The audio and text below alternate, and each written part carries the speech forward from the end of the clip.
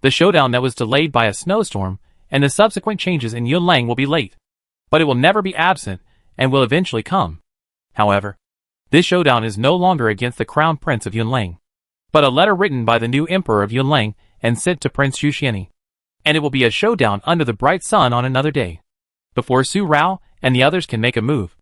The document with the private seal of the new Emperor of Yunlang is sent to the Zhuxian military camp. The new Emperor of Yunlang, with the rising of the winter sun tomorrow, invites Prince Xuxiani and his princess to the border town of Yunlang, where Yunji will give an explanation to the Su family. As long as the two words Su family are mentioned, no matter what Yunji plans to do, Su Rao will keep the appointment. And when Su Rao goes, Xiani Qi Shao will follow and keep the appointment together. Tomorrow, only in the morning and evening, still on the battlefield outside Yunlang border city, the two armies faced each other. But there was no longer a sword fight as before. Today, there was no bloodshed. On the battlefield, the thick snow had melted for the most part, although the winter snow scene could still be seen between the surrounding mountains. The hard frozen soil had been exposed on the battlefield. The frozen soil was so hard that it felt like stone ground when stepped on. The morning sun had risen in the sky, but the winter chill was still howling.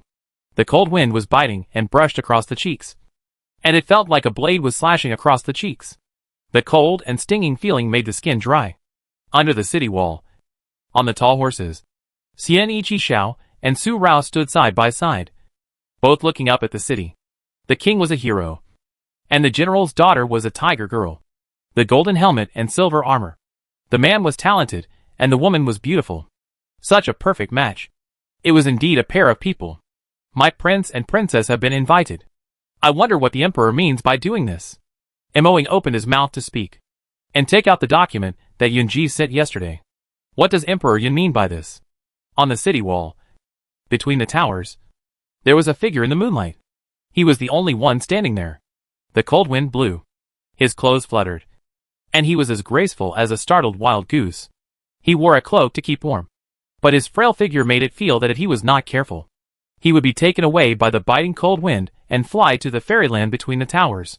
The exiled immortal from heaven had always been so graceful, but at this moment, his heart had already, under the satin, his sight fell on the person in his heart who he had sent into the darkness and lost.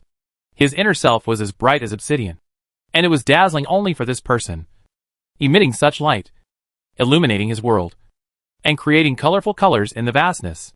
But at this moment, such colors could not illuminate his heart.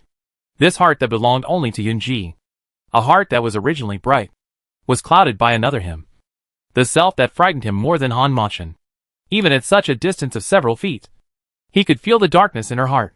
The darkness enveloped her kind heart and imprisoned her in that small corner. A corner without light, which was the darkness that Han Machin feared the most. The gloomy netherworld. Rong Xiao was right. He completely exiled the darkness in Rao Rao's heart. In such a shallow way. He wanted Rao Rao to leave Yunlang unscathed and escape from the hands of the emperor's uncle. He wanted Rao Rao to stay away from him and let Rao Rao hate him. At least Rao Rao would hate herself less, and she would feel better. He was shallow.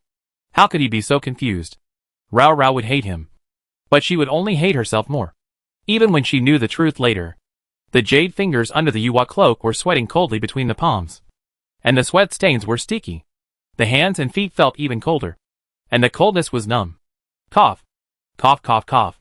Yunji covered the corners of his mouth with his jade fingers, and coughed a few times before he spoke. Zhu Xian and Yunlang have been in harmony for 10 years.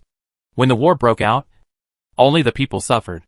Yunji and the Emperor of Rugua had an agreement that the two countries would be friendly neighbors and there would be no war. After saying this, he took steps that seemed to be frozen and numb, and walked down the city wall. The city gate was opened at the right time.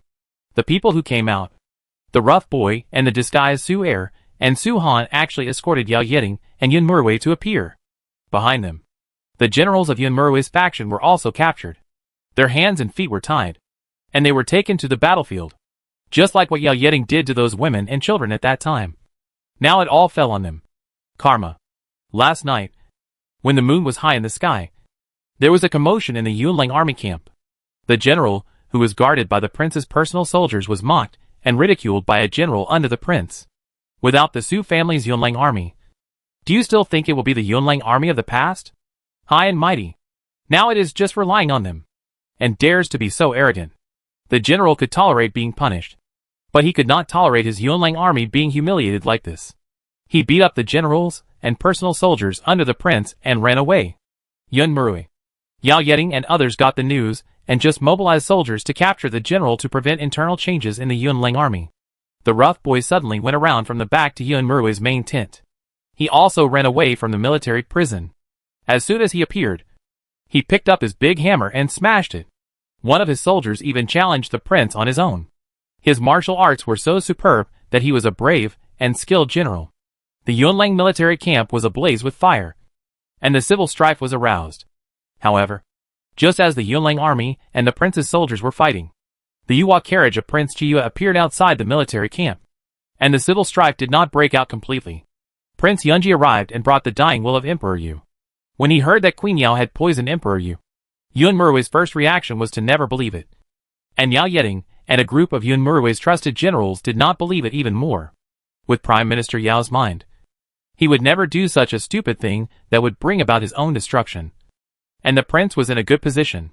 Even if Emperor Yu doted on the seventh prince and had the idea of establishing another crown prince, the prince had not made any mistakes. And Emperor Yu could not easily replace the crown prince. But the fact is the fact.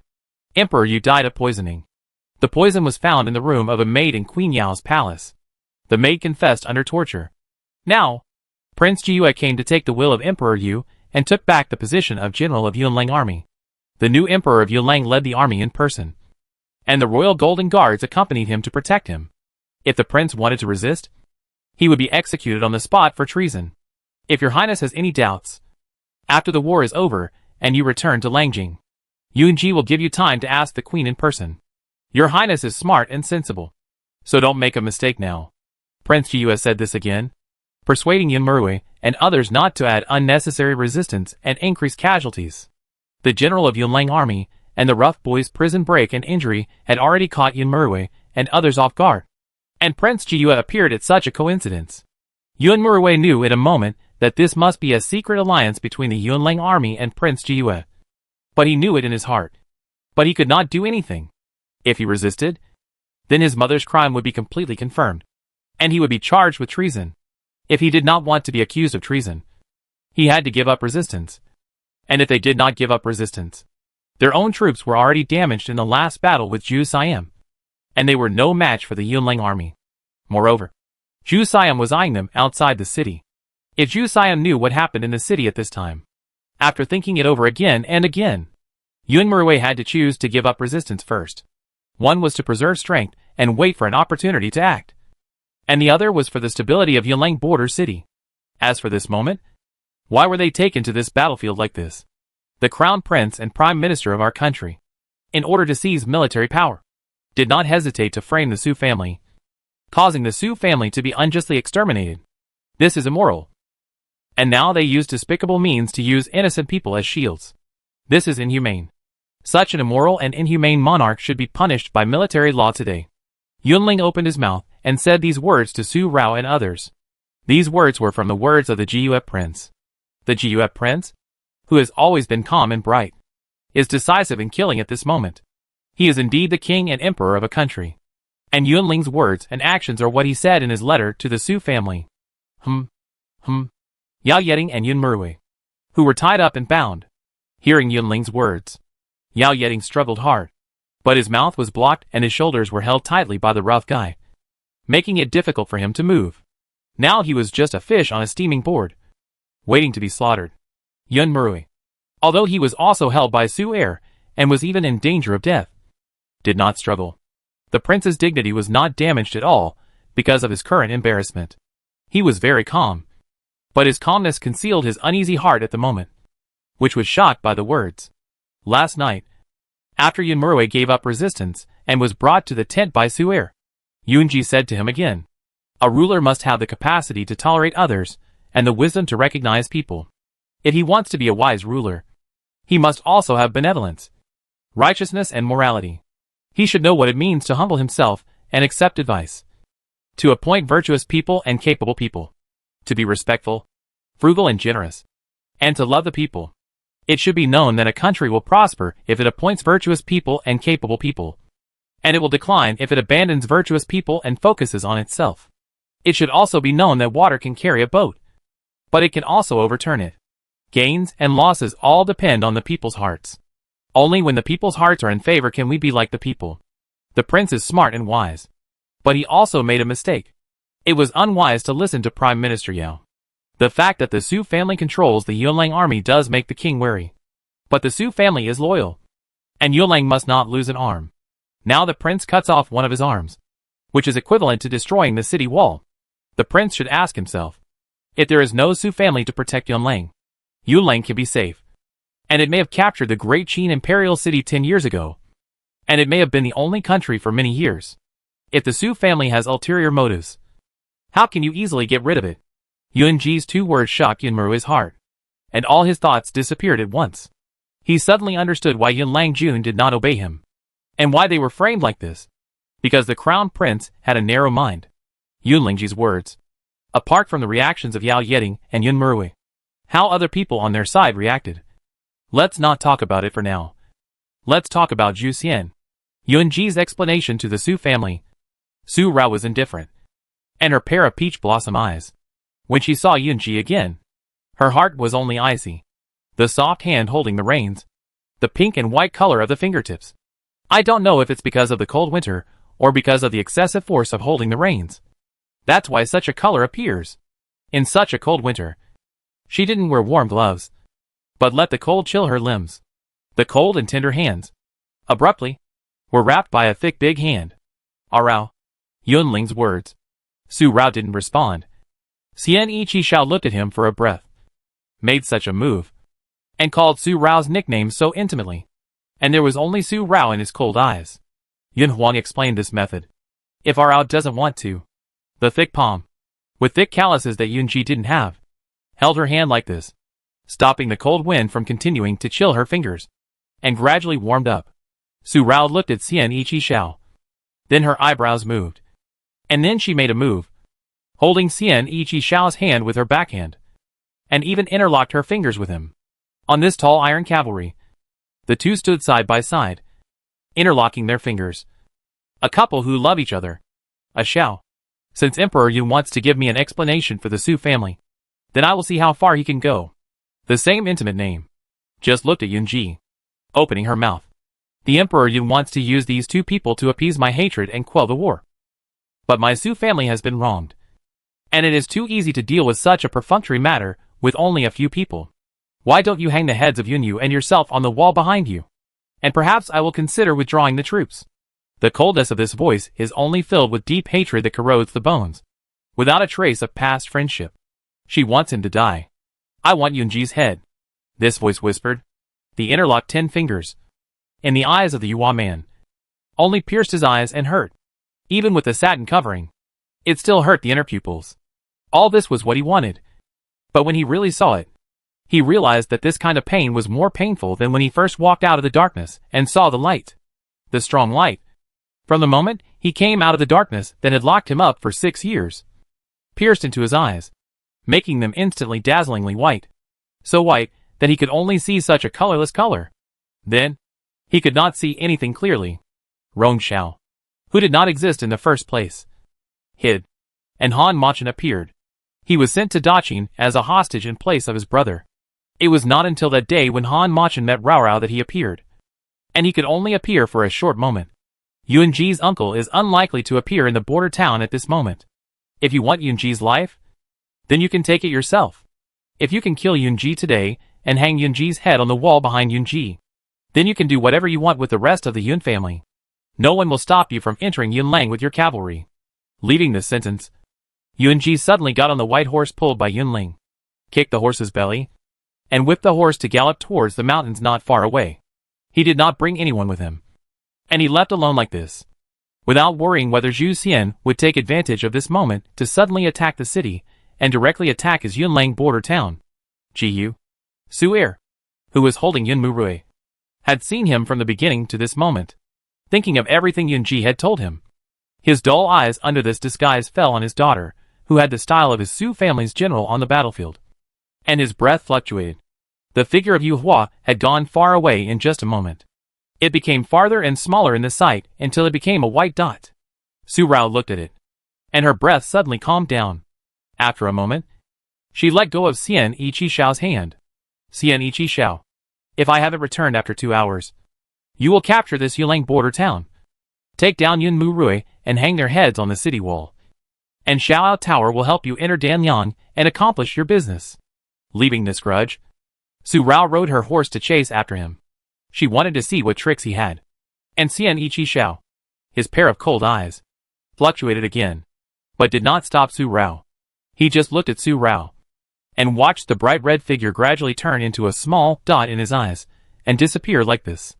Instead, General Yan Lai, who led the Yingji army to wait not far away, frowned, then put his arm around Ying's shoulder and said jokingly, Brother Ying, our prince loves the princess deeply. I, old Yan, see it with my own eyes and know it in my heart. The princess must not let our prince down.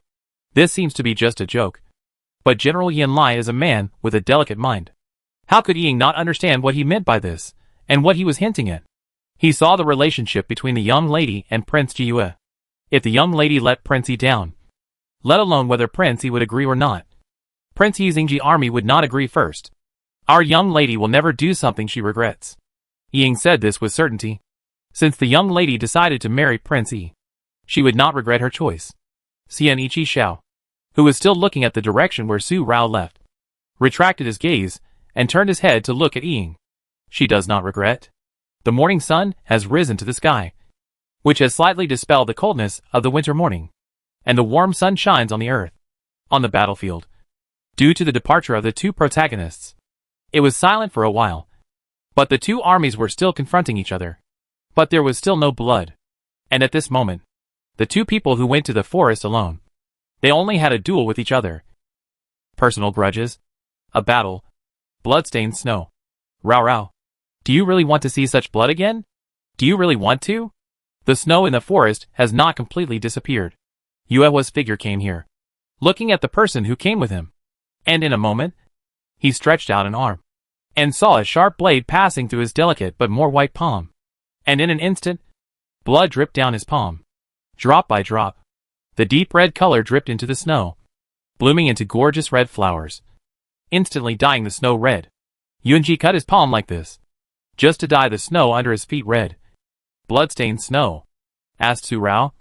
Has her heart really been completely frozen and darkened? He didn't believe it. The pair of peach blossom eyes that only left the bone-chilling coldness were instantly reflected by the blood, and the red color inside appeared. The red color was exactly the same as the blood color 10 years ago. A nightmare that will never be forgotten. Such self-mutilation. Asking her if she wants to reproduce the killing of that year. That is to say, he saw the massacre of that year. The blood-stained snow on the ground. He must have seen it. Then who is he? Rong Xiao? Or is it really Yun Muheo? The breath. Ups and downs. Su Rao also sneered in time. Yunji. Get down. Move your feet. Step on the snow. Make a banging sound. Bright red sleeves. Silver armor. Heroic figure. Walk closer. Rong Xiao? This voice. Even colder than before. Seeing Yunji's deep affection again. But just reacting like this. Without a single ripple in his heart. Or, the second prince of Yunlang. Yun Muheo. How many identities do you have? How many faces do you have? Which one of you in front of me is the real one? Now this affectionate look that wants to do good for me. How much true love is revealed. And the bloodthirsty Han Machin, who is completely different from you at this moment. Is the indifferent moon and the bloodthirsty killing really the same person? Who is Yunji? This voice murmured, seeing the woman in his eyes become clearer and clearer, making his misty vision clear again, as clear as obsidian. He saw thousands of prosperous colors again. He saw the light again. But there was no friendship for him on her face. There was only a sneer at him for bullying too much. Yes, he was too much of a bully. He just wanted her to live well. So he did such a foolish thing that hurt her deeply. He was still Ah Xiao. The Ah Xiao that she pulled out of the dark underworld. How could he be qualified? How could he be qualified to admit in front of Rao Rao? To admit whether he was the one in her heart? He was not qualified to admit it. He was not qualified. But Rao Rao hated him so much. His goal was achieved, making Rao Rao hate him. But she must hate him even more. So he couldn't do such a foolish thing again. Rao Rao once said that Zhao's eyes were unique. There was a light in them. A unique light. And she remembered it with just one glance. Yunji admitted it. Finally, he admitted who he was. He was the second son, who was declared dead by his father at birth. Rong Xiao, who was named and listed in the Danliang family tree, but was locked in the dark for 6 years. He was the son of the Rong family, who was still alive but unknown to the world, and was the hostage of the Danliang vassal state, who was sent to Daqing by his father to replace his brother in him. His scratched palm was still dripping with blood. Yunji raised his hand and took off the white satin on his eyes. At this moment when Su Rao was sober, he took it off like this. This pair of phoenix eyes. Su Rao's steps suddenly stopped. In the past, they knew each other many times. But he never admitted it. Even if she called his name, he never admitted who he was. Now, the coldness in the peach blossom eyes has not disappeared. And it falls directly on the unique pair of slender phoenix eyes. The cold and dead silence in the depth seems to be forced to open a gap. And light shines through. And suddenly, it illuminates the heart. Yes! Such a unique pair of phoenix eyes. It only belongs to one person. And she remembers it at a glance. Because the eyes were bright and clear at the beginning. Clearer than the clear spring water. And the bright light inside was shining. Now, the clear spring has long been polluted by the turbid silt. How can the eyes that can only be set off by the clear spring be bright again? So when she heard about the changes in Langjing, she lost her judgment for a while. He is Rong Xiao. He is not Yun Muheo. But what about Rong Xiao? And what about not Yun Muheo? To her, it has no meaning. Isn't it? Since you are Rong Xiao, you should know better. How can you and you alone wash away the bone-eating hatred in Qin Rao's heart? She has always been vindictive. In her white hands, a jade bone fan appeared. But her words calmed down. Without any waves. I haven't looked for you again. Since you came to me, let's end it today. Since you have made your choice. Don't look so affectionate anymore. Otherwise it will only make me laugh. And laugh at your heart of the Jiyue prince. The Jiyue prince of the Yun palace. Who has always been indifferent and elegant. Turned out to be just a villain. With a villain's heart and a gentleman's belly. Do you even find it ridiculous? Although it was a sneer, there was no sense of anger. Su Rao's face became calmer. And the jade bone fan was opened, bringing a gust of cold wind. Pointing at Yunji. Go ahead. We will end all our past friendship right here, and become real enemies. The blade between the fans moved sharply. When she said the last words, she moved even more, and approached Yunji. At this moment, her men were even more ruthless. A burst of cold air came to her face, rolling up the snow between the treetops on the mountain. But in the blink of an eye, the red figure was in front of her. And the jade bone fan was also approaching her face. Yunji watched and moved just now. He just tapped his toes lightly, and his body turned gracefully to avoid Su Rao's attack. He did not take the attack, but just dodged Su Rao's breath. Therefore, calmed down instantly. The red between the peach blossom eyes became more and more entangled at the end of the eyes. You don't want to take action, but you can't help it. Rao Rao. For your own selfishness. You started a war and disregarded the lives of innocent people. Doing this is no different from killing innocent people. Being like this is no different from the massacre of innocent people during the Three Kingdoms period. You definitely don't want to become such a person. Without waiting for Su Rao to make another move, Yunji said this again. His voice was sad and desolate. He didn't want to turn himself into this person. Into the criminal he hated. But he couldn't control his heart. He knew that Rao Rao would not want to turn himself into the person he hated the most. Heh. Su Rao's eyes stagnated for a moment. But suddenly they became deep and deep again. And then she laughed. Laughing softly. Innocent. Others are innocent. Others' lives are lives. Are the people of her great Qin just deserving to die? Are their lives not lives? They deserve to die. Her father. Mother. Her clansmen and relatives. They are not innocent. They all deserve to die. Is that the truth? Ridiculous. Really ridiculous. Rong Xiao. You asked me if I really wanted to see that blood again. What about you? In the past 10 years, your pair of white and flawless jade hands have never touched the water. I am afraid that they have been stained with the blood of many innocent people.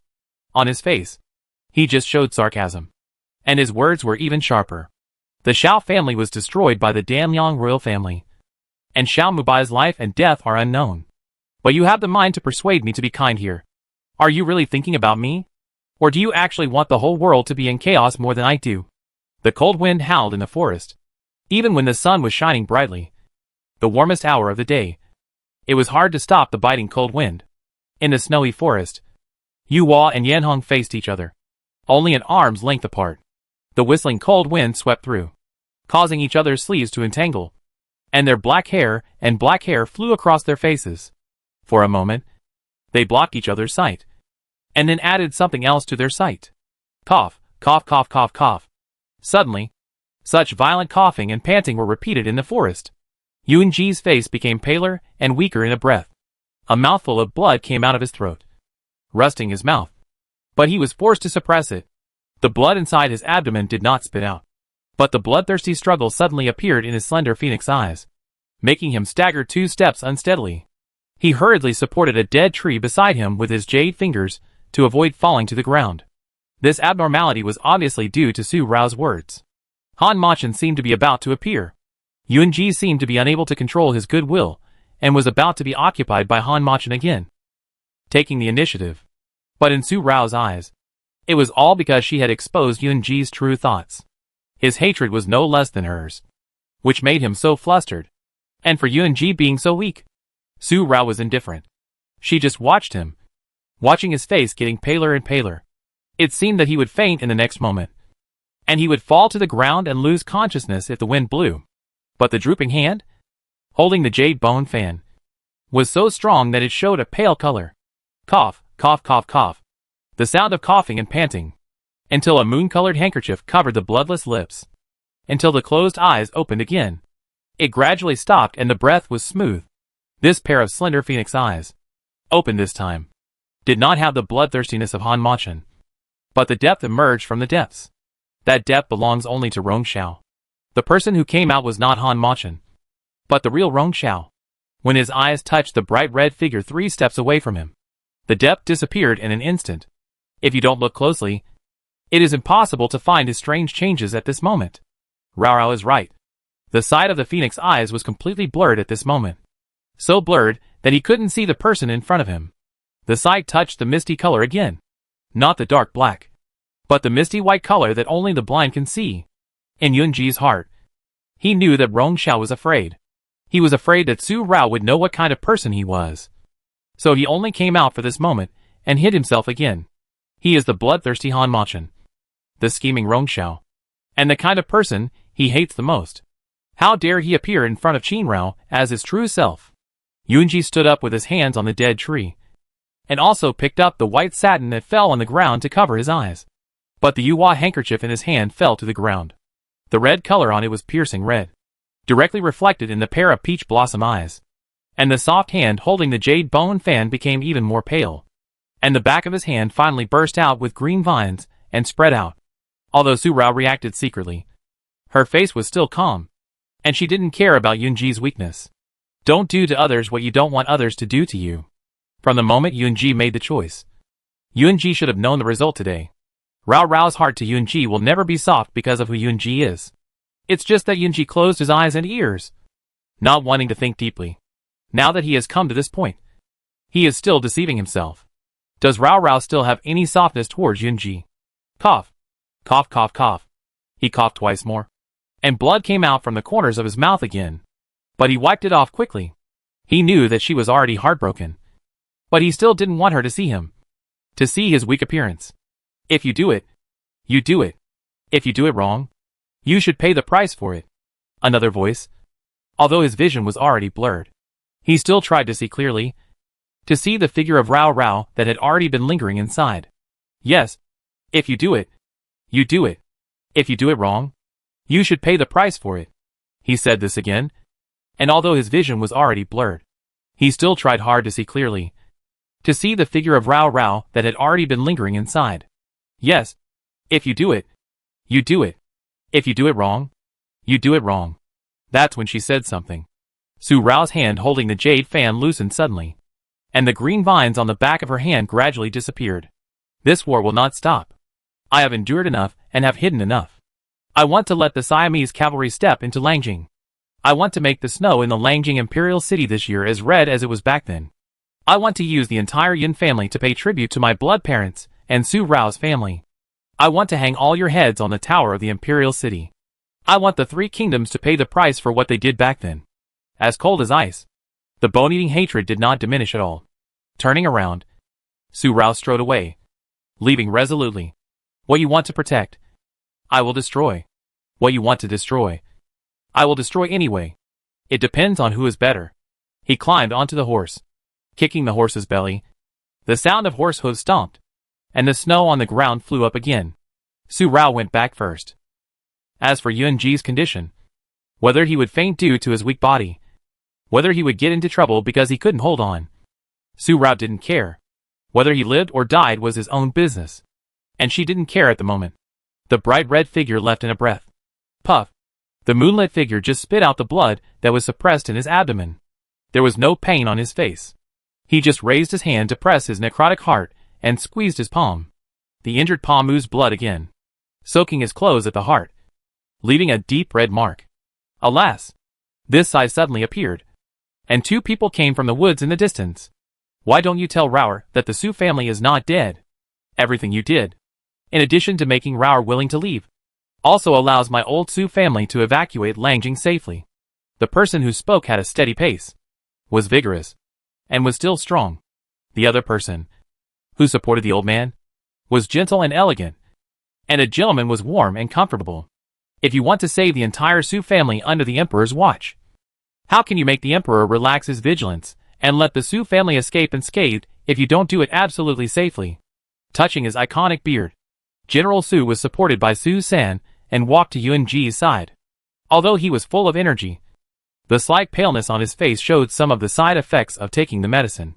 Xiao Ji, the situation has come to this point, and you are still hiding it. Are you still thinking of pushing Raoer to that Prince Yu Xianyi? If you still have this idea, then I will really promise Raoer to someone else. Grandpa Su wiped the blood from the corner of his mouth again. Yuan Ji turned to General Su, with a smile on his pale lips. Yuan Ji will never be Rao's lover in this life, and will never be her husband. Rao will never marry Yuan Ji. She has married Xianyi Xiao, so she will not regret it. Even if she knows all this, she will only hate Yuan Ji for being self-righteous and arranging the path she wants to take. The phoenix eyes under the satin looked at the direction where Su Rao left, and the jade fingers also grasped the white jade hairpin that had been broken into 3 pieces in the sleeves, which was a sharp weapon of heartache. Until now, he finally understood what Ming Rao said she regretted most when she and Chi Feng hurt him that day. He should understand her most. On the battlefield, there was no bloodshed in a day, until the winter sun set, until the sound of horse hooves came back from the mountains and forests, accompanied by a sharp arrow. The sharp arrow was aimed at Yin Murui, who was still being held. Its force cut through the sky and shot directly into Yin Murui's heart. It was so sudden and unexpected, seeing that the sharp arrow was about to shoot into Yin Murui's heart. Cousin, be careful. With this sharp shout, Yao Yeding actually broke free from the shackles of the rough boy, and his body suddenly stood in front of Yin Murui. With a plop, the sharp arrow pierced into his heart, and the blood instantly dyed the entire arrowhead red. Yao Yeding fell to the ground on the spot, and a mouthful of blood spurted out. Yi! Ting! Yun Murui also shouted with this, and his pupils shrank suddenly. Before anyone could react to this sudden change, 3 more arrows were fired from afar, followed by the figure of the daughter, who was riding a horse. She drew her bow and shot arrows, and every arrow hit its target. With such an attack, there was no reason not to miss the opportunity that was delivered to her. No one could escape. First, Yun Murui was attacked, and then the generals under his command. These 3 arrows were fired at the same time. Puff, puff, puff. The sharp arrows all entered the bodies of the generals under Yun Murui. In an instant, the deep red blood color appeared again. This was the beginning of today's war. Gun smoke seemed to be rising. After 4 arrows, seeing that Yao Yeding actually blocked the arrow for Yun Murui, the 5th arrow was immediately drawn to the bow, and the string was fully strung.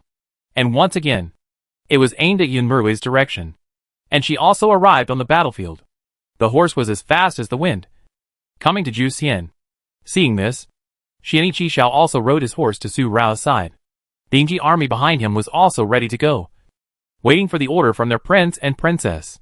Yun Murui, your life has been handed over to me by your Yun Emperor. This voice was cold, and the peach blossom eyes looked at the crown prince, who was looking at her, and finally resisted at this moment. The scarlet color in his eyes made him want to eat her. Su Rao just snorted coldly. This shout seemed to be Su Rao telling the Yunlang army on Yunlang's side that she and Yun Ji had reached a certain consensus, and the condition was Yun Murui's life, and they had better not interfere. In fact, after Su Rao shot the first arrow, with Su Er's ability, he could completely block the next 3 arrows. But Su Er did not move, did not expose himself, just watched, and let Su Rao succeed again. Now Su Rao shouted again, but no one wanted to save Yun Murui. They really watched the prince of his country die under Su Rao's sharp arrow. Could it be that Yun Murui was really going to die so easily? No, Yun Murui did not die, because at the critical moment, when Su Rao was about to shoot the 5th arrow, someone else blocked the sharp arrow for him. From another hillside, a panicked shout came. Spare him! Spare him! With these 2 hurried shouts, the person who came almost rolled and crawled to the battlefield, and directly blocked Yun Murui and the sharp arrow that was aimed at Yun Murui again. The sweat on his forehead was rolling, and it was sweaty in such a winter day, which showed how he ran. Cousin Rao. The person who came was wearing a coarse linen shirt and a square scarf on his head. At first glance, he was just an ordinary citizen, but when he opened his mouth, he turned out to be Mu Mingjin. Cousin Rao. Don't. If my sister knew that her brother-in-law was killed, and that you shot him, she would not be able to accept it. My sister is so good to you. You can't repay kindness with hatred. Open your arms directly. Mu Mingjin was so fearless and reckless that he blocked Su Rao's sharp arrow for Yun Murui. My sister was just pregnant, and she couldn't bear the bad news of the death of His Royal Highness the Crown Prince. Such a sudden appearance made it difficult for the battlefield to break out for a while, and it was blocked again. Prince He's wife, Miss Mu, is pregnant. This voice was indifferent. Yun Ji also came back. At this moment, he seemed to be the same person on the tower before, without any change. The bloody stain on his heart was also covered by the Yuhua cloak, and it could not let others notice it. The child is innocent, and the unborn baby is still in her belly. You can kill all the others as you please today, except the deposed crown prince. You need to think twice about his life or death. If you really want to kill him, Yun Ji will not stop you, as long as you have no regrets towards Miss Mu. Although her heart was as firm as a rock, the bow and arrow in her hand suddenly felt heavy. So heavy that Su Rao felt her wrist hurt, and she couldn't hold the bow and arrow. But why? Why should she be kind? Why are they still forcing her to be kind?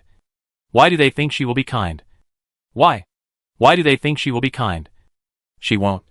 She won't. Behind her, she suddenly felt a sinking sensation, and her body, which was as cold as falling into an ice cave, was embraced by a solid body.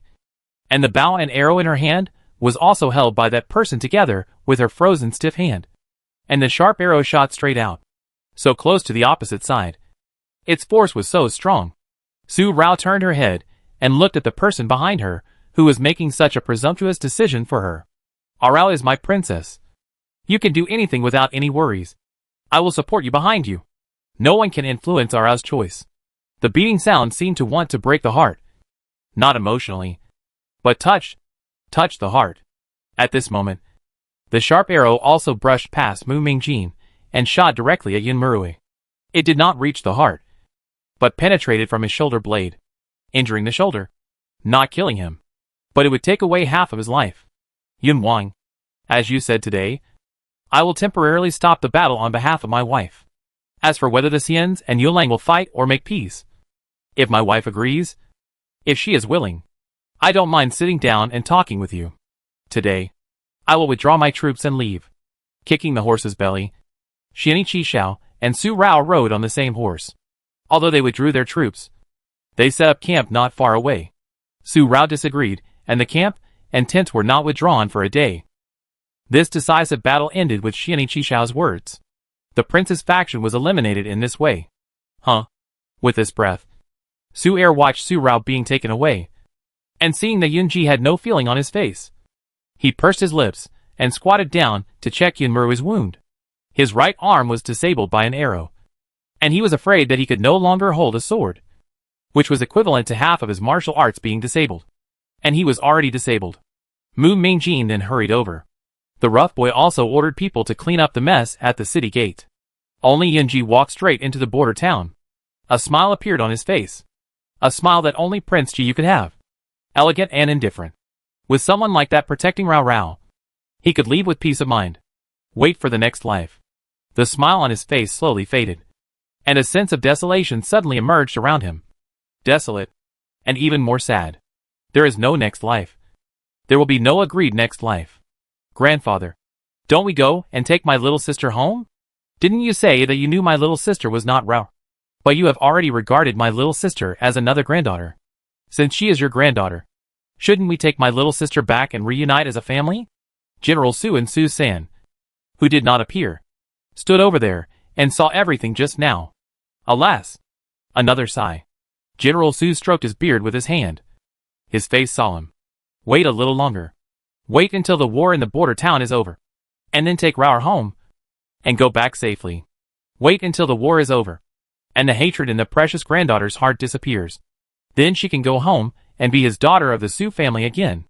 The Su family owed her parents and family. They couldn't repay her biological parents, but they could still repay her entire family. As long as she still recognized him as her grandfather, she would be his precious granddaughter and the precious child of the Su family. Grandfather, I found my fifth brother.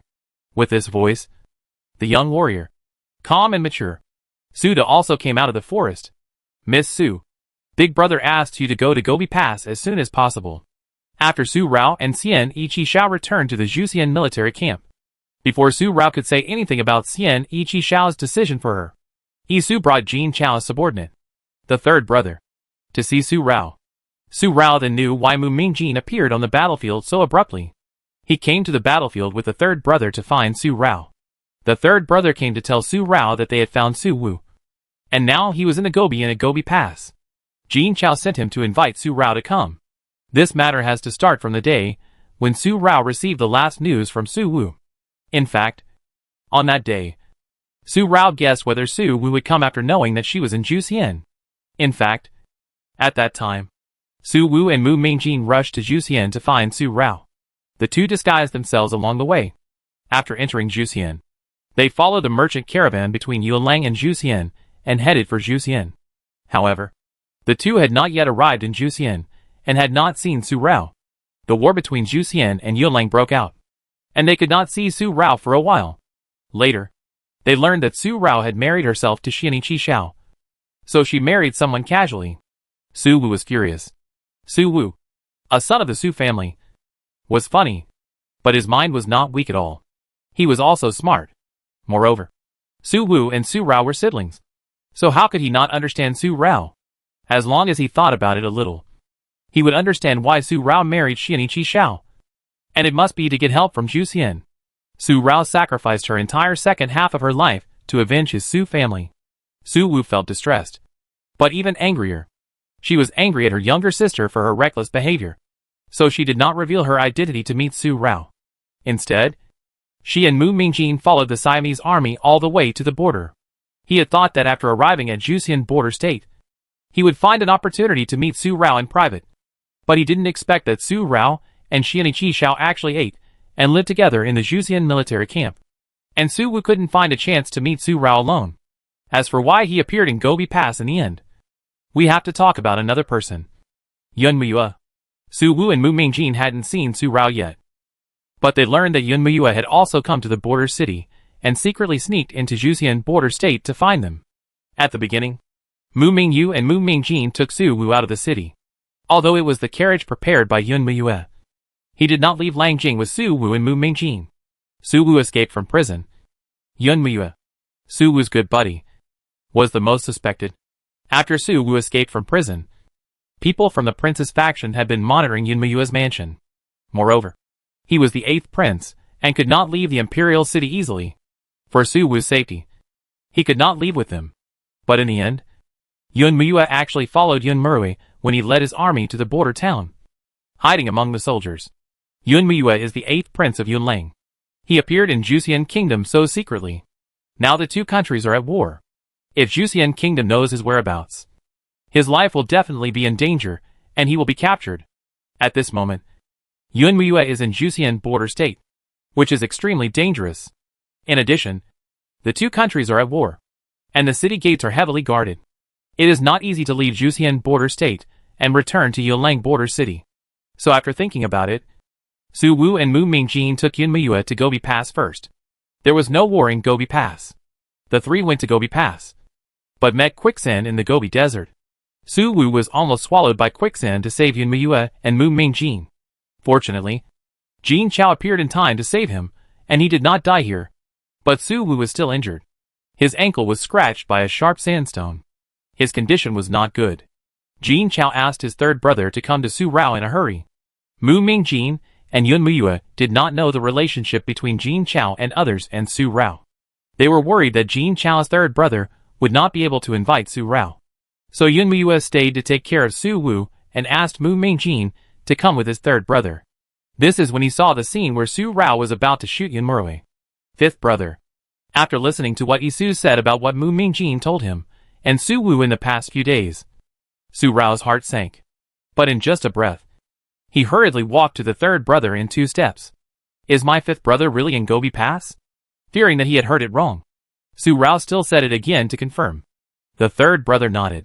Young Master Su Wu was not in a good condition. Su Rao could no longer hear what the third brother said later. He only heard that Su Wu was in a bad condition. Su Rao had already strode out of the tent, turned over and rode to Gobi Pass. Su Rao was so anxious about Su Wu that she didn't even think of informing Xian Ichi Xiao and left directly. Isu and the third brother got up and chased after him. Ying was left behind and didn't follow. Su Rao forgot to inform Xian Ichi Xiao, but Ying thought of it. They were on the side of Zhu Xian and cooperated with Xian Ichi Xiao. So out of respect for Xian Ichi Xiao as an ally, Ying would also inform him and let Xian Ichi Xiao know that Su Rao had left. Mo Ying, notify the commander of Gobi Pass that the princess is going to Gobi Pass and send someone to meet outside the Gobi Desert as soon as possible. After hearing what Ying said, Xian Ichi Xiao only gave such an order and didn't ask Ying much about other things. Ying left, but when he went out of the tent, he turned his head and looked at him, his eyes flashing. The cold and indifferent Prince Yi, his heart towards the young lady. The dusk has fallen, and the night wind is blowing, becoming even colder. Su Rao rushed to Gobi Pass overnight. The Siamese cavalry, with special horseshoes, walked on the Gobi Desert as if it were flat ground. It took Su Rao less than an hour and a half to reach Gobi Pass. The Gobi Pass generals arranged by Siam Ichi Xiao had not received the news yet. She had entered Gobi Pass and followed the third brother to the Gobi Inn. At this moment, in the Gobi Inn, old sir, how is Xiao Wu? He will be fine. Right? The burning oil lamp flickered, illuminating the entire guest room. An old doctor brought by Jin Chao treated Su Wu's ankle injury, while Yunmuyue was anxious and kept turning around.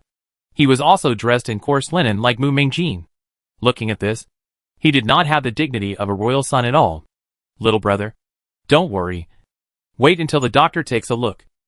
Finally, it was Jin Chao who held Yunmuyue's shoulder and told him not to disturb the old doctor. Boss, this little brother's foot is seriously injured. The sand and stones scratched his ankle tendons. He must be sent to Jingji for treatment immediately. Otherwise his leg may not be saved. Su Rao had just arrived and had not yet pushed the door open when the old doctor spoke. Hearing that Su Wu's leg might not be saved, she hurriedly pushed the door open and walked in quickly. When Jin Chao saw Su Rao, he immediately bowed. Greetings. Su Rao didn't pay any attention to it. She walked directly to the bedside to see Su Wu's foot injury. The wound had just been treated and bandaged, and Su Rao directly untied the bandage. This girl. You. The old doctor saw Su Rao doing this and was about to stop him. Jin Chao raised his hand to stop the old doctor, and then shook his head. The old doctor didn't say the last words he was about to say. Su Wu's foot injury was not big, but the serious part was that the tendons were injured. If it was not handled properly, it might leave sequelae and limp. Looking at the wound on Su Wu's ankle, Su Rao felt heavy between her brows. But she suddenly felt relieved. It was not the worst result she thought. The tendons were not cut. The surgery was sutured. After the wound recovered, she could recover as before after 4 to 5 weeks of rehabilitation. At this time, outside the inn, General Su Da, and Su San also came. When they saw Su Rao coming here, General Su did not show up, but looked at her for a breath, put his hands behind his back, and left again, still without seeing his precious granddaughter. Su Da and Su San looked at each other, and knew that now was not the time to meet Su Rao. They had to deal with the war between Zhu Xian and Yun Lang properly to avoid causing great suffering to the people. They followed General Su, and left without taking Su Wu home. With the care of his younger sister, the fifth brother would be fine in the Gobi Desert. The situation in Yun Lang was still turbulent, so it was good to let the fifth brother recuperate here, so that his uncle and aunt would not see him and worry about his serious injury. The next day, another morning sun, another good day. The bright warm sun continued to melt the snow left over from the previous heavy snowfall. The snow melted completely. The melted snow water flowed between the rubble houses, dripped onto the bluestone steps, splashed fine water, and was evaporated by the sun in a breath. In the Yunlang border town, in the city lord's mansion, the moonlight figure stood quietly in front of the window lattice. His vision was blurred under the satin, but he still looked in the direction of Zhu Siam. All around, the feeling of indifferent moonlight. The orchid and jade tree prince. The guardians on the side were the left and right guards, who had already completed their mission. Yun Ling and Yun Feng. Master Su Wu was injured. His tendons and veins were injured, and it may take a while for him to recover. After Miss Su knew about it, she rushed to Gobi Pass, and would definitely stay there. Zhu Xian and Yun Lang should not fight again for a while. Master, should you return to Beijing, handle all the affairs of Langjing properly, and then go back to Danyang? The longer you delay, the more disadvantageous it will be for you. Such words were not said by Yun Ling, but by Yun Feng, who had returned to Yunji. They can't delay any longer. They need to deal with Yun Lang's affairs as soon as possible, and then go back to Danyang. Although Danyang relaxed its vigilance because of the destruction of the Shao family, they can't be careless because of this. As long as Mu Bai's body is not found in Danyang, Xiaoyao Tower is in danger of being discovered, and the master's identity is in danger of being discovered. Once the master's identity is discovered, they will be passive.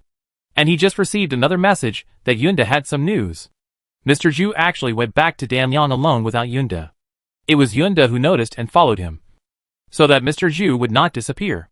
The master is getting weaker and weaker now. His illness has been diagnosed by more than just the master. There is even another master who is even more difficult to understand. Master Huishan is afraid that it is difficult to control the master's heart. They also need to find Mr. Zhu as soon as possible. Yunling did not stop Yun Feng this time. He looked at Yun Feng, and then looked at Yun Ji again. There was also a hint of expectation in his cold and insensitive eyes. Ahem. Yun Ji easily noticed Yunling's gaze. In a moment, he retracted his blurred gaze towards Zhu Xian, took off his Yuhua coat, and turned to leave the house. Let's go! It's time to go back and give justice to the Su family. One day. But it was in a hurry. The good weather for several days in a row made the road conditions blocked by snow completely improved. The ice on the road formed by the wheels also melted, leaving only a few puddles. And when night fell, the lights were projected. In the Gobi Inn, the candles were still burning, illuminating the brother and sister on the bed. But at this moment, the atmosphere between them was a little. Fifth brother, if you are angry, don't take your own body out. Drink the medicine.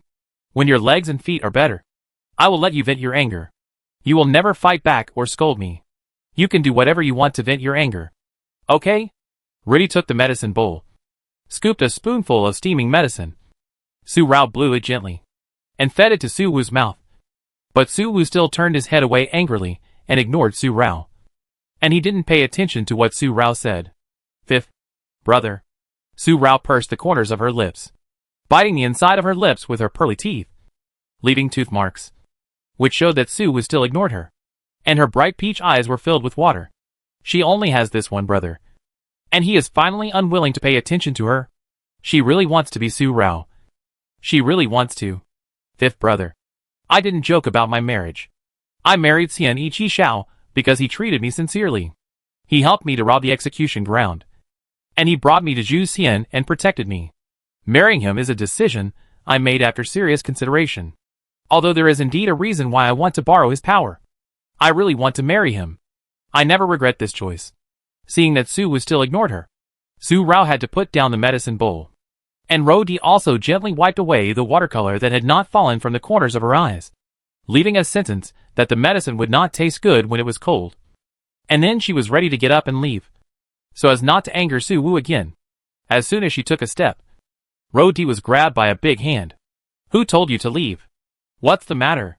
If someone says you're not my daughter of the Su family, then Brother Wu can't control you. Su Wu was so angry that he pulled Su Rao to sit down again. But seeing Su Rao's slightly red eyes, Su Wu couldn't be angry anymore. His eyebrows twisted. A breath. Ah. He opened his mouth and made a sound. The meaning was very clear. He asked Su Rao to feed him medicine.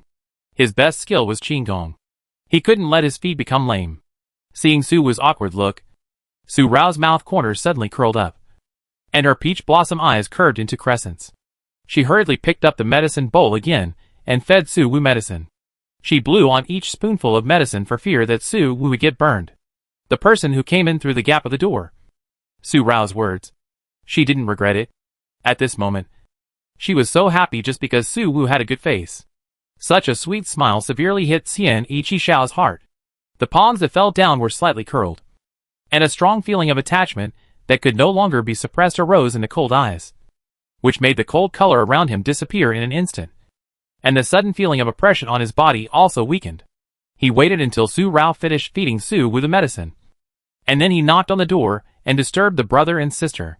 Xian Yiqixiao came to see Su Rao to tell Su Rao something, and he might have to go back to the capital. This morning, Xian Yiqixiao just received the news that Yun Ji was going back to Langjing. But then he got another news, which forced him to go back. The fact that Queen Rong committed suicide by taking poison, and the fact that Emperor Wei was seriously ill because of it. For these two things, Emperor Wei was afraid that Xian Yiqixiao would worry about him after knowing it, and thus shake the morale of the Yingji army. So he kept it secret until now. It was not the news leaked by Emperor Wei, but Yun Ji. Yun Ji told Xian Yiqixiao, Prince Yi is not an ambitious person. The war between Zhu Xian and Yun Lang is meaningless.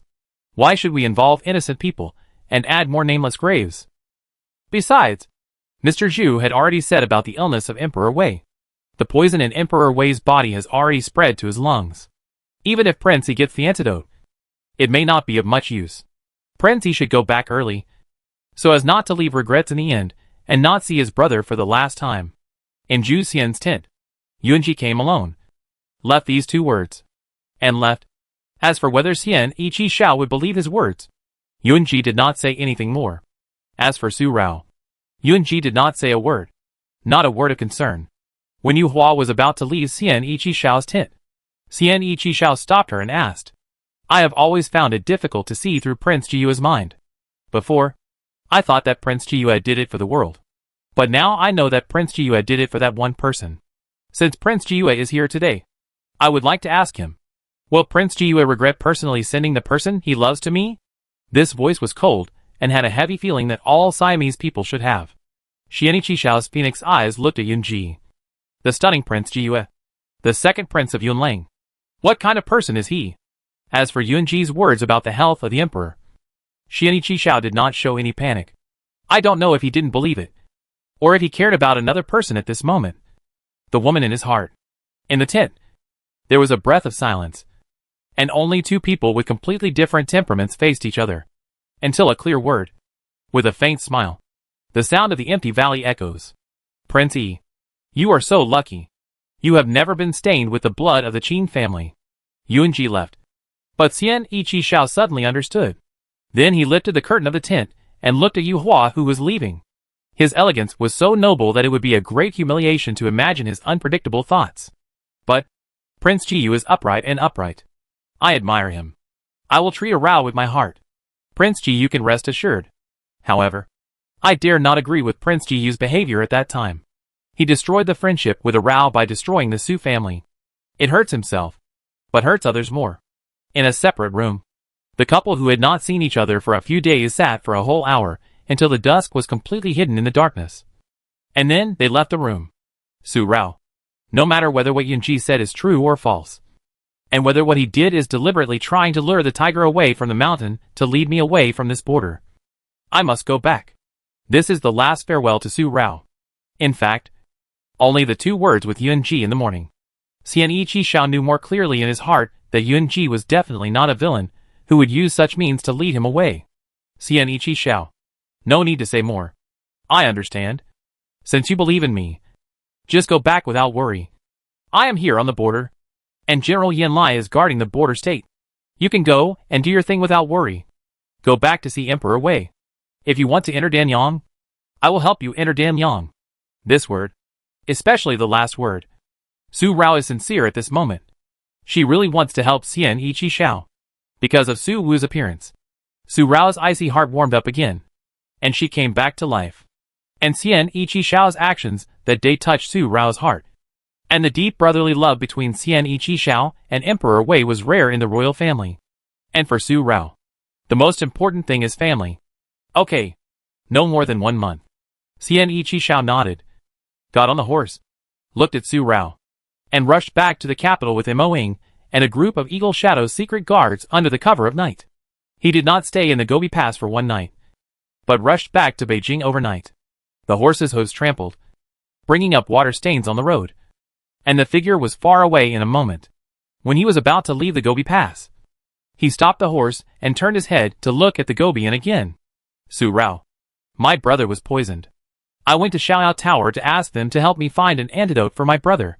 I didn't want to believe what Prince Jiyue said, but I was afraid it was true. Just before that hour, Xian Shao confessed to Su Rao about the illness of the Emperor Wei and told him the purpose of looking for Xiaoyao Tower. Su Rao was his princess, the person he loved in his heart, and Xian Shao already knew what kind of person Su Rao was. So there was no need to hide it. Xian Shao told Su Rao frankly and told him about his affairs. But he only concealed the sentence he asked Yunji. Because of love in his heart, he was selfish for a while. Looking at it now, under the lights of the night, it can be clearly seen that the red-clothed figure has not entered him yet. Watching him come out and send him off, the big hand holding the reins curled for this. The cold wind whistled and blew, blowing the sleeves of his black robe swaying, and under the black hat, his cold face was solemn. But in just a moment, the horse's hooves finally rose again. She said she didn't regret it, and her subordinates also said she wouldn't regret it. But he still chose to be a villain. He was just a mean person this time. Just this time, the horse jumped out of the pass and disappeared, and Su Rao turned back to the inn. The temperature in her peach blossom eyes suddenly turned cold when she saw the people in the inn. But this coldness brought out some complexity. Ugly, ugly girl, he stuttered. His eyes flickered, and he was afraid of Su Rao. At this moment, I don't know if this fear in his heart is still because of the shadow of the real Su Rao, or because Su Rao was a princess of the previous dynasty, and he was the son of her enemy who destroyed the country. Xiao Wu is looking for you. Yunmu. He still didn't know that his father had passed away, and he didn't know that Yun Lang had changed. This Yun family member is really stupid. But do stupid people have good luck? Ignoring Yunmu, Su Rao went directly past Yunmu and went up to the 2nd floor. This was her greatest tolerance towards Su Wu, her lifesaver. She would not kill him or hand him over to the Siamese. The chill that pierced Su Rao's body was different from the gentleness that Yunmu had just seen towards Siam Yi and Chi Xiao. Yunmu slightly pursed his lips. You are the Mr. Xiao whom I admire the most. But it turns out that Mr. Xiao is just a fake. How can you talk about freedom? You are just a bird trapped in a cage. This prince will never worship Mr. Xiao again. This muttered voice. Yunmu turned back to his guest room, entered the guest room, closed the door, and then murmured again, ugly girl. The royal family is the most ruthless. I don't know if she is really stupid, or if she has always been pretending to be stupid. Only stupid people can have stupid luck. Su Rao did not hear Yunmu's mumbling, but she heard the previous mumbling. Her steps on the balcony were slowed down for a moment, but it was only for a moment. She went up to the 2nd floor to meet Su Wu. The 2 siblings met again after an hour. Seeing that Su Rao was not accompanied by Xian Shao, Su Wu wanted to ask Xian Shao why he didn't accompany her if he liked her, and even didn't see him, his brother-in-law. What kind of love was this? But when the words came to his lips, he didn't ask. Finally, he ordered Su Rao again. If the 5th brother was thirsty, he went to pour water for the 5th brother. If the fifth brother's pillow was uncomfortable, he went to change the fifth brother's pillow. In short, Su Wu didn't let Su Rao have time to spare. If she was idle, she would think too much. So he kept torturing Su Rao until he couldn't stand it anymore and fell asleep. Only when he calmed down could Su Rao rest. After checking Su Wu's wound again, changing the dressing and bandaging it, he blew out the candlelight, then tiptoed out, and asked Isu to watch carefully. If there was anything wrong at night, she must let her know in time. After telling her all the precautions, Su Rao went back to her room, but did not wash and go to bed. Instead, she called Ying, and her bright eyes fell to the window at the right time. The window frame was pushed open, and Ying quietly jumped in from the window frame. In Zhu Xian's territory, although she was in Yin, Ying still acted according to Su Rao's repeated reminders. Be careful, and do things carefully. And put your own safety first. What did Xian Ichi Xiao hide from me? She asked directly. Su Rao knew the answer well. Just because she mentioned Yunji several times during the hour, she talked with Xian Ichi Xiao. And Xian Ichi Xiao's voice would always be a little heavy. In the past, Su Rao would never notice such a subtle difference. But she has been with Xian Ichi Xiao for a long time, and has known him well. So how could she not notice that he was hiding something from her? And it was related to her. Ying did not speak for a moment, but walked to Su Rao and sat down, looking at Su Rao for a moment, and asked a question first. Is there only one person in the lady's heart from beginning to end? And there is no other person? On the table, the candlelight flickered, and the light swayed. Ying could not see Su Rao's face clearly, but she could see that her hand on the table was curled up and pinched while he was asking questions. Although it quickly stretched out, Ying saw it. Saw Su Rao's frozen heart. The love in her heart that was forcibly frozen by herself. Prince Yi asked the man a question. He regretted sending the young lady away. He said, Prince Yi was lucky, because Prince Yi's hands were not stained. Su Rao also knew the rest of the words. Ying didn't say it. Her eyebrows were not touched, but instantly cold. Colder. And even colder. Making the peach blossom eyes thicker and colder. Directly freezing her whole body. Shu Siam and the capital may cause trouble again. Notify Xiao Ji to find out whether Emperor Wei is not long for death. Finally, Su Rao said this, then washed and rested. Zhu Xian and Yunlang temporarily stopped fighting because of Prince Jiyue. Except for the last negotiation with Prince Jiyue, there was no other negotiation between the two countries. However, due to their own internal affairs, both sides seemed to tacitly defend their base camps, making the border clear for a while. The reason for this matter was not known to outsiders, but outsiders had been secretly watching.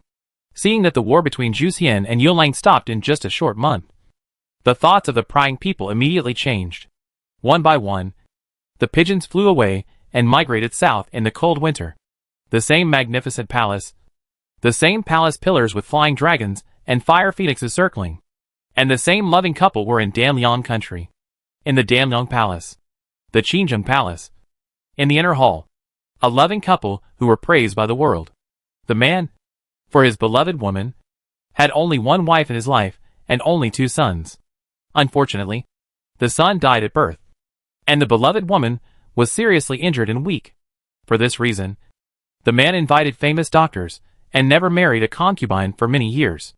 This loving couple has been envied by many men and women, and many women are eager for such a good husband. At this time, this good husband personally served dishes to his beloved queen, and she was the only one in his eyes and heart. The weak and graceful Queen Yun has already passed her 30s, but she is still spoiled by her husband like a young girl in her 20s. Although her face is pale, her eyebrows are stunning, her tenderness is delicate, and her every frown and smile is full of beauty. Stunning and peerless, like a fairy descending to the earth. She was wearing a pink and white palace dress, with a beautiful black bun and an exquisite jade hairpin on it. Peonies were blooming from the jade. The white jade peonies had a natural peach-pink hue between the stamens. They were meticulously carved, exquisite and noble. My husband? The war between Zhu Xian and Yunlang has ceased, and Emperor Yu of Yunlang has passed away. It is unexpected that my nephew Shuji has become the new emperor of Yunlang. After he returns to Beijing, I am afraid that the coronation ceremony will be held. I, your aunt, have not been filial to my father and mother for many years. It is time to go back and see them. On the Zhu Xian side, Aunt Yer was finally trapped by love. And she was willing to leave Changel behind in such a bad mood. Leaving. Passing away. The Emperor Wei has deep feelings for his Aunt Yer. And he may not be able to let her go. Perhaps soon. The Siamese countries will also change their kings. You and I are Changel's uncle and aunt. And it is time to consider the marriage of Changel and Fonger. As an aunt, I always want Changel and Fonger to keep their friendship forever and be happy. The soft sound is like a stream, flowing gently, rippling the water waves, stirring the heart. My beloved concubine is right. But I am not busy at the moment. My beloved concubine is not in good health and cannot travel long distances. My husband is worried about her. Please wait a little longer. When Prince Jiyu officially ascends the throne, I will send my beloved concubine home to visit her family. As for Zhu Xian, wait for Emperor Wei to accompany my sister to be buried. After the 7th day, I will discuss the marriage between the prince and Changel with Princey, so that Changel will not know the tragedy of her parents too early. And the prince will also be sad. Another mouthful of food was fed directly to the mouth of Queen Yun. The Danliang Emperor was full of tenderness. He was already middle-aged, but he was still elegant, especially his pair of slender phoenix eyes. The phoenix eyes were sparkling and tender. Every glance and movement was charming. Such a person. A stunning man. And the weak and graceful Queen Yun were really a perfect match. The ruthlessness of the young man, when he shot Qin Rao, that year had long been restrained after he ascended to the throne for many years.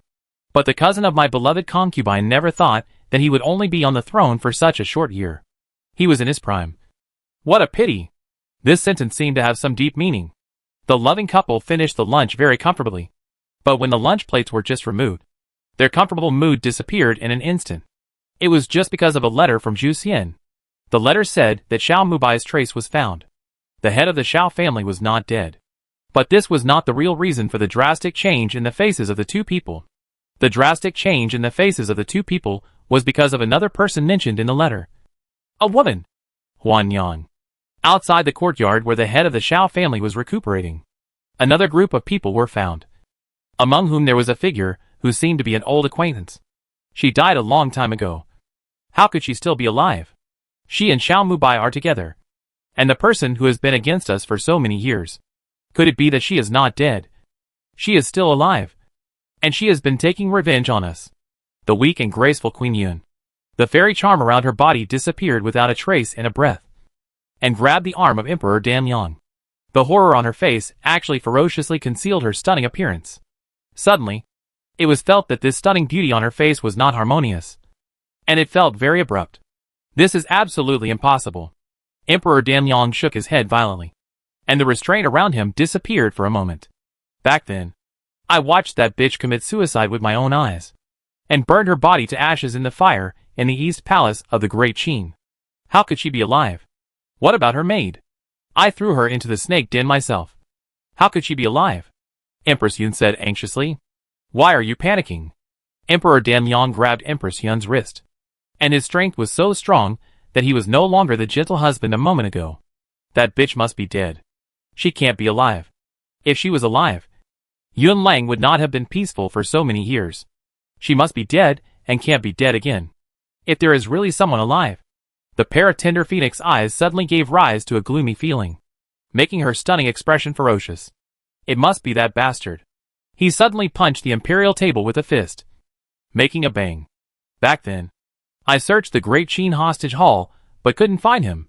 I thought that bastard must have died in the sea of fire. That bastard must have sent that bastard away early. It must have been her maid who took him away. Empress Yun also said this, and her breath was gloomy. Another voice immediately. Come here. The apparent calmness maintained in the Damyang Palace was broken by a letter, and a very likely old acquaintance. Once again, the Damyang royal family moved again, and the vigilance that was relaxed because of the destruction of the Xiao family returned. In fact, at this moment, the crisis is about to appear. Let's talk about Yun Lang. The new emperor of Yun Lang personally went to the border town. Under the weak situation of Yun Lang, the war between the two countries was stopped. The war did not start again. The border town was not breached, and the Siamese cavalry did not enter, ensuring the safety of the people in the border town of Yun Lang. This news was passed to the court of Langjing, and the court officials all praised the saintly virtue of our new emperor. And at this moment of joy, The imperial dragon drum in the Cloud Palace was struck again. Bang, bang, bang. Such a loud drum sound resounded throughout the Yun Palace. The servants of the Su family, who had been exiled to a bitter cold place, unexpectedly appeared in Langjing. Led by Su Dan and Su Qian. Su Qian went to the Yun Palace alone and directly struck the imperial dragon drum. Su Dan led a group of Su family servants, holding a bloody petition in hand, to the gate of the Yun Palace to appeal for their Su family. The Su family was a clean family, loyal to the emperor and patriotic, and the old general was even more loyal to Emperor Yu. When the prince and prime minister Yao saw it, they knew that it would be difficult for them to win over the old general to use for them. So they used the fetus in concubine Shu's belly to harm the young lady, but failed. They also used the Three Kingdoms Exchange Conference as a plan to harm the young lady again, but failed again. In the end, he did not hesitate to use the box cabinet in Queen Yao's hand as an inducement to impose a crime on the Su family, and secretly colluded with Queen Rong, the mother of the Siamese country, to frame his Su family. Now, the actions of Empress Rong of Zhuxian have been known by the Emperor of Zhuxian Wei, and she has been deposed and sent to the Cold Palace. Please ask the new emperor to make a decision for the Su family and give the Su family a clean life, so that the old general will not be in vain to prove his innocence with his death. Queen Yao poisoned Emperor Yu before, and then the loyal servants of the Su family appeared and beat the imperial dragon drum to submit the complaint. Moreover, the servants of the Su family also presented the evidence they had secretly collected. The Lian Pavilion had secretly presented gold and silver treasures to Queen Yao many times, and even helped the prince to lure the fourth prince into the game, so that the fourth prince was eliminated, one by one, including the prince marrying the daughter of Yin Gongho Mansion as the crown princess, was also planned by them, in order to make the Su family work for them. The complaint and these evidences were handed to the seventh prince, who was now the regent. The seventh prince was impressed by the loyalty of the Su family servants to the Su family. The Su family was wronged, and they would fight to the death to clear the Su family's name. Immediately, the seventh prince ordered the Dali Temple and the Ministry of Justice to jointly investigate the authenticity of these evidences. The Yao family actually did such a vicious thing of framing loyal ministers and good generals. What is the relationship between the seventh prince and the Su family? He and Su heir are against each other. Everyone knows that. But now, after the Su family servants cried out for injustice, he acted so righteously, not because of the personal grudge between him and Su heir. And for a time, he was praised by all places in Langjing. After some investigation, the evidence provided by the Su family was true, and there was an unexpected gain. The new Minister of Justice found a secret compartment in the study of Prime Minister Yao of the Yao family. The secret compartment contained a letter. In addition to the fact that Prime Minister Yao and Queen Zhu Xianrong colluded to frame the Su family and fabricated the identity of Princess Ronghua as a princess of the previous dynasty, and accused the Su family of treason. In addition, it also involved things that happened 10 years ago, involving Emperor Yu and his beloved concubine, Imperial concubine Jing, as well as the grievances between Emperor Yu and Queen Rong, and the grievances between the previous generation. Imperial concubine Jing is the birth mother of the seventh prince. Now the seventh prince learned that his birth mother's fall from the crown prince's main wife to a concubine was related to the Yao family and Prime Minister Yao. This is not only an injustice for the Su family, but also a revenge for his mother. So, the seventh prince went to the Yun Palace to ask the old Prince Izumo to judge the crimes of the Yao family, without waiting for the deposed crown prince to be escorted back to Langjing, or for the new emperor to come back.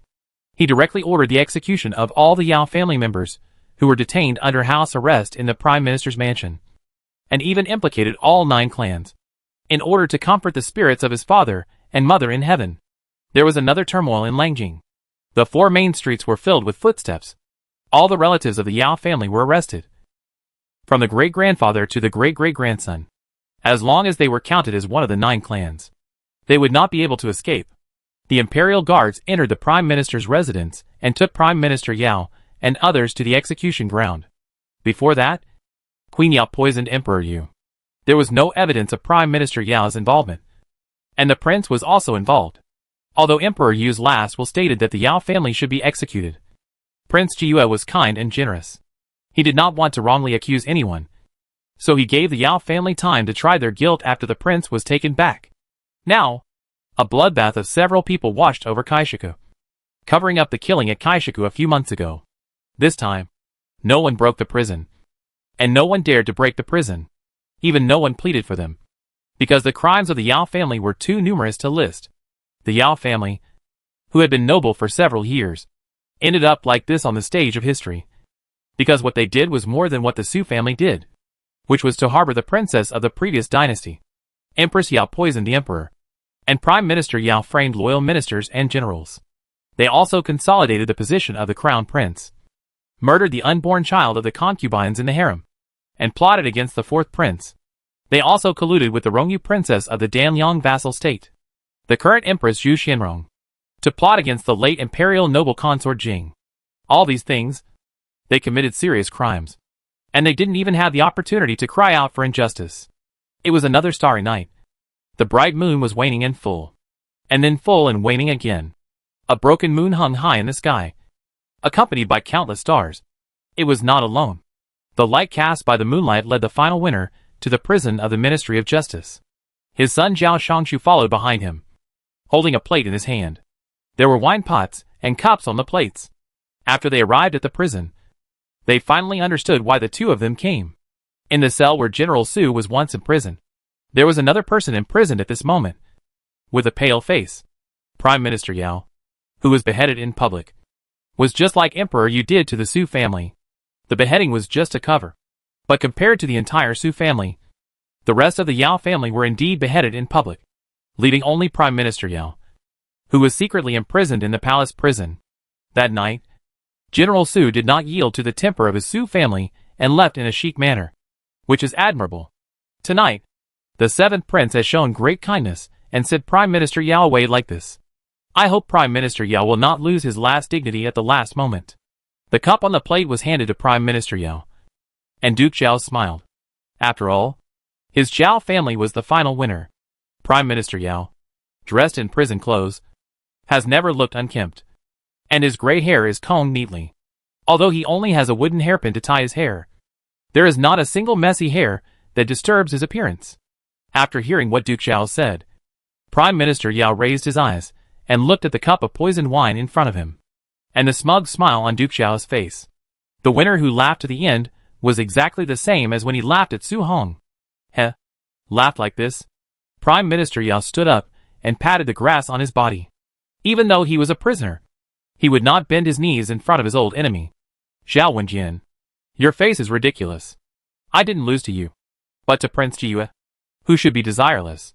I didn't estimate that he was the real behind-the-scenes maker, counting everyone, including the emperor. So how could you be out of the game? The proud expression of the Duke of Zhao paused for a moment, and although he quickly restrained it, how could it not be noticed by Prime Minister Yao? It turned out that he knew it well. He was just a knife in the hands of Prince Jiyue. What was there to be proud of? It was also a joke. It's ridiculous. How is my sister's biological son, my father's grandson, and my nephew? How could he be as you said? Prime Minister Yao should hurry up. Minister Zhao was angry first, and his face was angry. The child is rampant. Prime Minister Yao did not pay much attention to this ignorant and foolish Minister Zhao, but continued to smile at the Duke of Zhao. Back then, concubine Shu was willing to send her own son to the great Qin kingdom to replace her father as a hostage for favor. Zhao Wenjian, what will be the fate of your Zhao family? The expression of the Duke of Zhao changed again for this. Ha! Ha ha ha! Prime Minister Yao suddenly laughed. He took the wine cup and drank it all. I am waiting for Duke Zhao in the underground. The fate of my Zhao family. Foaming at the mouth, Prime Minister Yao fell down and twitched continuously. Duke Zhao spoke only then. His face remained unchanged, and he knelt on one knee in front of Prime Minister Yao. By the way, Prime Minister Yao, let me tell you a secret. The poison that the Su family took is the same as the one you took. But before that, they took the antidote first. And the antidote was personally delivered to General Su by my own hand. Luo Ling was imprisoned in Yun County, and my own hand now wants to thank my nephew Yao for what he did that day. Now the Su family has moved to Yun County. When Luo Ling becomes the daughter-in-law of the Su family, Hao ascends the throne. My daughter will be the queen mother of a country, and my Zhao family will be the first noble family in Yunlang. This is impossible. A mouthful of blood mixed with black poison suddenly spurted out, and Prime Minister Yao's pupils dilated, and he never closed his eyes until his death. Nothing is impossible. Duke Xiao took out a handkerchief from his sleeve and wiped off the poisonous blood mixed with white foam from Prime Minister Yao's mouth, just as he had wiped General Su's mouth. Prime Minister Yao, you have been shrewd all your life and have been plotting behind the scenes for half your life. But you still fell into the hands of this duke. Howard is cold-hearted. So what? Su Er died at Howard's hands. And now Howard can only rely on my Zhao family, his legitimate grandfather. The wind was howling, and the vast snow was coming again. However, in the blink of an eye, another half-month had passed quietly, and it was the cold winter month. When it was really cold, the world would be vast again. The snow was blowing. The cold wind was biting. The Yuhua carriage arrived at Tianguiguan County half a month later. Due to the hindrance of the coming snow and wind, they were not fast in returning to the capital. At this moment, the exiled immortal man in the Yuhua cloak. He faced the snow and wind at the end of the winter month, and went to the house where Yun Murui was imprisoned. Yun Ling also handed a letter from Lang Jing to Yun Murui. Above, the Yao family was exterminated, and the Su family was wronged. Every word of the content of the letter entered Yun Murui's eyes. The eyes that had always been wise turned bloody for this, and red bloodshot spread in the whites of his eyes. Looking at Yunji, he was so deep inside. He put down his sword for his mother and grandfather and temporarily avoided it. But now, he has become a fish on the chopping board. Your Highness, do you know why the walls of Langjing are so ochre red? Why can't the ochre red be removed even if the wall peels off due to wind and sun? Yunji spoke. The moonlight was indifferent around him, but the phoenix eyes covered by satin turned from hazy to deep. It was not Rong Xiao who came out, but Yunji. Back then, the Qin dynasty was destroyed overnight. Countless people died in vain, and hundreds of heads of the Qin royal family were hung on the city wall. In such a snowstorm, the blood turned into ice. Now, just the destruction of the Yao family is so unbearable for His Royal Highness the Crown Prince. Do you know how she has endured for so many years, and how she always puts on a smile in front of us? Her enemies? Step forward. Walk to the bed where Yun Murui is resting. And Yunji slightly bends his waist. He also said, Your Highness the Crown Prince can help the people with Uncle Su in Tianguiguan County day and night to rescue the disaster. Although he has ulterior motives, the practical things you have done for the people cannot be denied. You also criticized Jiao Xianfeng for using the people as a shield. Your Highness the Crown Prince is really a kind person. It's just that Yao Xiang, who is beside Your Highness the Crown Prince, has taught you too many mistakes. He doesn't understand that power often makes people lose their original intentions. When only power is left, he will only become a lonely person, a slave to the cold imperial power. The blood color in his wise eyes turned into an incomprehensible deepness because of Yunji's words. He didn't understand why Yunji suddenly told him these things. Today, I am sparing the life of His Royal Highness the Crown Prince for her, and for Su Rao's cousin, the unborn child in His Royal Highness's Crown Princess belly. If His Royal Highness is a righteous and moral person, then His Royal Highness should understand what path is the best path for His Royal Highness in the future. Do you want to leave a clear future for His Royal Highness's unborn child? Or do you want to turn him into another princess of the previous dynasty? Your Royal Highness, think carefully about your own path, which is also the path that Your Royal Highness's child can take in the future. Yunji. That's all. Lastly, leaving these words, Yunji turned and left.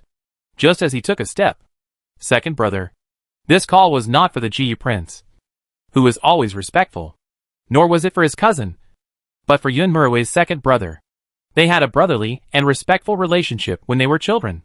I am not as skilled as others. I lost. Yun Murui admitted defeat, because he was indeed as Yunji said. He was cunning, but he was also kind inside. The reason I lost now can only be because I am not as skilled as others. He held his injured right shoulder with his left hand and stood up. What about the second brother? He has been in the Yun Palace for many years as the Prince of Jiyue. Now that his identity is exposed, doesn't he want the imperial throne? He asked again. Yunji did not answer, but walked away. Yunling also left, leaving the letter to Yun Murui. Without getting an answer, Yun Murui did not have to ask further, but just looked at the letter again, then knelt down. Kneeling to the letter, tears flowed from the corners of her eyes, but the figure of Mu Mingyu appeared in her eyes. Standing outside the palace gate with a big belly, If he did not show up, she would have been waiting like this until he came home to accompany her for dinner. A snowstorm at the end of the winter month, just like the blizzard at the beginning of the month, lasted for 3 days and nights. The snowstorm in Langjing covered the entire Yunlang, and the snowstorm in Juxian also covered the official road houses in Juxian. It was also so thick that it bent the branches of a tree outside a house in Gobi Pass. The snow was so thick that the tree could not stand up straight. This courtyard house was rented by Su Rao for Ying. After all, the Gobian was too complicated, and there were too many merchants coming and going, which was not conducive to Su Wu's recovery. After half a month of recuperation, under Su Rao's careful care, Su Wu's injured ankle veins have recovered very well. Today, the sutures are removed, and then physical rehabilitation is slowly carried out. In another half a month, it will be almost well. With such good news, Su Wu finally doesn't have to lie in bed anymore. He was so happy that he immediately asked Su Rao to help him get off the bed and walk around. Although it was a snowy day, Su Rao let Su Wu do as he pleased. She brought Su Wu a walking stick and personally supported Su Wu as they strolled in the corridor in the courtyard. Little sister, I heard from Ying that you didn't kill Yun Merwei. Xiao Jin blocked him. Since that duel, the war between Zhu Xian and Yun Lang has stopped temporarily. Now the fifth brother is no longer injured and no longer needs your care. What do you think? Do you want to go back to Bianzhou? Su Wu's foot injury had just been sutured and he couldn't exercise a lot. So after a short walk, Su Rao helped Su Wu to the warm room in the side room. As soon as he entered the house, the coldness on his body had not yet been driven away by the warmth in the house. Su Wu asked such a question. The fifth brother, who used to be so noisy, now experienced the changes in the Su family. He has changed a lot. Seems to have grown up, and can bear the responsibility. My Su family was framed by treacherous people and died unjustly. Without waiting for Su Rao to reply, Su Wu spoke again. My little sister, my grandfather said that the Su family not only guards loyalty, but also loyalty to Yun Lang, which is their own heart and the morality they uphold. The Su family can die on the battlefield or be buried in their own clothes, but they cannot be ashamed of the morality in their hearts. Didn't Brother Wu say that we can't sit and wait to be destroyed? And now Brother Wu also wants to persuade me. Su Rao asked this question in return.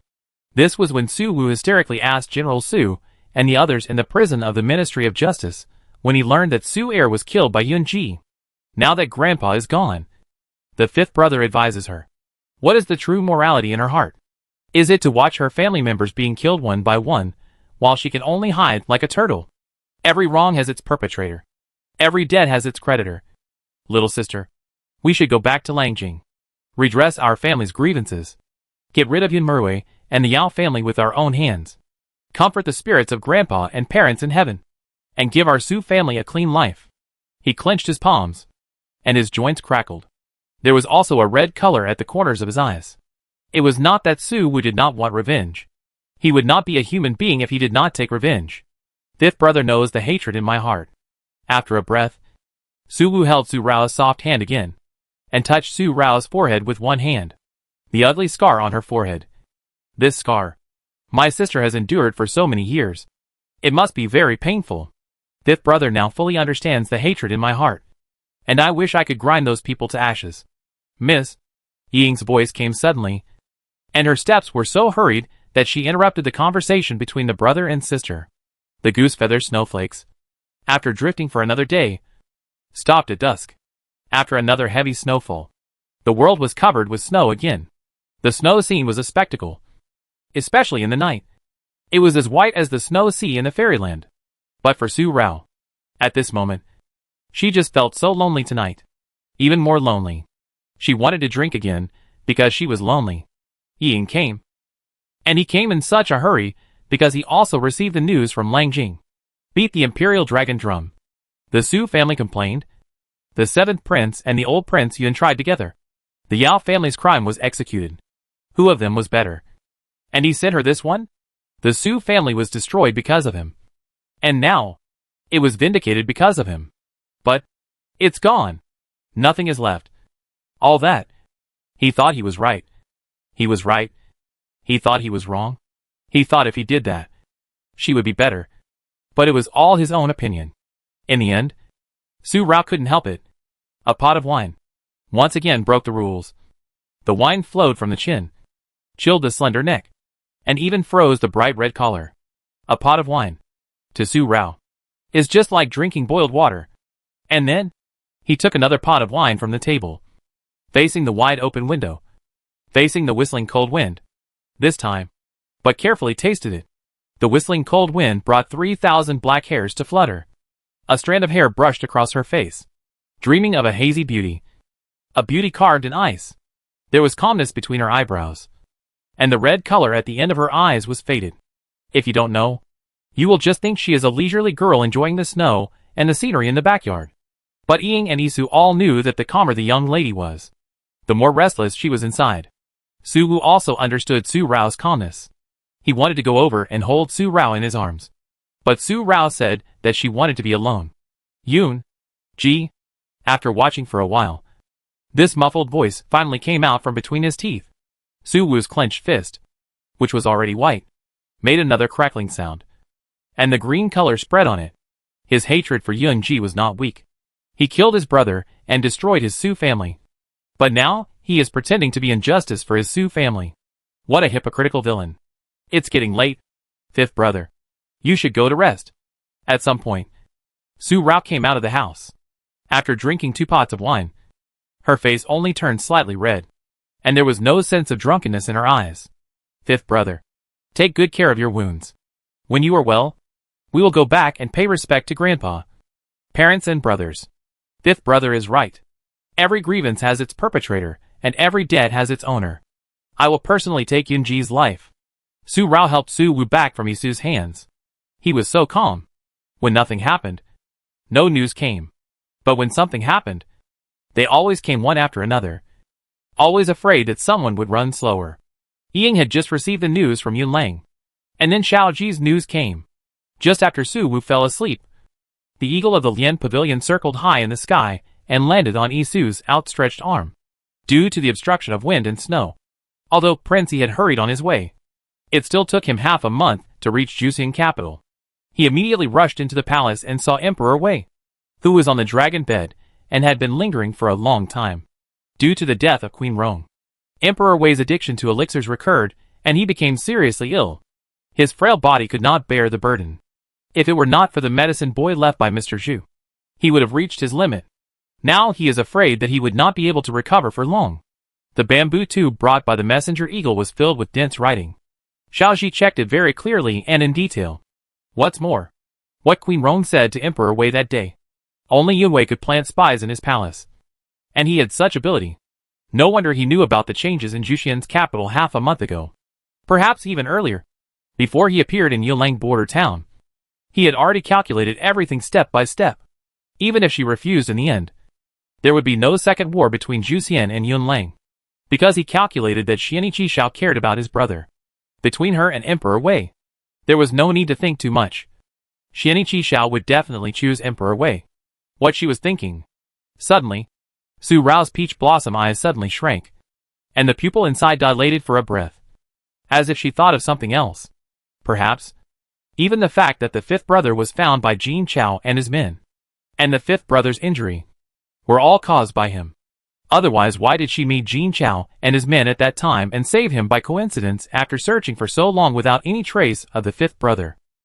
Miss, if the Emperor Wei really died, the king of a country passed away, and there would be a big commotion in the Siamese, and the Siamese and Yilang border would probably cease fire completely.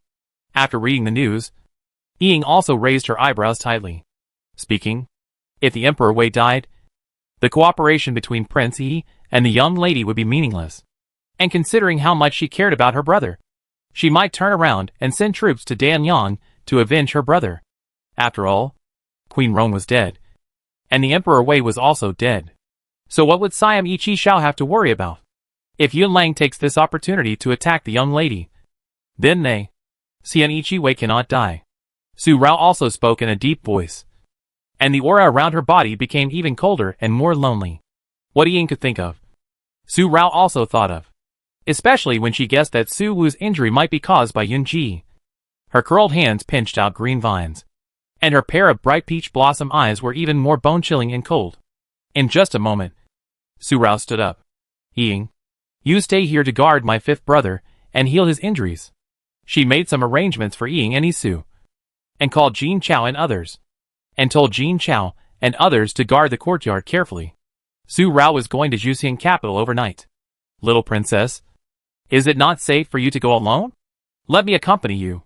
After listening to Su Rao's explanation, Jin Chao said this. He looked at Ying again. What if the little princess went to Juxian capital alone and encountered danger on the way? Before Ying could speak, Su Rao raised her hand to stop them. Then, she left the plaque of Prince Yi's mansion that Siam Ichi Shao had given her to Ying and the others. Just in case. There must be no more accidents on the fifth brother's side. Fifth brother's injury is no longer serious. Go out for a walk every day. But remember to grasp the time and proceed step by step. Don't rush. You will tell fifth brother tomorrow about my going to the capital. I will only go there and come back soon. Don't worry about fifth brother. Take good care of your injuries. When I return from the capital, we will return to Langjing. The last careful instructions. A horse came out from the side door of the courtyard. He was dressed in a man's outfit, black clothes, and a hat to keep warm. Such a Jianghu young man's outfit was unknown to others. At the middle of the night, he left the Gobi Pass. But the garrison commander of the Gobi Pass did not know about it. Nor did the General Yan Lai of the Siamese border states know about it. Xian Ichi Shao naturally would not receive the news at this moment. Su Rao rushed to Zhu Xian's capital to help him save Emperor Wei. The wind and snow stopped, and the group of people including Prince Jiyue, who went to Tianguiguan County, also arrived in Langjing 2 days later. Although there was snow on the road. After the snowstorm last year, the construction work of Tianguiguan County supervised by Yun Murwei and Su's father was very solid. There was no avalanche disaster in the Natural Valley Road, and the official road was never blocked by snow again. The group arrived outside Langjing City smoothly. At the gate of Langjing City, all officials came to greet them, with civil officials and military generals, led by Duke Xiao and old Prince Yun, shouted, "Welcome back our emperor." Among them, only one person was missing. The seventh prince, who was the regent. Yuehua's carriage had not returned to the capital. So Yifeng and the accompanying golden-clothed secret guards took Yun Murwei to Langjing first. All the civil officials and military generals were also allowed to return. Yunji asked Yunling to drive the carriage and went elsewhere. The direction they were heading to was the place where Yunlang had just built the imperial mausoleum. It was obvious that Yunji knew where the missing seventh prince was at the moment without much thought. The night was just a flash. In the dark night, the cold wind whistled into the mausoleum road of the imperial mausoleum with candles burning, making a rustling sound. In addition, the mausoleum gods guarding the mausoleum road were all glaring and shouting. In such a dark night, there was only a sense of horror and gloom. But the purple-robed figure did not feel the slightest fear. He just sat alone in the mausoleum road. I don't know how long he has been sitting here. He was very quiet, just sitting quietly on the ground, with his back against the stone wall of the mausoleum road, closing his eyes and seemed to be asleep, until his whole body suddenly shook, because his body instinctively thought that the brain had died. So it reacted like this. Yun Mujing woke up and opened his eyes. He saw a tomb guarding god opposite him, with his eyes wide open and his palms holding candlesticks. The candlesticks were dark and crackling. He seemed to be a little depressed and dull at the moment. An indescribable feeling of depression and dullness. He just watched the candlelight on the candlestick moving with the evening breeze in the mausoleum for a long time, before he stood up with his hands on the ground and looked into the depths of the mausoleum. Once again, he walked to the mausoleum of his mother, imperial concubine Jing. He had a Panin-like appearance, charming face, and charming eyes. When he approached the stone gate of the mausoleum, the depression and dullness inside disappeared. But he stood quietly for a long time, before he pushed the door open, stepped, and walked in. My mother was reduced from being the crown prince's wife to a concubine. My father knew who was behind this plot, but he kept silent to consolidate his position and watched my mother suffer such injustice and humiliation. Aunt June was betrayed by Emperor Danyang and sent to Emperor Xuanya of Qin as a concubine. Aunt June asked my mother for help, and my mother told my father. Little did she know that Aunt June was sent to Qin because my father and Emperor Danyang had conspired to overthrow Qin and seize the world. My mother's death was not my father's mistake, but your deliberate act. Because you were worried that what you did would be told by my mother to the emperor's grandfather and uncle. So you deliberately killed her. I saw my mother die after being pushed to the corner of the table by you. Inside the mausoleum, palace lanterns were burning, illuminating not only the cenotaph of Imperial Noble Consort Jing, but also Emperor Yu, who was poisoned to death by Empress Yao but was not dead. He was inside Imperial Noble Consort Jing's mausoleum, hearing the words coming from his ears. The emperor's eyes were filled with darkness. He turned around, his face pale. But when he looked at Yun Mujing who came in, his eyes were filled with pain. He was heartbroken and disappointed that his beloved nephew was imprisoned. It turns out that Jinger has never let go of your mother's death. Father never knew that in Jinger's heart. The father, was so cruel. The sadness on his face made him feel that he was already in his 80s. If such a vicious father can make my Jinger feel better, father will admit it. Everything you said was done by me. All by me. Enough. Suddenly, with a sharp roar, Yun Mujing strode to the front of Emperor Yu. The red anger in his charming eyes made his breathing quicken. The girlish tenderness between his eyebrows disappeared, and his whole body was trembling. Even now, father still shows such fatherly love. But father doesn't know that all I know is not told to me by my brother. And it is not that my brother has other ideas and uses his son, but that mother said it. From his arms, he took out an old bloody handkerchief. Although the handkerchief was old, it was well preserved. The bloody writing on it was written by concubine Jing before her death. He handed it to the emperor's son, who was lying beside her and shaking her, asking her what happened. And hid it. Mother said, Jinger, you must hide. You must hide well. Don't let your father see it. His voice choked with sobs, and his angry eyes turned watery. Yun Mujing took out another yellowed letter, and the signature on the lower left corner was Yun Jun. The princess of the Yun Palace sent a letter for help. But she never waited for her family to come and save her. What she waited for was the bloodthirsty killing of her family, who abandoned her for the sake of gaining the world. Father, I am your son, your most beloved seventh prince. How could I not see through your thoughts as an emperor? My brother also often taught me a sentence: war is a trick, and attacking the heart is the best. So father, please stop loving me like a father. I have played the role of a good emperor for so many years, and regarded you as my father. Now I don't need to pretend anymore. I don't need to pretend anymore. I also beg you. Father, please stop pretending. You are dead. Lifting the purple robe, Yun Mujing actually knelt down directly. The red anger on his face did not disappear, but tears fell on his cheeks. And he kowtowed to Emperor Yu. The sound of his kowtow, just one time, actually knocked his forehead red. Can't you admit it? You're already dead. Can't you admit it? Don't you dare? You don't dare to admit it here.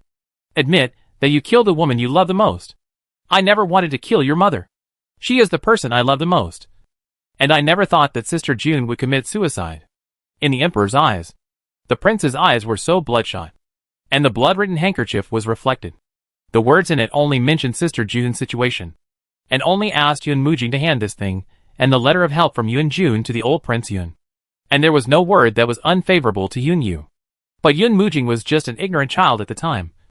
How could she understand to hand the things to the old Prince Yun?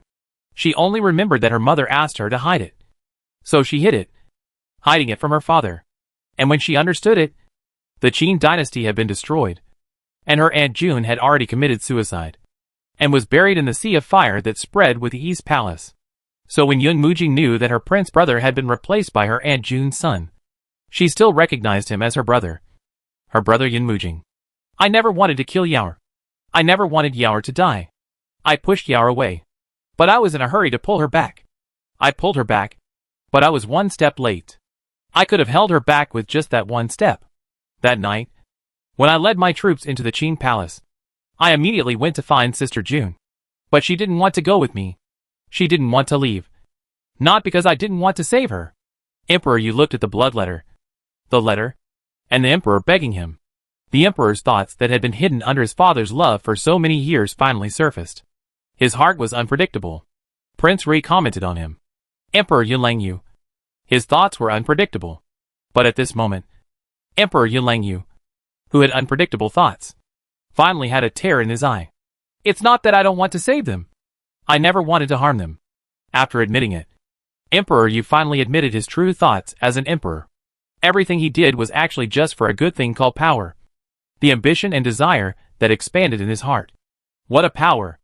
After hearing Emperor Yu admit it himself, Yun Mujing murmured and stood up. The red anger on his face disappeared at this moment. And it was gone forever. You love my mother. But you love your imperial ambitions more. For those dead things, you sacrificed my mother and my brother's mother. But now, you have only sat on the throne for a short year. From now on, you will stay here with my mother's tomb.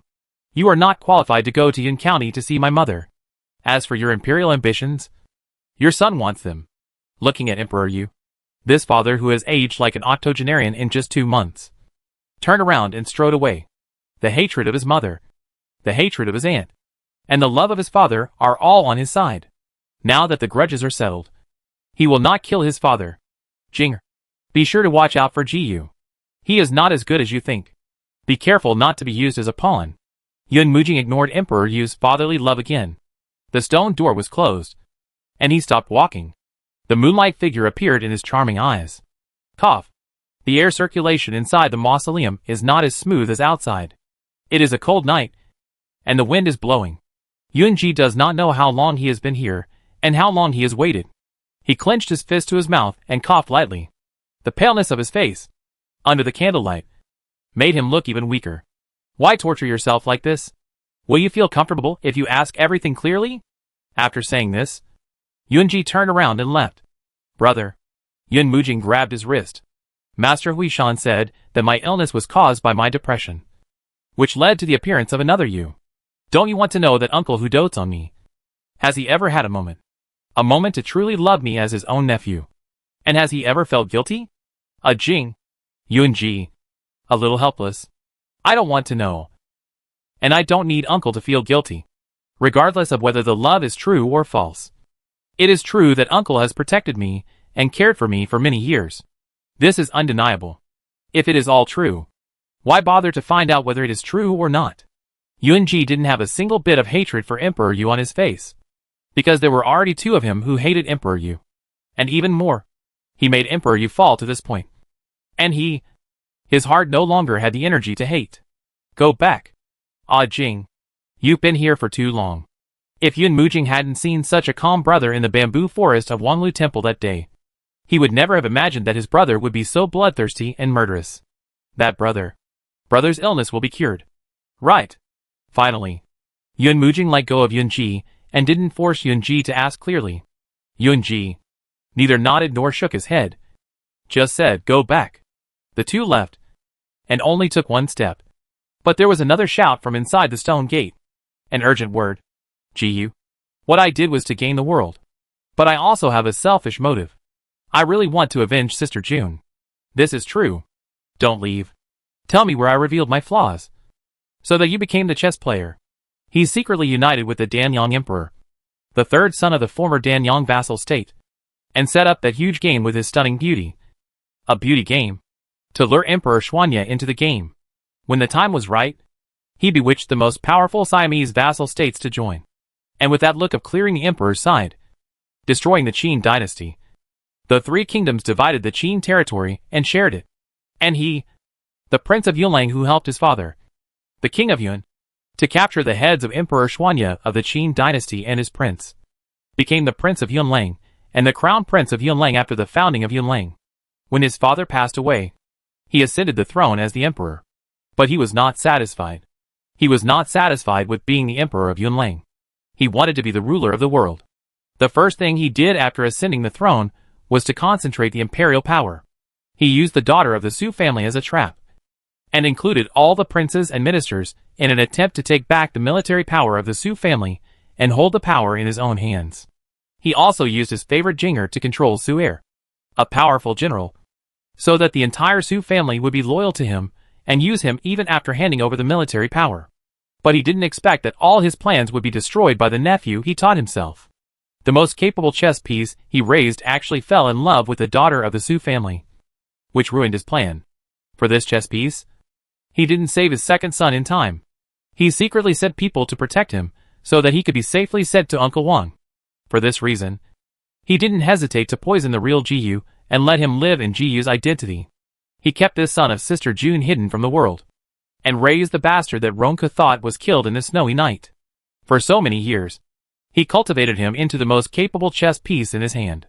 When he grew up, he could avenge his mother and take down Danyang state for him without bloodshed. Then, their two countries would unite to attack Zhu Siam. He had been planning for so many years. But at the critical moment, he was destroyed by the daughter of the Su family.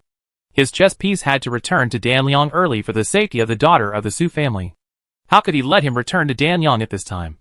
And let Zhu Xian, the emperor of Wei, be aware of his ambition and become vigilant. Just when he was at a loss as to how to keep this chess piece, Rong Yuer actually sent him such a great gift. He took advantage of the matter of getting rid of the remnants of the previous dynasty and successfully kept Jiyu. In order to prevent Jiyu from being disobedient again, he did not hesitate to give up the Su family and Yun Lang's living tiger talisman, so that he had to cut off one arm, just to make Jiyu and the remnants of the previous dynasty become enemies from then on. He planned all this and followed his plan step by step. But something went wrong with his second chess piece that had died 10 years ago. Jiyu, the chess piece he taught, actually teamed up with Zhao Wenjian to bite him back. The chess piece he taught step by step, in the end, was the chess player. And he became the chess piece. To this day, he still doesn't know how Jiyu knew everything that happened back then. And when did he reveal his flaws, allowing Jiyu to become the chess player? He was so cautious that he ended up like this. He was unwilling to be trapped like this. Jiyu, don't leave. Tell me, Emperor Yu, who had never spoken harshly even to his most beloved son, lost his composure when he heard Yunji coming. He lost the heart of an emperor that he should never have lost. The steps of Yunji and Yun Mujing were stopped. Yun Mujing turned his head to look at the heavy stone door that was closed. A flicker of color flashed in his charming eyes. After all, he was the father who doted on him for so many years. He actually felt that his father's love for him was calculated, but also sincere. It was just that he killed his mother, which was hard to forgive. Yunji, under the satin, his eyes suddenly closed. It seemed that another consciousness inside wanted to compete with him for the initiative of this body. He was still the bloodthirsty and murderous him. But because of Rong Gao's appearance, the bloodthirsty him was suppressed, and it was difficult for him to appear as easily as before. In the end, although the murderous Han Machin did not appear, Yunji's breath was still slightly rough, and his steps were unstable and staggered. Yun Mujing noticed it, and hurriedly supported Yunji. A worried voice. Brother. It's okay. Shaking his head lightly and exhaling slightly, Yunji turned his head and looked at the stone gate. His misty vision was once again clear. It was not when Han Machin appeared, nor when he saw the person in his heart. The eyes were clear. This was Rong Gao's eyes. The real him. My mother told me the last words. Kill all those bloodthirsty demons. Including. The word Yun Lang was not spoken. And he coughed and walked away from the mausoleum. Yun Mujing hurriedly chased after him. He had already walked far away. But a chuckle came to his ears. So that's how it is. The chessboard that was set up from the beginning was actually a chess game with a predetermined outcome. It turns out that all these years of competition are just a mirage. Hee hee. Hee hee. In fact, the laughter was not loud. But it felt loud because it echoed in this mountain mausoleum. Until the figure of Yuhua walked out of the mausoleum. Until the cold night wind outside the imperial mausoleum swept his Yuhua cloak and blew on his face. His pale face trembled. And his skin trembled because of this cold winter night. The laughter echoing in his ears disappeared. Yun Mujing, who followed him out, could no longer hear the laughter of Emperor Yu. Was it unwilling or resigned? At this moment, there was no need to know. Brother, I am willful again and made you worry. It is cold at night, and you are not in good health and cannot be blown by the wind. Help Yunji get on the carriage. The last stone gate outside the imperial mausoleum was made of a 1,000-pound boulder. After the Yuhua carriage left, it was completely closed. The Emperor Yu, who had not died of poison, would forever accompany the tomb of his beloved. And beside him, only the loyal general manager Yun was left. He died for the dead Emperor Yu. The night was already past midnight. At 3 o'clock in the morning, all the things in the imperial mausoleum, with the fall of the huge stone gate, became a permanent secret and sealed in this way.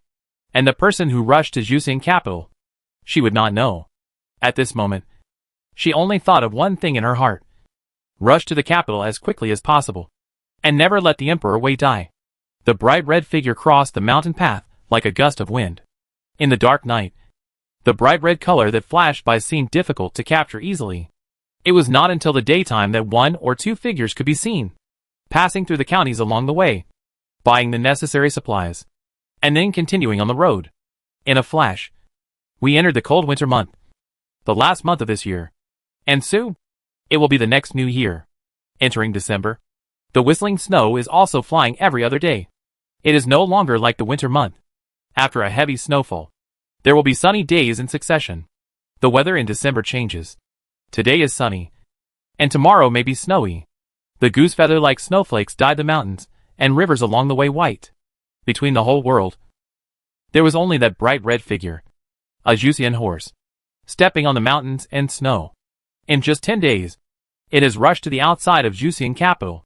It took a small road, so it was inevitable to pass through the mountain village. In the mountain village in winter, the whole village was covered with snow. There were no mud houses or huts, only the snow-white village appearance. At a glance, Su Rao felt for the first time that the winter snow could make the countryside so beautiful. Children playing and fighting. In this cold winter, even if the wind and snow are so fierce that they feel the burning pain on their cheeks, it can't stop the innocent smiles of those children. They build snowmen, chase each other and play snowball fights. If they fall down accidentally, they will smile and show their uneven little white teeth, silly and cute, and continue to play without worries. Brother, brother, beautiful sister. Is that beautiful sister? This voice suddenly rang out among the children playing and fighting snowballs. The little ball, who had already made a snowball in his hand and was about to throw it at his friends, suddenly dropped the snowball in his hand to the ground. The bright eyes of the child looked at Su Rao, who was running in the distance. This time, the beautiful sister that AD called out was Su Rao, because he remembered that Su Rao was dressed in red. Her face was red from the snow, but her childish eyes were bright and dazzling. At AD's shout, the child king who was making snowmen for the children not far from the entrance of the village turned around and saw the bright red figure who had arrived at the intersection and stopped the horse, but did not come to their village. She just took a look and kicked the horse's belly again, ready to leave. But suddenly, bang, a round little snowball hit Su Rao. It was secretly thrown from behind Su Rao, and Su Rao was hit by it, right in the back. Hit, because Su Rao was hit. The sneak-attacking kid clapped his hands and danced happily. In a moment of carelessness, he was attacked by another little friend. Immediately, the little kid bent down and grabbed a handful of snowballs and started playing again. Because of this moment of playfulness, Su Rao never left, and the child king also ran over. AD also ran over with his little friends. Sister, it has been almost half a year since we last met. Xiaoshan has grown a lot taller. He is wearing a bright white cotton jacket and a warm cap on his head. It is embroidered with delicate patterns. It can be seen that it is the work of Lun Yang. His face is also red because of the wind and snow, and his eyes are also as bright as AD. But compared with AD's innocence and cuteness, Xiaoshan is more stable. It was only when he first saw Su Rao that he was a little excited, and brought out the feeling of a child. After all, Xiaoshan is only 10 years old, and he is just a child. Sister, how could you be here on such a snowy day? After hearing this question, Xiaoshan's excitement subsided, looking up at Su Rao who had not dismounted, especially seeing Su Rao dressed for the journey, with a bright red fur coat and a fence to shield her from the wind and snow. His eyebrows slightly twisted. Pretty sister, let's play snowballs. It's fun. Before Su Rao could say anything, AD ran over, made another small snowball in his hand, and hit the little friend next to him, demonstrating to Su Rao first. It was really fun. Heh. Only the bright smiles of children can melt the tranquility of the snow-covered nature, and give it the most vivid joy and endless breath of life, emitting enthusiasm in the cold. Su Rao had never thought that one day she would play with snow, and in such a cold winter, she would burst into laughter and brighten her eyes. Beautiful sister. Xiaopang is the worst, always attacking by surprise. Let's beat him. The cold and temperatureless tender hand was held by the equally cold little hand, pulling her to chase the Xiaopang in his mouth. That is, the little kid who attacked Su Rao by surprise. The kid looked really chubby, just like his name, but he was not slippery when playing snowballs. If you don't use some tricks, you really can't beat him. Brother, you can't hold sister. If you two are together, you will always become Xupeng's target. You have to separate and then surround him from both sides. Xiaoshan did not participate in this snowball fight, but watched from the side. Seeing that Su Rao was hit by several snowballs because of being held by brother, Xiaoshan could not bear it and reminded him. He was amused that his silly brother was holding Su Rao and would not let go. When he saw the beautiful sister, he went up to her. After Xiaoshan's reminder, brother finally reacted and let go of Su Rao with his little hand. He did not forget to follow his brother and gave Su Rao instructions like a little adult. Let Su Rao move in this way and from which side to attack Xiaopeng. Su Rao was also amused in her heart, but she also obeyed brother's instructions and threw snowballs one after another in her hand, whooshing back and forth in the air. Two people surrounded Xiaopeng alone, and Xiaoshan reminded him again, which made Xiaopeng angry and his face puffed up. However, he refused to admit defeat. After being hit by Su Rao several times, he slyly targeted Adi. He didn't confront Su Rao head-on, but beat Adi specifically, which made Adi's face puffed up. The three people's play became two people's. Su Rao needed a small snowball in her hand again, and she didn't throw it out again. The corners of her mouth were bent all the time, and Jing watched Adi and Xiaopeng getting more and more red and thick-necked. She had to decide the winner before she would give up. Sister, are you going to Jiangdi again when you come to Juxian? Xiaoshan came over and asked the question that he didn't ask before because of Adi's interruption. His eyes fell on Su Rao. With the calmness of a little adult, Su Rao turned her head and took a look. Then, she made a move and threw the snowball in her hand at Xiaoshan, with a bright smile on her face. Children should act like children. Acting like little adults all day long is not cute at all. Then, she stretched out her cold and tender fingertips, which were slightly red from the cold snow, and pinched Xiaoshan's face. This is how cute a child like you should be. A smile was pulled out of the corner of his mouth. But Xiaoshan was stunned, because he felt that such a sister was very strange. But she made him feel more intimate than the previous sister. He suddenly felt warm and comfortable in his heart, and his face was not frozen. Xiaoshan's reaction made Su Rao's smile even brighter. Her royal brother. He will grow up here without worries, with parents who love him, and a cute and honest brother. He will never need to know. Okay, it's getting late. Sister should go. You go watch over Adi and the others. Don't let them run away. Finally, leaving these words, Su Rao looked at Adi and the others who were already chasing and playing and running away, and got on the horse without telling Xiaoshan what she was doing. And Xiaoshan didn't need to know about her. The horse's hooves trampled, bringing the snow flying, and it was far away in an instant.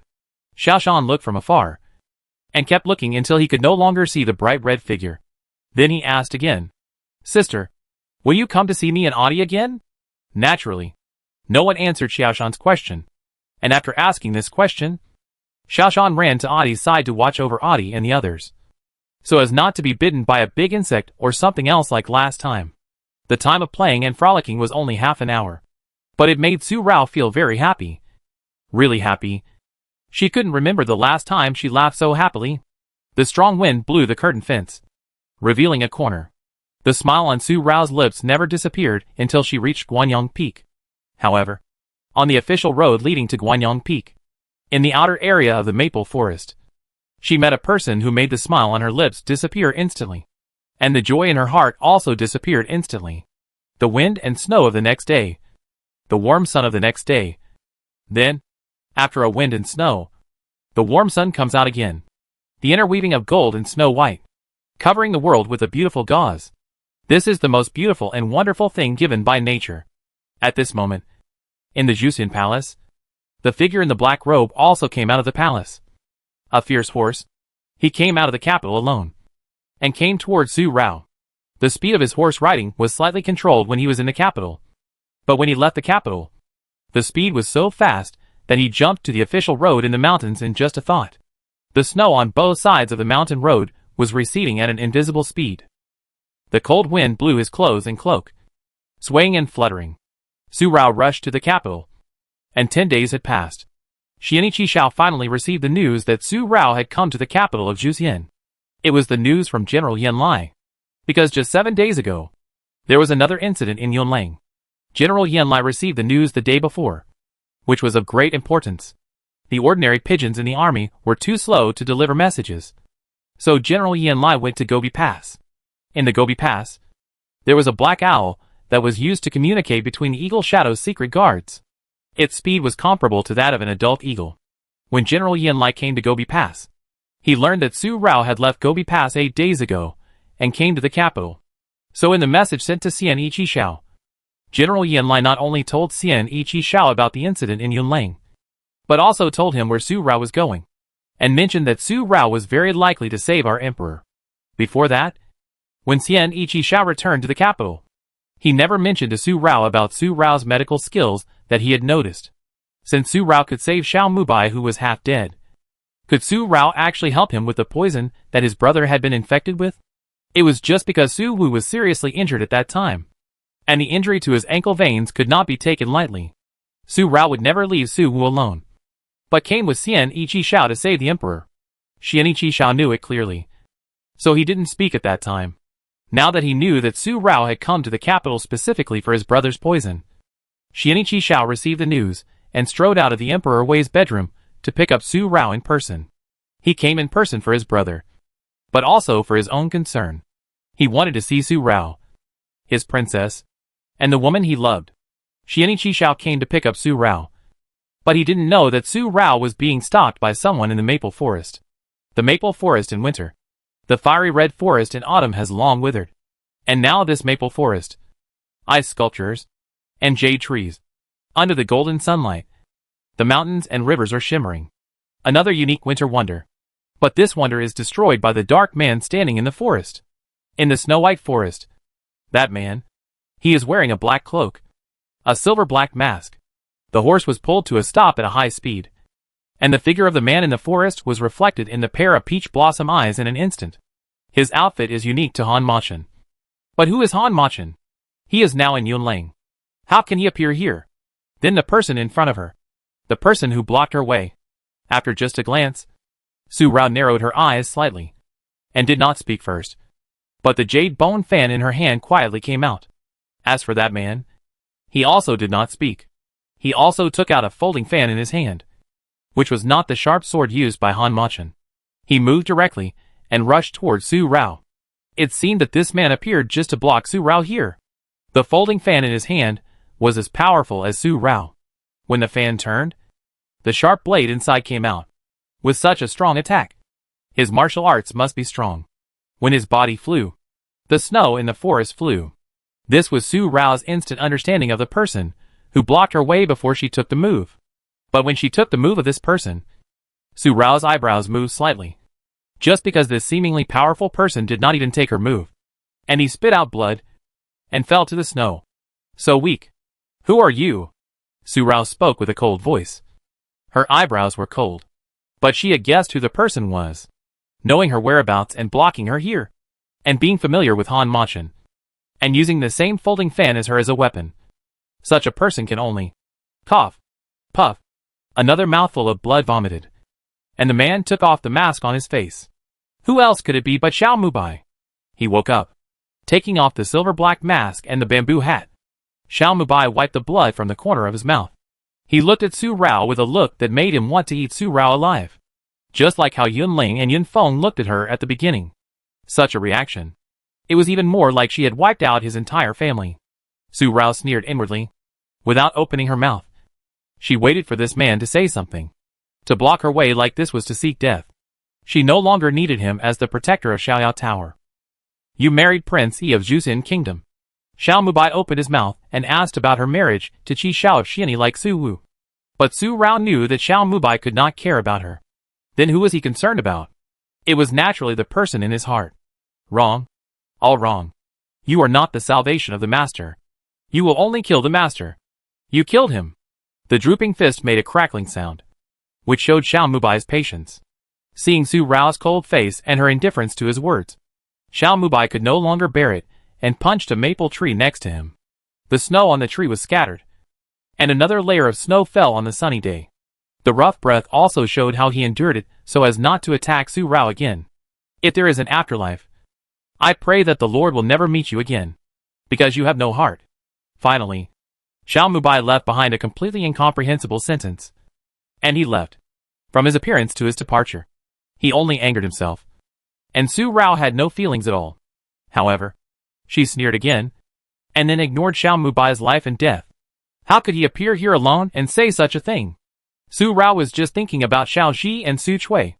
Since Xiao Mubai appeared here, where are Xiao Ji and Su Chui now?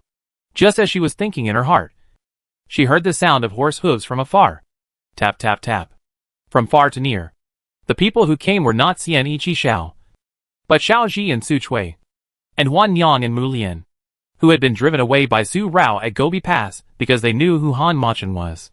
When these people appeared and the master and servant met, there should have been at least a little excitement. But no, they were all very silent, as if something big had happened. Su Rao saw this, and then her brows sank slightly. Did something happen again? Before Su Rao could ask, Huan Yang came over and looked at Su Rao, who was still on the horse and had not yet gotten off. This little girl made her feel strange. She said something. Huan Yang said. News came from Langjing that the new Emperor Yun Lang was critically ill 7 days ago, and his throne was abdicated to the 7th prince.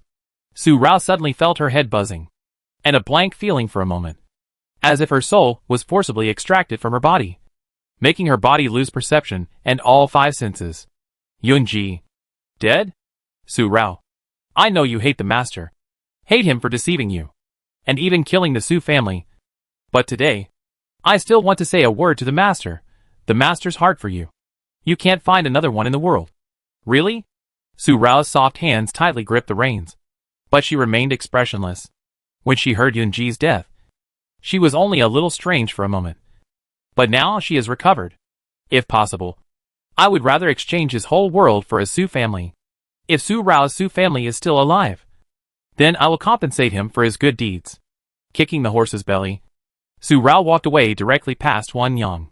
The coldness on her face, and the words Huan Yang said seemed to be just a joke to Su Rao. She stopped the horse again when she came to Su Chui and Xiao Ji. You too, Su Chui. Go to Gobi Pass to find my 5th brother. As for Xiao Ji, if you are my person, then go to Ying. If not, it's up to you. A voice of go. The red clothes fluttered, and she headed straight for the capital.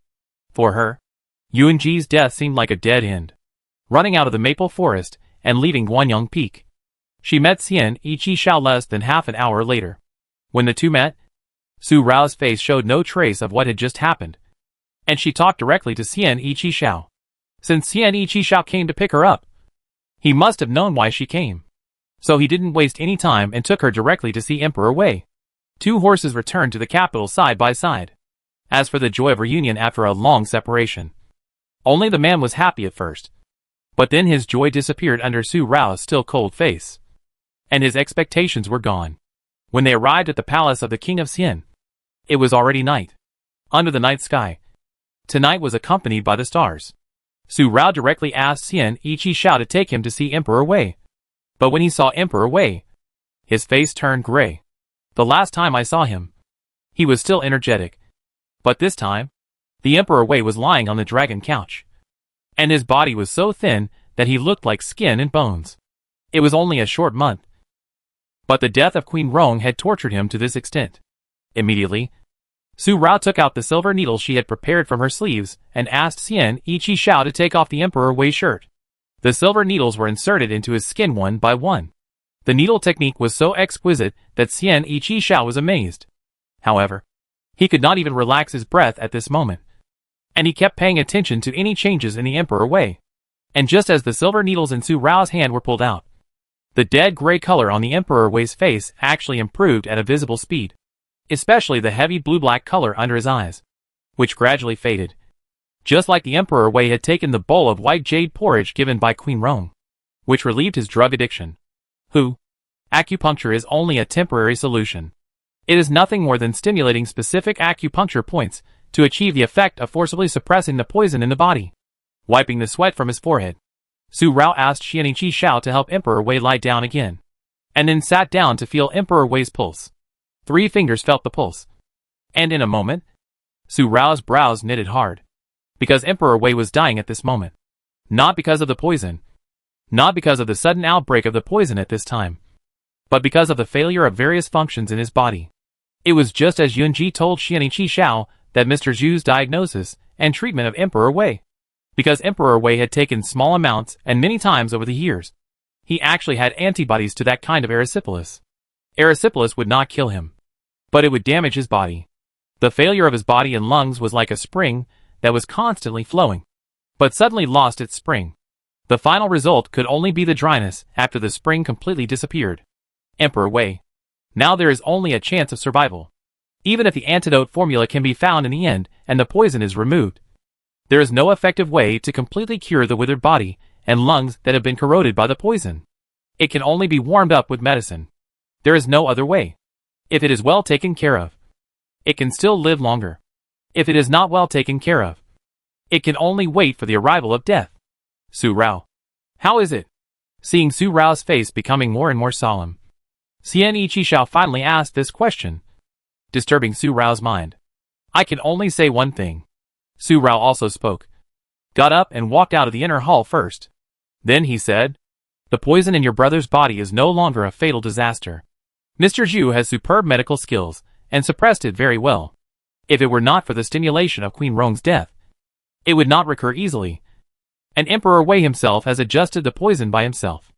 Knowing that Xian Qishao would not understand the modern language of producing antibodies, Su Rao replaced it with other words. This erysipelas is actually harmless, and he is in critical condition because his lungs are failing and his body is decaying. Su Rao did not say the rest, but Xian Qishao already understood. The oil is exhausted and the lamp is dying.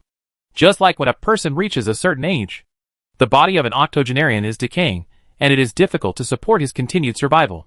In the end, he will die naturally and ascend to heaven. Inside the bedroom, the palace lanterns are bright and bright, as if it is daytime. Such a bright light cannot reflect how Xian Qishao looks after hearing Su Rao's diagnosis. Only when his big hands are pinched to reveal the blue veins, it is known that he is restless in his heart. In a moment, Xian Qishao took a step and strode out of the outer hall, and then stood quietly outside the hall with his hands behind his back, blowing the cool night breeze. The night wind blew his black robe, swaying his sleeves, and the dragon embroidered on it was circling and flying. The cold and indifferent feeling around him was also as cold as ice, and his breath was oppressive, with a strong sense of heaviness. Seeing this, Su Rao turned her head to look at the Emperor Wei, who had not yet woken up in the inner hall. Then she followed him out, but her eyebrows were also deep, and her peach blossom eyes were even more cold. Silent sneer. After all, that person was more skilled, and he calculated everything so well. I'm afraid he even calculated whether she would save Emperor Wei, and whether he could save Emperor Wei. How could such a scheming person die so easily? I'm afraid that was just one of his schemes. He has been Yunji for many years, but he used the identity of the owner of Xiaoyao Tower to oppose the Danliang royal family. Now that Yunlang has been captured, his death must be a plan for him to escape. Just like the past 10 years, Prince Jiyu of the Yun Palace has been in frail health and never left the house. In fact, he has been in Danliang, acting in Danliang as the owner of Xiaoyao Tower, Han Machan, and creating all kinds of troubles for the Danliang royal family. So, is he ready to take action against Danliang Kingdom now?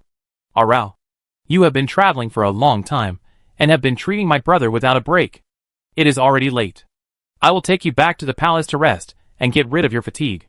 After Xian Qishao left the palace, he stood outside the palace for a breath, then turned his head to look at Su Rao, who was also quiet beside him. Just like when he accompanied her quietly in the border state, without comforting her, and would not say much to ask. Xian Qishao spoke, and Su Rao turned her head to look at him again. He did not panic because his brother might really die soon, and he could not panic. He was Prince Yi, who had great power in the Siamese country, and he had to be calm. I stayed here tonight. I just gave your brother acupuncture to suppress the poison in his body, and to clear his blocked meridians, harmonize the qi and blood, and wake him up first. Whether he can wake up or not depends on tonight. If he can wake up tonight, I will prescribe a warming prescription and slowly adjust him. If he can't wake up tonight, then prepare the coffin directly. Su Rao did not say it in a tactful way, nor did she think of comforting Xian Qishao with his words. Instead, she told the current situation of the Emperor Wei directly, so that Xian Qishao would have a bottom line in his heart. After saying what she should say, Su Rao raised her head, and did not go to rest, but looked up at the night sky tonight. As for Xian Yi Xiao, his hand suddenly curled up again. For Su Rao's direct statement, he actually had a bottom line in his heart. The emperor's brother told him personally before he fainted. My brother said, Xiao, I know how my brother is doing. If he is really in danger, you should bury him and your sister-in-law together. We can't sleep together in life, but we can share the same coffin in death. This is enough for me. If I die, you must not rashly go for me and easily move Danyang. The people of Siam still need your protection. And Linger and Fenger love each other. Don't involve them in the grudges of the previous generation. You just think that the emperor does not want your sister-in-law to be alone. I don't want you to walk the road to the underworld alone. I want to accompany you. If there is an afterlife, I hope to be an ordinary couple with you. Even if death comes, Xianichiwe's heart for Rong Yue remains unchanged.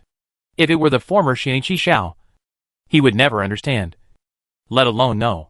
But now, he understands, let alone knows. The pair of unmoving auspicious phoenix eyes, with 1/3 of the pupils covered by the upper eyelids, are charming and even more attractive. When the deep love is reborn inside, it is like the Milky Way and the sea of stars. The bottom of the eyes reflects the woman looking up at the night sky, looking up at the starry night tonight.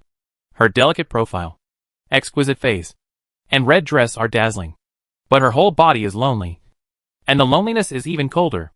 It seems that it is difficult for anyone to enter her heart and enter her eyes. But he already knew that there was a person who could catch her eye and even her heart, who could make her hate him because of love. And she only hated him and wanted to kill him. Looking at Su Rao like this, for a moment, the deep affection in Xian Yi Xiao's eyes was finally suppressed by him. And his big hand suddenly touched his bosom and took out the bamboo tube from his clothes. Perhaps he should tell her and let her choose for herself. Otherwise, as the emperor brother said, she would be the second Rong Yue. And he didn't want to see her become the second Rong Yue. This morning, He Xiao brought a piece of news. Something happened in Yunlang again. Prince Ji Yu had not held the coronation ceremony yet, and he was suddenly critically ill. So, he abdicated the throne to the 7th Prince Yun Mujing. The bamboo tube was handed to Su Rao. Prince Ji Yu was seriously ill and had fainted after abdicating. Master Hui Shan went to Chi Feng residence and did not come out for a day and a night. It was unknown whether he was safe. On the next morning, it was heard that both the old Prince Yun and his wife had suddenly fallen ill. The new emperor who abdicated the throne did not even put on his dragon robes.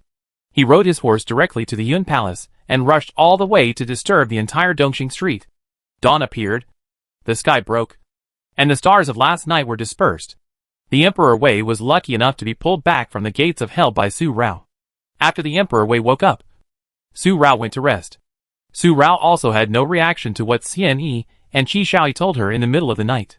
She just looked at the letter in the bamboo tube for a breath, and her bright peach eyes became colder, and a bright pink color was painted around them. She didn't care about Yun Ji's life or death. When Su Rao was awake, she had such a ruthless reason. But when she was tired and fell into a deep sleep, the moonlight figure that had been frozen in her dream appeared in her sleep. Rao Rao, you once said that if you did it, you did it. If you were wrong, you were wrong. And any compensation would be useless. But Yunji still wanted to try. Yunji knew that Rao Rao would take revenge. So Yunji would take his own life in exchange for Rao Rao's kindness. Yunji did not ask for anything else, but only one wish: that Rao Rao would live a healthy and happy life. He stood not far from her. This time, there was no white satin covering his eyes that concealed his identity. The phoenix eyes that had amazed Qin Rao throughout her childhood were shining brightly. He took a step, walked to her step by step, and said these words. He hoped that she could be kind. He did not want her to be like him, living in the darkness without any light. The darkness for 6 years. The darkness that frightened him.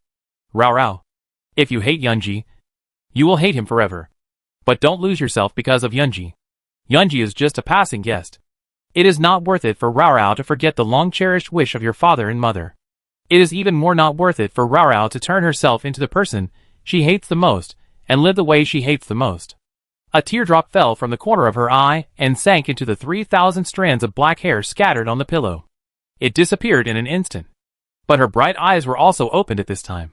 And her eyes were clear, as if she was not asleep at all. She raised her soft hand and touched the corner of her eye.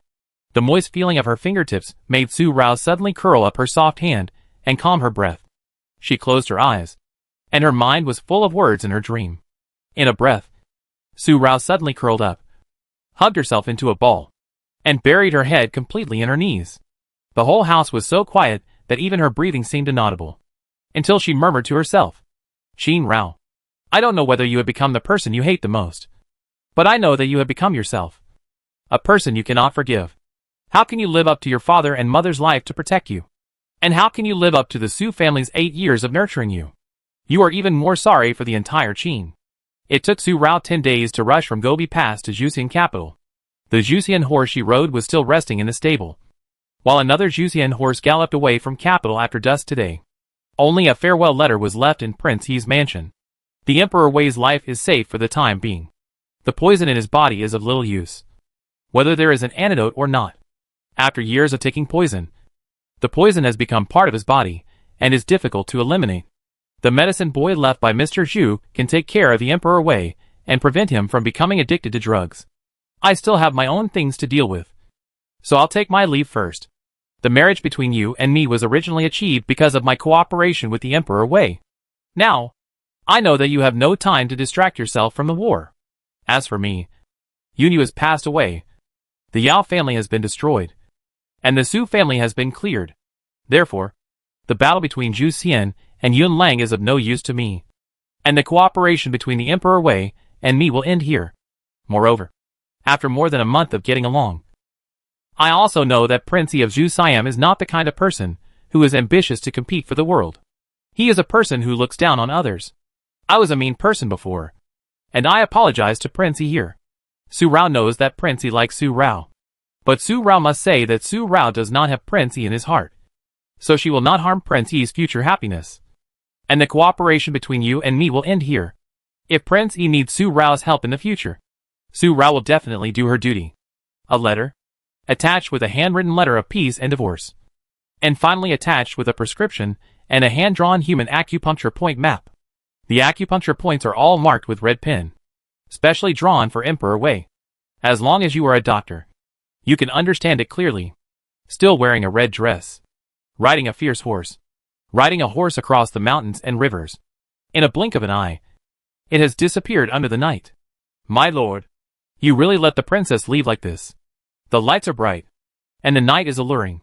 In the capital of Juxian, on the city gate, a man in a black robe with his hands behind his back quietly saw Su Rao off.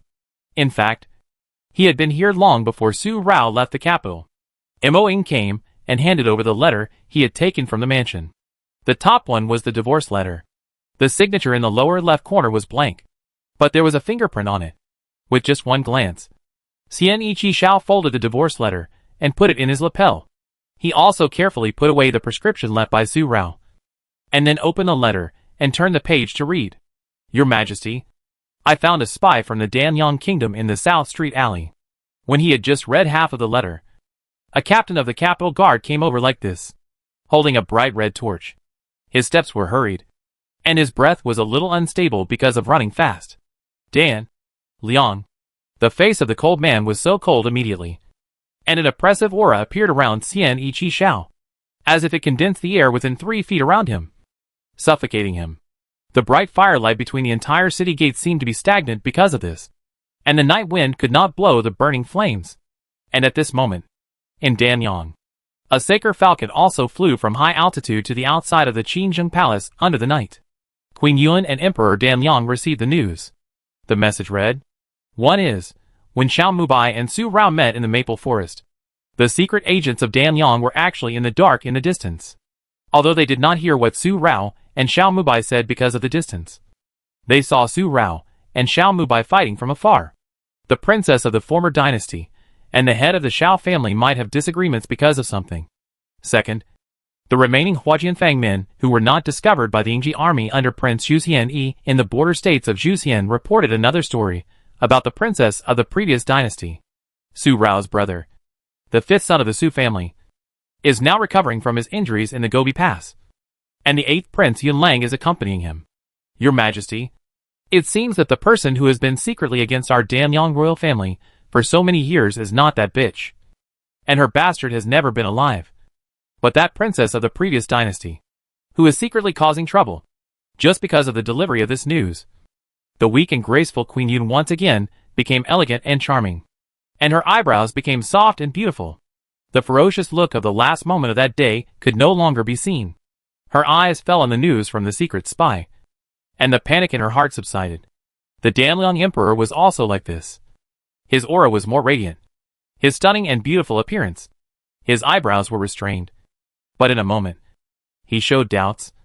And his eyebrows were slightly raised. If she is a princess of the previous dynasty, why has she been hiding as the daughter of the Su family all these years? Why didn't she deal with Yun Yu who killed her father, but went against me, Tan Liang, and caused trouble in my Tan Liang country? Your Majesty, she has been doing those little tricks in my Danyang for many years. Could it be that she has already found out that the fall of the great Qin was behind you and me? Empress Yun was suddenly startled, and the fairy charm around her turned into a gloomy feeling. And she lost her fairy spirit again. Why can't the people we sent catch her again and again? And finally the entire Huajin Valley was lost? The princess of the previous dynasty must be the real master behind the Shao family.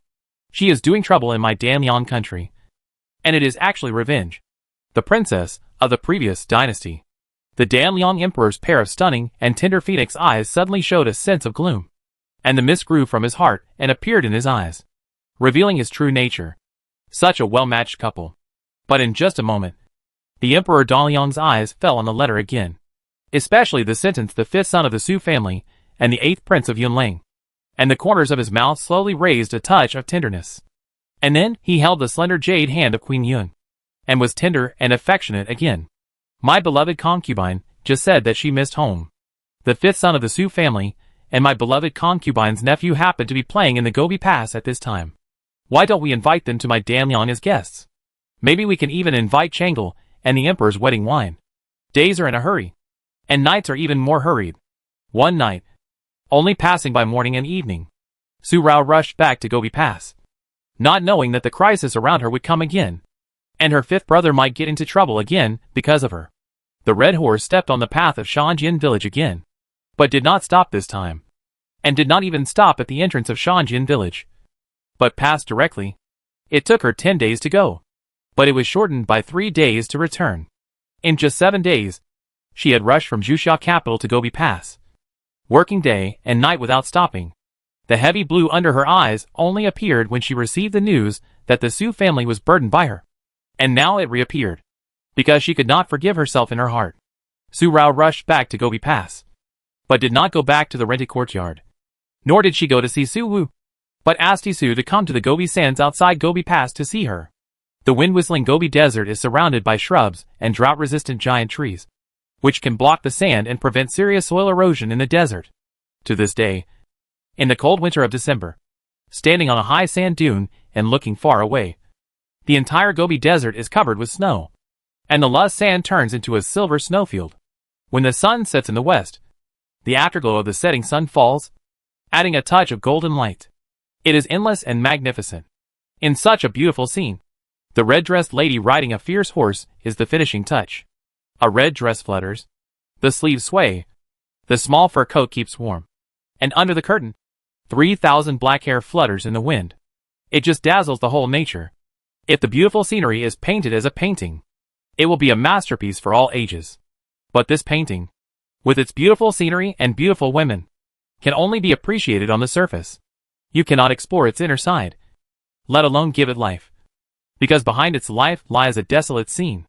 Although it was an endless snowy plain, there was only one person and one horse, all alone, with a sense of loneliness, emptiness, loneliness, silence and desolation, until a sound came to her ears.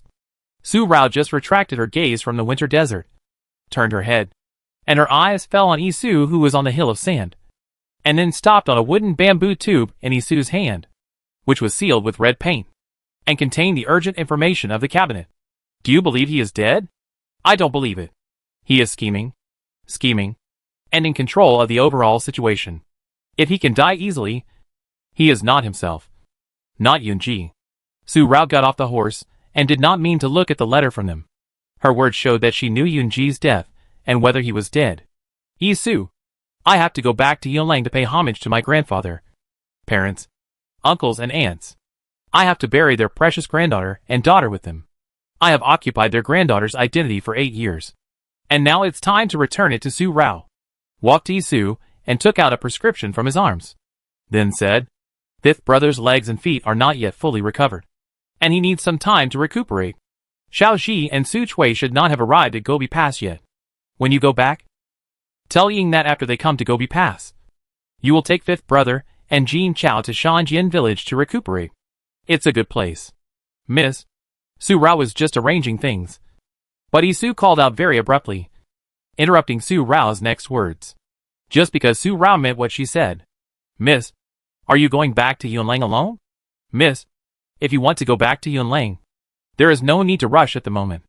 It would be better to wait until the fifth master is well, and then go back together. Miss, when you went to Jusing capital, you did not tell the fifth master. And the fifth master was very angry about this. If you go back to Yunlang without telling the fifth master, it may be difficult for the fifth master's brother to persuade you. Yisu thinks. Yisu, I suddenly feel very tired. Yisu did not take the prescription. Su Rao directly pulled Yisu's hand and stuffed the prescription into Yisu's hand. Then, she pressed her hand against her chest. Why did she want others to die for her and die because of her? Is her life a life? And theirs is not a life? Her parents and Su Rao's family all died because of her. They all wanted her to live and live in peace. But they did not know that such peace was a heavy yoke for her. More like a mountain, pressing her so hard that she could hardly breathe. The bright peach eyes were filled with a watery color again. The floating watery color could not hide the sudden fatigue in her heart. She was so tired. The tears did not fall. She looked at Yisu for a moment. And then she jumped onto the horse's back. She kicked the horse's belly and left. Directly give Yisu an order. Don't chase me. Don't follow me. I feel extremely guilty for the death of Qin Yang and Hao Shu. But I can't forgive them. You and Ying are their blood. I know you will also stand in front of me, never afraid of life and death. But I don't want to put on another shackle. I can't put it on again. And I don't want to carry a mountain again. Before, you have disobeyed my order once. If you follow me again this time, I will never dare to ask for your loyalty again. Because I am afraid. Afraid that you will abandon me in the end. And want to leave me alone. If so, I might as well abandon you first. The horse's hooves stepped into the Gobi Desert. And the hard sand frozen by ice and snow was galloping at this moment, only bringing up the snow on the sand. And the sand and stones were not trampled. Su Rao left like this, and her decision was not allowed to be questioned by Yisu. Let alone Yisu. Is it safe for her to go back to Yunlang alone? What about her safety? Princess. Yisu took a big step, but could only watch the man and the horse leave like this, and could not follow them. Yisu knew that it was really difficult for the princess to endure for so many years. Now, the princess can't bear it anymore and wants revenge. But the princess's national hatred and family hatred were avenged by that person. Because of everything he did, the princess no longer has the belief in her heart that can support the princess to live. Is that right? This voice murmured. The hand holding the prescription curled up and wrinkled. And Yisu's eyes suddenly blurred. And a splash of water blurred her vision. The princess is tired and scared. Does the princess not want to live anymore? Does the princess want to take Prince Jiyue to die together? But the Su family still has the fifth son of the Su family. He has never abandoned the princess. And we will not abandon the princess. But the princess wants to abandon us? No one would answer Yisu's question. Because that bright red figure, she has disappeared.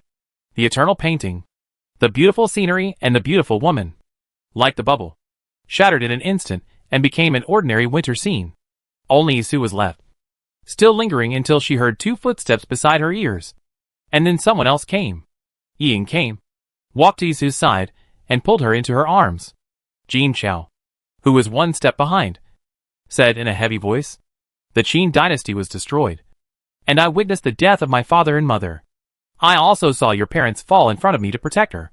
Finally, the Su family was wiped out because of her. All they wanted was to let her live safely. How could the little princess not be crushed? Walked over, put his hands behind his back, and looked at the Gobi Desert. Another sigh. The dead are gone, and the living can only bear all the pain. And all this pain is also filled with a part of love in their hearts. So instead of parting ways and hating for the rest of your life, it is better to end it all. Since we can't sleep together in life, then dying together is also a kind of perfection. Yun County was once the county of Yunlang, the capital of the vassal state. Now it is a county city of Yunlang, a prosperous county city. In this county city, on the 20th day of the 12th lunar month of the 11th year of Yunlang, the whole county was decorated in white, from the official residence to the houses of ordinary people, all covered in white. The white color of the whole county was not because of the falling snow, but because of one person. The soul of Prince Jiue returned to his hometown, and every household in Yun County hung white banners and white lanterns to bury Prince Jiue.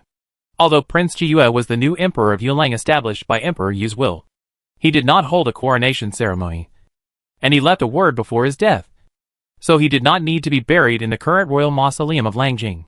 He could return to his roots and rest in peace in the earth. He could be buried in his hometown of Yun County. The abdicated new emperor and Prince Jiue had a deep brotherly relationship, so he obeyed and followed his instructions one by one. But there was only one thing that Yun Mujing had not heard his brother's instructions.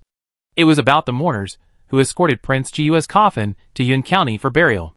Yun Mujing, the new emperor of Yunlang, personally escorted Prince Jiue's coffin to Yun County and sent his brother back to his hometown.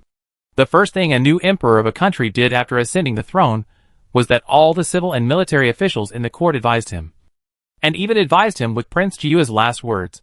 But they failed to stop the new emperor from being willful. Finally, Duke Xiao proposed that the civil and military officials should accompany him before they would agree to the new emperor leaving Beijing for Yun County. So, accompanying the funeral were all civil and military officials. Civil officials, including the Duke of Zhao, and military generals, including the new general of the Yunlang army, who was escorted by a rough boy. They were all dressed in mourning clothes. The funeral guards wore mourning belts around their waists. Wherever they passed, the sky was filled with money for the dead. Like flowers scattered by a fairy, they buried the Jiue prince. The moon-colored coffin, pulled by 4,000-mile horses, came all the way from Langjing to Yun County. It was kept in the former prince's mansion for 3 days, and after 3 days of mourning, it was carried out to the Yun family cemetery at dawn today. Along the way, funeral bells and drums continued to sound, and paper money and paper for the dead flew all over the sky. The new emperor Yun Mujing personally held the spirit tablet of Prince Jiue. His face was haggard, and there was no longer any charm in his charming eyes, only deep sadness. This state did not look like a sign of Yun Ji's fake death at all. Looking at Duke Xiao again, in just half a month, most of his temples had white hair, although his face did not show sadness. His face looked pale, and he felt that he was no longer energetic and so old. From sunrise in the morning to sunset in the evening, Prince Jiue's coffin was sent to Qingyun Peak on Qingyun Mountain. There were beautiful mountains and waters in the Yun family cemetery. The coffin was buried, and a tombstone was erected. The old Prince Yun, who came with illness, personally engraved the epitaph of his grandson's life, and the new emperor personally sent his spirit tablet to Qingyun Temple in Qingyun Mountain, where incense was offered every day. The monks of Wanlu Temple, led by Master Hui Shan, who came with the funeral procession, performed a 3-day ritual to send the deceased to heaven and help Prince Jiue to be reborn. The funeral of Prince Jiue lasted for more than half a month. At this moment, the coffin was buried, and it was complete. However, the court could not be without a monarch for a day. The new emperor had to return to the capital, and the court officials had to return to the capital with him. After they all left, Qingyun Peak was quiet, and Prince Jiue was given the quietness he liked. Qingyun Peak was quiet, and the Yun family cemetery was quiet. The only quietness was the rustling sound of the night wind blowing through the mountains and forests in the peaks, and the occasional bird calls. In addition, there were no other sounds, until a figure appeared in front of Prince Jiue's tomb under the night sky, wearing a dark robe and a dull look. He took a pot of wine, squatted on one knee, poured the wine into the cup, toasted a cup in front of the grave, and drank a cup himself. Jiuyue, Su Han sent a letter saying that my sister has returned. After learning that you were critically ill, she rushed from Juxian capital to Gobi Pass alone in just 7 days. Now, she has set out from Gobi Pass. With my sister's speed of not caring about her life, she will travel day and night without stopping. Maybe she can reach Langjing before the end of the year. If she knows that you are buried in your hometown, she will rush to Yun County before the Lantern Festival next year. My little sister is going home. Have you really decided not to see her again? Do you really want to push her to Prince Yu Xianyi? Do you really hope that she will spend the rest of her life hating you, so that she will feel better? Cough. This cough came from the forest behind Su-er. The man came in a black robe with dark red pan-chi patterns embroidered on the corners of his clothes. Compared with him, who always wore moonlight, or the owner of Xiaoyao Tower Han Machin, who he only met once, the man who came at this moment was noble and restrained. He walked to Su-er's side. There was no white satin covering his eyes that belonged to Prince Ji-yu. Although his face was slightly pale, it could not hide the bottomless depth in his eyes.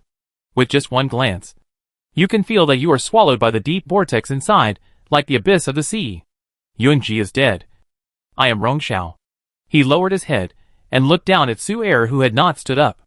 After a moment, Rongxiao also knelt on one knee, took the wine pot, toasted one cup in front of the grave, and drank the other cup himself. This is a toast to the real Ji Prince, Fan Zai said, compared with the bloodthirsty and murderous Han Machin. I don't like this me of Yunji. He blocked Han Machin's destruction plan, and was afraid that Han Machin would drag Rao Rao into my darkness. So he chose Xian Yi Chi Xiao for Rao Rao, and he wanted to send Rao Rao away safely. When he knew that something happened to your Su family, and when Yunya tried to trap him with your Su family and Rao Rao, he followed the trend. One side wanted to get rid of the Su family, gain military power, and compete for the world, and the other side wanted to get Yunlang and destroy the Three Kingdoms. So they had to get rid of the Su family. He only needed to follow the actions of Yun Yu and Han Machin, and he could easily accomplish his goal. He used the identity of Yun Muheo to gain Zhao Wenjian's trust and help. Firstly, he could not know when Han Machin attacked Yun Yu, and could not make countermeasures in time. Second, to save your Su family, put yourself in danger and survive, so that your Su family could evacuate safely and stay away from the court. Third, for Rao Rao to leave Yulang safely. Zhao Guogong secretly helped, and Xianichi Xiao was quite capable, so the passes of various states and counties could be easily avoided. And he killed you in front of Zhao Wenjian, so that Zhao Wenjian would not have other thoughts when he saved your Su family later. He was afraid that your Su family would become Yun Muheo's reliance after peace, but would be alienated from his grandfather. Cough, cough, cough, cough. He coughed suddenly, and gasped for several times in a row. The corners of his lips became paler and bloodless, and his face became weaker. Su-er saw that Mo Gon's expression moved slightly. After a moment, Su-er stood up and stretched out his hand to pull Rongxiao up. It was cold at night. How could his weak body bear it if he stayed like this? Although he felt, they are not the same person. But he is still him, just with a deep illness in his heart. You are him, and he is you. No matter how many things Jiyue has done, they are all your faults. What I am asking tonight is not how many things Jiyue has done secretly, but the ending between him and my little sister. Now, do you want my little sister to hate you? Hate? The coughing stopped, and the pair of slender phoenix eyes, as deep as the abyss, fell on Su-er. Suddenly silent. Silent and quiet. Once again leaving only the sound of the mountain forest and the peak being blown by the night wind. Nothing else. Not even the occasional bird calls.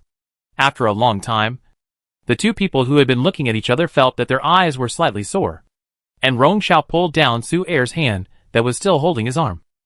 Originally, I would never let him succeed. I hate him for being so kind. And I hate myself even more. A self who actually wanted to protect Yunlang. Rongxiao spoke again. And this time he answered Su-er's question. I have always known who I am. And I know Yun Muheo's life and death. He died that night 10 years ago. How could he be Yun Muheo, who has long been dead? Yun Muheo's identity is just a means for him to deceive Han Machin's reason. And after Han Machin was suppressed by me and could not appear again, he also used this method to deceive me. A cool voice suddenly felt distant. He used the same method to deceive Han Machin to deceive him.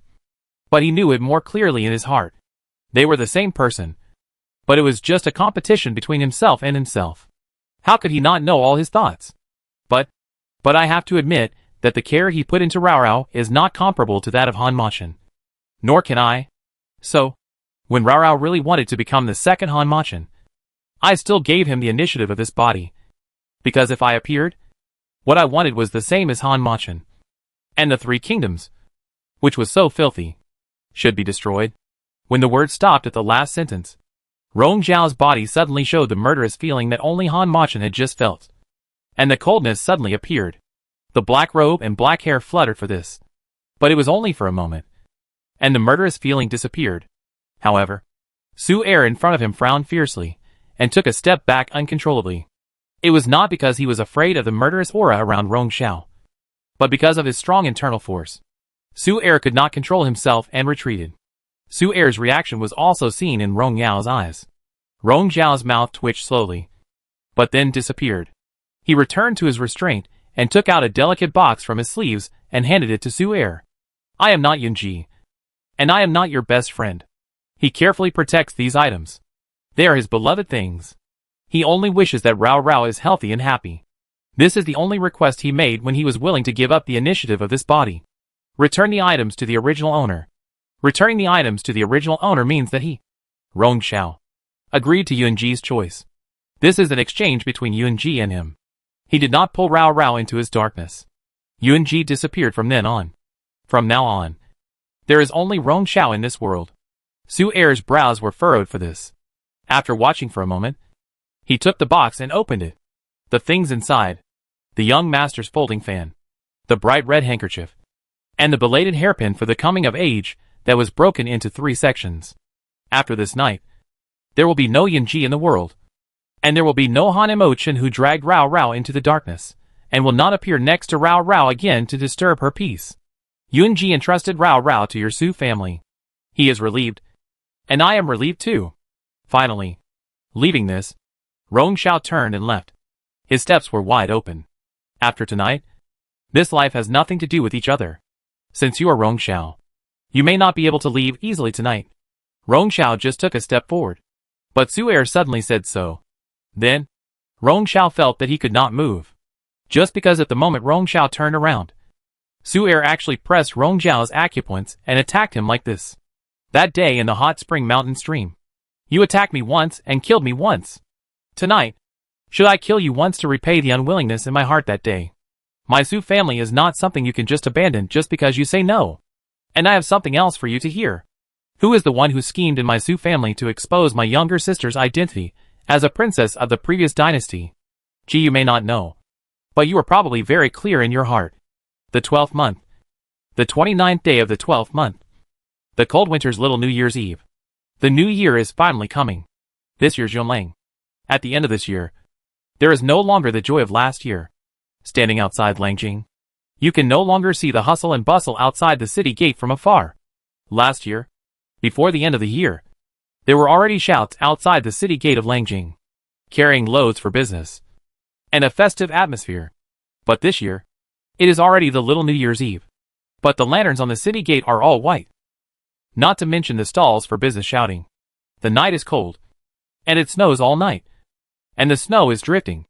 The soldiers who stand upright guarding the city gate, even though the snow had covered a thick layer of armor and whitened their bodies, not a drop of snow fell on the mourning cloth tied on their arms, including the people who were rushing home, wrapped in thick cotton jackets and wearing gray warm hats. Even though their bodies were covered with snow, the mourning cloth tied on their arms was clean and dust-free, and not a drop of snow fell on them. The whole Langjing was still mourning for Prince Jiyue. The new emperor ordered that the whole country mourn for Prince Jiyue for 49 days, and not a day less. She could see the bright red figure clearly under the night, and she looked at it for a long time before she turned around and left, and did not enter Langjing that night. When she appeared again, it was at the Feng Shui site where the Su family was buried, in the woods between the mountains. The night was accompanied by another drifting snow, which was bone-chilling and even more desolate. Grandpa, Grandpa. This voice was hoarse, and the peach blossom eyes reflected the hill covered with snow. The tombstones were all covered with white, but Su Rao could see it clearly at a glance. With a plop, she knelt on her knees, and took off the bright red fur coat and curtains on her body. She was wearing white clothes inside, white mourning clothes, and there was only a white hairpin flower on her 3,000 black hair. Nothing else. In just a short time, her beautiful face was sunken. Her complexion was pale, and the corners of her lips were bloodless. The dark blue under her eyes was hard to disappear. highlighting the ugly triangular sunken scar on her forehead, which was even more terrifying. After traveling day and night, she came back to pay homage to her grandfather, parents, uncles, aunts, brothers and cousins. Knees, just knocked and kneeled on the ground. Her eyes were red, and she only called Grandpa that time. And then, there was no sound.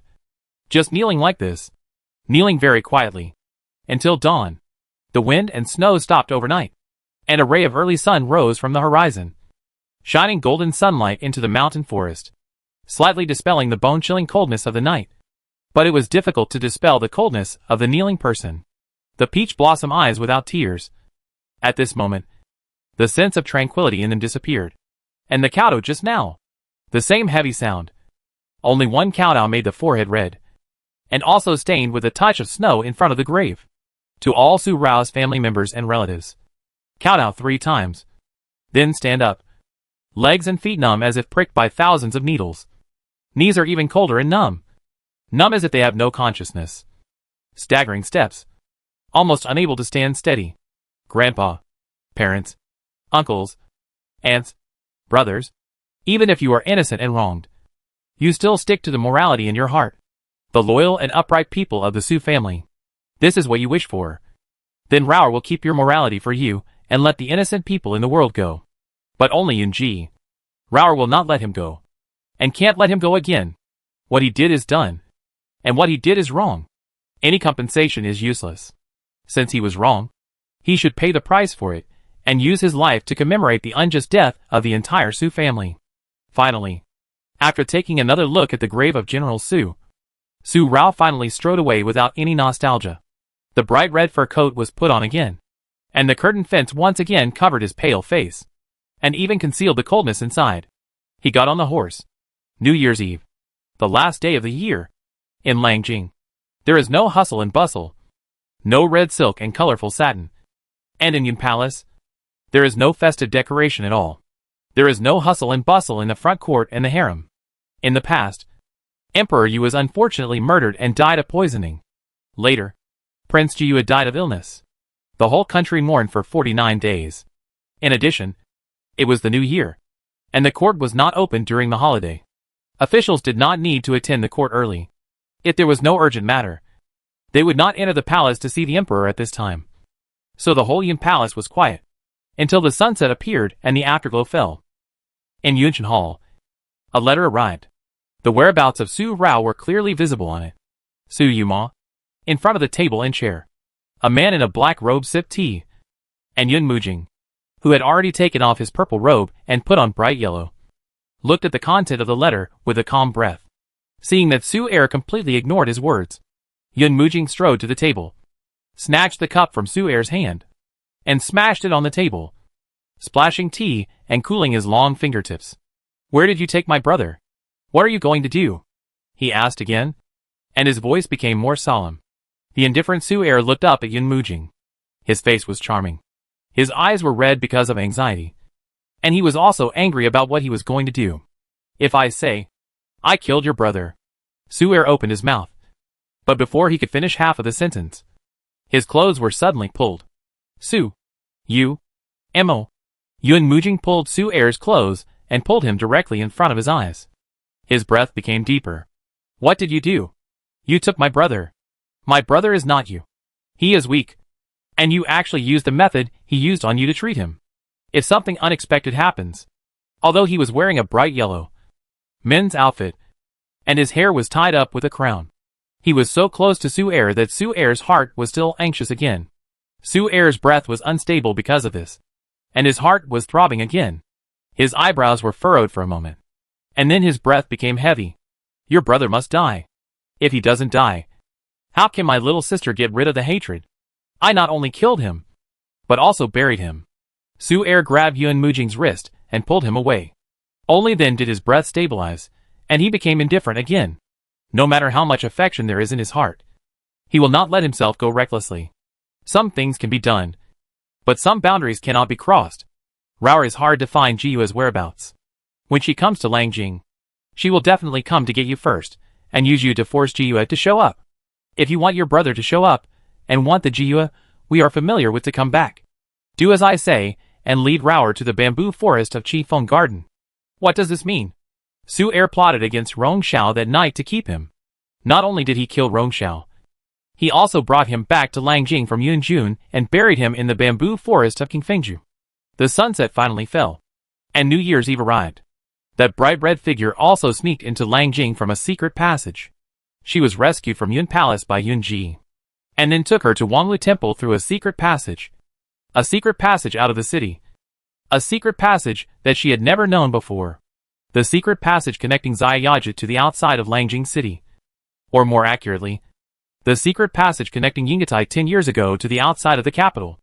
Emperor Xuanya built Yingatai for his favorite concubine. Whether there is a secret passage inside the Yingatai, the royal family did not have a blueprint to record it.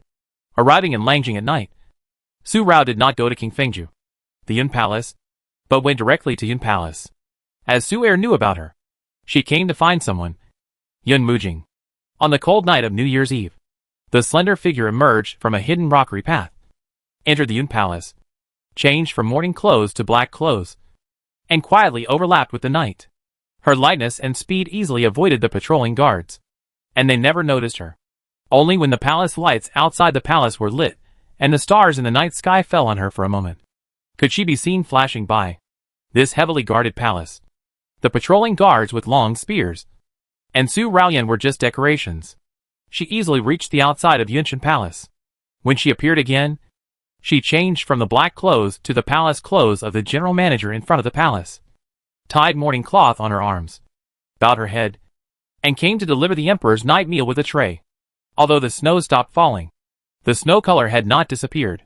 When she stepped on the ground, the footprints she stepped on in the snow were not the small and delicate jade footprints of a girl, but the broad and long footprints of a man. There was no mistake in any details. He walked step by step to the palace door, but suddenly stopped, because at this moment, there was no one guarding the door of Yunshan Palace, and no palace servants were waiting here, and there was no trace of the golden guards in the dark. From the outside, the palace lanterns and candles were on in the palace through the window lattice, and the new emperor had not yet gone to bed. Looking at the situation, Su Rao's eyes were calm, thinking in his heart. And then he looked around quietly, concentrating and holding his breath. There was nothing unusual. And then he pushed open the palace door and walked in. He kept bowing his head, and as soon as he entered, he knelt on his knees. He said, "Your Majesty, it's time for dinner." After that, there was silence for a long time. Su Rao's heart moved again, and he quietly raised his eyelids. There was no figure of Yun Mujing in front of the imperial desk. There was no one in the entire outer hall of Yunshan Palace. Only the four-cornered Panlong Palace lanterns were burning, illuminating the palace, and everything in the palace could be seen at a glance. This situation seems a little bit wrong. Su Rao immediately alerted her whole body, and the jade fan also quietly slipped from her wide sleeves to her soft hands. Click! Just when Su Rao was about to move again, such a light sound came from the inner hall. If Su Rao had not had martial arts and clear ears and eyes, she would not have easily heard it. And this sound, Su Rao, was very familiar to her. The sound of the mechanism of the secret passage door being opened. The sound disappeared in just a moment, and the whole Yunshan Hall became quiet again. Only Su Rao's breath could be felt, and no other breath could be felt. In just a moment, Su Rao was sure that there was no one in Yunshan Hall. The mechanism of the secret passage in the inner hall just now moved, and someone entered the secret passage. Immediately, Su Rao put down the dishes and quickly entered the inner hall. Sure enough, there was no one, although the bedding on the dragon couch with the curtains lowered could be vaguely seen to be arched, as if Yun Mujing had gone to bed. There was no sense of breathing in the bed. Su Rao walked over lightly and lifted the curtain. It was indeed fake. Yun Mujing. He left through the secret passage and went somewhere else. He entered the secret passage at night. Where did he go? No one was more familiar with the secret passage of the Great Qin Palace than Su Rao. With just one glance, Su Rao went directly to the Panlong Palace lantern in a corner of the palace. She turned it, and the wall beside it opened with a click. Out of the palace. Out of the capital. 2 horses, one in front and one behind, ran straight to the official road. Yun Mujing took off the bright yellow and put on the purple robe of shoe brocade again. He wore a hat to cover his face. The horse was flying. The place he went to was the hot spring mountain stream. Yunji lived in Qingfeng Garden. Then the person who followed her. Her palace uniform of the general manager in front of the palace had been taken off when she followed to the secret passage. At this moment, it was bright red, like the color of blood. Just follow from a distance. She was cautious and thought that no one else knew about it.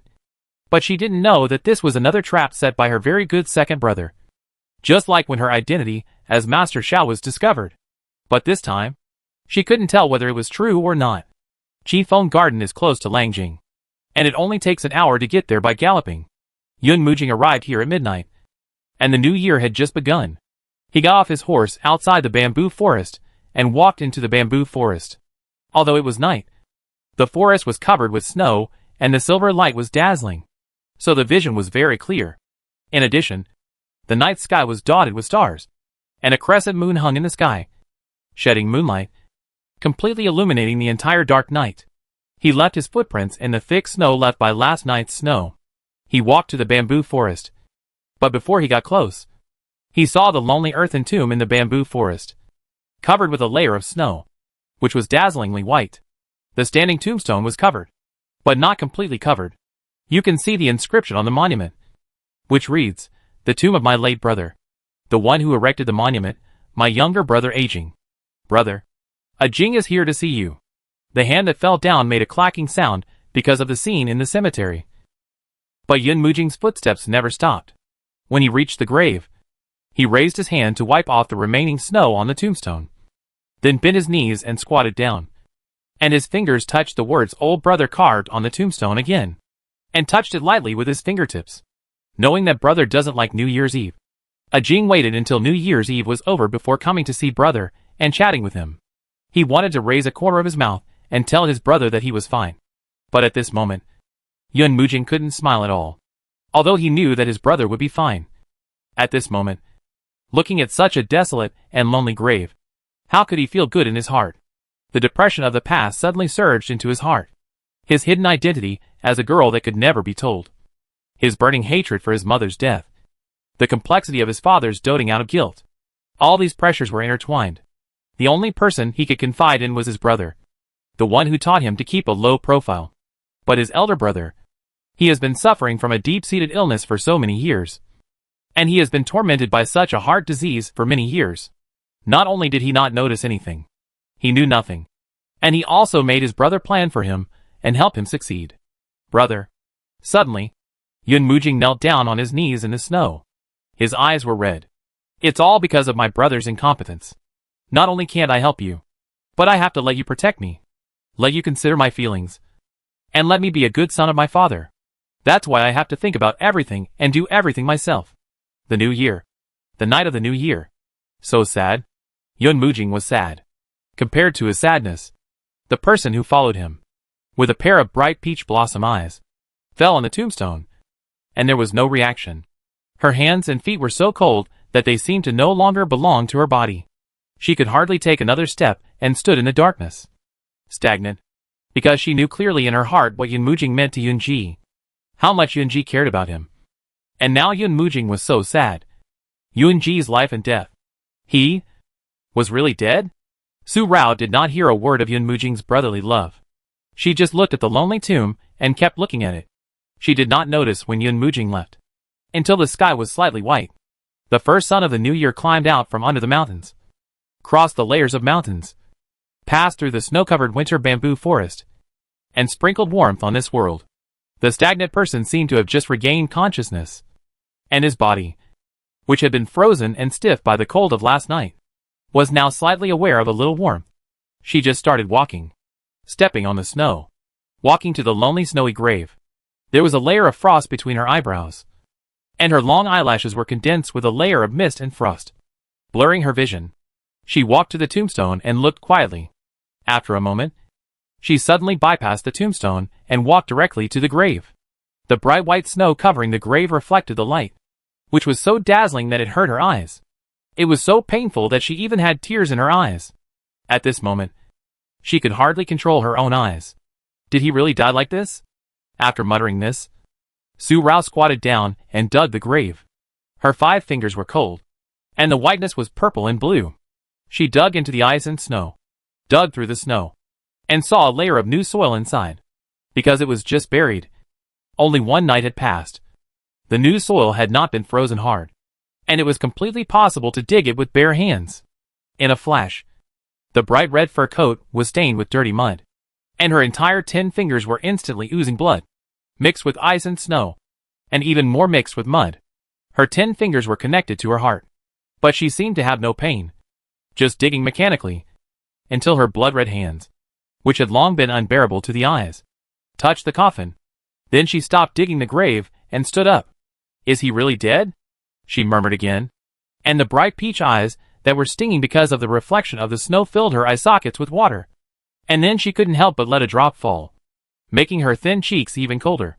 In a moment, she wiped off the tear mark casually, and then took out a bright red handkerchief from her bright red sleeves, carefully wiped off the blood-colored mud on her hands, and the dirt that couldn't be wiped clean between her fingers. So she grabbed a handful of snow to wash it clean, and she didn't know what pain was.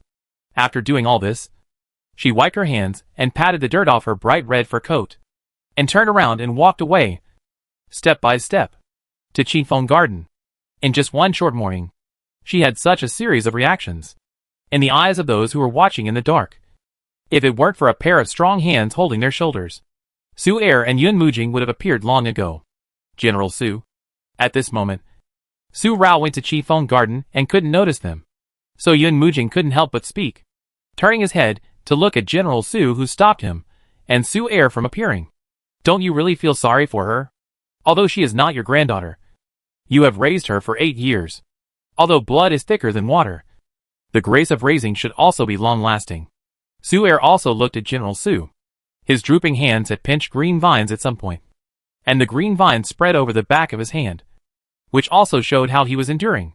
The suppressed hatred must be vented. Otherwise, how can I untie the knot in my heart? It is impossible to say that I don't feel distressed. I have raised my granddaughter for 8 years. Although they are not blood relatives, the 8 years of grandparent-grandchild relationship also fills the pain of losing Rao. She is my precious granddaughter raised by me. My precious granddaughter. And the daughter of my old Su family. She can bear this little suffering. General Su. His heartache is no less than Su Er. But he can't be soft-hearted at this moment. Just for Rao to be at ease in the future. And he must not be soft-hearted at this moment. General Su said so. Yun Mujing couldn't refute it, and his charming eyes fell on Su Er again, seeing that he was also silent. And he looked indifferent. Not only did he dare to bury his brother, but now he was so cruel and calculating to his younger sister. Such Su Yuma seemed to make him feel a little strange, but also so familiar. After all, it was he who made him look like this. And he deliberately approached him.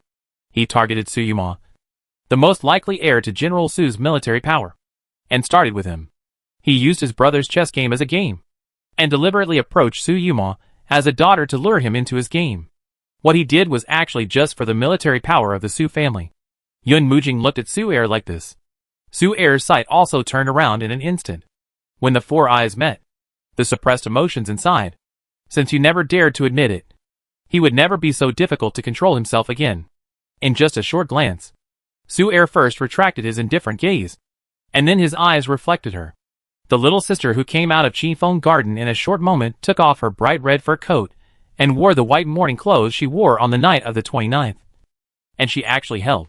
During the day, it was a sunny day, and the bright warm sun melted away the coldness left over from the previous year, until the sunset of the first day of the new year was covered by a new round of night, and a new round of coldness in the new year followed. The night sky was covered by fog, covering the warmth of the day, and another snowflake fell. The wind and snow came again. On the night of the first day of the new year, the white snow fluttered like goose feathers again, and 6 petals of snow fell from the sky, and the whole bamboo forest was covered with a thick layer of white. The snow was dyed white, and the whole world was covered with silver, including the person in thin mourning clothes. The falling snow was so heavy and heavy that it pressed on the body, and it felt like it could bend the whole waist. At this moment, a shovel has completely dug up the snow-covered grave, revealing the coffin buried underground. It is not white like the moonlight, but black, just like the dark night tonight. The black coffin is quietly placed in the narrow space. There is no gap around it. A grave pit the same size as the coffin can only accommodate a coffin of this size. When it is filled with soil and buried in the darkness, it will never see the light of day. After digging up the grave, Su Rao threw away the shovel in her hand, and the pair of blood-stained hands pushed the coffin lid open without hesitation. Smash! There was only a thumping sound of the coffin lid being pushed to the ground, and the dark night light was cast into the narrow darkness. Goose feather-like snowflakes fell inside, and fell on the beautiful woman lying quietly in the coffin. Although he was dressed in dark red and black clothes, his face was calm, and his brows were gentle. He was so quiet as if he was sleeping. He did not know what darkness was, and was no longer afraid of it. Her bright eyes were fixed on this person. She saw it with her own eyes. His pale face showed no signs of life, and she could sense no signs of life. At this point, Su Rao had to believe that he was really dead, and left so quietly and peacefully. Tears fell again without warning, and the heavy snow on her shoulders finally bit her whole body, and she knelt directly in the grave. After a moment, she smiled softly, exhaling a thick layer of foggy cold air from her nose. And the cold breath, the low smile on her face was also full of unknown doubts. She didn't understand. How could he really die? How could he die like this? Then what should she do? Who should she take to hell to apologize? Ah! This voice was so suppressed from her throat, as if she was trapped in the darkness. She didn't know where her way out was, and where she could still go. But suddenly, Su Rao moved again. She actually stepped directly into the coffin, grabbed the collar of the quiet sleeping man, and shook his body violently. Red eyes questioned, "Why? Why? Why did you change so easily? Why did you leave so easily? Why can you decide your own life, but force me to obey your selfishness given in the name of love again and again? Tell me, why do you have the right? Who are you to me? You are nothing. Why do you have the right?" The breath was rough and angry, and tears blurred her vision in an instant. Su Rao seemed to have no idea who the person in her eyes was, but she could see the heart of that person clearly. The only light in that person's heart was her. For her.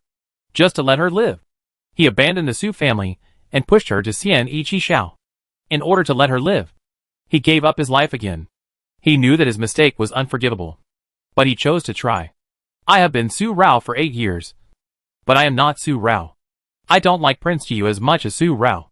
I have always lived soberly, even if I knew that Prince Jiyu was not Prince Jiyu. But him, I would never like him.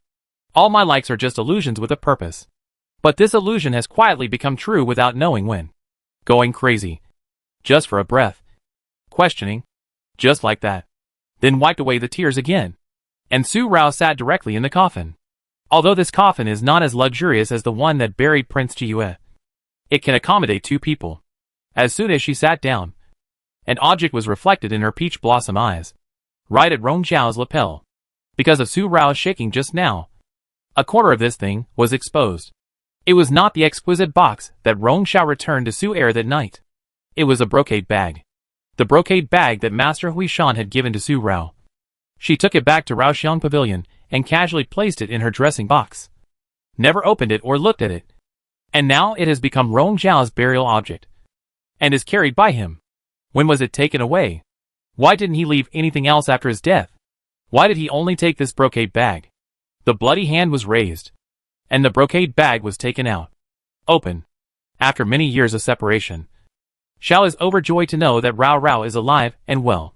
I have 1,000 words to say to Rao Rao, but I don't know how to start. Seeing Rao Rao's joy, her grandfather, parents and brothers at home all dote on her, and they originally didn't want to bother her anymore. But they couldn't control their hearts, and didn't want to say goodbye like this. So, I borrowed Master Huishan's hand to leave this message. If Rao Rao is willing to recognize Xiao, Qifeng residence is waiting for you. Xiao will definitely help Rao Rao as much as he can. In just 3 short sentences, such simple words, she has expressed her inner feelings. She told him her true identity from the beginning and never wanted to hide it. It's just that she didn't see it and didn't find it. Her eyes were stunned for a moment. In the distance, the 3 people who had been watching until this moment, seeing that Su Rao had found the letter left in the brocade bag, Yun Mujing turned his head again to look at General Su. Su Air did the same. General Su also wiped his big beard. Finally I saw it. It's really not easy to wait. It's time to take my precious granddaughter home. She has been cold for so long. I don't know if she is frozen." With these words, Song Jin's face showed a big laugh. General Su was about to take a step, but another laugh came from his ear. Hee hee. Hee hee. He laughed suddenly again. Su Rao lowered his eyes and looked at the person sleeping quietly in the coffin. And he actually crumpled the letter directly. The scarlet around the eyelids completely covered the entire white of the eye. And the inside of the eye was covered with scarlet. The pale complexion, the pale corners of the lips, the heavy blue under the eyes, the ugly sunken scar on the forehead, and the blue complexion that had been frozen by the wind and snow made her look extremely ugly at the moment. "You are the Prince Yulongjie, who is very thoughtful, and Rong Xiao, who is very cunning. If I knew that you were dead, I would not believe it easily, and I would come to dig up the grave to check it out. So you left such a letter here, hoping to make my heart beat again, so that I can live obediently. Right? It's such a shackle again. But why? Why do you think I will be obedient again and again? Only I can dominate my fate, and only I can decide my life and death. No one else can interfere with me, and no one has the right to control me, let alone you who are nothing to me. You did it wrong again." Inside the sleeves, the jade bone fan appeared. When General Su and the other two in the distance saw it, their eyes changed drastically. They didn't expect that their Rao's reaction after looking at the envelope was completely different from what they imagined. She didn't find that Yun-ji was thinking about her wholeheartedly, but she chose to end her life. He was about to shout out something, but he saw that Su Rao was not going to end her life, but just cut off a strand of her hair with the jade fan, not committing suicide. Seeing this, General Su and the other two did not shout out to stop her, nor did they show up, but continued to watch Su Rao to see what she was doing. "We are married by hair, but we will not be married in this life. I will tell you what you wish for in the next life. I have already refused your wish." She cut off a strand of her own hair and a strand of Yun-ji's black hair, then took out a fire starter and set the two strands of hair on fire. The fire started, and there was a crackling sound. In an instant, the two strands of hair were burned out and turned into black particles. Just rub them lightly with your hands, and they will turn into ash. We are married by hair, but when the hair tied together turns into ashes, the marriage they promised in the next life will also disappear like the ashes. Afterwards, Su Rao did not leave the coffin, but just lay down beside Yun-ji, and continued to look at Yun-ji with her sideways body. All her joys, sorrows, anger and happiness disappeared, and she returned to her calmness. "I'm tired. Very tired. I can't walk anymore. Although this coffin is not big, it can still accommodate another person. I'll lend you half of the space to bury another Qin Rao. When Qin Rao catches Rong Xiao, she will go to hell to apologize and pay off the debt owed to the Su family." After closing her eyes, Su Rao felt that she was about to die. Her body, which had been chilled by the ice and snow, could no longer feel anything, and her consciousness also dissipated bit by bit. The falling snow also became heavier at this time, covering the two people who were going to die in the coffin, and covered them with a layer of snow-white color. When General Su and the other two saw this, they understood why Su Rao was so angry. She was tired, and chose to die with Yun-ji. However, she could not let her country down, let down her family, and even more so, she could not let down her own heart and be the unforgivable self. So she accompanied Yun-ji to die together, but it was just death together, nothing more. In the end, she chose death, ending her life without warmth. There was no other hatred that could support her to continue living. Alas! With this lament, General Su came out from the darkness, seeing the dug grave in the distance, and seeing that no one had come out of it, and really preparing to end her life like this. He was immediately angry again. His big beard blew, and his strong eyes stared even more. But even though he was angry, his steps did not slow down at all, and he hurried his steps and strode over, fearing that his precious granddaughter would really be frozen by the wind and snow in the dark night. Su Er and Yun Mujing also followed with big steps. As soon as the three of them arrived in front of the tombstone, a gasp suddenly came from the coffin, and the light gasp came from the pale lips, and the breathless person opened his eyes. The person was fake dead, but his ears and eyes were clear. The closed phoenix eyes also opened, and the inside was as bright as obsidian. He did not look at the three General Su who came over, but turned his head and looked at the weak person. He didn't know if she had lost consciousness. Rao Rao. You once said that for some people, being alive is the best ending. For some things, only letting go can achieve the expected result. Instead of worrying about it, it is better to let it go and live the rest of your life well. In this case, why did you still give up? Sitting up, Yunji also picked up Su Rao, who was lying beside him, and held her in his arms. His jade fingers, as cold as bone, pressed against Su Rao's back.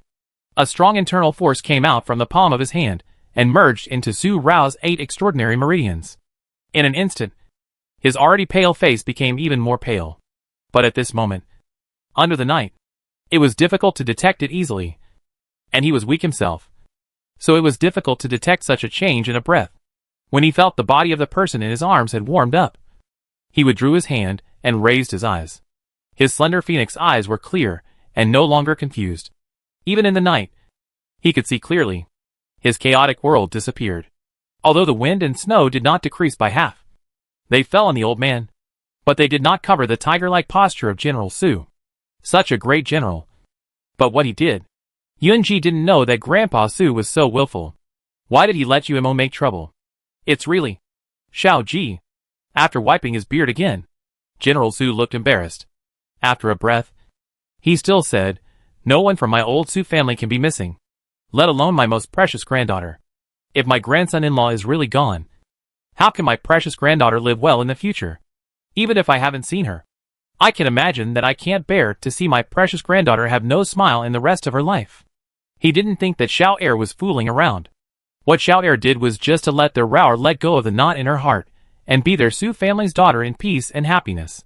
Since General Su said so, Yunji could only shake his head helplessly. He saw Su Er and Yun Mujing, who had come to the coffin on the left and right and stretched out their hands to him. They were all happy in their hearts. Especially Su Er, who had always been indifferent, couldn't suppress the joy in his heart at this moment. The corners of his mouth slowly raised an arc, just because Yunji really appeared. And the result he got from interrogating Yunling and Yunfeng was really as he expected. Rao could really call Yunji back and make him appear safely. Yun Mujing was so excited that a tear appeared in his charming eyes. But he wiped it off, facing such a confidant and younger brother who cared about him wholeheartedly. What could Yunji blame? It was hard to blame anything. In the end, he had to accept the unexpected situation. A night of wind and snow, which had not stopped until the next day. The whole Qifeng garden was full of burning fires, driving out the new round of cold. On the bamboo couch, Su Rao was still asleep. There were beads of sweat on her forehead. One by one, silver needles were inserted from the center of her eyebrows, and various acupuncture points on the top of her head. After acupuncture for a whole night, the coldness that had penetrated into her body for many days was finally dispelled. Master Hui Shan took out the needles and prescribed a prescription. A bowl of steaming medicine was fed into her mouth, and warmth suddenly rose in her stomach. A door was just pushed open in Su Rao's chaotic world, and light shone in. The dazzling light illuminated her, who was curled up in the dark corner. Su Rao slowly opened her eyes, and her grandfather was in sight. When he saw her, he didn't dote on her as much as before. Instead, he gave her a slap on the forehead. His big beard was blown and swayed in anger. His eyes were wide open, and he was furious. Such a lively grandfather. Stinky girl. I have sent a black-haired person to death once, but you still poke my heart like this. You stinky girl. I really raised you in vain. Such angry words. Obviously a rough old man, but his eyes were as red as a little child. Su Rao saw and heard, and was stunned for a moment. Has she gone to hell? Otherwise, how could she see her grandfather? Such a lively grandfather. Rao, come back to your senses. This is not hell. Grandpa is righteous. Those monsters dare not catch him. Seeing Su Rao in a daze, she was so stunned just because she saw him. General Su touched Su Rao's still pale face with a look of pity. His face was full of heartache. The thick big palm, with calluses from holding a big knife for more than 40 years, was even hotter. Grandpa's temperature was not cold, but hot. Grandpa. Grandpa. The voice was hoarse. Su Rao came back to her senses and looked around. The bamboo forest and houses were Qifeng Garden. It was Qifeng Garden, not hell. In an instant, Su Rao sat up suddenly. and her eyes fell on the face of General Su, who looked kind and caring for her. The bright peach eyes did not dare to blink. Grandpa. He is alive. In the new year, the falling snow, after lasting for one night, continued to flutter for a whole day and night, and stopped in the afternoon of the second day, just after Su Rao woke up. The snow in the new year painted the entire bamboo forest and the entire Qifeng garden white. In the winter world of ice and snow, the surrounding mountains are all vast. But there is only one place. Not this vast winter. But the 4 seasons are like spring. Like the spring and summer season. Rows of green bamboos. Lush and green. Bamboo leaves grow luxuriantly. And before the snow and ice cover them for a moment, they will be melted by the warmth in the air. Melted into natural rootless water. And water the green bamboos. That place is the mountain stream hot spring pool with natural hot springs, which is where the name of the hot spring mountain stream comes from. This is the healing holy place given by nature to humans. Hot spring healing can achieve twice the result with half the effort. Another night passed quietly. And on the third day, the person who had stayed with Grandpa for a whole day and night in the house finally appeared outside the hot spring pool. Her complexion was actually not good at all. Her 10 fingers were all wrapped in heavy medical cloth. However, at this moment, she took 2 things between these 10 thick fingers. In addition to the brocade bag that Master Huishan had given her, she also took the exquisite box that Rong Xiao had returned to Su Er. Rao, Grandpa didn't want to interfere in the love between you and Xiaoji. But in the end, Grandpa still intervened. Grandpa just wanted Grandpa's precious granddaughter not to live so depressed, and not to waste her life. In the end, she would only have regrets when she recalled the past. He alone silently did so many things for Rao. Grandpa didn't say it, but Grandpa's precious granddaughter must have known it herself. Shuji hid the safety of the entire Su family from Rao. He was wrong and made a mistake. But it was his mistake that made Grandpa feel relieved and relieved. Prince Jiyue of the Yun Palace. The light of the sky in the words of Yun Wang himself. The heart of Xiaoji. His mind is delicate, and he will never make mistakes easily. But he made such a shallow mistake. Because he cares and makes mistakes. Some mistakes are absolutely unforgivable. But some mistakes can still be forgiven. You can give him a chance. But the chance will only be given once. If he still does not repent, then kick him away. My daughter of the Su family wants to marry men all over the world. And she doesn't need a boy who repeatedly does not repent. Every word of General Su was a result of his conversation with Su Rao during the day and night yesterday. At the same time, General Su also gave Su Rao the exquisite box and brocade bag, and told Su Rao everything. In fact, everything Yunji did was also instructed by him. And it was not done by Xiaoji alone. Early when the Su family rejected the marriage between Su Rao and Prince Jiyu, Emperor Yu was actually afraid of them. Later, the Crown Prince and Prime Minister Yao were secretly working. When Emperor Yu detained General Su in the Yun Palace for many days, General Su knew that he was. If the Su family didn't retreat, their fate would be ruined. Therefore, from the moment Su Er was rescued by Yun Mujing, General Su and Yunji took this opportunity to secretly set up a plan to survive in a desperate situation, and used the hands of Duke Xiao to send the entire Su family out of Langjing safely. And from then on they retired to Yun County, away from the court. Rao, Xiaoji is still in the hot spring pool. He has consumed a lot of internal energy to save you. It is unknown whether he is safe now. You can go and take a look. Whether you want to forgive him or find it hard to forgive, go and see him. After seeing him, we will go home. This was also the last thing General Su said when Su Rao appeared outside the hot spring pool. The hot spring pool was surrounded by mist, and the white mist was hazy like a fairyland, blurring the vision. Looking through the newly purchased bamboo curtain screen on the outside, looking inside, only a vague figure in the pool could be seen, covered by the mist around. He entered the hot spring pool after coming out of the coffin. In addition, when she fainted until now, he had been here for 3 nights and 3 days. Today is the 3rd day, and it is still unknown whether she is safe or out of danger. Master Huishan treated her overnight, and after she was fine, he went to the hot spring pool. Until now, he has not come out. In fact, it can be guessed that he may still have problems. Otherwise Master Huishan would not be here. Finally, Su Rao lifted the bamboo curtain and walked inside. The box and brocade bag in her hand were placed on the small couch in the hot spring pool. She did not make a sound, and did not disturb Master Huishan from acupuncture Yunji. Silver needles of varying thickness penetrated Yunji's back and arms, which were covered with faint, crisscross marks of long-standing whip wounds. The dense silver needles seemed to prick him like a hedgehog. His handsome face was flushed due to the overheating of the hot spring pool. There were layers of sweat dripping into the pool from his picturesque forehead and temples, which caused fine ripples in the hot spring pool water. Ba. Until this compassionate sound came out, Master Hui Shan put away the silver needles. Su Rao just walked over to the pool, asked, "Master, how is he?" A very calm question. Her bright eyes fell on Yunji again, and when she approached, she realized that his eyebrows were still furrowed. Even though Master Hui Shan had put away the needles, they had not yet relaxed. His slightly long eyelashes seemed to be trembling.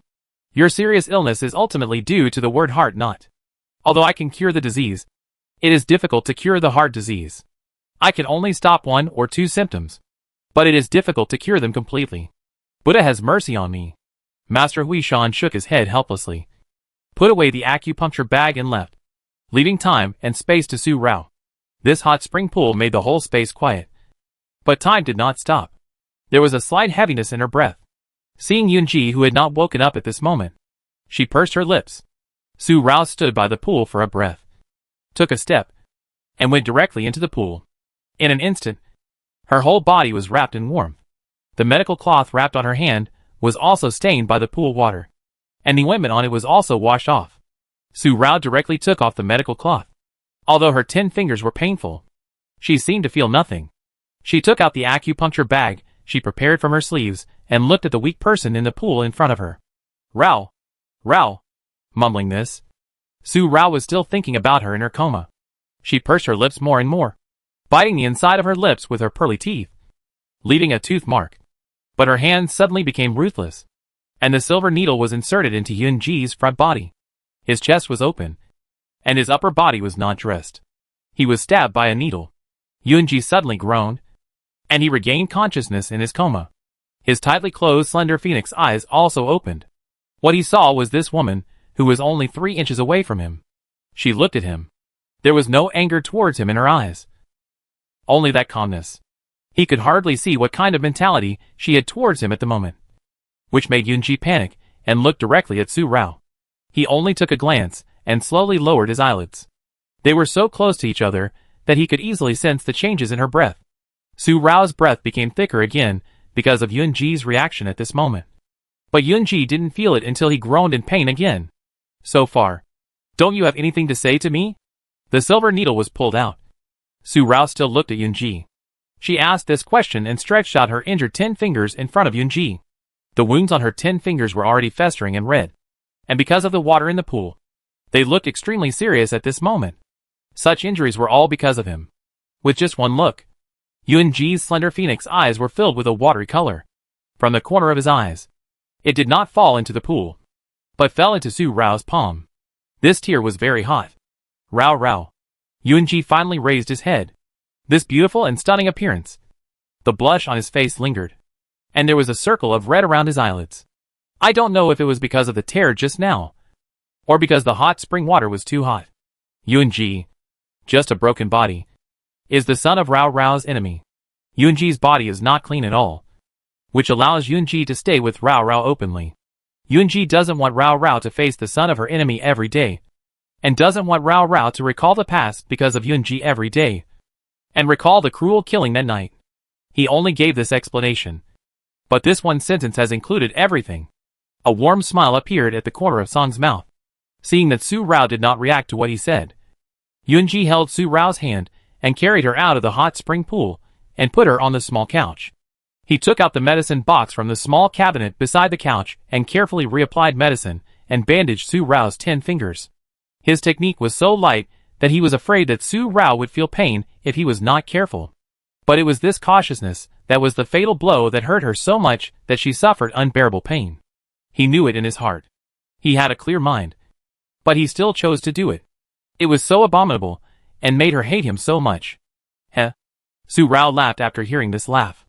She seemed very happy because her bright eyes were crescent-shaped. But a tear also flowed from the corner of her eyes, and fell in a blink. "Since you want me to hate you so much, and since you want me to live no matter what, and since you never thought of staying from the beginning, you shouldn't have provoked me from the beginning." Yunji, your behavior only makes me hate you. I wish I could tear you into pieces, Su Rao said fiercely, and suddenly pushed Yunji away, stood up, and walked out with big strides. Grandpa said that some things are unforgivable if done wrong, but some mistakes can still be forgiven and given a chance. But now, I think it is unnecessary. I, Su Rao, do not need you, Yunji, to protect me, and Qin Rao does not need your guilt, Rong Xiao, because you are not qualified to offset the bone-eating hatred in my heart. The hatred for the country and the family. The red dress was stained by the pool water. If she went out like this at this moment, she would definitely catch a cold. As soon as she stepped in front of the bamboo curtain screen, Su Rao was pulled from behind and then encircled in the cold embrace. Before Su Rao could struggle, a coughing sounded in her ear. Rao Rao. If I tell you, there is more than one Yunji, more than one Rong Xiao. There is also a Han Machin, who is in Yunji's heart right now. And maybe in a dark night, he will come out. When Yunji woke up the next day, his body and hands were covered in blood, which made Yunji disgusted and even more terrified.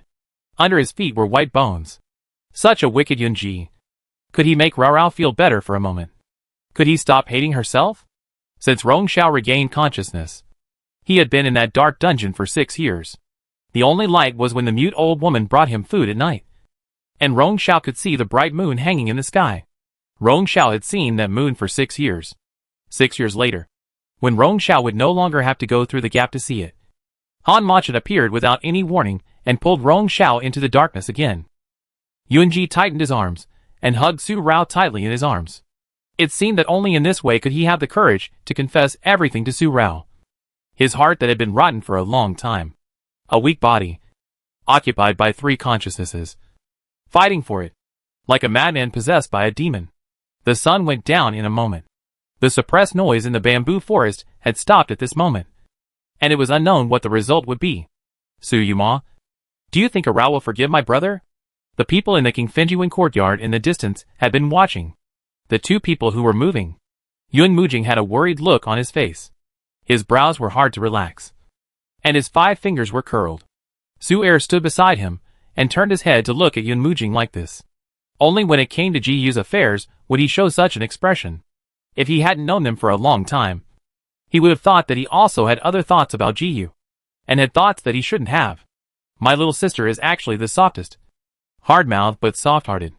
Although it is very likely that she still can't forgive Ji Yu's actions. If Ji Yu is really weak, she will not ignore Ji Yu now. Yun Mujing also turned his head and looked at each other again. Su Er's words were not to comfort him, but what he said was the truth. Su Yumal understood his little sister. But he didn't understand this A Rao. The A Rao he understood was the A Rao who dared to love and hate. The A Rao who would always climb over the wall to accompany him at night. And the A Rao who taught him how to protect himself. Su Yuma.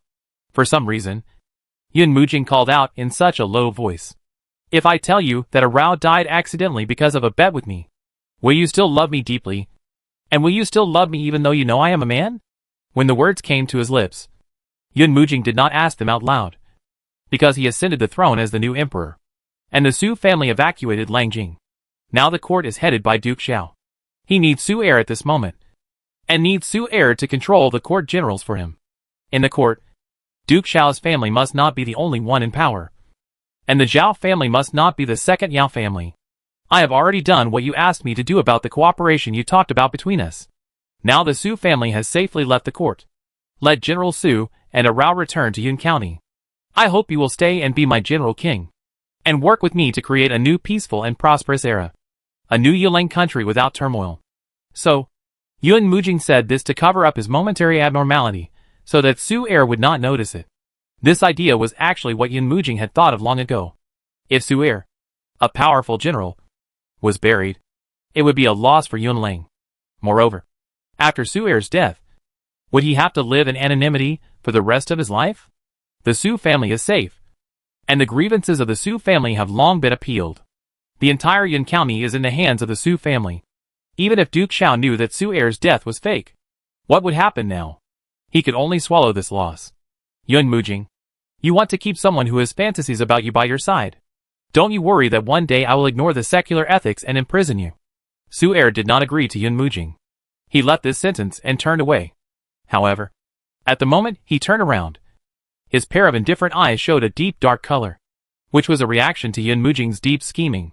Yun Mujing's desire for the throne of Yunlang was probably not just a sudden impulse, but a long-planned plan from the beginning. Yunlang, because of the death of Prince Jiyue and Emperor Yu, there was no New Year celebration, but all the Siamese countries hung red silk from house to house, and families reunited and gathered together. Inside the Gobi Pass, rows of red lanterns were hung high on the streets, creating a festive New Year atmosphere. New Year, new atmosphere. The courtyard where Su Wu recuperated was also full of red at the beginning of the new year, bright and eye-catching. But this time, the red was not for celebrating the new year, but blood, scarlet blood, covering the entire courtyard. The ground was red, and the accumulated white in the courtyard was dyed red. The bloody smell was so strong that it could be smelled several feet away. From this, we can know what kind of killing happened here last night. Blood stained the snow. Prince, we are late. This low-pressure voice. Seeing the blood in the courtyard, Mo Ying's heart sank. Xianiqi Xiao was even colder and more indifferent, with a cold look between his eyebrows, which made him feel dangerous. When Su Rao left Jingji, the Jingji guard captain discovered the secret agent of Danyang. Mo Ying was ordered by Xianiqi Xiao to interrogate the secret agent and learned that they had been tracking Xiao Mubai. After discovering that Xiao Mubai was not dead, he was ordered to capture Xiao Mubai alive. After receiving this news, Xianiqi Xiao immediately asked Mo Ying to find Xiao Mubai. But Xiao Mubai woke up and had already left the place where he was recuperating. His whereabouts were unknown, because Xianiqi Xiao knew that Su Rao was the owner of Xiaoyao Tower, and the relationship between Xiao Mubai and Su Rao. The secret agent of Danyang was ordered to capture Xiao Mubai alive. Did Danyang already find out that the person who had been against him for many years was Su Rao? If so, Danyang would definitely be unfavorable to Su Rao. Therefore, Xianiqi Xiao gave another order to Mo Ying. Pass on his royal order, and make every effort to search for other Danyang spies in Siam, and find Xiao Mubai as soon as possible. Later, the Eagle Ji army intercepted another Saker Falcon. Danyang actually attacked Su Wu. The Saker Falcon brought an order from Danyang, ordering the Danyang spies lurking in the capital to quickly go to Gobi Guanzhong, join the remaining forces in Huajianfang, and make sure to capture Su Wu. The appearance of this news further confirmed Xianiqi Xiao's thoughts. Danyang already knew that Su Rao was the real master behind the trouble. The Xiao family and Xiao Mubai were just his subordinates. Then Su Rao would definitely be in danger. And no one could see more clearly than Xianiqi Xiao what Su Wu meant to Su Rao. If the only family member got into trouble again and again because of her, Su Rao would be like this. Moreover, Danyang and Zhu Xian, because of everything that Queen Rong did to Emperor Wei. The poison that Emperor Wei was poisoned with came from the Danyang royal family, which made Xianiqi Xiao have a long-standing sense of frustration towards Danyang. At this moment, the Danyang kingdom still didn't know how to be stable, and he was so reckless in his Juxiang kingdom. Now that Queen Rong was dead, and the elixir formula had no effect on Emperor Wei, if Xianiqi Xiao continued to endure, he would not be Prince of Juxiang kingdom. Immediately, Xianiqi Xiao personally rushed to Gobi Pass. But because of the interrogation of the Danyang spy and the investigation of Danyang's actions in Juxiang kingdom, it took some time. When Xianiqi Xiao and Mo Ying rushed to Gobi Pass, they were a step late. In just one night, it was already bloodbath. In the courtyard, the corpses lying in all directions were all the brothers in Beifeng village brought by Jin Chao to protect Su Wu's safety, including the third brother. Their faces were all pale and dead. Some were killed, and some died of poisoning. The only thing in common was that their eyebrows were all covered with heavy snow and coldness, and each of them had been frozen stiff by ice and snow. The commander of Gobi Pass searched the entire courtyard, but could not find Su Wu, Yun Miyue, Ying and others. He only found Jin Chao, who was still alive in the backyard, and had been sent for treatment. Your Highness, if the fifth son of the Su family has been captured, he must have been taken to Danyang Kingdom at this moment. At this moment, there was no other clue except Jin Chao, who was still unknown whether he could be saved. Mo Ying had to make such a judgment based on the information they had received. And Mo Ying's speculation made the already cold aura around Xianiqi Xiao even heavier, and his cold face became more gloomy. So dangerous. Dan, Liang, Kingdom. Notify all garrisons to set up checkpoints along the way from Xian to Danyang for strict inspection. If the whereabouts of the fifth son of the Su family are known, they must save him before he is taken to Danyang. With this order, Xian Yiqi led Imoing away in big strides. The affairs of this courtyard were handed over to the commander of Gobi Pass. The winter sunset always seemed to come earlier than the summer sunset. And it also set faster. It hid under the mountains in an instant, leaving the whole world for the night. From Zhu Xian back to Yunlang. From the 12th month to the new year. The transition from the old year to the new year. For Su Rao, these days were not good for her. Until this moment. Knowing that the Su family was all fine. The darkness that had been suppressed in her heart for a long time was instantly dissipated. And the bright light rushed into her heart trapped by the darkness, forcibly awakening her. Just because her family was still there. She seemed to have the belief to live again. And the expectation to live. Su Rao was alive again. Just because her family was fine. But she didn't know that her family, her fifth brother, had really been in trouble again because of her. Or, to be more precise, because of the real Xiaoyao Tower owner Han Machin and Rong Xiao. Su Wu was implicated and targeted by Dan Liang. Until now, no one knows whether he is safe or not. The night fell. And tonight, the sky was full of stars. The new moon rose to the night sky. And the crescent moon cast this moonlight, penetrating the window lattice and shining into the room. In the main house of Qifeng Garden, bamboo lamp shone with light, overlapping with the moonlight, illuminating the weak and unconscious Yuhua man on the bed in the inner room, reflecting his pale and weak face. On the side of the couch, the woman in red had never relaxed her eyebrows for a moment, and her face was always calm.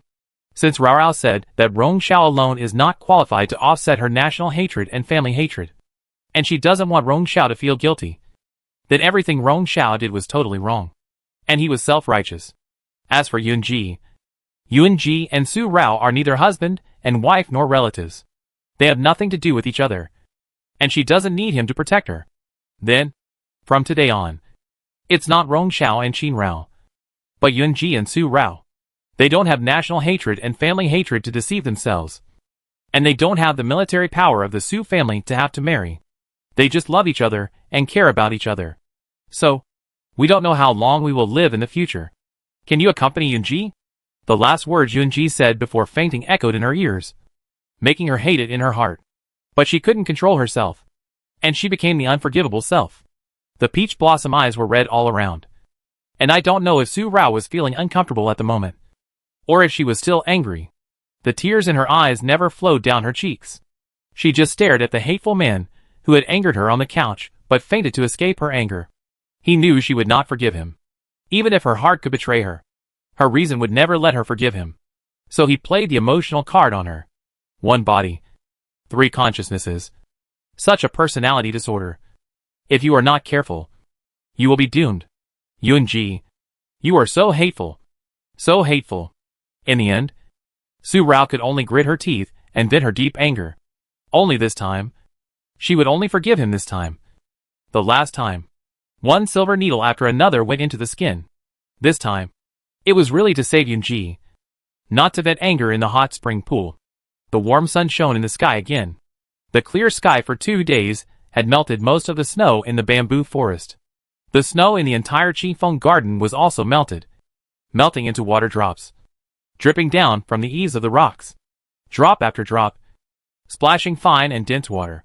Cough. A bowl of steaming hot medicine, black and bitter.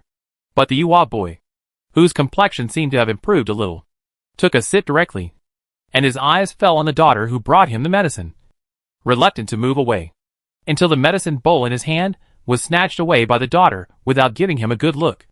The enthusiastic joy in his heart was secretly suppressed, and his face returned to the indifference that the Jiyue prince should have. And the scenery was bright and clear. Rao Rao. Yunji is fine. Don't worry. This sentence is clear, like a flowing stream. Just hearing such a tone, it is hard to feel angry in the heart. It seems that getting angry at such a Yuhua prince again is intolerable and despised by heaven. The scourge has been left for thousands of years. Compared with me, the scourge, Yu Yunji is the only one in the 3 kingdoms. I am worried that he will die casually. What if it is intolerable? Su Rao still has no good face for him. Such a sharp word comes out of his mouth. Just mentioning his death, seeing his pair of phoenix eyes as bright as obsidian flashing inside. Su Rao closed the rest of the words and directly pulled Yunji's wrist to feel his pulse. Today's pulse is stable, compared with last night's empty and unstable. His heart is calmed down. His breath is calm. His heart is calm. And his pulse is fine. After taking Yunji's pulse, Su Rao breathed a sigh of relief and found that he was temporarily fine. The worry on her face disappeared. Since Jiyue is fine, and the problem with my younger sister has been solved. Let's go back to Yun County now. There is still someone in Yun County who you need to meet. Su Er walked in from the outer room with a cold voice. But his attitude at the moment was calm. Su Rao and Yunji looked at him for a while, not knowing what was wrong with Su Er. When they saw the person Su Er mentioned, they understood why he was so calm. Lang Jing arrived in Yun County before the Lantern Festival on the 15th day of the first lunar month. There were only a few people in the group. Only 2 carriages. When they arrived in Yun County, they did not return to the Su mansion in Yun County first, but went to the Su family's villa here. The confusion in Su Rao and Yunji's hearts along the way was also answered after seeing the person Su Er mentioned. And that person was Rong Gu. Rong Gu, the nanny beside Queen Rong, was actually in Su Er's hands. And this Rong Gu is the reason why Su Er asked Rong Xiao about what he said on the night when Prince Jiyue was buried in Yun County. He is the person behind the crisis of the Su family. Prince Jiyue, Princess Ronghua, both of you have participated in the birthday banquet of Emperor Wei. Whether what I said is true or not, the second son of the Su family has doubts in his heart and can't believe it for a while. He feels that this is my intentional attempt to sow discord between Yun Lang and Zhu Xian. But I believe that as long as you see this thing, you will know that I am not intentional to sow discord. I just don't want my queen to die in vain. The despicable behavior of the Zhu Xian brothers, their ambition, used my queen to get the princess of the previous dynasty, and then brutally killed my queen. I don't have the ability to avenge my queen. Killing those despicable and sinister brothers may affect my princess.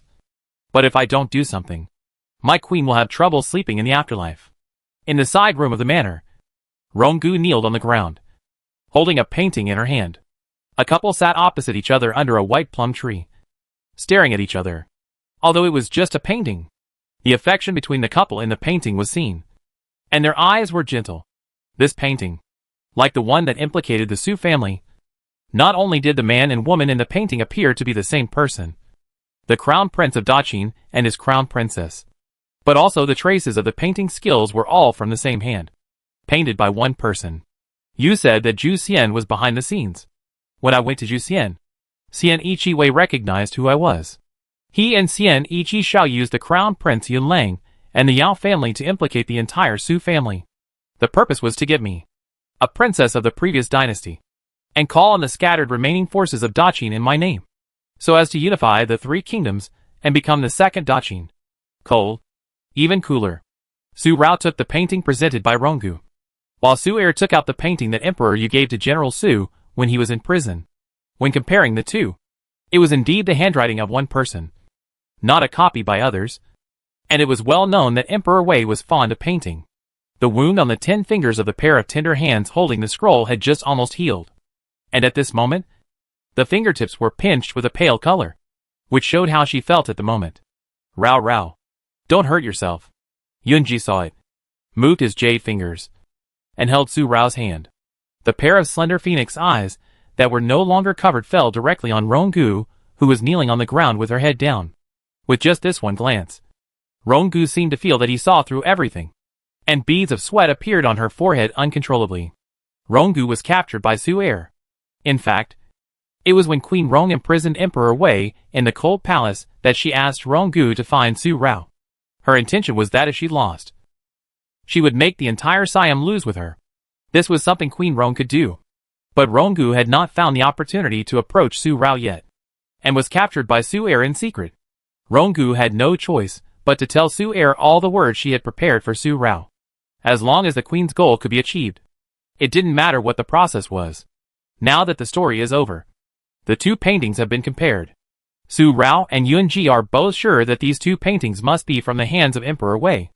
And judging from the newness and oldness of the paper, and the dullness of the colors, these 2 paintings are probably painted by Emperor Wei when he was a hostage in Daqin.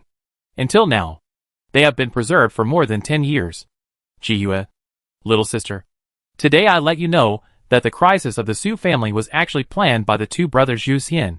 It is not that our Su family is upset. Nor does Su Yuma want you to do anything. I just want you to be alert. Especially my little sister. Between her and Xianiqi Xiao, Ronggu was taken away. Su Er looked at his grandfather, who came to the manor, but went to the main house to drink tea leisurely without asking questions. He spoke, but in a deep voice, "My little sister is the daughter of my Su family, the sister of Su Yuma. Her marriage with Prince Zhu Xianwei was not arranged by her parents, nor by the matchmaker. The 3 letters and 6 ceremonies are not counted in my Su family." Obviously, Su Er was also annoyed by Su Rao's easy marriage, and he was always angry. Moreover, he learned that the crisis of his Su family was not caused by Queen Rong, but was related to the two brothers Zhu Xian. What about the marriage relationship between Su Rao and Xianiqi Xiao? Since my younger sister has returned, this matter must be resolved. Second brother. Before Su Er could say anything else, Su Rao spoke up to interrupt him. The matter between Xianiqi Xiao and I does not need to be resolved. Su Rao said frankly that she had handled the divorce letter by herself. But in response to Ronggu's words and the evidence of these paintings, Su Rao said again, the crisis of her Su family, how her identity as a princess of the previous dynasty was exposed without any signs. If it was said that it was the collusion between Emperor Wei and the prince, she believed it. But if it was said that Xianiqi Xiao was also involved, she did not believe it. It was because when Su Rao approached Xianiqi Xiao, when Zhu Xian and Yun Lang went to war, if Xianiqi Xiao really had a plan, he would have had plenty of opportunities to take action. But no, he did not take action secretly. UMO. Xianiqi Xiao is indeed as Rao Rao knows him. Although he is cold and arrogant, he is actually a gentleman with a clear mind and a magnanimous heart. Su Rao's understanding of Xianiqi Xiao and his trust in him were beyond doubt. For Yunji, he would not feel jealous because of this. And it was also an objective evaluation of Xianiqi Xiao. Xianiqi Xiao was an opponent worthy of their admiration, and even more a king worthy of respect from others. The Su family's mansion in Yun County is not the old Su family mansion, but a new one. The old Su family mansion was given to General Su's parents and brother, who had severed relations with him 10 years ago. General Su's parents also died a few years ago. The Su family has never had any contact with the brother and younger brother who were not good to General Su. Now that the Su family has returned to Yun County, they have bought a new mansion and have never returned to the old mansion. 2 carriages, one in front and one behind, returned from the Su family's villa and entered the new Su family mansion. General Su took Su Rao directly to her new Raoxiang courtyard.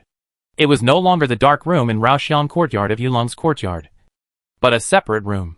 In the room, white candles were burning, and the spirit tablet was placed in the middle. This house is a mourning hall. A mourning hall set up by the Su family for the Qin royal family. Since the Su family came to Yun County, this mourning hall has been set up together. The Su family prepared it personally.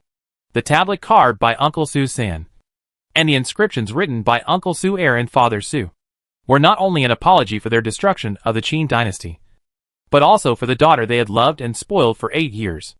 The other offerings in the house were prepared by Su's mother, second aunt and third aunt together. Rao, burn incense and kowtow, and worship these family members. After tonight, you will be the child of my Su family, the precious granddaughter that I, Su Hong, have cherished for 8 years. Su Rao, from seeing the hundreds of tablets, especially the tablets of her father and mother standing in the front, she was stunned and her steps stopped. She turned her head to look at General Su. Her eyes blurred instantly, and General Su said this. Grandpa. Su Rao, trembling lips. But under the loving eyes of General Su, her steps moved again. Step by step, she walked to the hundreds of tablets. Father, Mother, I'm sorry. Rao almost failed your last wish. Rao knows I was wrong. She cried softly. Tears fell from her cheeks. Although her face was cold, it warmed Su Rao's heart. She lit incense, knelt on her knees, and worshipped Qin Rao's father, mother, Qin Rao's royal grandfather, and Qin Rao's royal brothers and sisters. She kowtowed with a sound, hitting the ground with every kowtow. And those Su family members who didn't come out to disturb Su Rao heard it, and their eyes were red. Su's mother buried her face in front of Su's father. covered her lips with a handkerchief, and her body trembled slightly, losing the nobility of being the mistress of the house. The second Uncle Su and his wife, and the third Uncle Su and his wife were also like this. The men, Su De, Su San, and Su Si, also had red eyes. The whole Raoxiang courtyard was filled with this sadness, and this sad atmosphere even spread to the pavilion outside the courtyard, and was felt by the Yuan man. With a light cough, the man stood in front of the house, his phoenix eyes staring at the new Raoxiang courtyard, and his emotions were unclear. Su Er accompanied him. Jiyue, if you want to worship, I think my sister will not stop you from worshipping. You are innocent. Seeing Yunji so quiet, Su Er felt something was wrong. So he said this.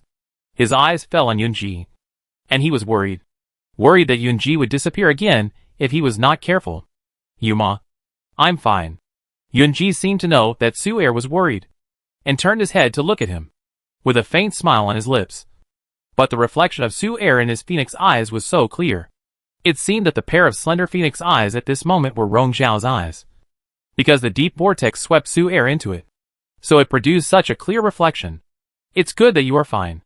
Su Er nodded when Yunji was fine, and stood quietly with his hands behind his back, without saying anything more. Su Er said no more. But Yunji suddenly said something more. Mo. Since you have chosen to interfere in my affairs, I should tell you that Dan Liang has been dragging on for too long, and I can't stay any longer. I can't predict when Han Machin might appear again, so I must deal with Dan Liang's affairs as soon as possible while I am here. Otherwise, when Han Machin appears and knows that Zhu Xian and Yun Lang have ceased fighting, and that I have abdicated the throne of Yun Lang to aging, he will definitely go on a killing spree. I understand. Speaking of this matter, Su Er's face became solemn when he mentioned Han Machin. I have never seen Han Machin's killing skills, but I still remember the impression he brought to me when we first met. You can go to Danyang, but you need me and my little sister to accompany you. Master Huishan said that heart disease needs heart medicine, and your heart medicine is my little sister. With these words, Su Er would not allow Yunji to go to Danyang alone. If he wanted to go, he must be accompanied by them. The pair of long jade fingers under the Yuwa cloak trembled slightly, and the phoenix eyes fell on Su Er. His determination would not allow Yunji to refuse. Looking at this, Yunji's heart was touched, but a hint of helplessness appeared on his face again. Qian shook his head. Then should you more return Yufeng, Yunling and other Yunwei to me first? They were captured by your trick. If they are not released, if something unexpected happens in Tanyang, we will know nothing. Master. As soon as Yunji finished speaking, Yufeng and Yunling were brought forward by Su Han. They knelt on one knee and confessed that it was because of their carelessness that the second Master Su succeeded in knocking out and capturing these Yunwei. Seeing these two personal guards, Yunji could only smile lightly, and then looked at Su Er.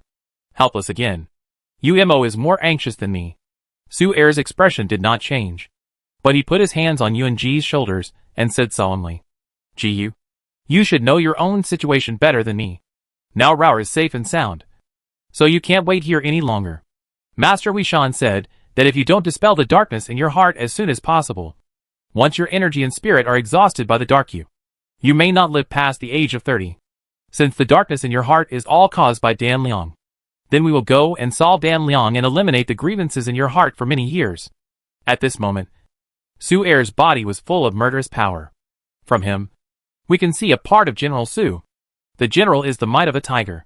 The whole pavilion and waterside pavilion was also depressed for a while because of Su Er's words. The light smile on Yunji's face also disappeared slightly, and his eyes were gloomy. After a moment, he nodded. Okay.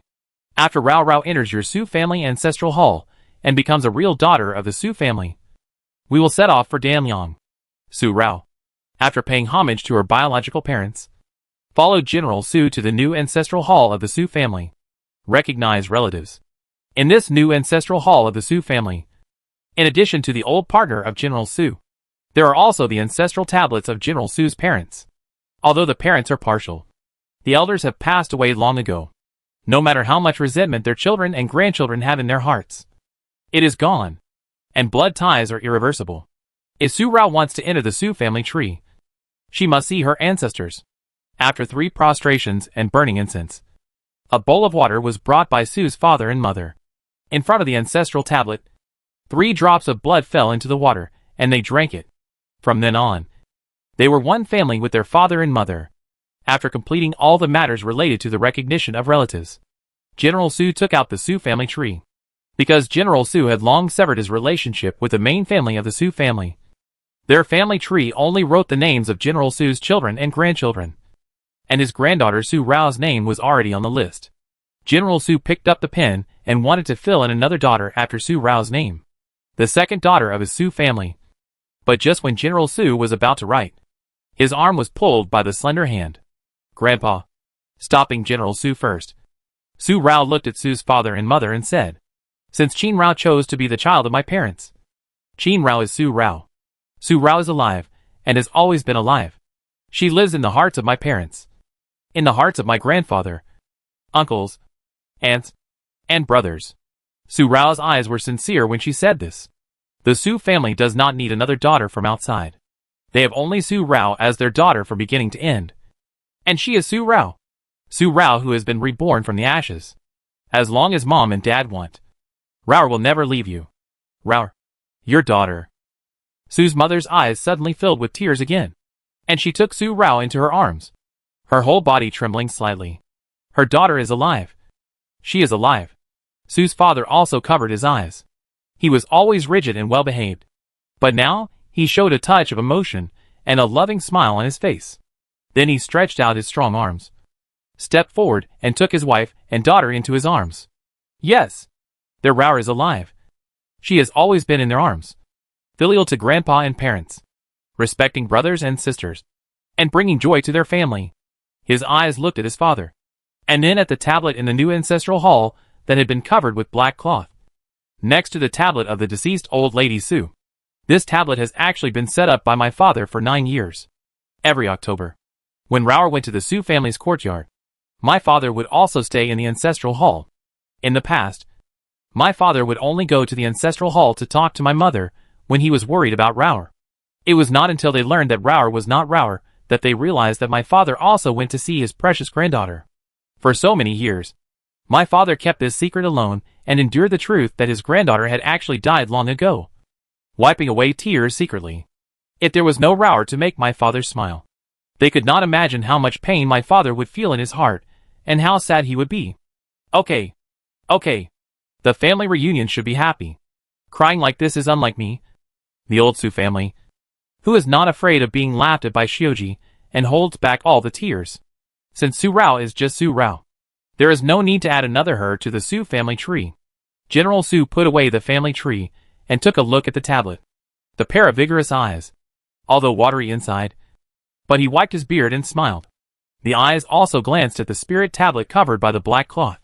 Rao, Grandpa knows that you must be worried that your parents are sad and worried that Grandpa is sad.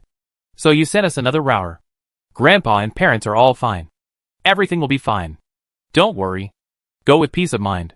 The family reunited, and the daughter was finally expected to come back.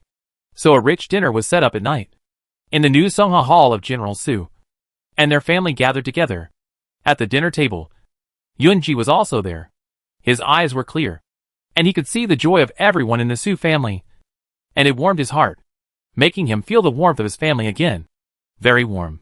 It was as if the cold Machin who was suppressed by Rong Xiao was also wrapped in warmth, making Yunji feel that his heart gradually calmed down, and then returned to peace and tranquility. The faint smile on the corner of his mouth unconsciously deepened a little, and even he himself did not notice his slight change. But the person sitting next to him saw that Yunji's smile was so beautiful that it seemed to dazzle Su Rao's eyes. But with just one glance, Su Rao retracted her eyes, and went to add more dishes to her grandfather, parents, uncles and aunts. Her heart did not flutter because of Yunji's smile, but it was stung. But at this moment, this kind of pain, she didn't know whether her own reason was still telling her that even if she forgave such a hateful person like Yunji, she had to teach him enough lessons to make him remember well. Or was it just her heart, which had long betrayed her and made her the unforgivable self, that was feeling sorry for this hateful man? Because his experience was not much better. Compared to her misfortunes, he seemed to be even more unfortunate. At least, her father and mother treated her like a treasure, and would feel sorry for her for a long time if she got hurt, and would scold the palace servants who took care of her severely. She had never had a sad childhood before the age of 6. And he was declared dead by his biological father since birth, and was locked up in the dark. His mother, who should have been the mother of the Queen of Danliang, was cruelly imprisoned by his biological father and the people who occupied the magpie's nest. After the age of 6, she only suffered during the year of fleeing and hiding, and then grew up peacefully and smoothly under the doting of the Su family. However, he was replaced by his father as his brother, and was sent to her Great Qin as a hostage. He suffered all kinds of humiliation from other vassal states. After the fall of the Great Qin, although he was protected by his grandfather, he was on the verge of life and death for 3 years, taking medicine every day, and suffering from mental torture. Rao Rao. A clear and gentle voice came to her ears, and a dish was added to the bowl at the right time. Su Rao's thoughts stopped, and she looked at the food on the plate. Several eyes fell on the two of them. The Su family members were all peeking at her, and Su Rao's cheeks suddenly felt hot. It was not shyness, but an instinctive reaction of her body. But in just a moment, she naturally added the food, took a look at Yunji in her mouth, and then chewed it fiercely, as if the dish in her mouth was Yunji, and she wanted to bite him to pieces. If Rao Rao still feels aggrieved, Yunji is here to let Rao Rao vent her anger. However, this meal is innocent, and Rao Rao's mouth should not suffer this punishment. Su Rao's reaction made the Su family laugh, and Yunji also smiled, without the white satin covering his eyes. The obsidian-like bright light inside seemed to fill the whole room with beauty. Su Rao snorted, and then she made a move directly, stretching her claws to Yunji's delicate and fair face, pulling down the corners of his curved mouth, turning it into a bitter face, and then raised her eyebrows with satisfaction. Su Rao's actions did not take her family into consideration at all, and she did not give Yunji any face at all. She directly stepped on the moonlight that belonged to the Jiue prince, and dragged the high and detached heavenly immortal into this mortal world. Once again, she made the whole family laugh. Everyone was delighted, because this lively Su Rao was their frivolous and eccentric Rao. Their Raoer had already let go of the hatred in her heart, so how could they not be happy? The dinner of the Su family reunion was quite comfortable.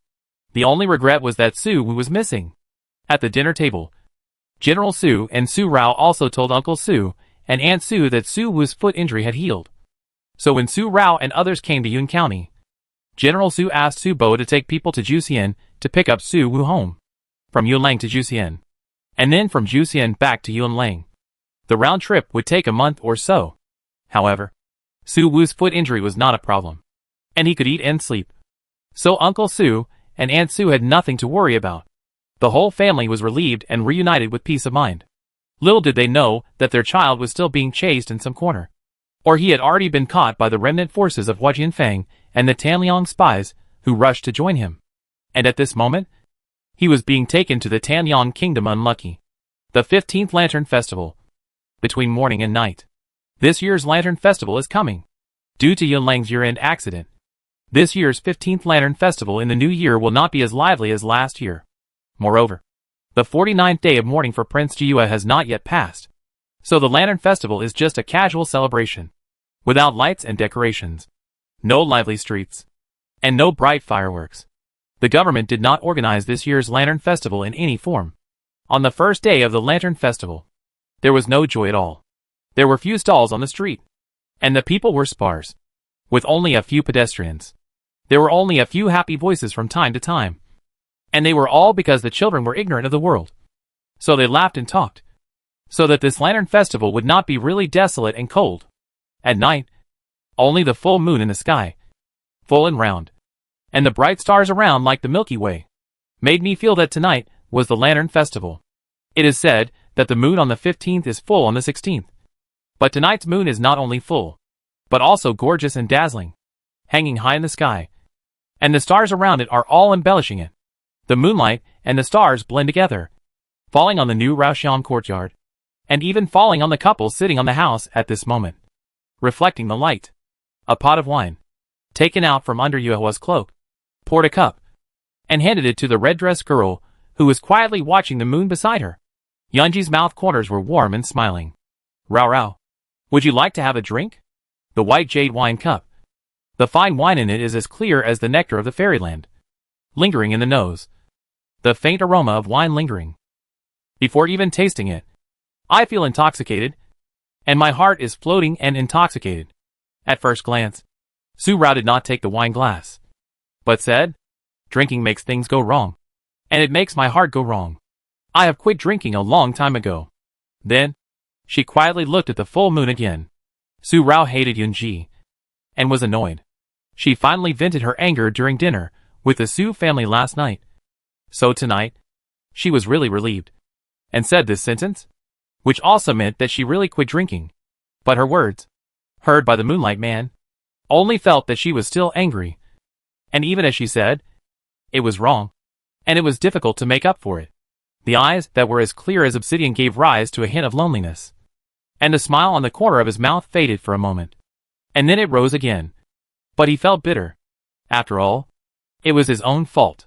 He had sown the seeds, and now he had to bear the consequences.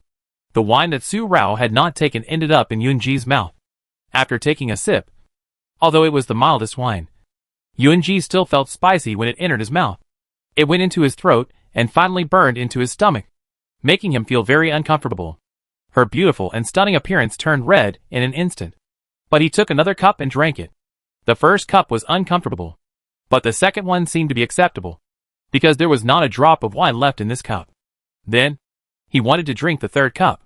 Just when the cup reached his lips, he was snatched away by Rudy and drank it all.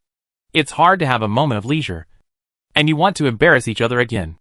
Yunji, I've passed it. What can't you pass it?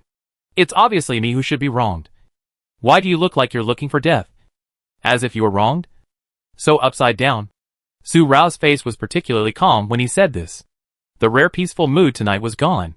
He knew that he was a virgin, but he still drank to death. She had already compromised.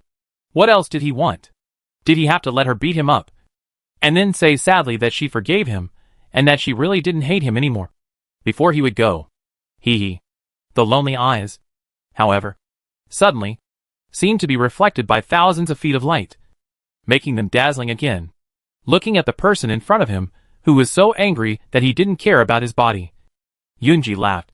He was not happy that Su Rao still cared about him, but laughed at how he was shallow again. Shallow and self-righteous again. There's something wrong with your brain. Su Rao, not knowing why, directly took the wine pot, and in a moment, the pot of wine was empty. Yunji couldn't bear to drink only 2 cups. But Su Rao drank like a cow, and her face didn't even turn red. She drank the whole pot of wine, to see if he would seek death again.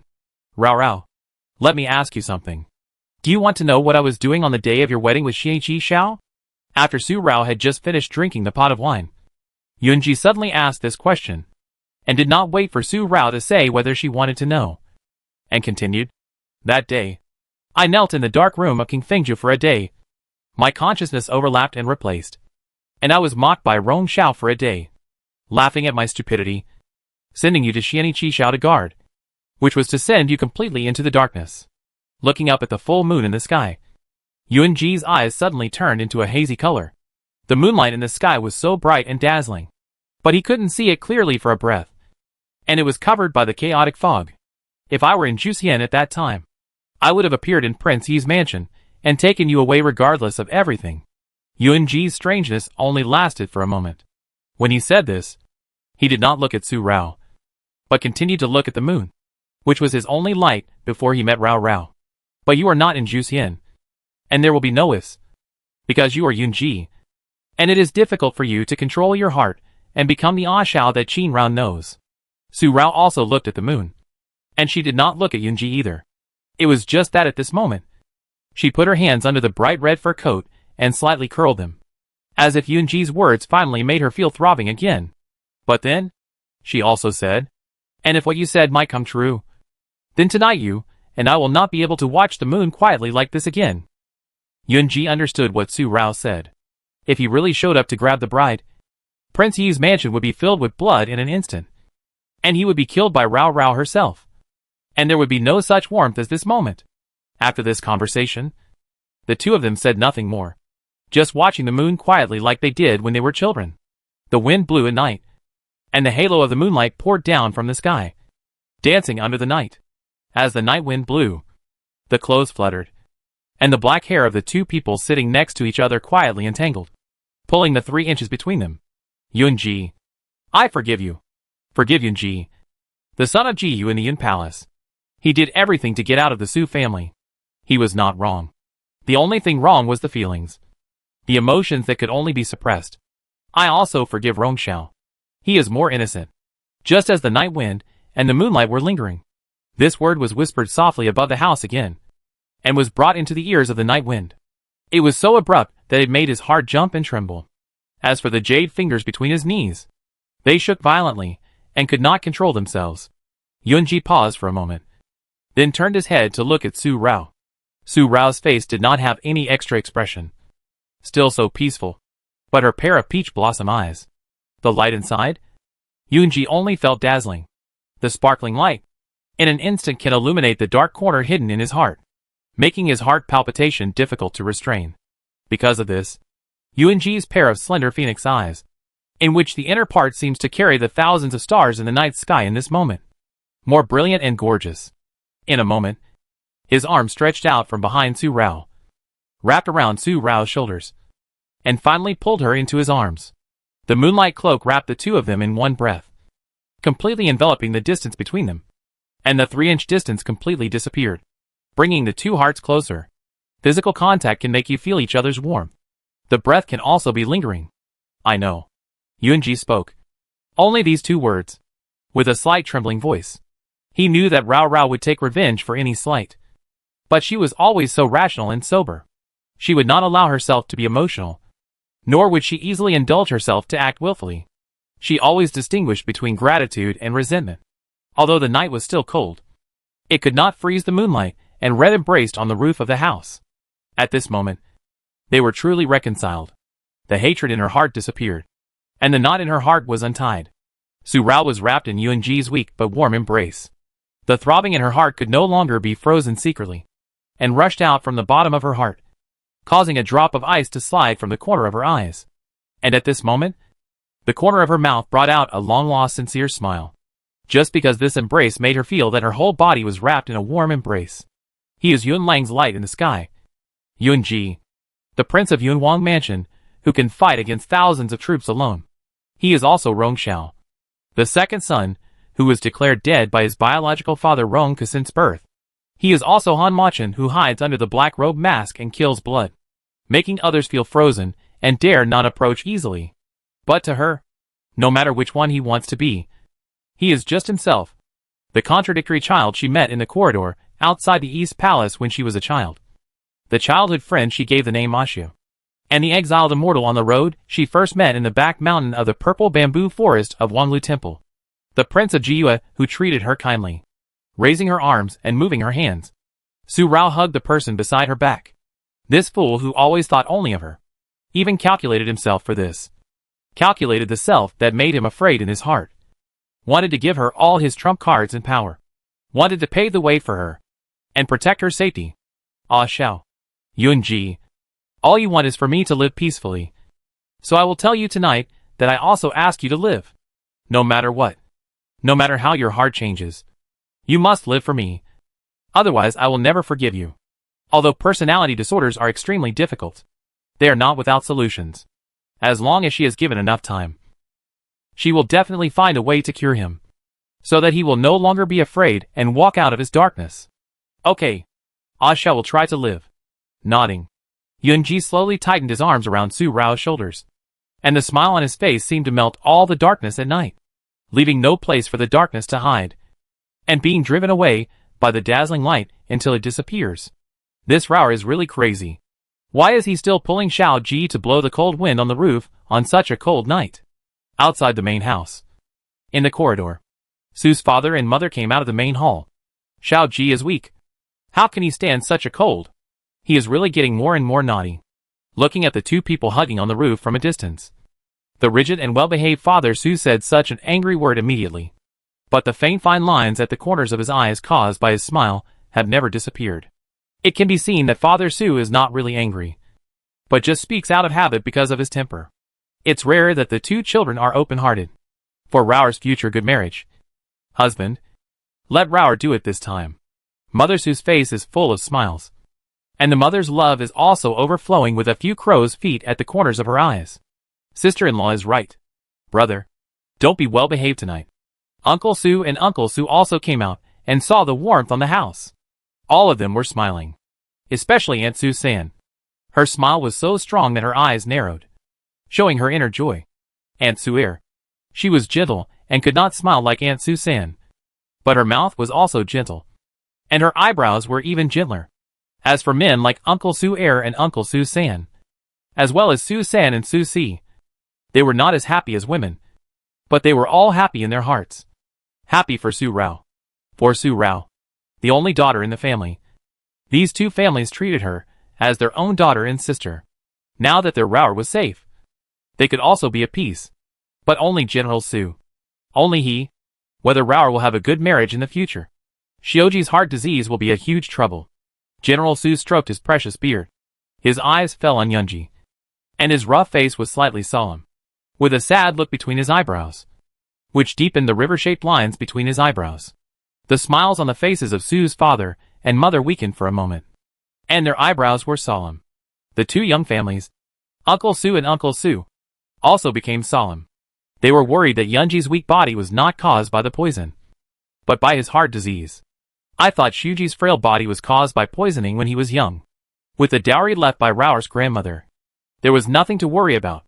But now I know that his illness comes from the bottom of his heart. Physical illness can still be cured. But how can this illness in the heart be cured when it is new to me? The frequency of stroking the big beard gradually slowed down. After a breath, General Sue took out a small black box from his arms. It was only the size of a palm and looked like the medicine box that doctors use to store pills. The thumb with a thick layer of calluses touched the lid of the box. He rubbed it again and again. Finally, he could only mutter, "Grandmother, I don't know if the dowry you left for Rao can still be used."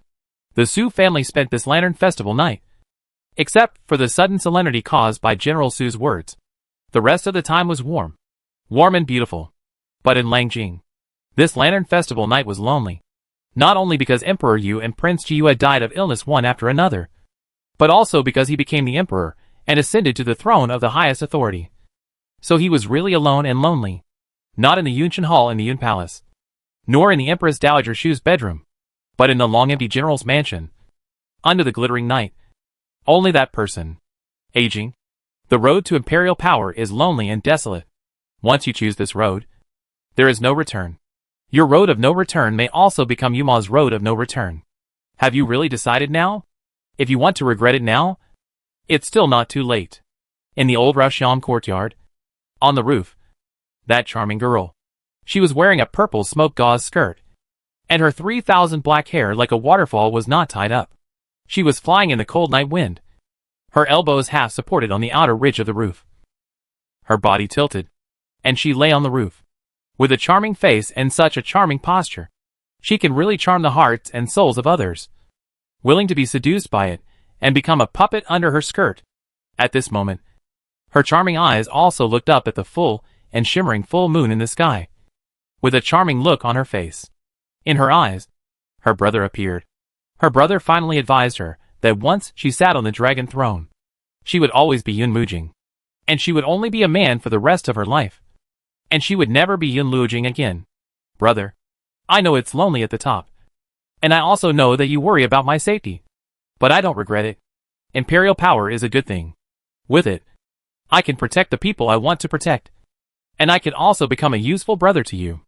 I want to make myself the biggest support behind you, so that no one dares to mess with my brother again. With these powerful words, Yun Mujing stood up and stood on the rooftop, with his hands behind his back, his body straight and tall. Although she was wearing a girl's outfit, her eyebrows and eyes also had a girl's soft charm. But there was a knot in her throat, and she had been wearing men's clothes since she was young, so no one would know that she was actually a woman. The wind blew in the middle of the night, blowing her 3,000 black hair in the wind, and the purple smoke gauze swayed in the night sky. Not fairy-like, but charming. Your Majesty, there was a sudden movement in Danyang, and a large number of dark troops left the city. This word, and Yun Mujing's ears in the night sky. A golden-clad dark guard knelt on one knee on the rubble of the roof, holding a royal secret letter from the border between Yunlang and Danyang. which was received a moment ago. There were only a few words in the creed. 5 days ago, a group of secret troops from Danyang Kingdom went out and split into two.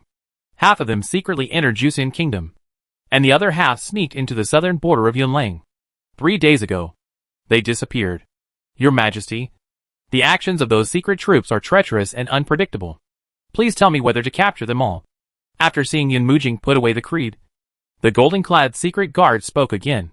The ambition of Danyang Kingdom can no longer be hidden. The corner of Yun Mujing's mouth suddenly raised a charming color, but the charming eyes were deep. Where is the 8th prince? Asked again. Yun Mujing had not given any instructions on whether to capture the Danyang secret troops. Your Majesty, we have not found the whereabouts of the 8th prince yet. The golden-clad secret guard lowered his head and leaned over to apologize for their unsuccessful search for the 8th prince for several days. The atmosphere became thicker, and in a moment, Yun Mujing flew under the roof. Go back to the palace. The night was completely silent. No sound came from the dead. When there was a little warmth and quiet time, something would always come to the door, and Su Rao and Yuan Ji would never be able to rest in peace. Master, Ji.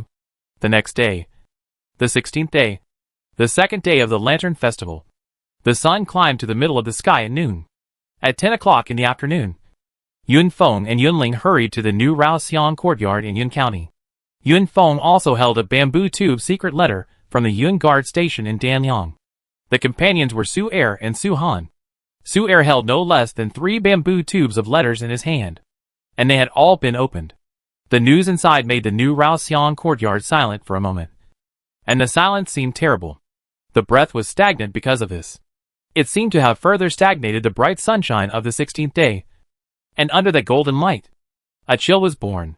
The first letter was sent by Yunwei 18. The things mentioned in the letter.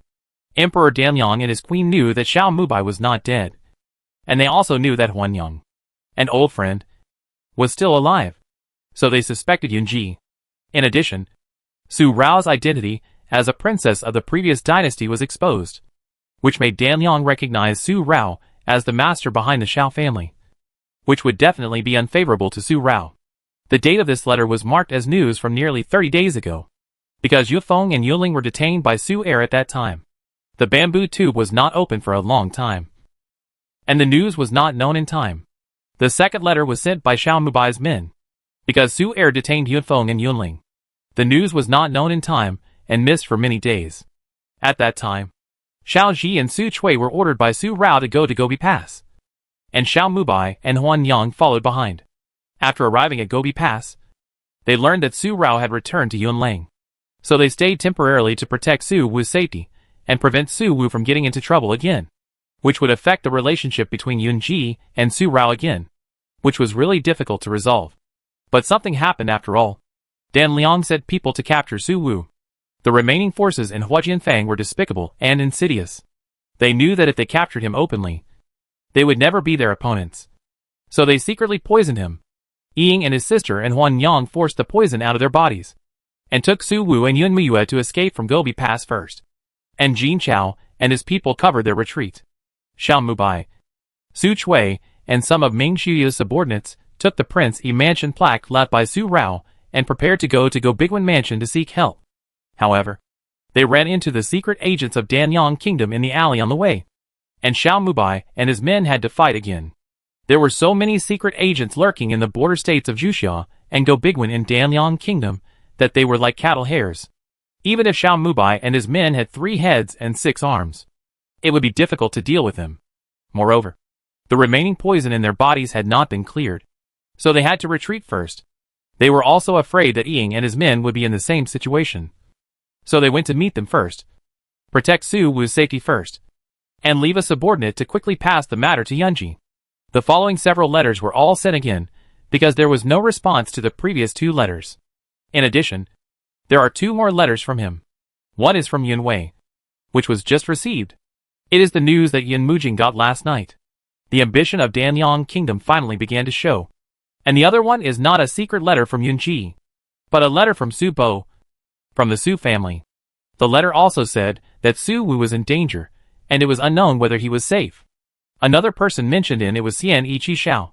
After Xian Ichi Xiao left the courtyard where Su Wu was recuperating in Gobi Pass, he explained everything and went to Yunling. Su Bo went to pick up Su Wu, but before he arrived in Juxian, he met Xian Ichi Xiao unexpectedly halfway. Su Bo mentioned Xian Ichi Xiao, and also wrote in this letter that Xian Ichi Xiao had told him that Juxian garrisons along the way set up passes to search for Su Wu. The meeting with Su Bo halfway also made Xian Ichi Xiao keenly aware of the Su family's escape.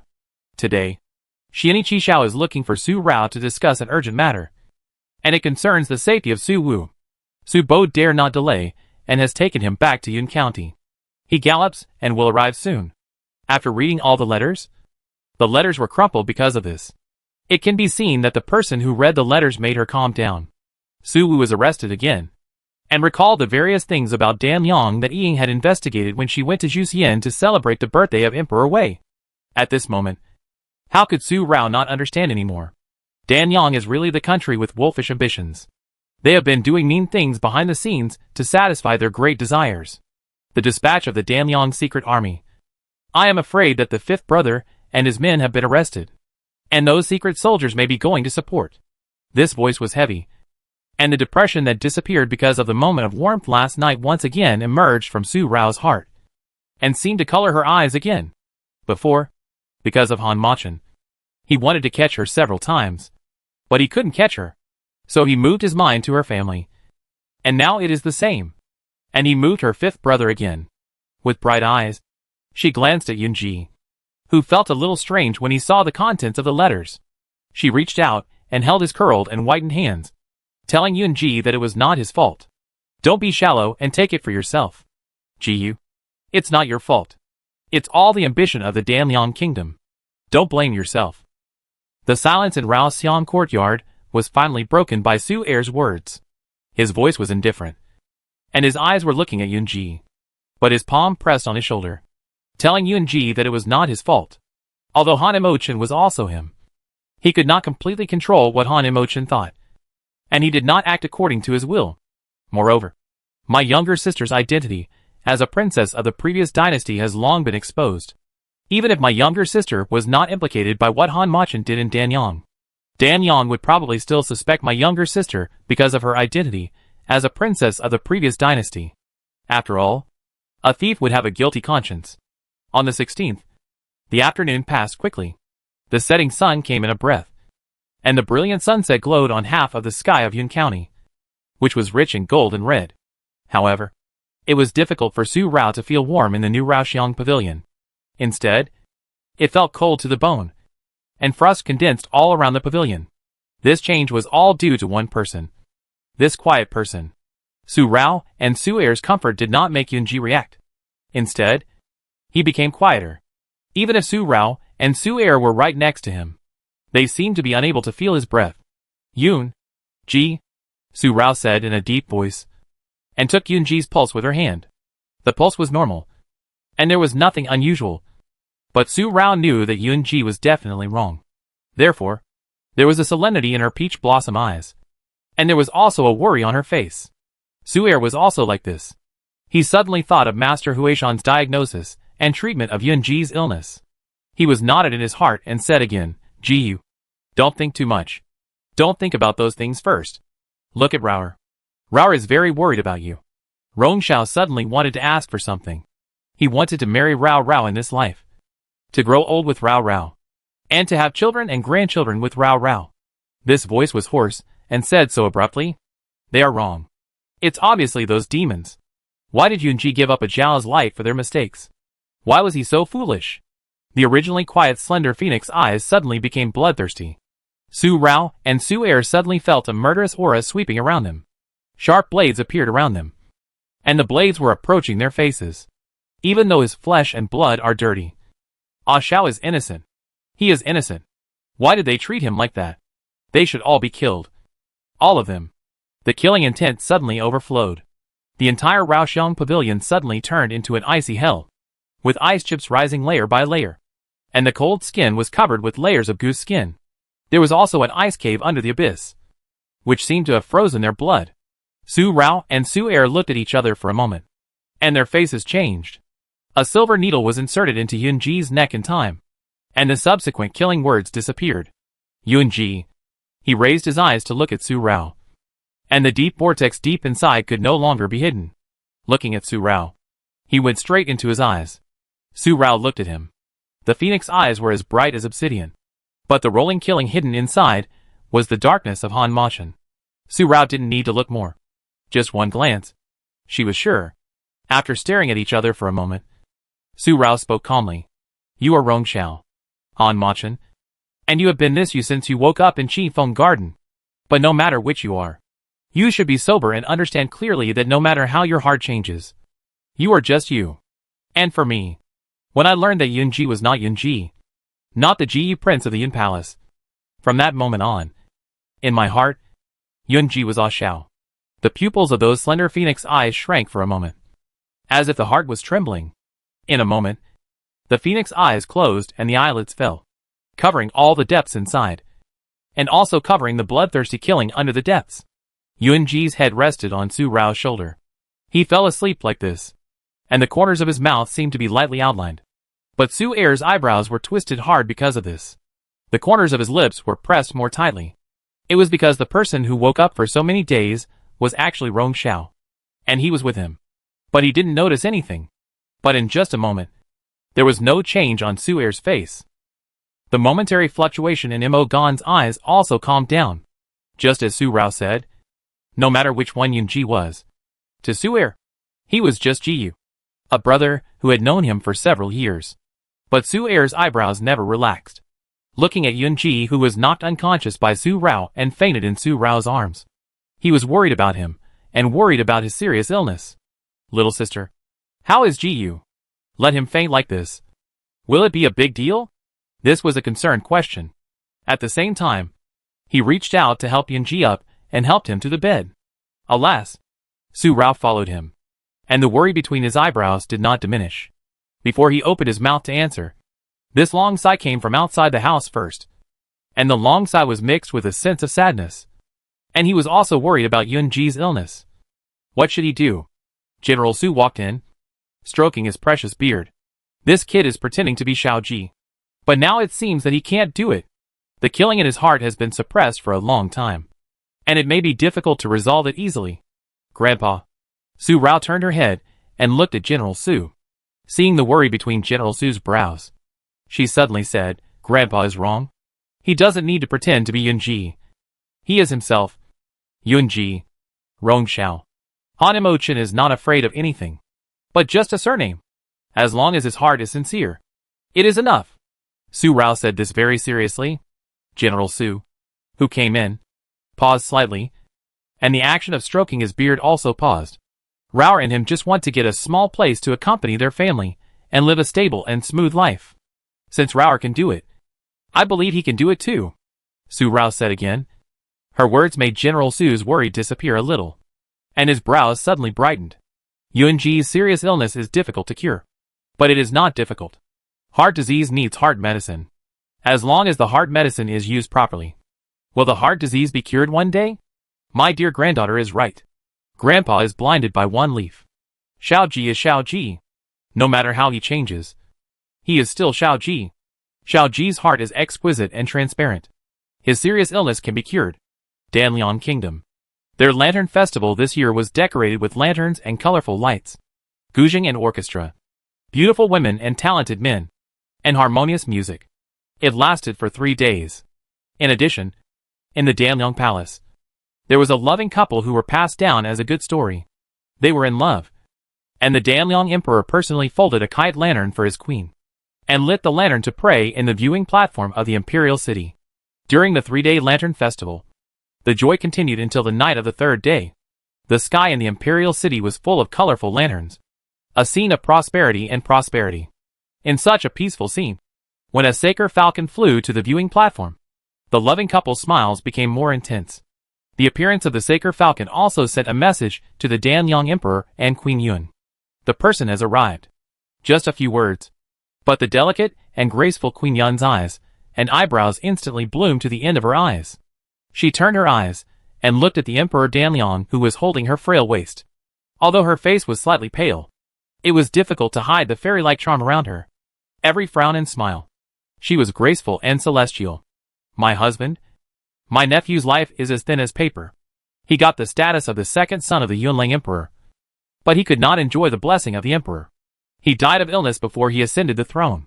He gave the throne that was easily obtained to someone else, and gave it to my seventh nephew, who I think is the most unpromising. He is afraid that he will ruin my Yunlang country sooner or later. The soft voice and the meaning of her words seemed to be worried about her motherland, fearing that it would be ruined by the idle seventh prince. But the dark color between her eyebrows and the sickly look she brought were obviously what she was thinking. Although Yun Mujing's ascension to the throne was something they had not expected and had never anticipated, thus ruining their previous ideas, Yun Mujing's ascension to the throne as the new emperor of Yunlang did not have much impact on them. Instead, they felt it was more beneficial. After all, compared to Yunlang, the light of the sky, the thoughtful and transparent Prince Jiyu, the idle seventh prince seems to be better in control and more likely to succeed. Your Majesty, do you think what I said makes sense? In addition, the corners of Queen Yun's eyes were raised, and her eyes were as charming as silk. This look ruined her fairy-like appearance for a moment, and it was once again inconsistent with her appearance. My beloved concubine is right. Emperor Danyang nodded. The arc at the corner of his lips showed that he agreed with Queen Yun's words very much, and even more agreed. Yunlang is my beloved concubine's motherland. Now that the cynical seventh prince is in power, I'm afraid it's a worry. How can you and I sit back and watch, now that we have invited the fifth son of the Su family and the eighth prince of Yunlang? It's time to invite the princess of the previous dynasty to my Danyang. The previous dynasty has long been gone, and a princess of a fallen country still wants to stir up a big wave.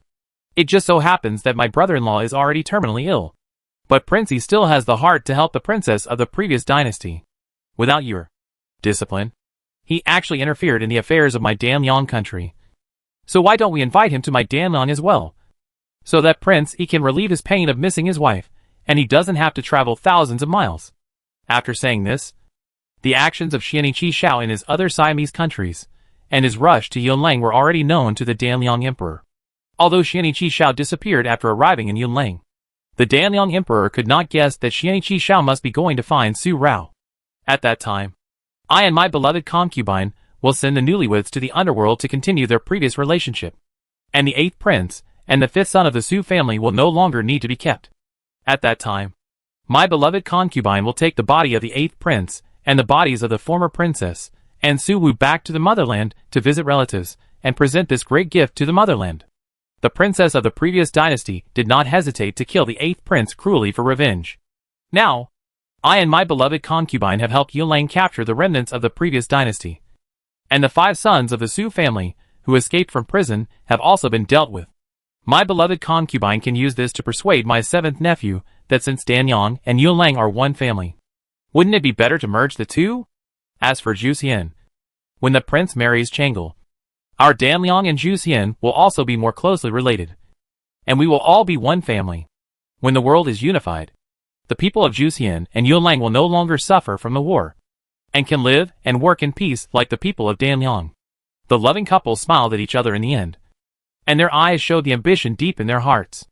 After a moment, the weak and graceful Queen Yun frowned her delicate eyebrows again, and a look of worry appeared between her eyebrows and eyes. Speaking of Feng, after he went out with Chang'e, his attitude towards Chang'e seemed to have changed. In the past, when Chang'e came to our Danyang, Feng wanted to accompany her every day, which made me annoyed with Chang'e and tempted Feng to be idle. But now Feng is diligent all day long, which is obviously a good thing. But I always feel that something is wrong in my heart. Speaking of Rong Feng, her son, Queen Yun raised her hand to her chest and rubbed it gently, always feeling her heart tightened. Women are always sensitive. My beloved concubine may be overthinking about this matter. Emperor Danyang didn't think Rong Feng had changed. The prince was cultivated by him with all his heart and effort. He had been diligent since childhood. Before that, he was just a child who was ignorant and didn't understand that love was just a change. As a man, he was also the crown prince of Danyang, the heir to a country, so he should focus on the country's political affairs. At the foot of the observation platform, the crown prince of Danyang, who was about to step onto the steps, suddenly stopped at the steps of the city wall. He didn't go up to the observation platform. The sudden change in Queen Yun's expression after he returned to his country. The high expectations of Emperor Damyang for him. And the expectations of his parents made Rong Feng feel guilty. He felt guilty for ignoring his father and mother because of his own emotional affairs. Rong Feng always believed that it was because of Siam Yaling's actions that the Su family was implicated. And then the many things that happened later were born, which led to the final destruction of the Su family. The always sunny and warm phoenix eyes of Prince Rong Feng seemed to be covered with dust and looked depressed on this day. Rong Feng has always been a benevolent, righteous, polite and trustworthy crown prince. What Xianmu Yaling did made Rong Feng angry and blamed himself. He blamed himself for not taking good care of Xianmu Yaling and not realizing what Xianmu Yaling was thinking, which led to Xianmu Yaling leaving Danliang and going to Yunlang. He failed to assassinate Emperor Yu and instead implicated innocent people. Rong Feng couldn't let it go. Be quick, old useless thing. You are so hesitant about such a small matter. The master actually let me do this dirty job. At the exit of the palace road where Swill was transported at the gate of the city wall, such a duck voice suddenly came. When the words entered Rong Feng's ears, he frowned slightly. He turned his head and looked away. In the dark night, on the palace road, an old woman was pushing a swill cart. She was hunched over. Her legs and feet were trembling, as if she might fall over in the next moment and overturn the whole cart of swill. The accompanying eunuch covered his mouth with a handkerchief, with a vicious look on his face. It would have been better if he didn't scold her. After he scolded her, the old woman stumbled and the whole cart of swill poured out. Instantly, a strong smell of filth spread. The smell was so strong that people just wanted to vomit. You old thing. You dead woman. You useless thing. You are going to kill me. The accompanying eunuch's face changed immediately, and he swung the whip in his hand and whipped the old woman. Snap. You dead old woman. You dead mute. Why don't you die? Look at what you have done. He spoke dirty words full of anger. Useless old thing. Useless dead woman. Snap. Another whip fell on the old woman's back, and blood immediately seeped out from her thin and old palace clothes, instantly dyeing her back red. The old woman knelt down and begged for mercy, and her forehead slammed on the ground, and it turned red every time it slammed. But she couldn't shout out a word, and could only beg for mercy. I'll beat you to death today, so I don't have to bear this responsibility. Cursing again, the eunuch raised the whip again, and once again wanted to fall on the old lady. As soon as the whip fell, a hand grabbed her wrist. The person who stopped it was the kind-hearted Prince Rong Feng. Although it was another starry night, the moon was high in the sky, full and round, bright and clear, and the light cast by the moonlight was even more gorgeous and seductive. When the night wind blew, it was reflected by the moonlight pouring down from the night sky. But at this moment, in Yun County, Su's house, the fog was lingering and hazy. The whole house was surrounded by a dark atmosphere, especially the Raoxiang courtyard. From the outside, the lights in the courtyard were dim, and the boudoir was warm. But inside, it was actually a feeling of depression and dullness. And I felt that my heart was pulled up and hung. Such an internal environment made the people in the pavilion seem to be covered by dark clouds, as if when the next moment came, there would be a gust of wind. The dark clouds pressed down on the city, and it was endless. Rao, how are you? The unconscious man in the bed has not woken up yet. It is clear that he was only pierced with acupuncture points to calm his mind and rest for a while. But he was so sleepy that he could not wake up. No matter how he called his name, he could not wake up. It seemed that he was in a nightmare for some reason, and he was trapped in a dark place, making it difficult for his heart to perceive the outside world. Or maybe he did not want to perceive it, and was willing to lock up his true self.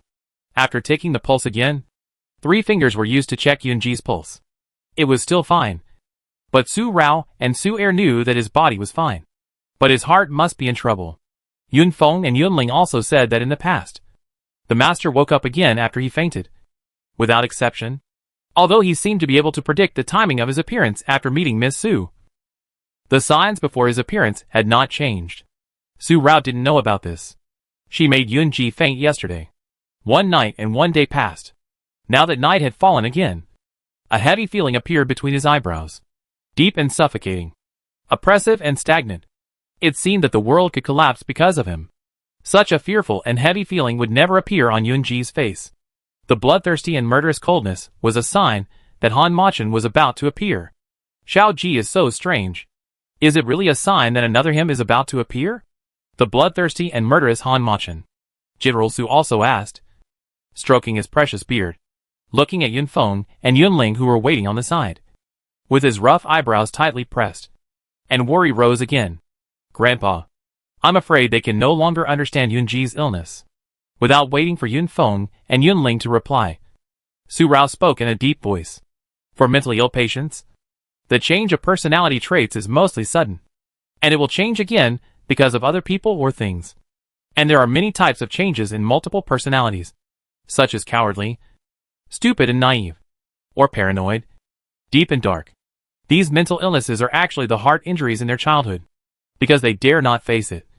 They derive a different self in their hearts to protect the real self from getting hurt again and to escape reality. And Yun Ji, the second personality he derived, is the most dangerous dark second personality among all personality categories, with a hobby of bloodthirsty killing. Su Rao is a doctor. She was taught medical skills by her mother when she was young. In addition, she lived in that previous life. For this kind of multiple personality disease, she should know more about it than Mr. Zhu and Master Hui Shan. Compared with the cowardly and evasive personality, people like Yun Ji are dark and bloodthirsty. If they are not careful, they will be doomed once the main personality is swallowed up by the secondary personality. For general personality diseases, it is not completely impossible to treat them. The most direct treatment method is called hypnosis. It can attack the heart, dig out the wounds, and resolve the knots in the heart. Only then can it be cured. However, Yun Ji's serious illness is the most difficult and dangerous dark and bloodthirsty second personality. Don't try it lightly. What the female donor said. I suddenly realized. This sound of Amitabha Buddha came from the outer cabinet. Su's father invited Master Hui Shan. My friend's disease. I have traveled to many places outside the world. And just now I have seen a patient with a similar disease in a remote mountain village. But I can't figure it out. As Su's father walked into the inner cabinet, Master Hui Shan folded his hands together and said, Buddha has mercy on me. My friend's heart may have changed again. His heart is murderous. In the past, when Mr. Zhu was around, I could still control him and protect him. Now that Mr. Zhu is far away, I am still worried. Now I see that the female donor is also a superb doctor. She can tell me the confusion that has troubled me and Mr. Zhu for many years. I am ashamed. Once again, with compassion and sympathy for all living beings, Master Hui Shan came to the bedside while twisting the Buddhist beads. Master, putting his hands together and bowing, Su Rao stood up to make way for Master Hui Shan. What Su Rao said is actually just fighting poison with poison, stopping injury with injury, cruelly digging out his inner pain. If it is not a last resort, Su Rao is unwilling to try this method. Master Hui Shan himself understands Su Rao's worries. Fighting poison with poison and stopping injury with injury means letting Rong Xiao experience what he experienced in the past again and digging out his inner fear. Once his heart is unstable, it will only backfire. I understand. Namo Amitabha. The arrival of Master Hui Shan once again calmed Yun Ji's heart with Buddhism. Buddha said, a clear mind is naturally cool. Buddha said again, tranquility leads to far-reaching. Master Hui Shan suppressed Yun Ji's symptoms, used Buddhist teachings to guide him, and used Buddhism to transform him. In fact, it is similar to hypnosis therapy, but Buddhism is valuable in calming his heart, soothing his restlessness, and allowing his heart to calm down. But it is difficult to explore and dig out his inner wounds. One night, another hurried. The 3-day Lantern Festival, until the 18th day of the first lunar month, was completely over. The moonlight on the 17th night was also squeezed out of the sky by the early morning of the 18th. The early sun rose from the horizon, climbed up the mountain, and sprinkled the morning light. The sound of Buddhist chanting in Raoxiang Pavilion slowly stopped.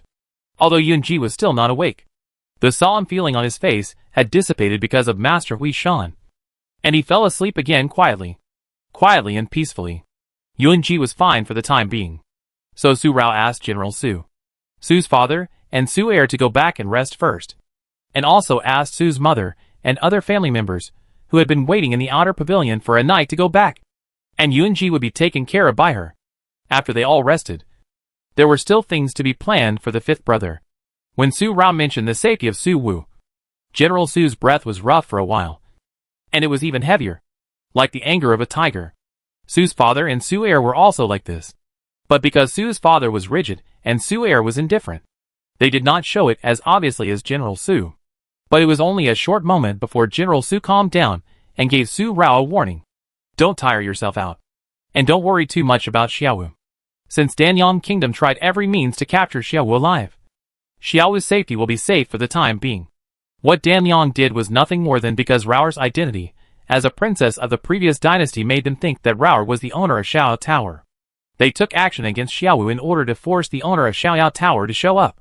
Now that Xiaowu has been captured, let's see what they will do next. How will they act?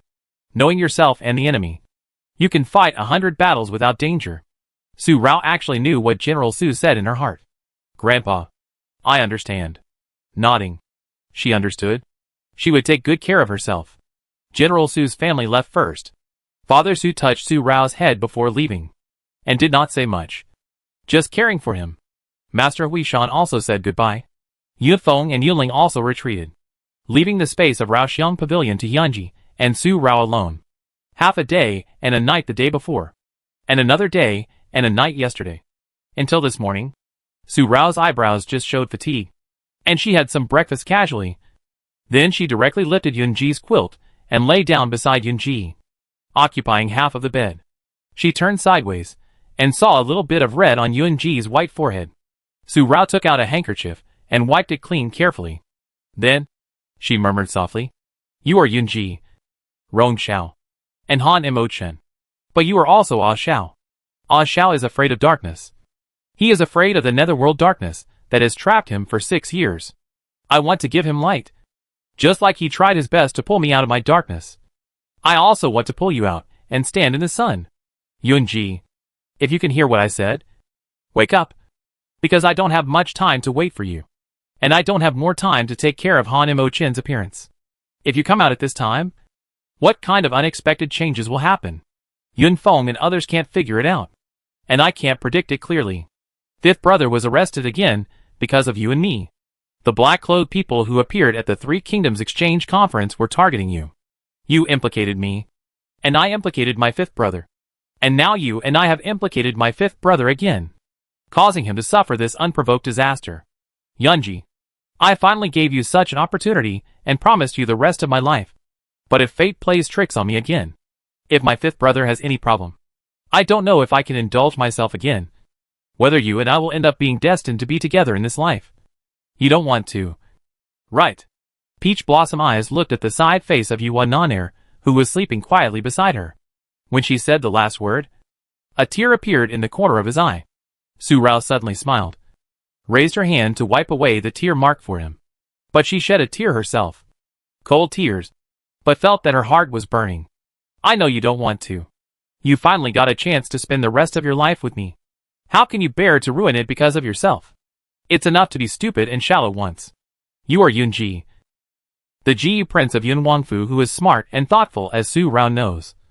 And the light of Yun Lang Song Qion, who can fight against thousands of troops. You are Rong Xiao, who is scheming and deep. There is nothing you can't do. It's just that you want to or don't want to. And are willing or unwilling.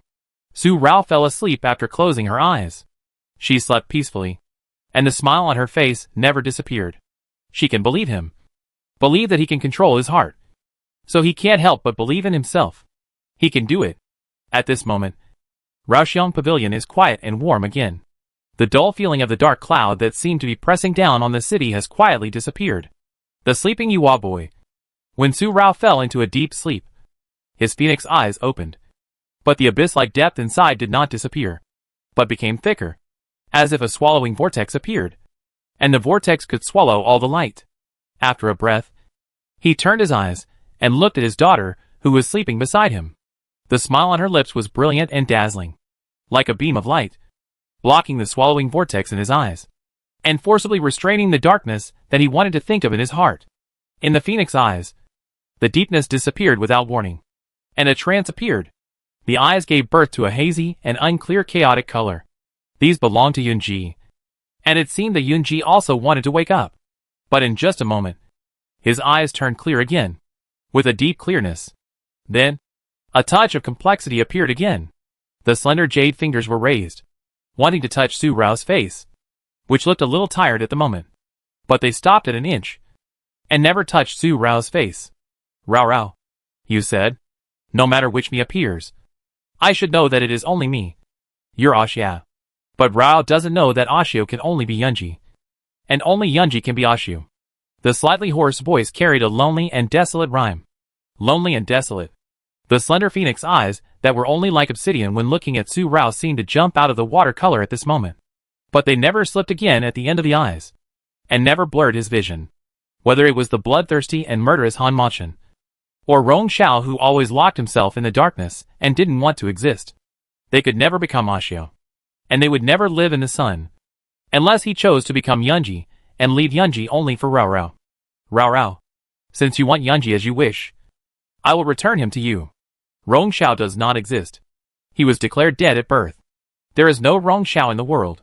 He is just a false name written in the Jade Book of the Rong family. The jade finger finally landed on Su Rao's cheek, gently stroking the corner of her curved mouth, and then fell on the eye-catching scar on her forehead. The uneven and ugly scar is her eternal reminder to herself. And it is also the eternal national hatred and family hatred between Rong and Yuan and Daqin, which will not be erased with the passage of time. Afterwards, half raised his body, the slightly pale lips touched Su Rao's lips, but only touched the water lightly, and left in an instant. The watercolor lingering in the phoenix eyes also dripped at this time, dripping from Su Rao's ears. But it never touched Su Rao's skin, so Su Rao never felt the coldness. After the 3-day lantern festival, the cold winter also bid farewell to the new year, and began to prepare to return the warm spring to the earth and give it vitality. The morning breeze blew by, although it was still cool, but it was not as biting as in the cold winter. It was just a little cold, and it would only cool the surface of the skin when it blew across the face, and the coolness would not penetrate into the bone marrow. And when the morning sun jumped from the mountain peak to the slanting sky, in the middle of the morning, the coolness in the wind was gone. The breeze moved. Only the sleeves fluttered.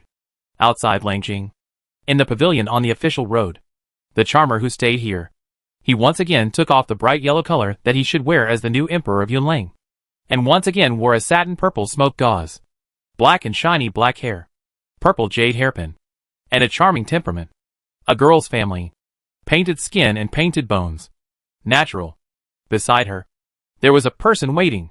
He was wearing a dragon robe and a crown with a golden dragon. He lowered his eyebrows and eyes slightly, and it was hard to tell what he looked like. During my absence, you can handle all matters in the court as you see fit. When my secret order arrives, you will immediately reorganize the troops and personally lead the expedition to the southern border. After listening to everything Yun Mujing had said, he raised his head. It turned out to be the young Marquis Mu Mingjin, who had been good friends with Su Wu and Yun Muyue since childhood. He was Yun Mujing's man. Yes. Although he only responded with this one word. From his calm voice and expression, one could already feel what kind of person this Mu Mingjin was at the moment. He and the fun-loving Mu Mingjin that Su Wu knew were completely different people. Completely opposite. A box was handed to Mu Mingjin. Inside was a delicate human skin mask with delicate and charming eyebrows and eyes. It was so realistic that it seemed like Yun Mujing's charming face was taken off directly. Mu Mingjin looked at it, took it respectfully, and put it away carefully. Yun Mujing climbed onto the horse, took the horse hat and put it on, ready to leave. Just as he was about to wave the whip, "Your Majesty," Mu Mingjin pursed his lips slightly, and then said something that the playful Mu Mingjin would say in the past. "Xiaowu and the 8th prince are safe. Will they be okay?" After asking this question, Mu Mingjin felt the shadow of the past. Worried about his good brother, Yun Mujing looked at Mu Mingjin again. The charm on his face did not diminish at all. And because he was dressed like a girl, the tenderness between his eyebrows was even thicker. "Mingjin, this emperor can still spare the life of the 3rd emperor. Do you think the lives of Su Wu and the 8th emperor are not as important as your brother-in-law in this emperor's heart?" He kicked the horse's belly and waved the whip. Only a burst of gray foam floated up, and the charm and style instantly left, and the figure disappeared. But the emperor's thoughts that flashed across his charming eyes were very similar to those of his father. "Emperor Yu, the heart of an emperor. To be with the emperor is like being with a tiger." At noon, the sun was shining brightly. A golden disk hung high in the sky. Floating clouds moved, and the sky was clear. The sunlight outside Raoxiang Pavilion was bright and warm, penetrating the window lattice and shining into the pavilion. And it felt like it could warm every inch of the pavilion. And the warmth was quietly generated. Su Rao, who had been sleeping for half a day, woke up after she felt tired. But before she opened her eyes, she heard a light, gentle voice. Rao Rao, you slept well. This voice was like the breeze in March, with a hint of coolness in the warmth, and like the drizzle in April, which had already released the coolness, leaving only the lingering spring, but more like the sunshine in May, without the scorching heat of summer, only the warmth and comfort of early summer. Warm and comfortable. Su Rao's heart suddenly felt a throb, a very clear feeling. She could easily sense it herself. This was because she had not controlled her heart. The pair of closed peach blossom eyes, with a touch of peach pink at the end of the eyes, opened. What she saw was the Yuan man who was quietly watching her, with a faint smile in the corners of his eyes and lips, one hand supporting half of his cheek, lying on his side and looking down at her, like a banished immortal from the sky. Even in this posture, it was difficult to lose his charm. He was the Jiue prince, who was brilliant and stunning. Not Rong Xiao, who had deliberately disguised himself these days. Nor was he Han Machin, who was full of killing and bloodthirsty eyes. Yun Ji, when he first woke up, his voice was slightly hoarse. Su Rao called out this in a low voice. It's me. She nodded slightly, raised her jade finger, and wiped away the tear from Su Rao's eye. It was unclear whether it was because she had just woken up, and it was very natural, or because Yun Ji had returned. The delicate fingertips gently caressed Su Rao's eyes, making her feel hot and burning. Su Rao did not dodge deliberately until Yun Ji's fingertips left her eyes. Then she touched her eyes again, and got up naturally. Since you are awake, I have something to tell you. Get up first. Regarding the two of them sleeping together again, neither of them said anything, nor did they feel awkward or embarrassed. They got off the bed, dressed, and tidied their appearance. After getting dressed, Su Rao pulled Yun Ji's wrist to check his pulse again, and spoke again. Yun Ji, do you remember that I once told you that heart disease needs to be treated with heart medicine? Your disease is heart meridian blockage, because your heart is stagnant and your qi is stagnant, which has accumulated into heart disease for a long time. This is my misdiagnosis. Looking at Yun Ji, she didn't need Yun Ji to answer her, and then said, you told me frankly in the hot spring pool, and I just understood that your heart disease is only one of the heart meridian blockage, and the most difficult one is the split personality disease. In layman's terms, it is what you understand as a body occupied by different consciousnesses, fighting for it, and whichever side wins can control the initiative of the body and suppress the other side. Speaking of the second personality Han Machin, Su Rao paused. She told Rong Xiao that no matter which one he was still him. But she still selfishly chose to let Yun Ji appear. Rao Rao, don't feel guilty. If Han Machin appears, things will become unpredictable again. The soft hand was held by the slightly cool jade fingers, and Yun Ji understood Su Rao's thoughts. I know. Su Rao's guilt was actually only a short moment, and there was no need for Yun Ji to comfort her, because Han Machin was Yun Ji, just the dark side of Yun Ji. So Yun Ji, I want to tell you that besides the other you in your heart, the one you have is me. Since I can make Han Machin special, I will control your dark side for you. You can pull me out of my dark world, and I can also pull you out of your dark world. You can trust me. The corners of the white lips that were originally smiling suddenly froze for a moment, and the phoenix eyes that could only see Su Rao clearly at this moment, the pupils inside them suddenly shrank. Just because of Su Rao's words, there was another layer of deep meaning in her words. She personally promised him that she would live the rest of her life. He didn't ask for the next life, but he had already asked for it in this life. I believe. The voice trembled slightly, and the stiff corners of the mouth suddenly jumped up with a brilliant light. The eyes that were once again misty and dark suddenly felt that thousands of rays of light were flooded in, with colorful colors, but none of them could compare to the bright red in his eyes. The bright red and dazzling sweetheart. Su Rao looked at her, and saw that she had only said these words.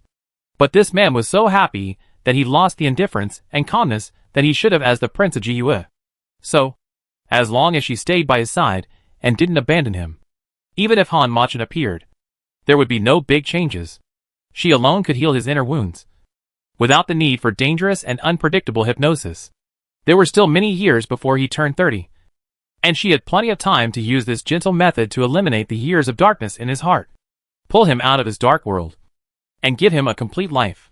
The bright peach eyes also curved into crescents, and the inside was also colorful, so that the ugly scar on Su Rao's forehead lost its dominant position again and became inconspicuous again. Little sister, Jiyu has really woken up. Su-er came to the door and saw that Yunji had really woken up. He immediately quickened his pace and took 2 big steps into the cabinet. Su Rao and Yunji turned their heads together. Although Yunji's vision was hazy again, he could only see a blurry figure rushing towards him. But Yunji knew in his heart that Su-er was concerned at the moment and was happy about the return of his good brother. Thanks to Mo staying behind for Rongxiao, Yunji was able to return again and be happy with Rao Rao. With a smile on his lips, Yunji stood up and opened his arms.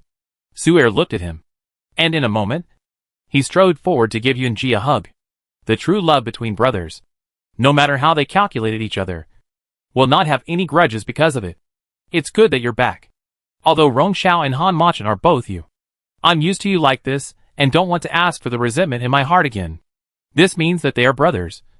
Brothers who are closer than brothers. Such calculations are only once enough. Brothers should work together. No matter what kind of difficulties they encounter, they can solve them together. Xiao Ji is awake. It's good that he is awake. General Su and others also came. General Su stroked his precious beard with a rough smile on his face. He was worried about Yunji in his heart. Seeing Yunji safe, he nodded with relief. Father Su and others also showed their happy faces. Yunji and Su-er just separated. Ming Ming's eyes fell on the other members of the Su family who came, and she smiled lightly. This time Yunji is ill again, and Grandpa Su and his uncle and aunt are worried about Yunji. Yunji would like to thank them here. Bowed his hands and bowed. Yunji was about to thank General Su and the others, but before he bent down, General Su stopped him and held Yunji's arm. From now on, we are all family. Since we are family, we don't need to talk about these 2 families, and there is no need to be so formal. Family. These 3 words entered Yunji's ears, and they were particularly beautiful. He did not bow again, but turned his head to look at Su Rao, who was quietly looking at him with a smile on her face. Yunji no longer needed to suppress the feelings in his heart. Time has passed quietly for 5 days. It has been sunny for 5 consecutive days. At the beginning of this morning, a layer of fog appeared in the sky. The gray fog lingered in the sky, covering the bright sun for another day. There was no sunshine, no blue sky and white clouds in the sky today, but only endless white fog. The sky was cloudy. Outside the gate of the county city, on the official road, layers of gray foam rippled from far to near, and bursts of horse hooves sounded from afar. As the sound of horse hooves became more and more obvious, several fast horses came into Su Han's sight. The man leading the way was dressed in gray and black clothes, and a bamboo hat blocked the morning breeze. Although he knew his age, he did not lose his spirit as a member of the Yunlang army. Half a step behind, the man in black robes, also wearing a hat to block the wind, riding high on a fierce horse, with a straight and strong body, exuding a cold and indifferent temperament that makes others dare not approach from within 3 feet. Cold and aloof, more like a sword out of its sheath. It is sharp as soon as it comes out. This group of people is Su Bo and Xian Yi Xiao and others. On the 20th day of the first lunar month of the new year, they arrived in Yun County. When they arrived at the gate of Yun County, they saw Su Han, who had been waiting at the gate for a long time. And Su Bo stopped the horse. Prince Yi, my lady is waiting for Prince Yi at the villa. Let me take Prince Yi there. Su Han nodded and greeted Su Bo, asking Su Bo to go back to the mansion to report, and he would take Prince Yi to see the lady. Your Majesty, this? Mo Ying immediately frowned slightly and looked at Xian Yi Xiao. Why didn't they go to the Su family's mansion in Yun County to meet the princess, but instead went to some other villa to meet her? Looking at Su Han again, Su-er's personal bodyguard, Mo Ying's frowning brows gathered again. He had a guess in his mind. Could it be that the princess was waiting for the prince, but that the second son of the Su family wanted to see the prince? Compared with Mo Ying's reaction, Xian Yi Xiao just raised his hand and asked Su Han to go first. As for why they were going to the villa, they would know when they got there. Su Han didn't say much, got on the horse, and led Xian Ichi Xiao to the Su family villa with the same gesture of invitation. I thought it was Su Er who did it. But when I saw the woman in red standing in front of the villa gate facing the morning breeze, my eyes, which were originally cold, shook for a moment. The light in Rui Feng's eyes, which was difficult to fluctuated again, and the strong hand holding the reins unconsciously tightened. And Xian Ichi Xiao pulled the reins and slowed down the speed of running for no reason. The woman in red, facing the slightly cool morning breeze today, stood quietly in the middle of the manor gate, her sleeves fluttering, her black hair flying. A strand of hair just brushed across her face, making Xian Ichi Xiao suddenly feel that Su Rao had become more lively, no longer like the cold and indifferent woman who had only hatred in her heart during the few months he had been with her. This time, she seemed to have a clear mind. He knew in his heart that Su Rao's transformation must be due to the safety of the Su family. Before the horses approached, and Xian Ichi Xiao had not even got off the horse, Su Rao spoke a word. Just one sentence made Prince Yi, who was finally in turmoil because of seeing Su Rao, pause for a moment. Su Rao said, "The secret plot in Tianguiguan County. The real behind-the-scenes pusher. This matter, she can let it go. Because Xian Ichi Xiao also helped her. She has never been a good person, and she will repay any grudges. But she also has a clear distinction between gratitude and resentment, and she will repay the favor. Xian Ichi Xiao, this matter has happened a long time ago, and you helped me to get revenge. So this revenge and this favor have now offset each other. Today, I asked Su Han to invite you here because there is another matter that needs your answer. And your answer will determine the promise that Su Rao left when she left Juxian Jingji. Her promise. If there is a need to help, she will definitely do it without hesitation. This promise, at this moment, is still in the lapel of Xian Ichi Xiao's inner clothes, which was originally his last thought of the princess. But at this moment, seeing Ronggu, who was taken out of the manor gate after Su Rao finished speaking, and the two paintings that Xian Ichi Xiao could recognize at a glance, the promise was transformed into a sharp sword, and the sword went straight through Xian Ichi Xiao's heart. Xian Ichi Xiao, Su Rao already knows what kind of person you are. But after seeing Ronggu and seeing these two pieces of evidence that implicated my Su family in harboring me, the remnant of the previous dynasty, and the whole family was exterminated, Su Rao didn't know whether to believe you. So today I want you to tell me straight. Do you have anything to do with the Su family's affairs? When she saw Ronggu, after hearing what Ronggu said, and with another painting personally written by Emperor Wei as evidence, Su Rao told Yunji and Su Er that she believed that Xian Ichi Xiao had no idea about this matter. But what is her intention at this moment? Su Er and Yunji had not come out. Su Er turned his head and glanced at Yunji. After a moment, he said, although Zhu Xian and Dan Liang are relatives and have always been on good terms, the matter between Queen Rong and Emperor Wei is that Queen Rong has long been dead, and Zhu Xian and Emperor Wei are also at the end of their strength. Given the affection between Prince Yi and his brother, Zhu Xian and Dan Liang will no longer be able to maintain superficial harmony. If we have the help of Prince Yi, we will definitely be able to deal with the Dan Liang royal family with half the effort. What my little sister did this time. My little sister is so frank. Yuma, Rao has her reasons for doing this. Yunji, he once again used white satin to cover his stunning and slender phoenix eyes, and also covered his hazy vision again, making it difficult to see anything. But his heart was once again exquisite and clear. Rao was actually testing this time. Testing whether Xian and Qishao could let them be honest with him. Honest about what they wanted to do to Dan Yang. Honest about the fact that Yunji was not dead. And also honest about who Yunji's true identity was. This matter is of great importance, so we must be careful. After all, if they were to attack Dan Yang, they would first have to ensure that there would be no more turmoil between Yulang and Zhu Xian during this period. Otherwise, once they went to Dan Yang and the Emperor Wei made another move, Yulang would be attacked from both sides. And with how much Xian Qishao cared about his brother, if Xian Qishao knew that it was all done secretly by the Emperor Wei and joined forces with the prince, the Su family would suffer this disaster. What would he choose? He would choose to maintain. This time, the evidence is all in front of you, and the princess already knows everything. It seems that I can't deny it. Just when Yunji said the word maintain in his heart, this cold voice came out from Xian Qishao's thin lips, and the deep emotion in the pair of auspicious phoenix eyes that belonged to Xian Qishao suddenly disappeared. Su Rao looked at it, and her eyes were clear. She actually expected such an answer from Xianqi Xiao. Even though he must be shocked at first, it will only take a moment for him to understand everything. There are only two possibilities for why his brother is dealing with her Su family. Either it is for the overwhelming power. If he wants to move Yunlang, he must first break Yunlang's wings and eliminate the Su family to break it. Or it is just for his brother, so that he will not be trapped. So that he can kill her before he has experienced what it means to love and be hard to get rid of her. So as to protect his brother from harm. Just because Xianqi Xiao fell in love with her. A woman who would never fall in love with him.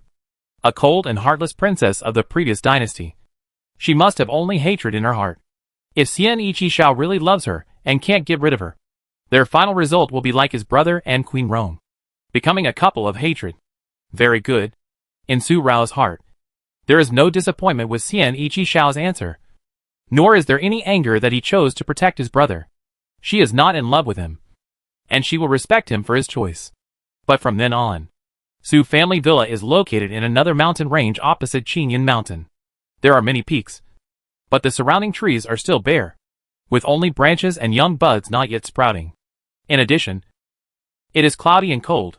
When the forest wind blows, you can only hear the rustling of the wind, which flows into your ears and leaves a chill in the wind. Very good, Xianqi Xiao. You admitted it happily. And Su Rao didn't feel that he looked down on you. Prince Yi, who is powerful in the court and the country of Zhuxian, holds a large number of troops in Zhuxian. How could he really just want to live in a corner of Zhuxian? I won't touch you today. Not because I, Su Rao, feel grateful to you, but because you told my Su family about my fifth brother's accident. No matter what your purpose is, I will let you go today. But from today on, these cold words lingered in the ears of the black-robed man standing on the slope of the mountain for a long time. This slope has long been far away from Su family villa, holding the painting of the culprit that caused the entire Su family to be imprisoned and destroyed. The eyes of Ruifeng fell on Ronggu, who was knelt on the ground in embarrassment by the Eagle Shadow's secret guard. The smile on her face. It was worth dying after the queen's plan succeeded. It was the extreme pleasure of mocking Xianqi Xiao for being betrayed by a woman just like his royal brother. And it was also the pleasure of sneering at the Emperor Wei for hurting his royal brother, who he tried so hard to protect. All of which they deserved. Since you are so determined to die, this king will give you a quick death. A cold voice. The dark guard passed the scimitar in his hand, and the blood gushed out of her neck. And the blood was instantly filled. With a bang, she fell to the ground, and the blood dyed the soil on the mountain. Ronggu died so easily, without being deliberately tortured. Your Highness. The secret guards dealt with Ronggu neatly, and Moing hesitated to speak. His eyes fell on the painting in Xianqi Xiao's hand, and then looked at the other one in his hand. It was hard to imagine how it could be the Emperor. Before, I have always had a doubt in my heart. With my brother's love for Rongyur, why did he send Rongyur to the cold palace this time? In the past, Rongyur's actions were not enough to make my brother move. But why did my brother be so cruel this time? Mumbling to himself, Xianqi Xiao looked at the painting in his hand again, sketching it stroke by stroke. The woman in the painting had similar eyebrows and eyes to Su Rao. Your Majesty, maybe this was just stolen by Rongyur from the Emperor's palace. Not the Emperor. Moing tried to defend the Emperor's bias, but Rongyur committed suicide. Suddenly, a heavy voice with a strong Siamese accent. Rongyur is not someone who will give up so easily, and the Emperor will never let Rongyur die. Unless everything. It must be because Rongyur noticed everything the Emperor did, and the Emperor was worried that Rongyur would use this to force him again. So he was cruel to Rongyur and sent her to the cold palace to shackle Rongyur and make it difficult for her to force him again. In order to avenge the Emperor, Rongyur would, the hands holding the scroll. Layers of green vines finally climbed on them. I don't know whether it was a resistance to everything the Emperor had done, or to Rongyur and even the entire Danyang. Cry. This outcry came suddenly from high in the sky. The black owl trained by the eagle shadow dark guard flew from afar at high speed, hovering in the sky for a moment, and landed on the arms of the Mo eagle. Black Owl brought a letter. An urgent military intelligence. The half of the dark army of Danyang sneaked into the border pass of Danyang to Zhuxian. Said by General Yin Lai. Xianqi Xiao ordered the garrison along the way to track down Su Wu's whereabouts. When passing through the border pass of Zhuxian to Danyang, the guard of Lingtong Pass found the whereabouts of Su Wu and his group. But there were only the 8th prince and his guards Wan Yang and Mu Lian, the people in Ziyaju. But not Su Wu and Ying. They should have split into 2 groups to avoid being chased. Although the person found was not Su Wu. The commander of Lingtong Pass did not dare to delay, and went to rescue him because of the order of Xianiqi Xiao. He had already rescued Yun Miyue and his group. But when they were returning to the pass through the pass canyon, they were attacked by a group of unidentified people. Yun Miyue and his group were captured again. The commander hurriedly led people to chase them. But those people took Yun Miyue and sneaked into Danyang. Because of Rongyue, the border between Juxian and Danyang has never had a big friction, and the border between the 2 countries is harmonious. Now Yun Miyue and his group have entered the border of Danyang. The commander of Lingtong Pass could not continue to chase them without authorization. So he had to report the matter to the capital and inform Xianiqi Xiao. The mountains were originally cold. But at this moment, this cold wind suddenly increased sharply. Prince Yi stood on the hillside, and the cold wind blew around him, causing Moing and other secret guards, who had been by his side for many years, to step back unsteadily. This shows the anger in Xianiqi Xiao's heart. After a long time, the sudden and strong cold wind finally stopped, and his cold eyes looked at Qingyun Mountain on the opposite bank, Qingyun Peak, and the Jiuep prince buried in the Yun family cemetery. After a moment, Xianiqi Xiao took out the promise Su Rao left when she said goodbye from his inner clothes. The divorce letter he wrote was also there, but it had not been signed and sealed yet. The words in it were just a few words. This heart is like that heart, 2 combined into 1. Marriage fate. Now the 2 hearts are difficult to be the same, and the 2 resent each other. So we ask for a parting and a happy life. May you find a good partner as soon as possible. But at this moment, it is difficult for any other good partner to enter his heart, and he no longer has any reason or thought to keep the good partner in his heart, even if he only loves her unrequitedly. So it feels like this to be stained with the blood color of the relative she cares about. This king can no longer live with it. Even if we are only friends for profit, this king can't be calm. Don't even expect that he will keep her by his side, as he said before the marriage. Even if she regrets it, he will not let her go. The tip of his thumb drew a bloody stroke and pressed it on the divorce letter, leaving a little red that directly penetrated the silk. The divorce letter was finally signed. From now on, they will not marry each other. Suddenly, another gust of wind came, and the wind rolled up ripples.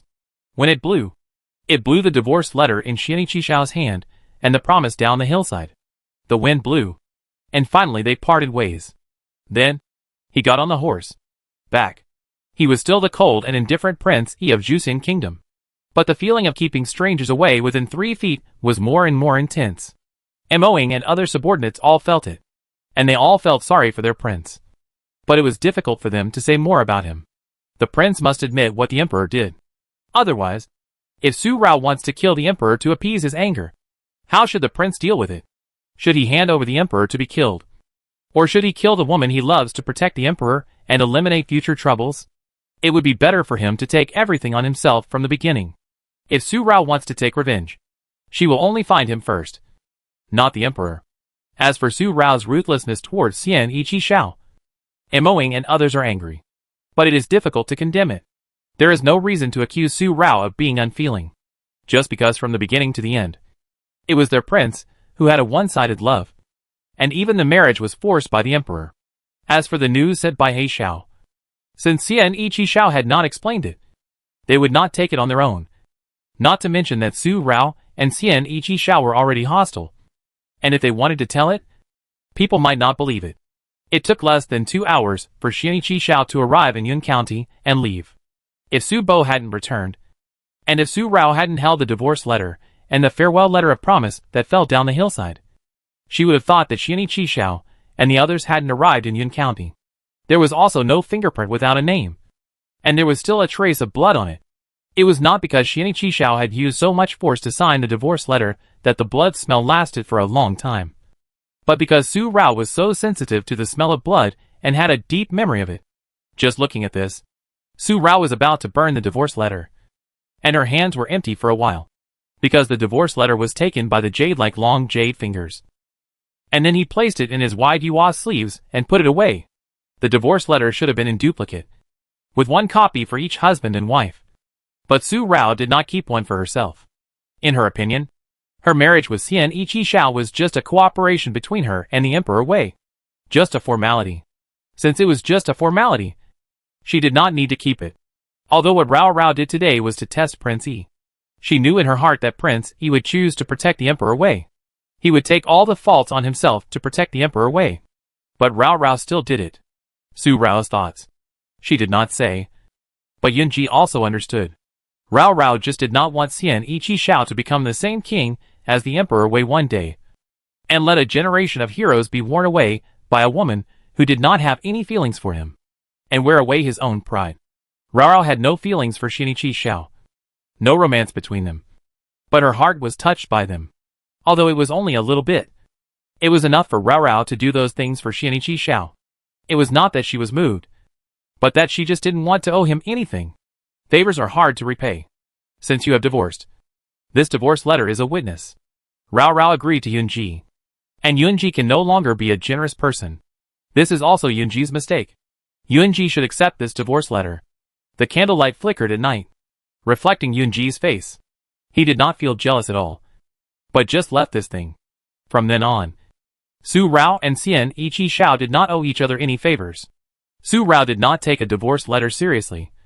But since Yunji wanted to stay, he could do it. So he did not say anything more.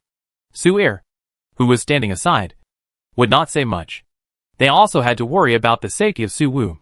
Su Rao had already made it clear to Xian Ichi-Xiao. They knew that the one who wanted to harm his Su family and move Yun Lang was the Zhu Xian Wei Huang. As for the character of Xian Ichi-Xiao, he now knew that Zhu Xian and Yun Lang could be at peace for a while. And this time of peace was enough for them to rush to Danyang without any worries, worrying about the safety of Yun Lang. In addition, Yunji's illness had delayed them for an hour or two. And now they could not delay any more. Su Rao and the others discussed with General Su and prepared to set off early tomorrow morning. Although General Su said that knowing oneself and the enemy is the way to win 100 battles, they did not mean to do nothing. This time, only Su Rao, Yunji, Su Er and a group of subordinates went to Danyang, and did not decide to bring other people from the Su family. Go to Danyang to save Su Wu and the 8th prince, and resolve Yunji's knot, instead of provoking a war between the two countries and affecting the people. And although Zhu Xian and Yun Lang can be safe, they can't be careless. Leaving the other 3 brothers of Suda can also be a precaution in case of unexpected changes. After a long night, the discussion was settled and everyone was ready to rest. But Yun Feng and Yun Ling came again. Another message. No need to read other contents. Just the sentence wearing girls' clothes again has made the indifferent person suddenly feel cold all over. Not the cold anger in the past, but a deep cold feeling. The cold of suppressed silence. It was known that Yun Mujing went to Damyan alone. The new emperor Yun Lang has not been on the throne for 3 months. And he left the palace like this, and went to another country alone. This voice was suppressed, and every word came out from between his teeth.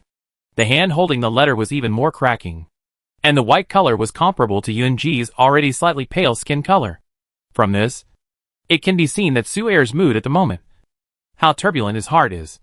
The ascension of the new emperor was originally a time of instability in the court, and Yun Mujing's throne was obtained by Yunji's abdication. The stability of the court was mostly due to the Prince Jiyu, and the other half was due to the deposed prince.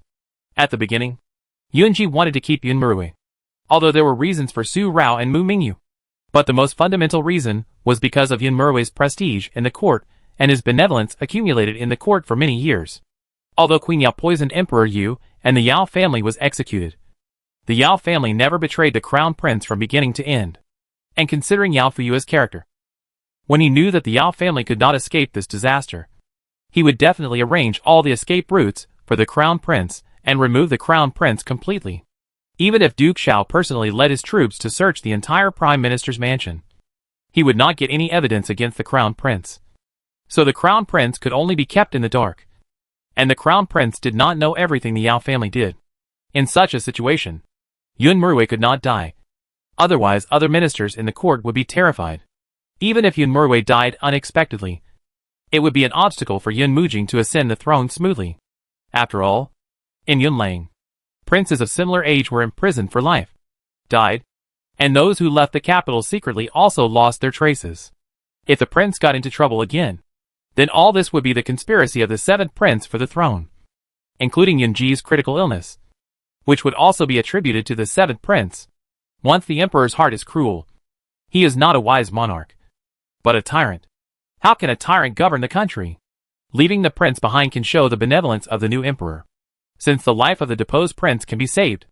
The missing eighth prince is the one who left Lang Jing by himself, not the seventh prince's secret actions. Since Aging left in the disguise of a girl, Yun Lang should have another him in the court at this moment.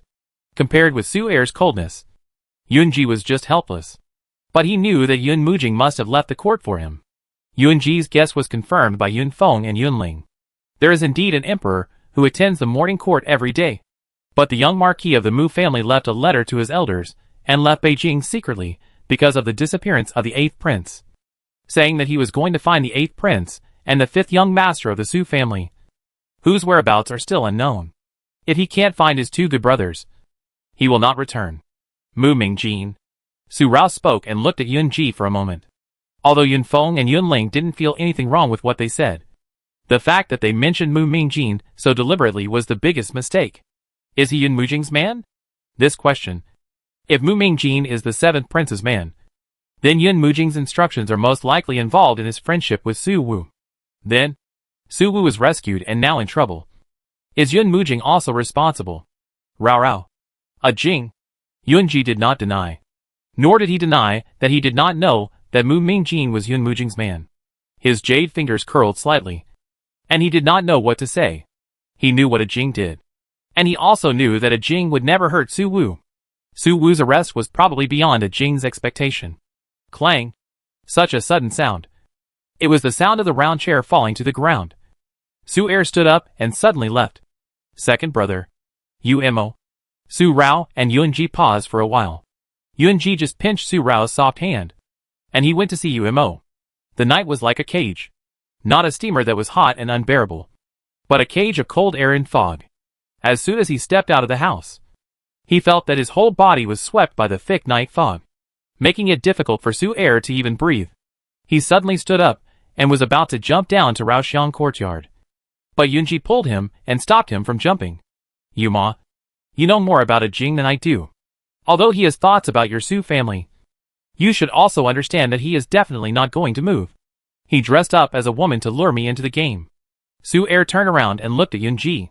His eyes, which had always been dull, turned red at this moment, although he didn't know what was going on in his heart. His red eyes told Yunji that he was furious. He wants to use me, Su Yuma, to pull my entire Su family into his Yun Mujing's camp. Isn't that enough? He also wants to guard against me, fearing that he can't restrain me, Su Yuma, and he has planted another person next to my Su Yumo's brother, Jiyue. Tell me, should I still be clear? Can I still understand? The dull questioning was now filled with strong cold anger. Yuma. In his heart, he sighed. Yunji let go of Su Er. If you want to go find Aging, I won't stop you. You can solve the problems between you by yourselves. I only ask one question. Can you more really let Aging go? Let go. The red eyes. The cold anger inside just disappeared for a moment. Su Er's momentary impulse also calmed down. Looking at Yunji, he laughed at himself for a moment. Can he? If he can, why was he so angry and so difficult to control himself when he knew that Mu Mingjin was Yun Mujing's man? Calm down. Then go find Aging now. Aging has always been hiding a pain in her heart that she can never tell Yuma.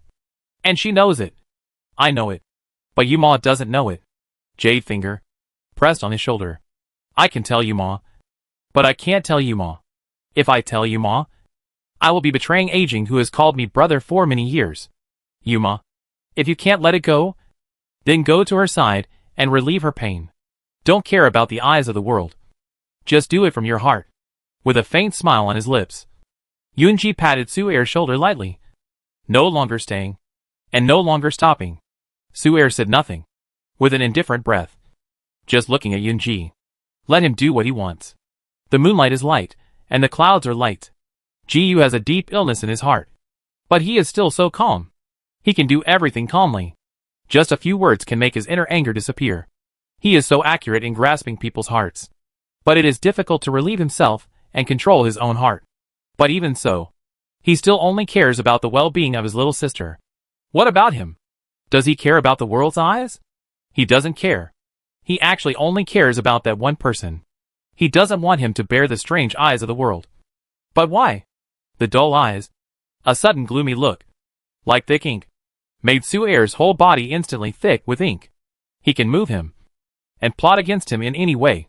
He can let him, and indulge him. But he can't allow him to move his imperial thoughts to his family.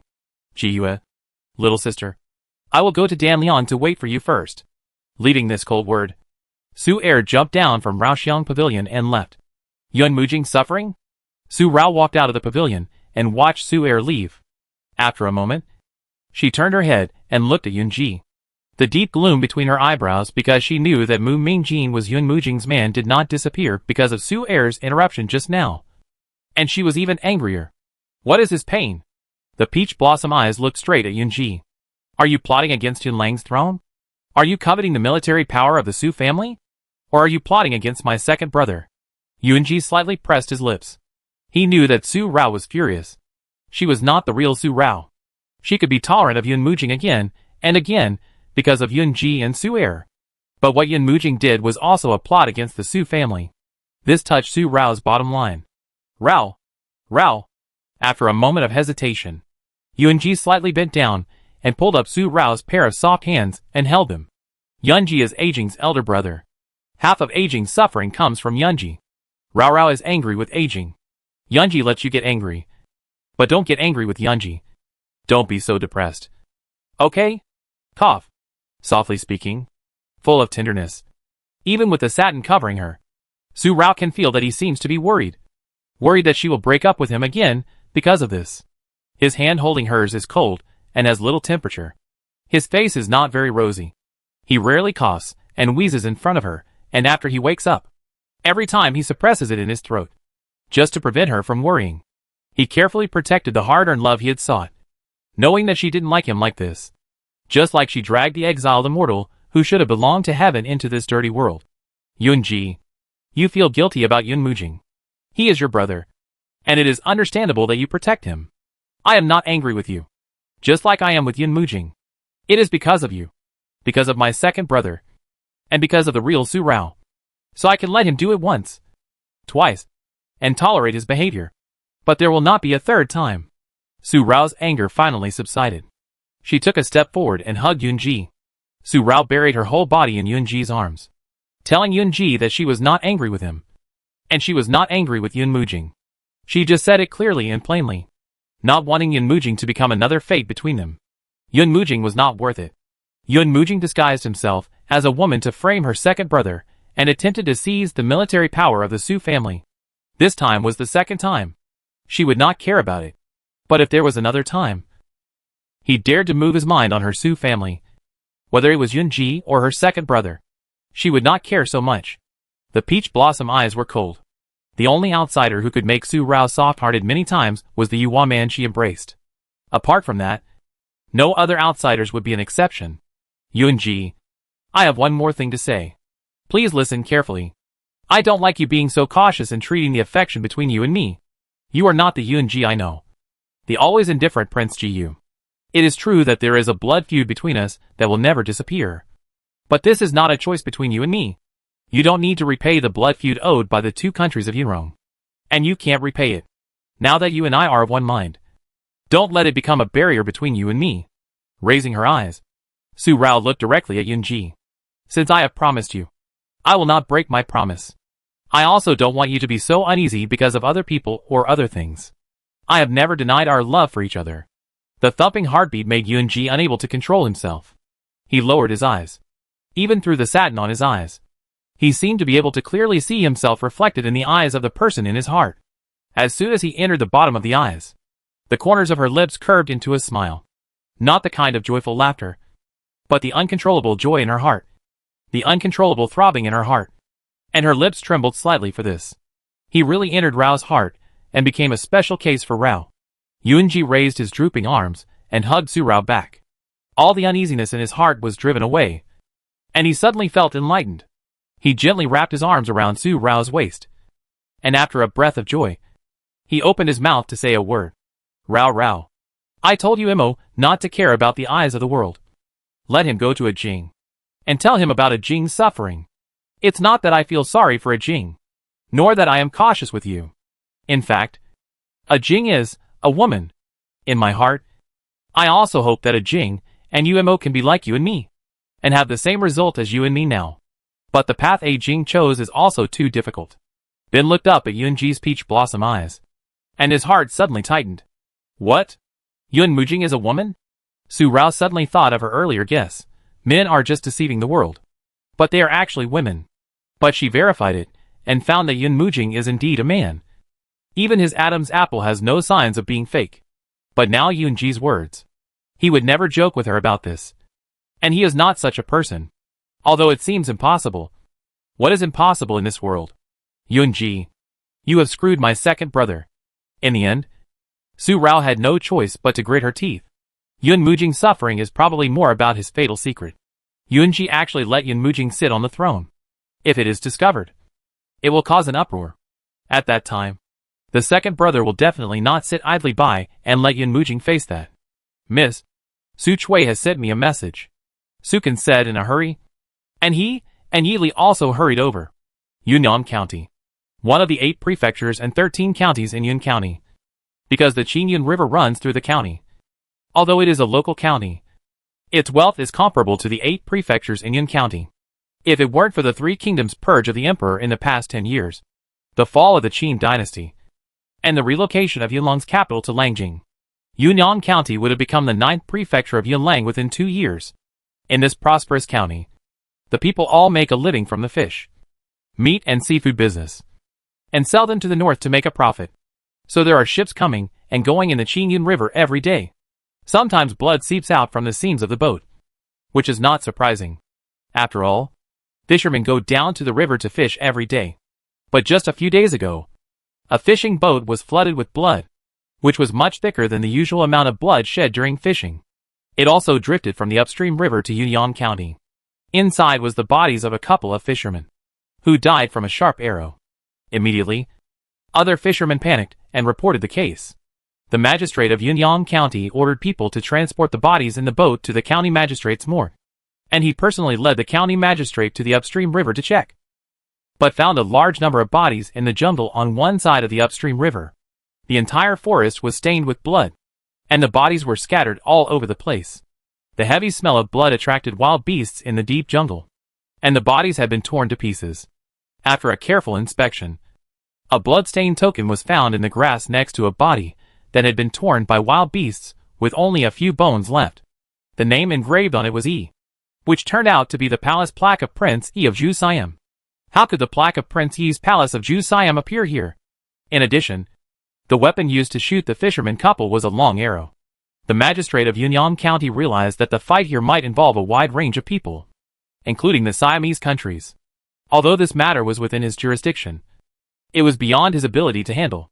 Therefore, the magistrate of Yunnan County did not dare to delay and reported to the prefecture that governed Yunnan County. And the prefecture forwarded the report to Yun County. The matter was prioritized. And after Yun County sent people to verify the truth, it was reported to Langjing directly to the emperor. In the morgue of the government office, the confidant sent by the Yun County governor personally checked the arrows that shot the fisherman couple. They were just ordinary arrows without any markings on them. And it was difficult to tell which country they were made from. It was difficult to find any useful clues from the arrows. So the magistrate was asked to take them to the upper reaches of Qingyun River to check. As soon as the incident was discovered, the magistrate of Yunnan County ordered several Yamen runners to protect the scene of the crime, and contacted the Qingyun Pass garrison closest to Yunnan County to send troops to assist. So at this moment, the appearance of the jungle was still the same as what the magistrate of Yunnan County saw. The bodies that were already unrecognizable, torn apart by wild beasts, were difficult to piece together, not to mention being able to recognize who is who. If you really want to recognize them, you can only identify them through the remaining clothes and accessories. Rao Rao, don't panic. Since Su Chui has sent the news, your 5th brother and the others should be fine. These corpses here are not theirs. Seeing the blood-red forest, the blood that had long dried up and seeped into the soil, the black and red thick, and the broken limbs around. For Yunji, This scene only made the darkness in his heart surge out layer by layer. And his eyes, that were not covered by the white satin, were even more bloodthirsty, and wanted to break free. But he was worried about Su Rao, who was dressed in men's clothes beside him. Although the darkness had surged out, Han Machin had never appeared. The county magistrate of Yunyang County and the garrison commander of Qingyun Pass were there. Yunji could not embrace Su Rao to comfort her, so he could only use the voice that they both heard, which fell softly into Su Rao's ears, telling her not to panic. I don't want to panic. But Su Chui said the news before this happened. Yunji, my fifth brother. Su Rao trembled, and tightly pinched her drooping hands, nails embedded in her palms, and her bright peach eyes were red around, and inside were all the messy debris on the ground.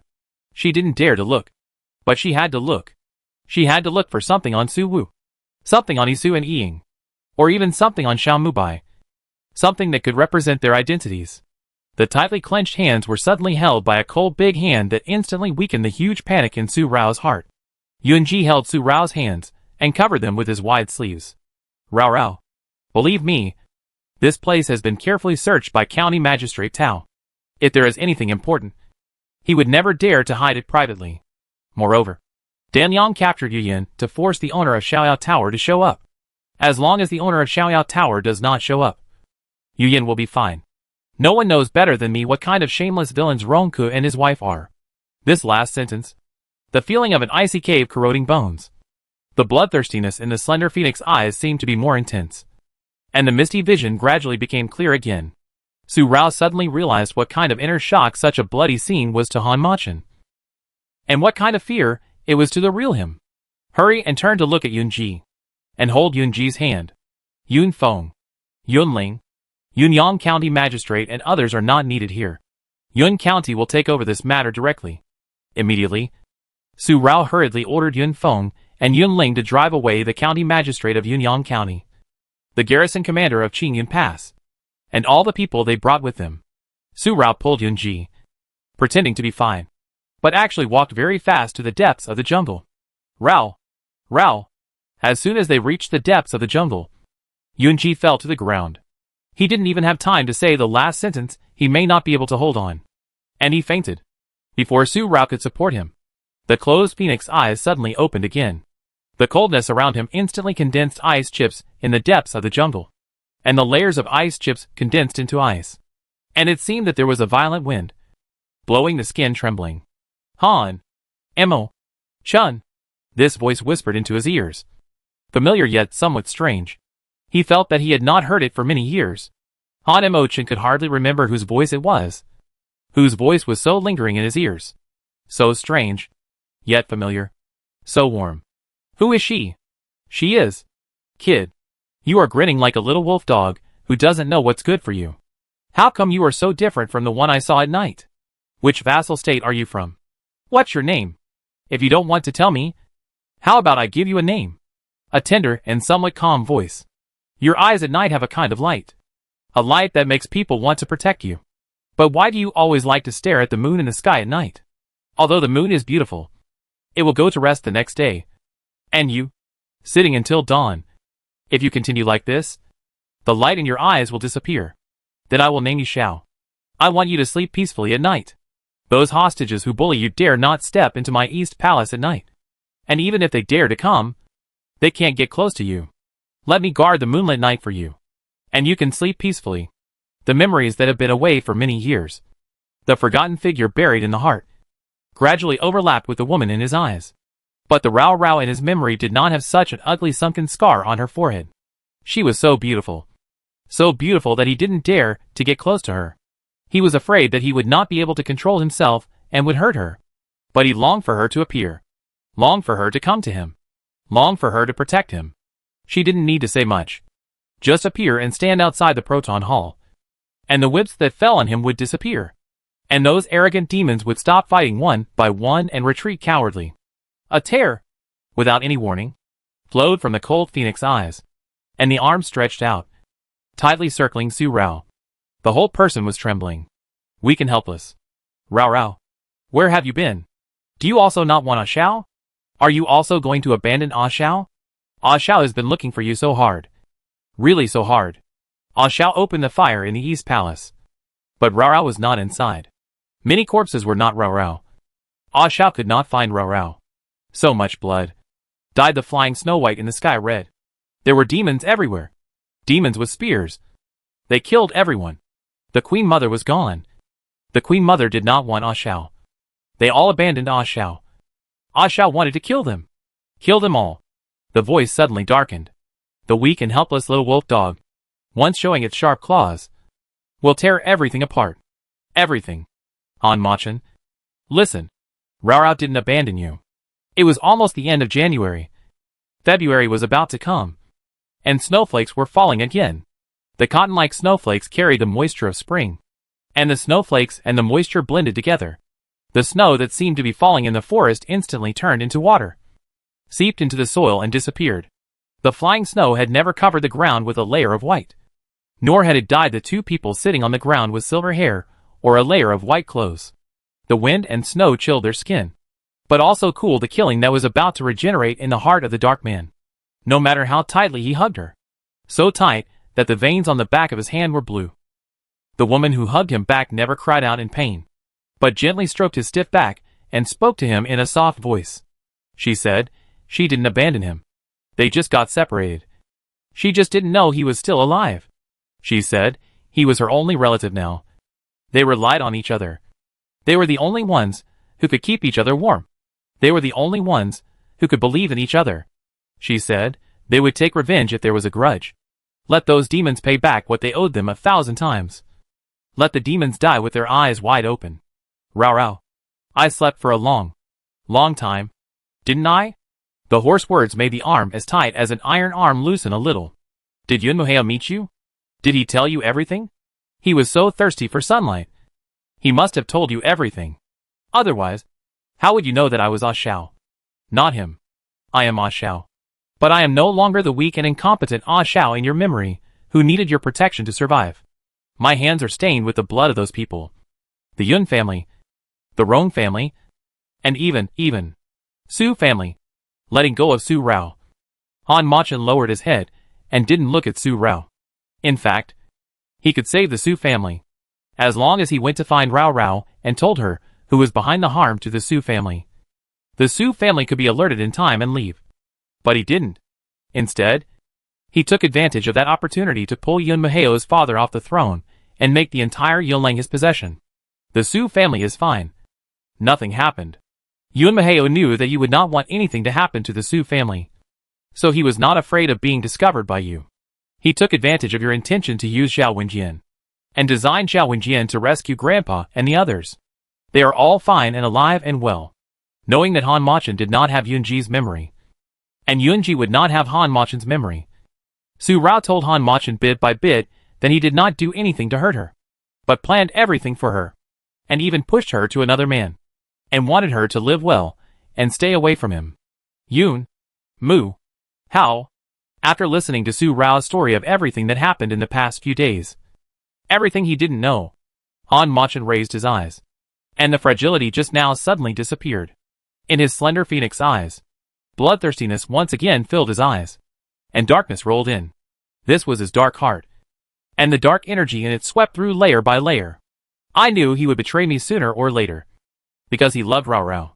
For Rao Rao, he could give up his resentment, his hatred, the hatred of being abandoned by his parents, and become the selfless Prince Jiyue. But he didn't know. He would never know. And it was impossible for him to understand that Rao Rao always liked to take revenge, and she would not tolerate not killing her enemies in front of her. Rao Rao told me that if they hurt you a little, you should get it back 1,000 times. And you should let them know that you can't be bullied casually. Han Machin never forgot these words. Even if he instinctively avoided and forgot all the destruction he suffered in the Great Sheen Palace, and forgot the light in his heart, he did not forget that weakness would only lead to humiliation. Han Machin was about to be murdered again. Su Rao looked at him and listened to what he said.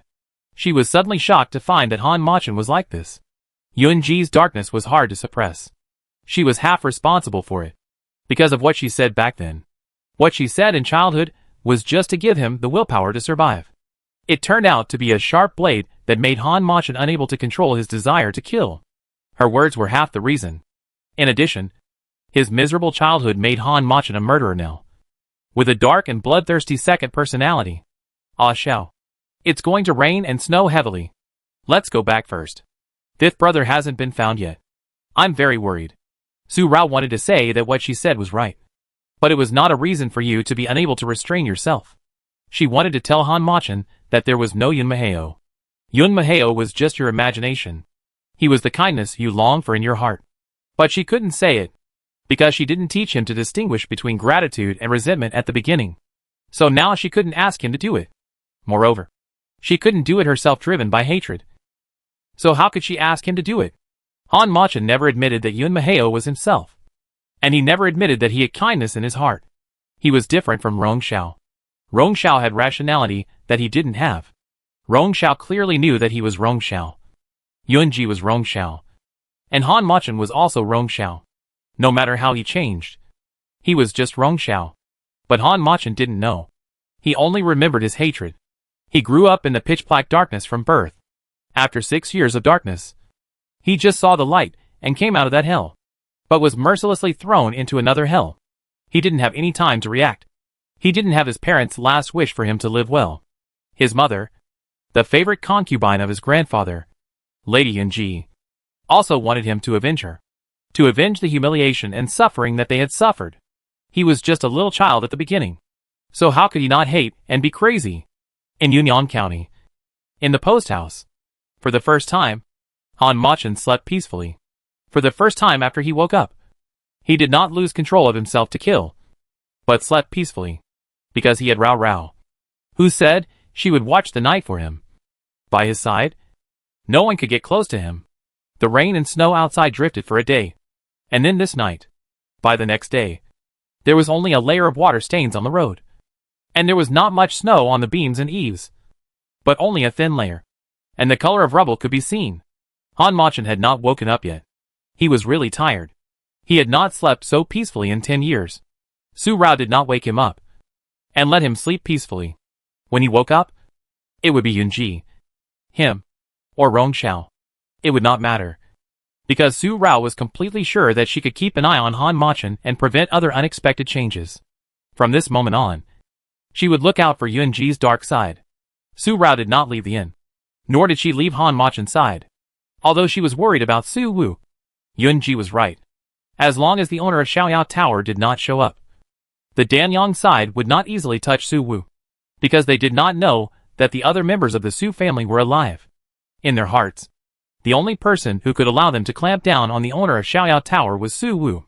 Regarding the killing in the jungle, Su Rao asked Yun Feng to take people to investigate. No matter what, they had to find out the identities of the corpses, whether they were the half of the Dark Army that infiltrated Yunlang from the Danliang Kingdom, and whether there were any of their people among them. In addition, let Su Can find the whereabouts of Su Chui. The two siblings of Sui-san have their own way of contacting each other. At that time, the note that Su Chui sent to Su Can was sent by the hummingbird they raised themselves, with only one sentence. We have found the whereabouts of the fifth young master, and are rushing to Yun County. Written in blood. It can be seen how tight their time was at that time. Or they were being tracked by a group of people at that time. Or perhaps they fought with the Tanliang Dark Army that captured Su Wu to save Su Wu, which caused a horrifying bloody scene in the forest. Holding the washed Prince Yi's mansion plaque in her soft hands. Thinking of the blood in the forest. Thinking of Su Chui and Xiao Mubai. The back of her hand even pinched green vines. Looking at the person sleeping quietly on the couch. Su Rao's peach blossom eyes showed a hint of heaviness. Su Chui and Xiao Mubai were together. And Xiao Mubai was carrying the plaque she left for Ying. Xiao Mubai is Yunfeng's younger brother, and is the brother who accompanied Han Machen step by step to become the owner of Xiaoyao Tower. If he died in the forest because of saving her fifth brother, Yunji told her that he was sent to the old Prince Yun, saying that he was poisoned. He was on the verge of life and death for a year, and was saved by Master Huishan. He was depressed for another 2 years, and then he was revived by his father's dream. These are all illusions, because Yunji and Han Machen's consciousnesses were fighting for the body at that time. The old Prince Yun thought that Yunji was in a nightmare, so he asked Master Huishan to save him. But Han Machen's consciousness was extremely strong at the time. If he was forced to fall into a deep sleep, Yunji might also have difficulty waking up. So Master Huishan used Buddhism to save him. so that Han Machen could have a short period of peace. However, this method is only a temporary solution, not a permanent solution. Han Machen eventually took the initiative in the body, and he could not control his inner killing at all. He disappeared when he was not watched. It was 2 years later when the old prince Yun found him, and it was because Yun Ji appeared by himself and returned to the Yun Palace. Han Machen disappeared for 2 years, but he did not leave on his own, but was abducted by the former owner of Xiaoyao Tower. During those 2 years, Han Machen was tortured by the former owner of Xiaoyao Tower in every possible way, or tempered, which made Han Machen indestructible. When Han Machen fainted from exhaustion, Yun Ji would let him rest for a while and treat his internal and external injuries after he appeared. It was at that time that Yun Ji met Mr. Zhu. Mr. Zhu, as the outsider said, was the man who appeared in the Yunwang mansion when Yun Ji was poisoned 9 years ago. In fact, it was not the case. Mr. Zhu and Yun Ji met in Danyang, and 2 years later, he followed Yun Ji back to the Yunwang mansion. It was also because of this that what happened in the 2 years when Yun Ji disappeared was explained by Mr. Zhu taking him away because he was curious about Yun Ji's illness, which did not make Yun Yu suspicious. The brothers Xiao Mubai and Yu Feng also followed Han Machen at that time. These 2 brothers are indeed the illegitimate sons of the Xiao family of Danyang State. What is the status of illegitimate sons in the family? If there is no legitimate son in the family, they may be valued by their father. But if there is a legitimate son in the family, then the illegitimate sons are not even as good as slaves. The aunt of the 2 brothers was framed to death by the mistress, and the 2 brothers were almost killed by the mistress. When they were about to drown, the former owner of Xiaoyao Tower saved them, and then arranged them to Han Machen after Han Machen was brought to Xiaoyao Tower. Xiao Mubai followed the dark Han Machen, and Yu Feng followed the kind Yunji. The name Yu Feng was also given by Yunji later. Yun Feng's real name was changed to Xiao Mufeng, and he had already drowned in the lotus pond in the backyard of the Xiao family. These 2 brothers were Han Machen's original left and right bodyguards. Later, Yun Ling replaced Yun Feng as Xiao's bodyguard at Yun Ji's instruction. Yun Feng had to contact various places in Xiaoyao Tower, and it was difficult for him to take care of both. So he asked Yun Ling, who had been a bodyguard of the real Prince Jiyu since childhood, to replace him as Zhao's bodyguard and focus on keeping an eye on Han Machen. As for who the former owner of Xiaoyao Tower was, why did he kidnap Han Machen? Why did he send the 2 sons of the Xiao family to Han Machen? He sent the Xiao family's wealth. And why did he pass on all his skills to Han Machen when his time was up? Yun Ji asked when he was awake. The former owner of Xiaoyao Tower only said that he owed a favor to an old friend, and this was just to repay that favor. As for who this old friend was, he never said it until his death. Yun Ji could only guess that the old friend mentioned by the former owner of Xiaoyao Tower might be his mother, or what the relationship between Xiaoyao Tower and the Danyang royal family was. Xiaoyao Tower is a killer organization in Danyang, and the only person in Danyang related to Rong Xiao is his mother, who is related to him by blood. In addition, he also has the blood of the Danyang royal family, which can never be cut off. Rao Rao. Kill them! Kill them all! This dark whisper brought Su Rao back to her senses. The sleeping person, who didn't know if she had a bad dream, had a layer of fine sweat beads on her white forehead, and the whole person was trembling slightly with anxiety. Even in her dream, the killing in her heart did not diminish at all. Seeing this, Su Rao put away the palace card in her soft hand, held Han Machen's hand, held it tightly to give him a sense of security, and reached out with one hand to wipe the sweat from his forehead. She whispered softly that as long as she was here, she would not leave. She would guard him, and no one could get close to him. The trembling body seemed to gradually calm down because of Su Rao's soft whisper, and the jade fingers held by Su Rao tightly held Su Rao's soft hand. Miss, this voice came from outside the house again. It was Sukin who came back. Seeing that Han Machen was quiet, Su Rao gently pulled her hand away, got up and walked over lightly, and opened the door. Is there any? Before she asked the word news, Su Kan's expression showed that Su Rao had already known the result. No news. Her face was solemn again, and then she waved her hand to let Su Kan go down and rest for a while. It was getting dark, and after resting well, she would continue to search tomorrow. She turned back to the room and continued to watch over the man who fell asleep on the couch. The rain and snow stopped during the day. I thought it would be a gloomy and starless night, but I didn't expect that in the middle of the night. A waning moon peeled off the thick clouds and climbed out. following the few stars, climbing up from the sky, showing its own charm. Although the moonlight was covered with a layer of hazy gauze, it could not cover its brilliance at all. The man standing in front of the window lattice, looking up at the waning moon. When he came to Yunnan County, he had never worn the moonlight belonging to the Guep prince, but the sky blue color, which faded again at this moment. He wore a black robe again, with a mask covering his face, but his pair of slender phoenix eyes were cold and bright. There was a slight movement behind him, and Su Rao, who had been watching him and fell asleep without knowing when, woke up. The coldness in his eyes disappeared a little, and the bloodthirstiness inside was also restrained. He closed the window and walked over, just like he appeared beside Su Rao twice in the dark night, and handed her a cup of tea. The tea was not cold, and he still used his inner strength to warm it. He took a sip of tea, which eased the slightly dry throat.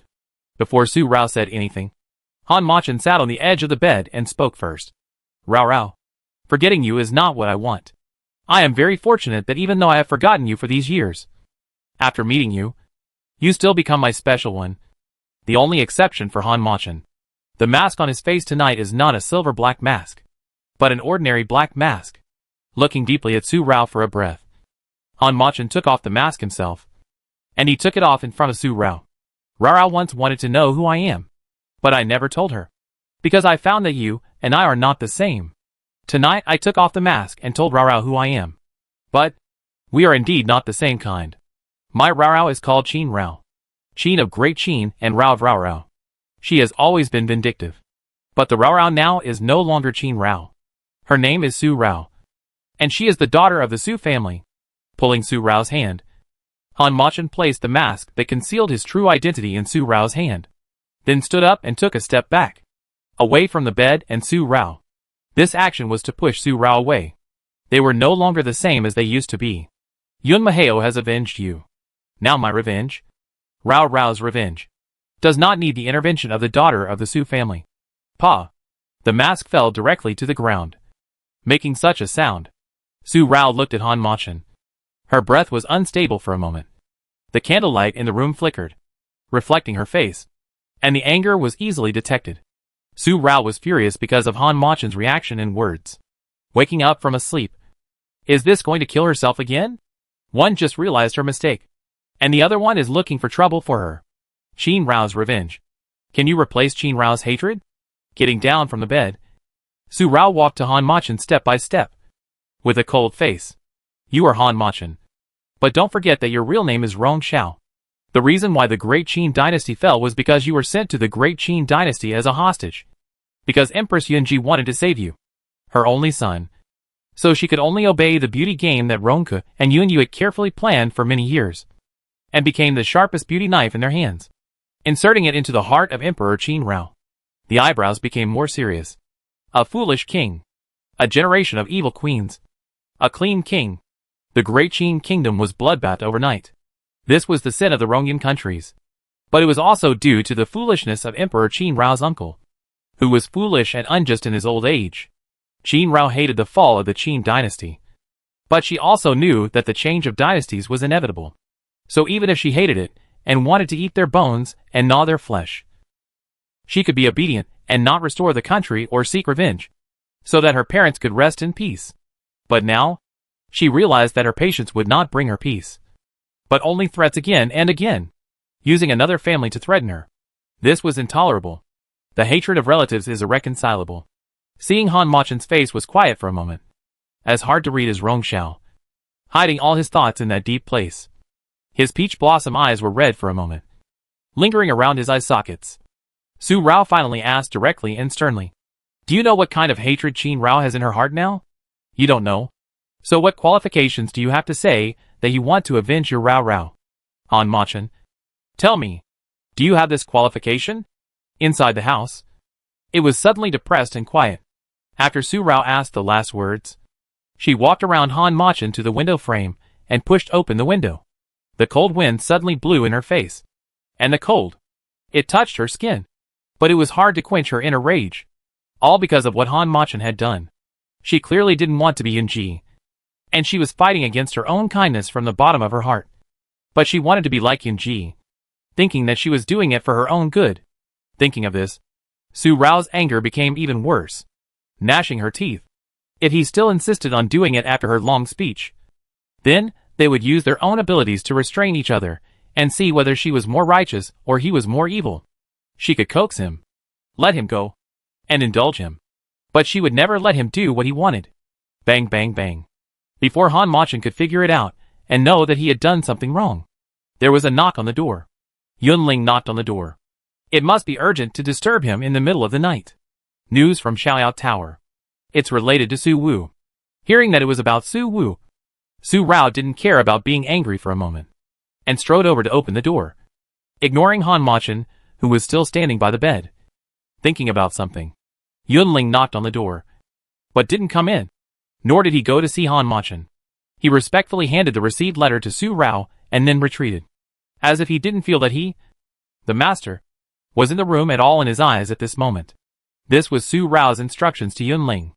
As early as before leaving for Yunnan County, Su Rao deliberately told Yunling and Yunfeng and all the Yue who followed him that if Yunji fell ill again on the way, none of them, the subordinates, were allowed to approach without Su Rao's permission, in order to prevent them from being caught off guard after Han Machin appeared. After all, Han Machin's attitude towards Su Rao is completely different from that towards others. He may be quiet in front of Su Rao and suppress the killing in his heart, but in front of Yunling and others, his bloodthirsty killing will only be more serious. When Su Rao told Yunling and Yunfeng these words, Yunji was beside them and reminded them that if the person who appeared was Han Machin, they should stay away and never give Han Machin and the Yun guards the opportunity and time to be alone. Yunling left and the door just closed. The moment Su Rao turned around, she caught a glimpse of Han Machin's eyes that had not yet been restrained and looked at Yunling. What kind of eyes were those? They were extremely dark and vicious, just like looking at a corpse, looking at a dead person. He was so ruthless towards his subordinates, who were extremely loyal to him, let alone towards others. Yunling and the others were still alive and well all these years, not only because Yunji protected them, but he probably still needed Yunling and the others, needed them to do things for him. And now that Yunling was disobedient, he wanted to kill him. Su Rao's eyebrows darkened a little because of Han Machin's gaze, and in a moment, an idea came to her mind. Han Machin, listen to me. You'd better not touch Yunling and the others. Otherwise, if you hurt them, I will pay them back with my own life. The man who was standing by the bed, before Su Rao finished threatening him with himself, had already arrived in front of Su Rao. His face was cold and full of anger, mixed with the low anger of suppressing the darkness in his heart. The ice instantly swept around Su Rao, and she felt her hands and feet were instantly paralyzed by the freezing. Su Rao was not afraid. She looked up at the man who was only an inch away from her. The familiar face. But because of the change of personality, the aura of the exiled immortal around him could no longer be seen. But a feeling completely contrary to it. The exiled immortal in the sky. The netherworld in hell. But so what? Even if he couldn't suppress the killing in his heart in the end. Even if he made a move on her, she was not someone he could easily kill. So if he had the ability, he could try. Also, I'll tell you one more thing you don't know. I didn't want to say it, and I don't think it's necessary to say it.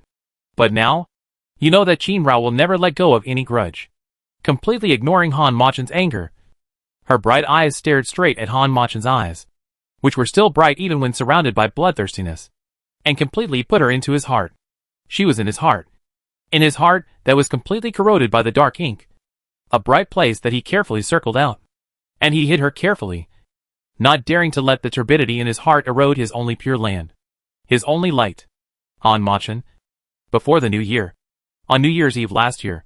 At the same time as the fall of the Qin dynasty. I found a tomb in Yunji's Qinfeng garden. With an inscription on it, the tomb of my late brother. My younger brother Jing. On the first day of the new year, I dug up the tomb and opened the coffin in the tomb. Do you know who I saw in it? Do you know who the person lying in it is? He is not Yun Muheo. An inch of distance. One step forward would allow for no gap. But Han Machin took a step back.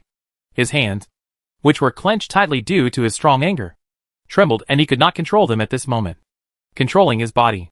Sweat beads oozed out of his white forehead, and cold sweat oozed out of his skin layer by layer.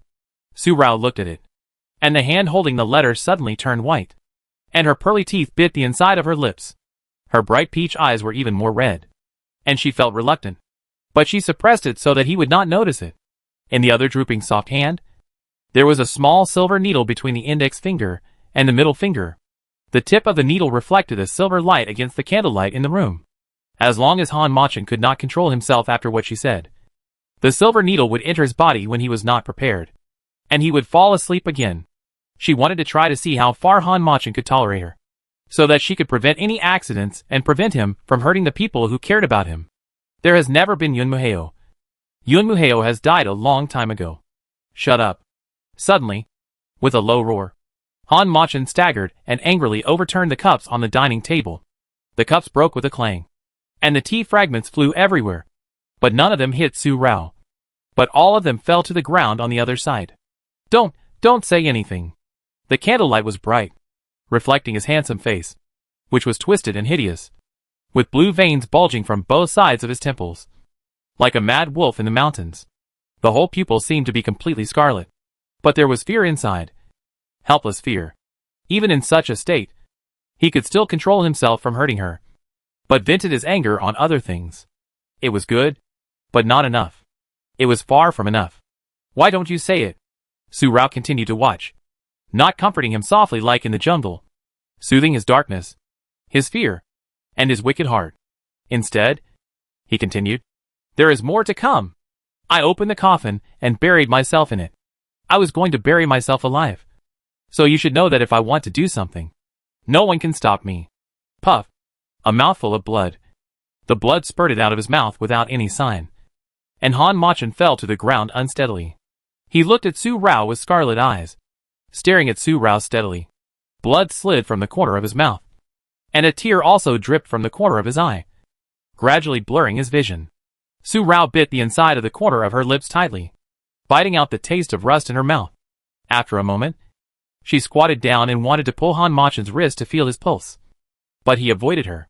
Han Machen curled up, just like when he was bullied by other protons in his childhood, like a wounded little wolf dog, silently licking his wounds. But the scarlet in his phoenix eyes became more and more intense. Looking at Su Rao, it seemed that he looked at those who had bullied him, just as sinister. At this moment, a tear that was cold and hot and burned Han Machen's skin fell on his cheek and slid to the corner of his lips, making the bloody taste in his mouth fade instantly, turning into an extremely bitter taste, which seemed to be 1,000 times more bitter than that of Coptis chinensis.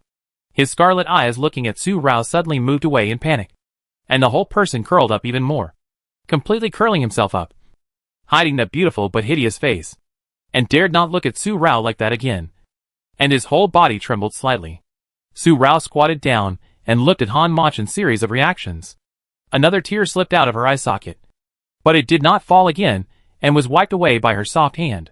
The corners of her mouth slowly rose. It seemed that he could completely control his inner killing in front of her. Better than she expected. This was enough. Su Rao was very satisfied with the answer to the test. Then, she sat down on the ground and opened the letter handed by Yun Ling, and ignored Han Machen. Han Machen spitting blood just now was just a moment of anger, which was not a big deal. Now that he was hiding from her, it would not be too late to wait until he calmed down and read it again. When her eyes touched the things in the letter, Su Rao's originally curved mouth corners flattened and sank in an instant. The night passed. The waning moon moved obliquely, and the stars gradually hid. At dawn, the sky was white. The candles in the inn had long been burned out, and the wax was like ice on the edge of the candlestick. The person sitting on the ground.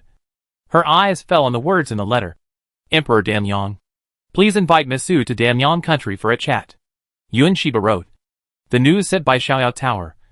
Damyong has moved again. There is another letter attached to the letter, which is written by Emperor Damyong to the owner of Xiaoyao Tower, and of course to the former Princess Qin Rao. Content of the letter. He has already learned who the owner of Xiaoyao Tower is. The owner of Xiaoyao Tower has been hiding for so many years, causing chaos in his Damyong country, secretly disturbing his Damyong peace. He really admires such despicable means. Now, he returns the favor by inviting the 5 sons of the Su family to his Damyong country as guests, and invites the former princess to condescend to his Damyong imperial city.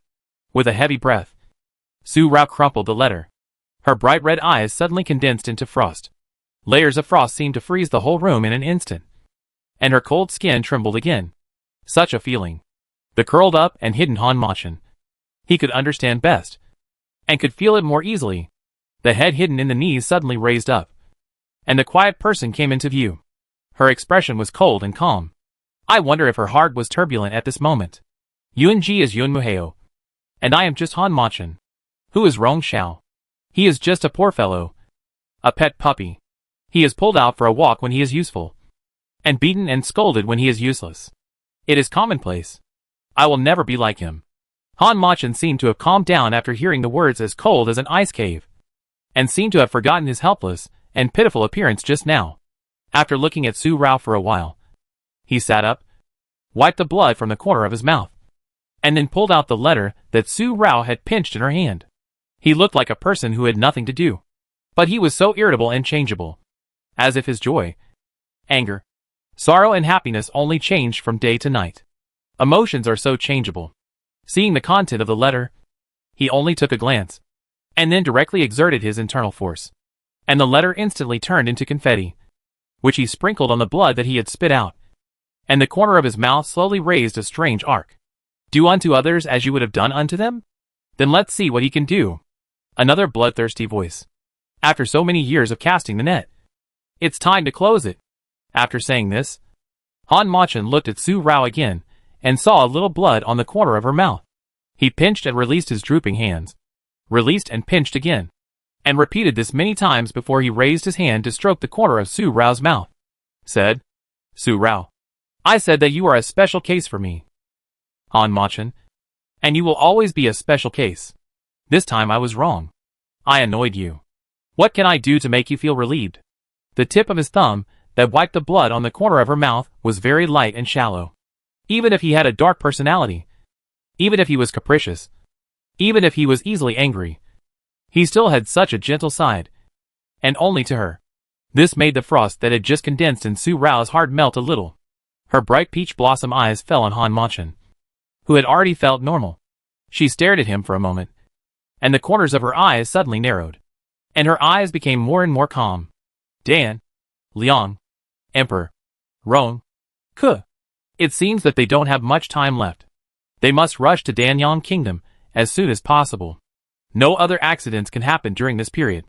Especially this man, since he has admitted his mistake.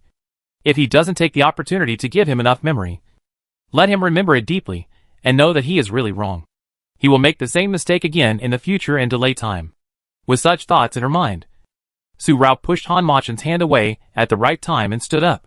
Her face was calm and her inner thoughts could not be seen at all. What's wrong with her? It is Su Rao who is pretentious and takes herself seriously.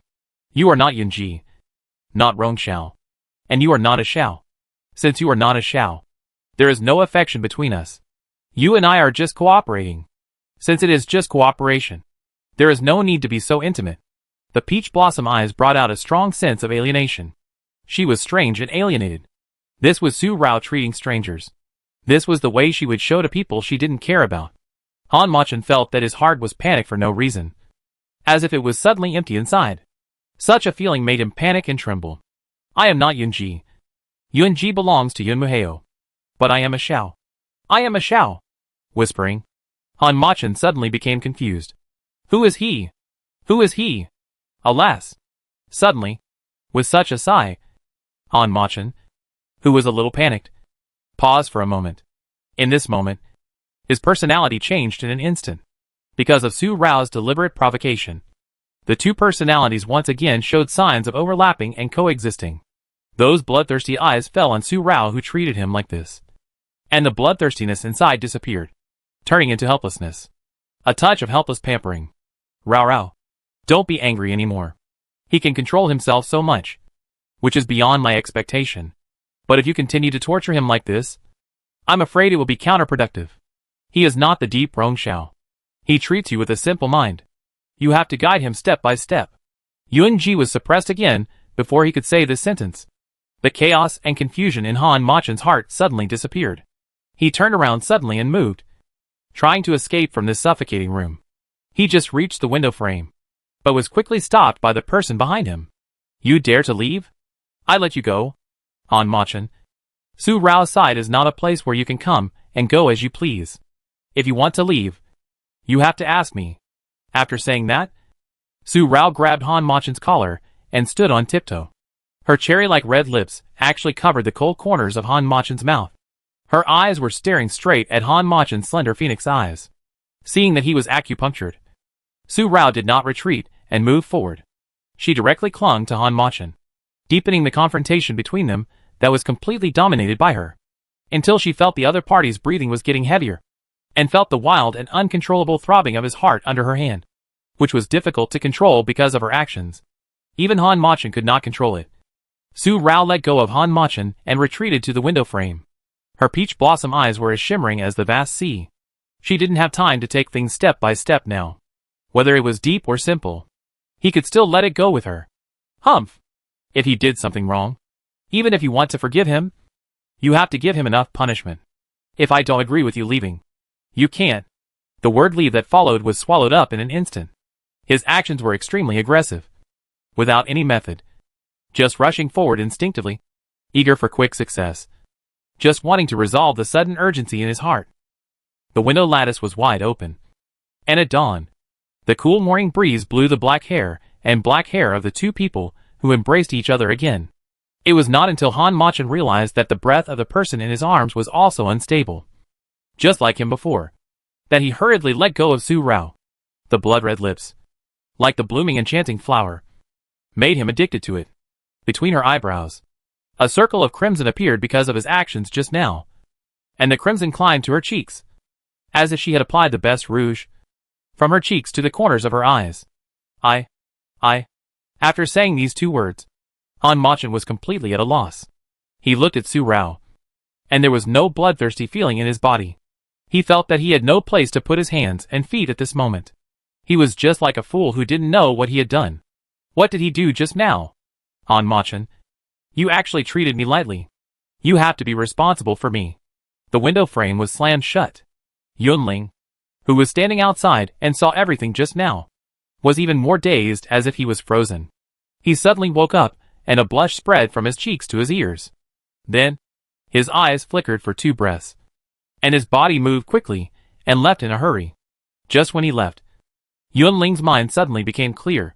He seemed to understand how Miss Su was going to help the master control the master, using both soft and hard methods. The other young guards guarding other places also hurried away one by one, and they were also a little blushing. After all, they were all a group of passionate young men, seeing their master, who had always been bloodthirsty and murderous, being teased by Su Rao without any ability to fight back. They were horrified and a little throbbing.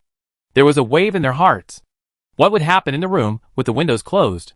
Miss Su would not sacrifice herself to make her master rational.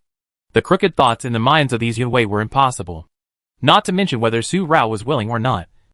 Han Machen was completely at a loss. He let Su Rao pull him back without any resistance. His eyes fell on Su Rao, and Su Rao's last words kept lingering in his ears. He had to take responsibility. Yun Feng was sent out by Su Rao to look for Xiao Mubai and others. After 1 day and 1 night, he came back in the evening of the next day. His rapid steps clearly showed that he had found some clues, and seeing the expression on his face, the worry about his brother that Yun Feng had felt since he saw the killing in the jungle, and knew that Xiao Mubai might be among them, disappeared at this moment. With just one glance, Yunling knew that Yun Feng might have found Xiao Mubai, and immediately took 2 steps over. Sure enough, Yun Feng found Xiao Mubai in a hunter's house on the mountain above the jungle. Although he was injured, he was lucky to be alive. According to Xiao Mubai, the things in the jungle were indeed as Su Rao guessed, and were related to the half of the dark army of Danyang Kingdom. But the killing was not caused by saving Su Wu. In fact, before the tragic scene in Yunyang County, Su Wu and others had not been caught, and were still avoiding the pursuit of the remnants of Hua Jianfeng and the secret agents of Danyang. Long before Su Wu and Yun Muyu escaped with the help of Jin Chao and his men, Su Wu discussed with Ying and others that if they went together, they would be too conspicuous. So they asked Wan Yang, Mu Lian, and other people in Zai Yaja to escort Yun Muyu to go first and find a hidden place to hide. Those people came for Su Wu. After Su Wu and Ying led those people away, they asked Yun Muyu to quickly go to Yunlang Border City and ask for help from the Yunlang Border City garrison. Originally, This method was very appropriate. But after Yun Muyue left with Huan Yang and Mu Lian, Yun Muyue actually exposed himself, and even let the remaining forces of Hua Jianfeng and those spies in Danliang think that Su Wu was with them, and immediately turned all their spearheads to Yun Muyue. In this way, Su Wu was safe, and the grievances of the Su family had been washed away at that time. Su Wu could go back to Yunlang border city first, and let the Yunlang border city garrison rescue Yun Muyue on the premise of ensuring his own safety. And he only needed to wait for news from Yun Muyue. After all, Yun Muyue is the 8th prince, and the Yunlang border town garrison dare not ignore Yun Muyue's life or death. But the Su family will never be such a coward, and Su Wu and Yun Muyue have a deep brotherly love. How could he let his brother risk his life for him, while he hides in the border town to avoid disaster? Is he still Su Yuyan? Knowing that if he exposes himself again, it will definitely let the Tanliang spies notice that they are making a feint to the east and attacking in the west. But Su Wu still chooses to expose himself again. In this way, Su Wu and Yun Muyue fled separately. Su Wu went all the way to the north and entered Yunlang Kingdom. But because Su Wu did not know the changes in Langjing one after another, and Ying and Isu knew more than Su Wu, Su Rao went to Langjing, but there was no news for many days. Moreover, they did not know that the demise of the Su family was all an illusion. Now the Su family only had Su Wu as a bloodline. No one knew how important Su Wu was to Su Rao, and what significance he had for Su Rao.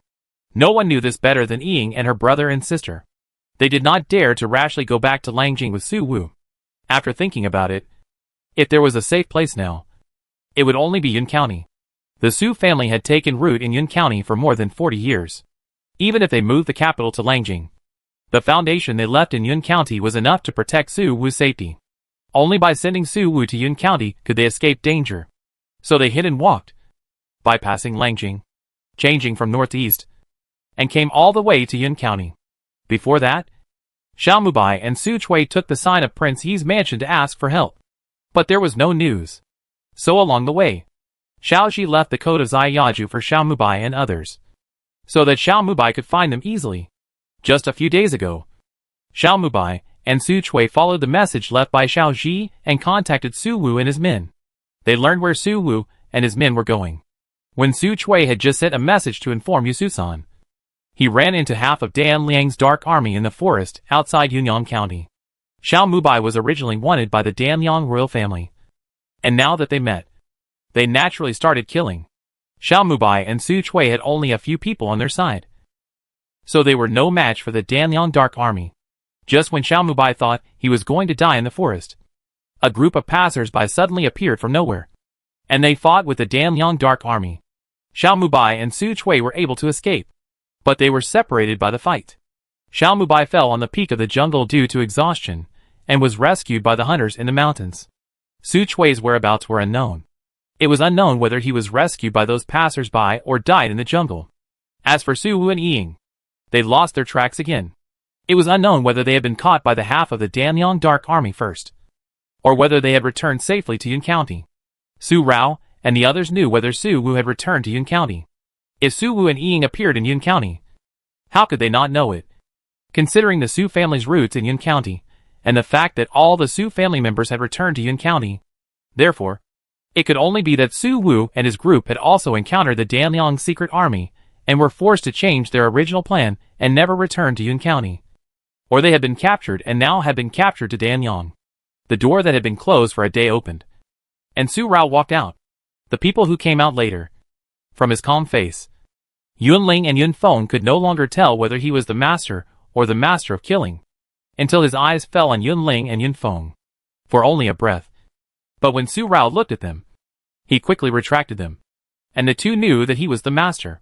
"Take me to see Xiao Mubai," Su Rao spoke, and the warning look she gave Han Machan was retracted.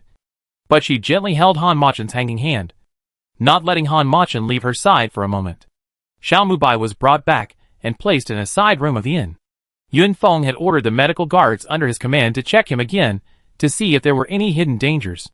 Before this, Xiao Mubai had almost died due to serious injuries. If it weren't for Su Rao's miraculous healing, he would have gone to the Yama Palace long ago. Now he was injured again. His face was pale again, and his peach blossom eyes, which were very similar to Su Rao's, had a dark red scar between his brow and left eye, which made his handsome appearance even more ferocious. Han Machin saw that the other hand that was not held by Su Rao made a sound of pinching, and the phoenix eyes were instantly darkened, and the murderous aura seemed to be clamoring again. Xiao Mubai was to Han Machin like Ying and Isu were to Su Rao. Yun Ling and Yun Feng were to Yun Ji. They were not just a simple master-servant relationship, but also relatives, even like blood relatives. At this moment, Su Rao let go of Han Machin. But just as she let go, she softly pinched Han Machin's hand. The silent comfort made Han Machin's heart dark and bound by a beam of light. He closed his eyes for a breath, calmed his bloodthirstiness, and then opened his eyes and walked to Xiao Mubai.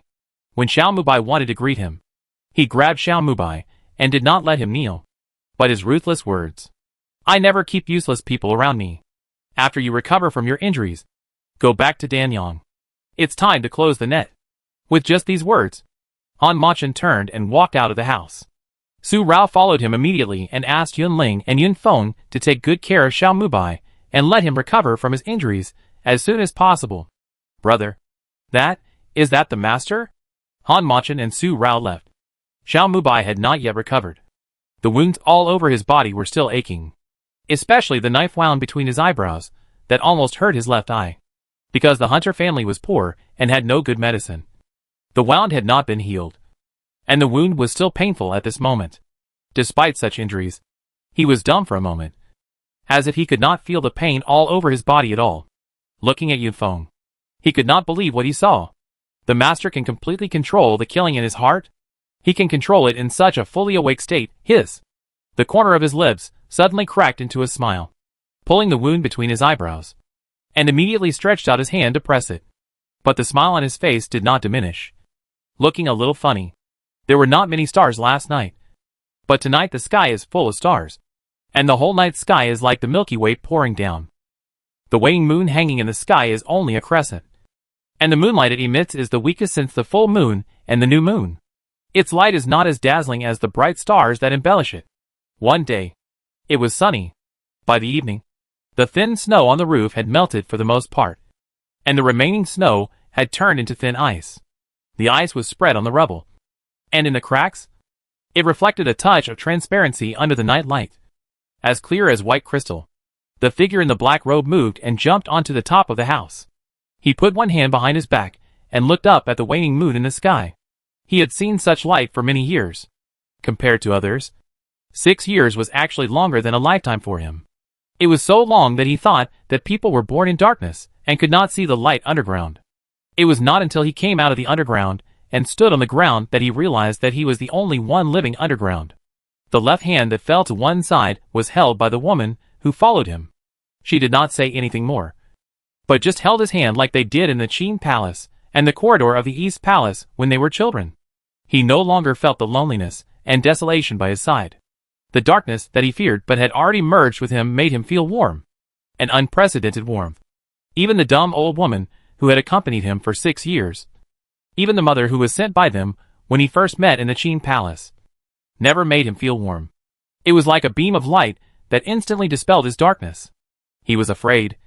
He resisted. But he was extremely attached to her. The killing under the deep vortex in these slender phoenix eyes gradually dissipated and disappeared completely. The bloodthirstiness in his heart that had been clamoring for him to escape from her also calmed down at this moment. Just like the rising tide, no matter how turbulent it was when it erupted, it would eventually return to peace. And the only person who could make him quiet was this person. Rao Rao. Yun Maheo will tell you who was the initiator of the fall of the Qin dynasty, and how the kingdoms that destroyed the Qin dynasty was obtained step by step by them. Did he tell you who is the person who now wears my mother's face, occupies my mother's identity, and enjoys all the honors that belong to my mother? Turning his head, Han Machin lowered his eyes to look at the person beside him. At this moment, if he hadn't still regarded Yun Ji as Yun Maheo, Su Rao would only think that Rong Xiao had come out. But he wasn't. He was Han Machin.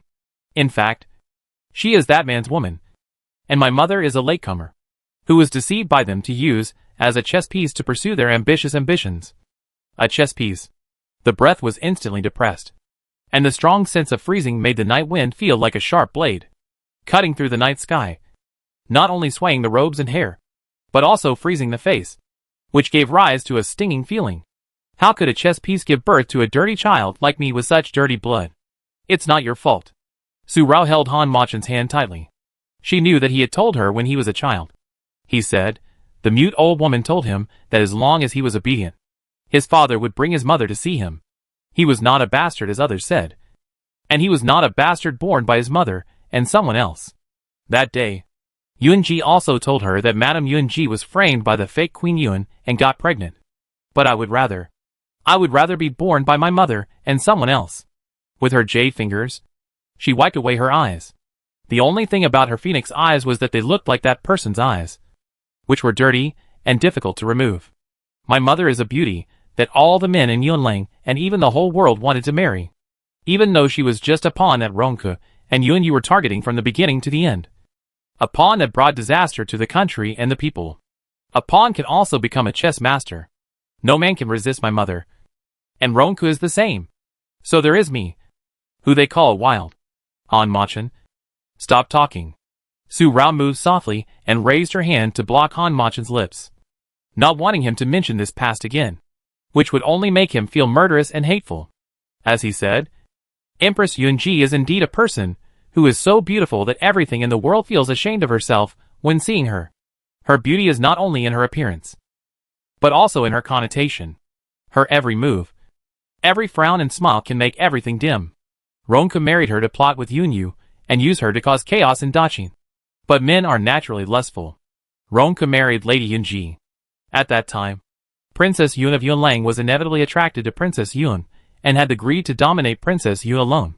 He had such thoughts because Yunyu noticed the moment Princess Yun was pregnant with his flesh and blood. Yunyu knew that Ronke had a woman before marrying Princess Yun and had just given birth to a son. So he colluded with that woman in private and framed Princess Yun's child for not being Ronke's. Ronke was deceived. How could he bear it? Yunyu secretly went to Danyang in person and met with Ronke. What is more important? A woman or the world? Or a woman pregnant with someone else's bastard? Is it worth it? Don't lose the big for the small. First, his beloved betrayed him. And then Yunyu personally warned him. If old Prince Yun knew that Ronke dared to cheat on his marriage, that he had a wife, but he still cheated on Princess Yun. Yunyu didn't need to say more about the consequences of this matter. Ronke also understood that his greed for pampering had just subsided. He originally wanted to get rid of the bastard in Princess Yun's belly, but Yunyu let him stay so that he could better control Princess Yun in the future. And the child that Ronke had just given birth to could legitimately become the legitimate son. In this way, the child in Princess Yun's belly was replaced. And Rong Feng, the illegitimate child who was originally shameful, became Ronke's legitimate eldest son. In addition to the Ronke couple and Yunyu who were in collusion with each other, only the mute old woman who took care of him knew about Rong Zhao's existence. Even Princess Yun didn't know that her child had been replaced since birth. And she didn't know that he had never seen the light of day since he was born. Later, Princess Yun learned about it because her maid Huanyang found that the mute old woman went to the same place every day regardless of the weather. And her behavior was suspicious. The mute old woman was Ronke's wet nurse. She was poisoned by eating the food that Ben Ying gave to Ronke, which destroyed her throat. She was so sneaky that Huanyang realized something was wrong and followed her secretly. And then she knew about Rong Zhao's existence. Rong Zhao was exposed, and Ronke's couple no longer hid their ugly faces. Since Rong Zhao was known, they made up the story of a second child, who died at birth. Princess Yun was also seriously injured and weak due to giving birth to another child. In fact, she was imprisoned by them. And Ronke's woman also replaced Princess Yun openly from then on. Later, Daqin asked for hostages from all the vassal states. The fake Queen Yun naturally could not let her biological son go to Daqin instead of his father. So Rong Zhao, the second son who died young, was sent to Daqin as a hostage instead of his brother and father. At that time, Ronke and Yunyu had already gained strength in their respective vassal states. So far, they also took this opportunity to threaten Princess Yun with Rong Zhao. If she wanted to save her son, she would go to Daqin and become a beauty knife in their hands. The beauty game they had planned for many years also kicked off from then on. And they finally planned to clear the court of the tyrant and the beauty, thus subverting Daqin. All these things were only found out by Yunji after a long time. Or it can be said that it was the real Rong Zhao who found out. When Yunji told Su Rao was shocked and depressed. It is conceivable how Han Machen could bear it. Han Machen, it's not your fault. Don't let their greed become your punishment for living in darkness forever. Let's wake up. Hanging his arms around the frozen man. Even though he was no longer murderous and bloodthirsty, he just imprisoned himself in his own darkness and refused to come out. Su Rao felt very distressed. Really distressed.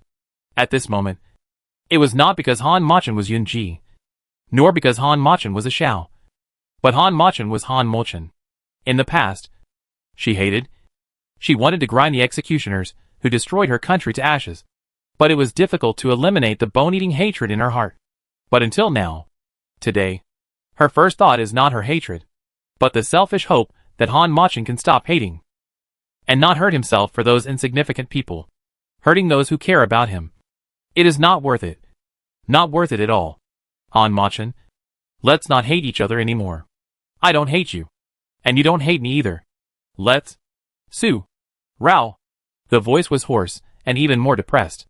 Han Machen held Su Rao's shoulders and pushed her away.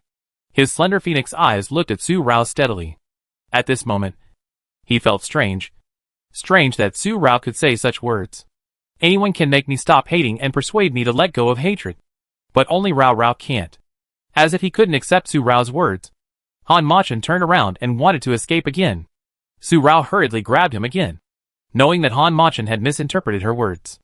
Hurry up and say, I didn't persuade you to let go of hatred, and you can't let go.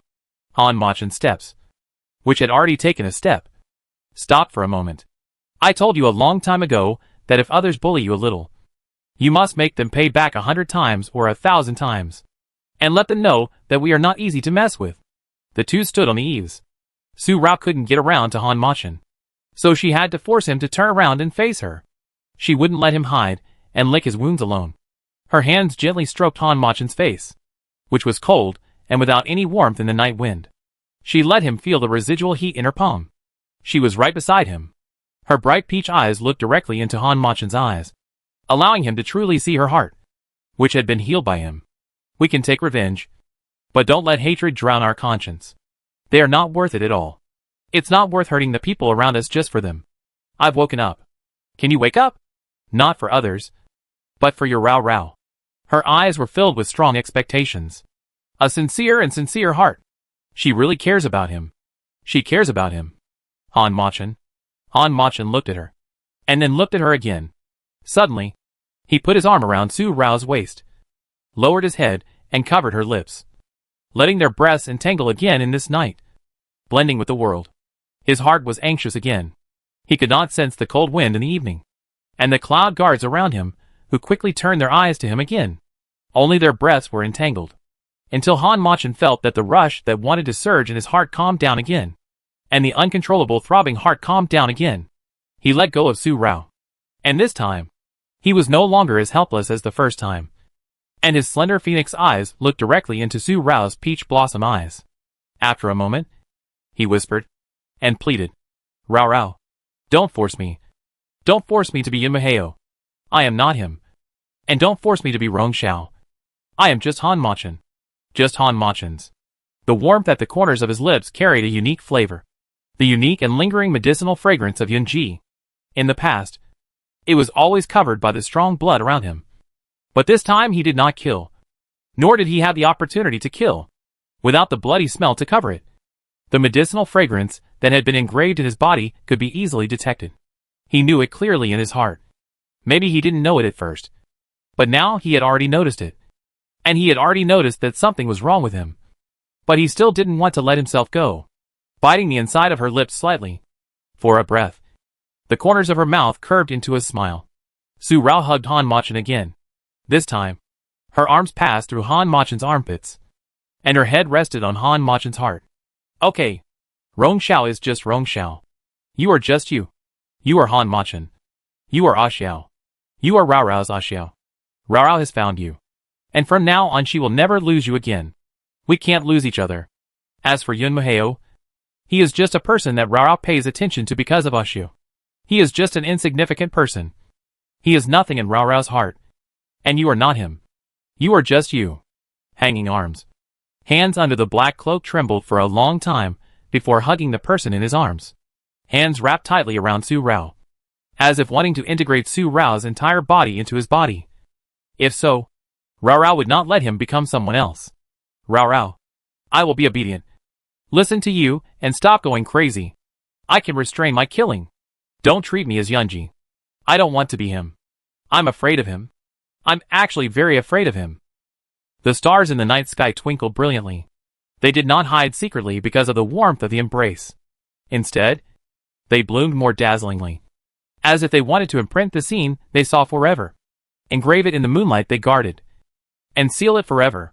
Han Machan is still Han Machan. He has never disappeared since he appeared after seeing the bloody scene in the jungle. However, he has shown the warmth and coldness of human nature, although he is only kind to Su Rao. It is enough to make his subordinates, who have followed him for many years, feel ecstatic, because this shows that the master's illness can be cured, even if it is very small. The first person who was overjoyed was Xiao Mubai. He had already contacted Dan Yang before his injury was healed. They had been planning for so many years, and he was forced to abandon the Xiao family in order to preserve the Xiaoyao Tower in the dark. Now, they can finally go back, and they can go back openly, and let everyone in Danyang know that their master is the legitimate eldest son of the royal family of Danyang, and take back everything that should belong to the master, even if the master disdains it. And Su Kan, after another day, also found a piece of news. But it was not the secret communication between Su Chui and Su Kan, but the secret code mark of the Lian Pavilion, which was in Qingyun Pass not far from Yunnan County. Qingyun Pass is also the most important pass from Yulang to Danyang. After passing Qingyun Pass and walking 100 miles, you will reach the border between Yulang and Danyang, and enter the territory of Danyang, the border of Danyang, because the three kingdoms divided the territory of Daqin and divided and separated. Yunlang, Zhuxian and Danyang now have borders. In addition to the border states between the three kingdoms, Yulang and Danyang, Zhuxian and Danyang also have other places to border. Qingyun Pass of Yunlang and Lingtong Pass of Zhuxian are adjacent to Huaishui Pass and Qinlin Pass of Danyang. One side is waterway, and the other side is mountain road. After receiving the news of the Lian Pavilion mark, Su Rao immediately asked Yunling and others to pack their bags, saying that he had found some clues, and said goodbye to the magistrate of Yunnan County, and went to Qingyun Pass by water. The secret mark of Lian Pavilion appeared in Qingyun Pass, and since Zai Yaju and Lian Pavilion were sealed, the cargo transportation of Lian Pavilion had been stopped. The secret mark of Lian Pavilion appeared in Qingyun Pass today. The only possibility is that Ying and others marked it. Su Wu and others may be in Qingyun Pass now. Su Rao and others took the water route to Qingyun Pass, but they didn't know that at this moment. The group of dark troops sent out by the Danyang Imperial City had all returned one after another. The 8th Prince Yun Muyue and Huan Yang and Mu Lian were taken to the Danyang Imperial Palace first. In the dark and humid dungeon of the Danyang Imperial Palace, Yun Muyue and Huan Yang were imprisoned separately from the people in Zai Yaju. At this moment, Yun Muyue just knew who the person who arrested them was, and knew that he was now in the dungeon of the Danyang Imperial Palace.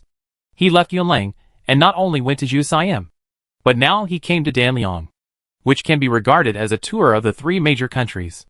Compared with Yun Muyue, who only knew, Huan Yang still remembered the place where she was, especially the face of her princess sitting in front of her at this moment.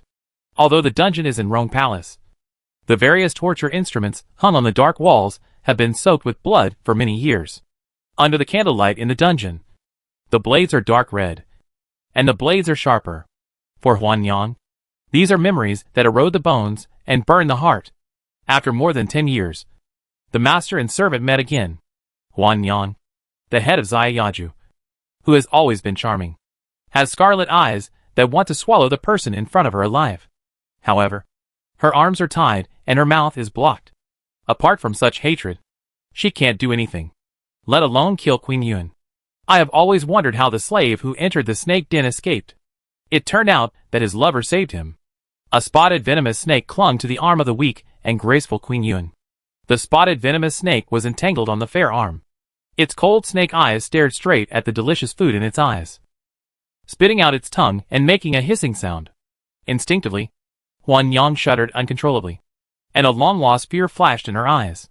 Queen Yun looked at her and let out a low laugh. Her eyes still as charming as a fairy. But what she said and what she did The jade hand that had just been stroking the head of the spotted venomous snake lifted and swayed slightly. And Mu Lian, who had been tortured half to death, was dragged in by 2 servants. Behind Mu Lian, a long trail of blood was left, and his face had changed drastically. If it weren't for his clothes, he would have been another person. If I had known that you two had an affair, I would not have thrown you into the nest to feed my treasure. Isn't it better for a maid to have an affair with a guard? It just so happens that you are as shameless as your master. If you also get pregnant. Huan Yang would never allow this vicious woman who took everything from her princess to slander her princess like this. She didn't know where she got the strength from. She suddenly got up and rushed towards Queen Yun. But how could she get close to Queen Yun? Before she could rush over, she was kicked in the abdomen by a servant who dragged Mu Lian in and hit the wall behind her. Her mouth was blocked tightly, and a mouthful of blood came out of her throat. And then she spit out the gag in her mouth, spurting blood. Puff. Cough. Ah. Huan. Mu Lian wanted to crawl over, but another servant stepped on his back, leaving him with whip marks all over his body. The pain on his back had already numbed him, but he couldn't move at all. He stretched out his hand to grab Huan Yang, but he couldn't do it. He couldn't reach her at all. Veins bulged out of his temples, and sweat seeped out of his forehead, together with the sticky blood. He looked so miserable. Look! How touching! The queen then stood up from her chair, handed the spotted venomous snake to the servant who had kicked Huan Yang, and walked slowly to Huan Yang's side, caressing her face with her hands. The charm of a fairy. Delicate facial features without a single flaw. The skin as white as that of a young girl in her 20s. And the posture of a willow in the wind in every frown and smile. Just making people want to hold her in their arms and cherish her. Such an attitude, in Huan Yang's eyes, only made her feel sick. Her princess, noble and elegant, noble as a lotus, untainted by mud. No matter how she tried to look like her, she could never learn to be like her. She would never learn. You are just a substitute for my princess. Without this face, you are just a prostitute who can never be on the stage. Pa! Such a loud slap made Huan Yang spit out blood again. But Huan Yang laughed. You are a pair of dogs and bitches. Shameless. And you are not worthy of my princess's hatred. You are not worthy at all. Ah! Pull out her tongue for me. The gloomy clouds filled the air, and Queen Yun's face suddenly became ferocious. The fairy charm that she had learned with great difficulty disappeared. At this moment, she felt that this beautiful face, like a lotus, was simply insulted in front of her. Stop! The 2 servants under Queen Yun were about to pull out Huan Yang's tongue, when Emperor Dan Yang came. He also felt gloomy, especially when he saw Huan Yang's fearless and mocking appearance. His tender phoenix eyes fell on his queen again. I never felt different before. She was just a woman, a piece of skin. As long as she had such a beautiful face, anyone could do it, and it didn't matter. But why did I suddenly feel different? The originally tender phoenix eyes suddenly showed a dark side. Queen Yun seemed to sense something and hurriedly took 2 steps over and leaned into the arms of Emperor Dan Yang. Her figure became more delicate.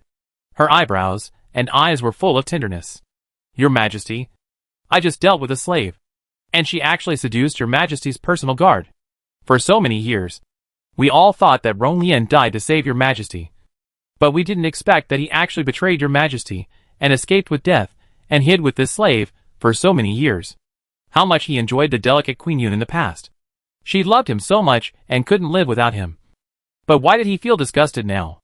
Emperor Dan Yang frowned and looked down at Queen Yun, looking at this beautiful face like an immortal.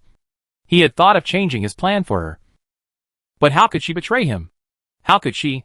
Grabbing Queen Yun's jaw and forcing her to lift her lips, Ronka bit her fiercely, not caring whether Queen Yun felt uncomfortable or not. He only cared about venting the hatred in his heart at the moment. Swish! The sound of tearing silk.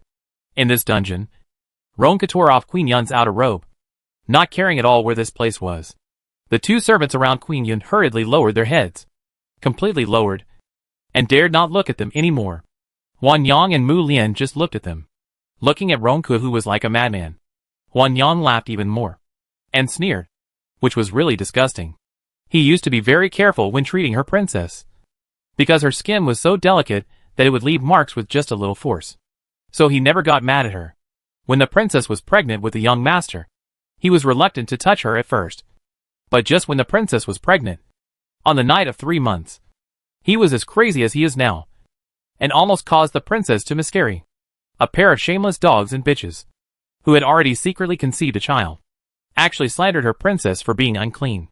Just wait. You owe the princess and the young master, and the young master will get it back one by one. Your Majesty, the secret army has reported. This urgent voice prevented a real live secret play from being staged in the dungeon. A live secret play of the emperor, which stung the eyes of the spectators Huan Yang and Mu Lian. The secret troops sent by Danyang Kingdom returned one after another. The first half of the secret troops that infiltrated Juxian Kingdom returned and brought back the 8th prince of Yunlang.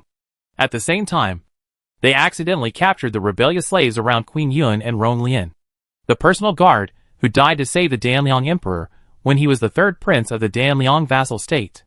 Rong Lian betrayed his master for the rebellious slave and fled with his death. He hid in Yunlang Kingdom with the rebellious slave for so many years.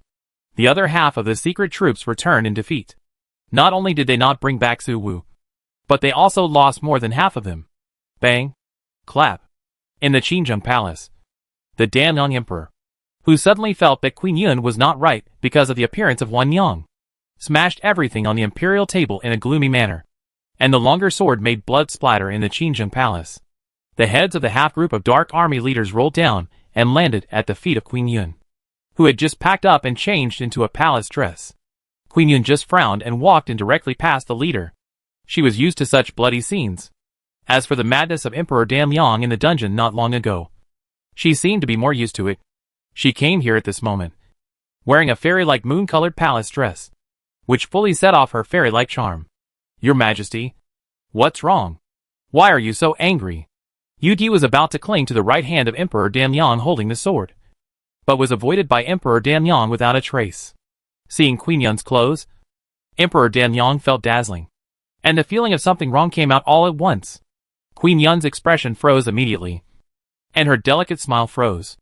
It would have been impossible for Emperor Danliang to behave like this towards her in the past. Thinking that it must have been because of Huan Yang's ridicule, Empress Yun's face twisted, ruining her disguise as an elegant fairy. When Emperor Danliang saw this, he felt something was wrong. Juder would never try to please him like this. She was the most beautiful princess in Yunlang. Even if she liked him, she would not be as pretentious as the women in the brothel. She was always holy and elegant. Go out and give me your clothes.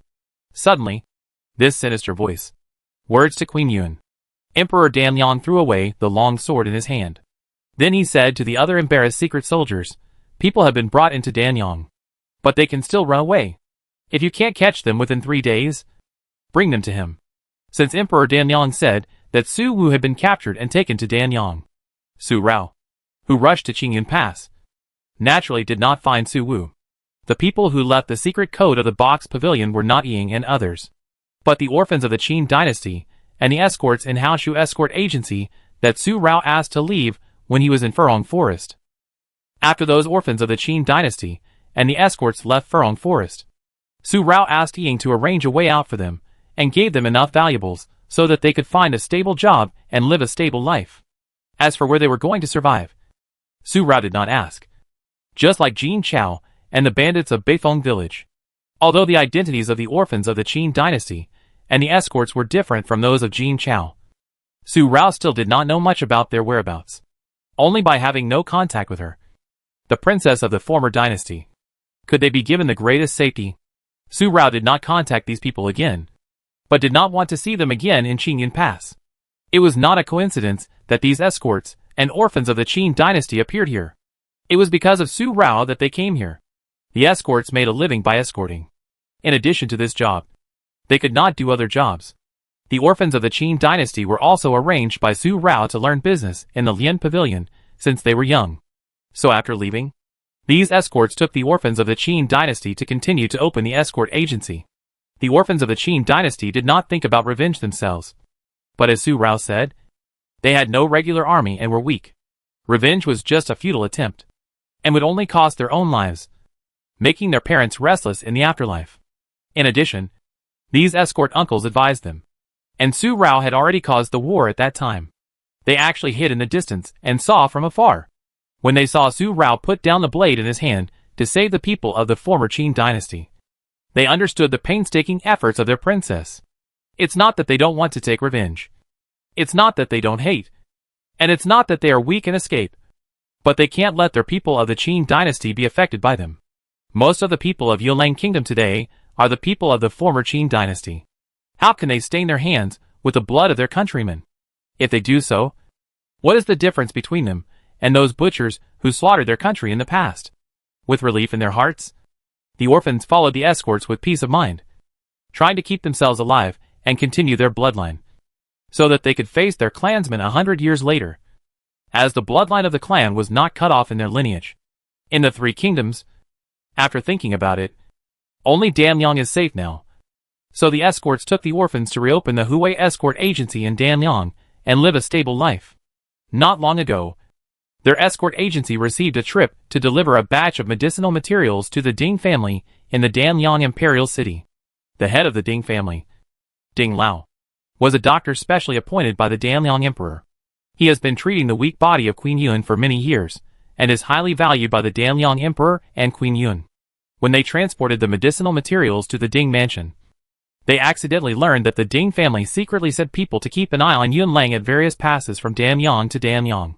Indistinctly, they heard about the former princess and must keep a close eye on her. Who is the princess of the previous dynasty? The escorts knew without much thought that it was their little princess. The little princess had never had any connection with the Ding family of Danyang. Why did the Ding family target the little princess? Why did they send people to watch each pass? Is the little princess actually in Danyang? Or does she want to go to Danyang? The war between Yuanlang and Zhuxia has long ended, and Danyang has never participated in it from beginning to end. Why did the little princess come to Danyang? Is there any problem? After thinking for a while, several older escorts brought the people of the escort agency and escorted the escort from Danyang to Yuanlang. Thinking of quietly inquiring about Su Rao on the way, they ran into the killing outside Yunyang County. They didn't know Xiao Mubai's identity, but they recognized Su Chui as someone around Su Rao. So they rescued him. They hurried to Qingyun Pass, but still couldn't find Su Wu, since they knew that Su Wu was in trouble. Even though they received continuous news that Su Wu had been captured by Danyang, Su Rao and Yunji still sent more people to look for him, but they never got accurate news about Su Wu. Now, seeing those escorts, although they were not Su Wu and his friends, Su Rao felt a little disappointed, but also calmed down. It was because when the escorts came from Danyang to Yuanlang, they would leave the secret code of the Lian Pavilion in every state and county of Danyang. If Su Wu and his friends saw it, Ying would definitely find a way to contact him. The best plan now was to rush to Danyang as soon as possible. No matter whether Su Wu was captured or hiding now, Su Rao could only rest assured and feel relieved if he got accurate news from him. Originally, Su Rao was going to confront the Danyang Emperor directly, as the owner of Xiaoyao Tower, after arriving at the Danyang Imperial City. Although the Xiao family had been destroyed, Xiaoyao Tower had a strong foundation in Danyang. Losing only the Xiao family was not enough to affect Xiaoyao Tower's foundation. Since Ronke wanted to see the owner of Xiaoyao Tower so much, a direct confrontation would also make Ronke unclear about the power of Xiaoyao Tower in Danyang. So he would not dare to act rashly. But now, after meeting those escorts, and the things brought by the escorts, the Ding family was most likely ordered by the Danyang Emperor. Xiao Mubai said before that it was still uncertain whether Su Wu had been captured. Su Rao decided to follow the escorts to Danyang secretly, and act secretly first, to determine whether Su Wu had really been captured, whether the letter from Emperor Danyang was a trick to trick her, or whether Su Wu had been captured before but they escaped. After all, Su Wu and Ying were not the kind of people who would sit and wait for death. And more than half of the Dark Army of Danyang was killed or injured by the escorts. So maybe Su Wu and his men had taken the opportunity to escape. Spring is back. Everything is revived. And the temperature has also warmed up over time. Young buds are struggling to emerge from the soil, showing their sharp corners. Danyang State is a country with warm spring all year round. In this spring, the spring breeze, with the lingering spring colors, spreads vitality all over the earth, laying out the image of thriving green, vigorous and full of vitality. The people in Danyang State live and work in peace and contentment. Farmers cultivate in spring, sow seeds, and work hard for the harvest in autumn. The soldiers, poetry, dance, guzheng and string instruments, live freely every day. The wise, never put down their books, have lofty ambitions, just to realize their ambitions one day. From the border to the imperial city, there is such a peaceful scene, without disturbances. No wars. The sea is calm, and the river is clear. The four seas are peaceful, and every household can leave their doors open at night. Along the way, this scene really shocked Su Rao. She could not imagine why an emperor with such an ugly heart could rule such a country. Why? The white carriage was escorted by the escorts of the Huey Escort Agency all the way. After taking a boat from the Waishiguiguan ferry, they took a carriage to the Danyang imperial city by land. Inside the carriage, a low and sneering voice was spoken under Su Rao's shocked expression. The couple always used such means to put themselves in the highest position. Saintly virtues and wise men, and benevolently ruled the world. With such a sanctimonious appearance, they repeatedly did those dirty things in secret, and were obsessed with power. I don't act easily, because I want them to be terrified every day, suffer from the unknown crisis and fear that I send them, and let them also experience what it feels like to be unable to sleep at night and live in anxiety. Second, because of the situation in Danyang. This peaceful situation is extremely unfavorable to him, and he can't easily make a move. In a peaceful and tranquil country, the king must be supported. If he wants to make a move, he must hit the target with one strike. Otherwise he will be bitten back and blamed. With his narrow phoenix eyes, he looked at the peaceful and tranquil beauty outside through the gap of the car window that Su Rao pushed open. His heart was not touched by it at all, but only the bone-eating hatred that was clamoring from deep inside. You must hit the snake at its 7 inches. If he makes a move, he must make those demons have no power to fight back. He will tear off the hypocritical skin wrapped around them. Let everyone see their filthy inner self, and he will make them die in humiliation. Looking at the outside, Han Machin looked at Su Rao, and the bone-eating darkness in his heart disappeared. His original plan was to first let Xian Yiqi Shao approach him in the guise of Mr. Shao, so as to expose the fact that Dan Liang and Queen Rong had secretly poisoned Zhu Xian and Wei Huang, so that they would be ruined and Dan Liang and Zhu Xian would fight to the death. Then, he would use Yun Maheo to defeat the entire Yunlang. But this plan of his, the plan to destroy the 3 kingdoms that he had been planning for many years, just when he had made all the preparations and was about to implement it, was joined by the variable of Rao Rao. Rao Rao's acquaintance with Yunji. Yunji recognized her, which affected his entire plan, restricted him everywhere, and caused him to have accidents in every step. His plan for Zhu Xian and Dan Liang was thus destroyed, and his plan for Yun Lang was completely messed up by Yun Muheo. The wheels rolled over the road, making a creaking sound, and the wooden white carriage successfully left another county. When it reached the official road, the peaceful and tranquil atmosphere around was replaced by the vibrant nature of spring. Su Rao's gaze outside the car window also converged, and she turned her head to face Han Machin, who was looking at her. With just one glance, she understood Han Machin's thoughts. She had also thought of destroying the 3 kingdoms. But now, they only killed those who should be killed. It's hard to do it easily. So what? Since they chose to wrap that layer of skin, they must be prepared to be torn off. No matter what kind of demons and monsters they are, they will be exposed after the skin is peeled off.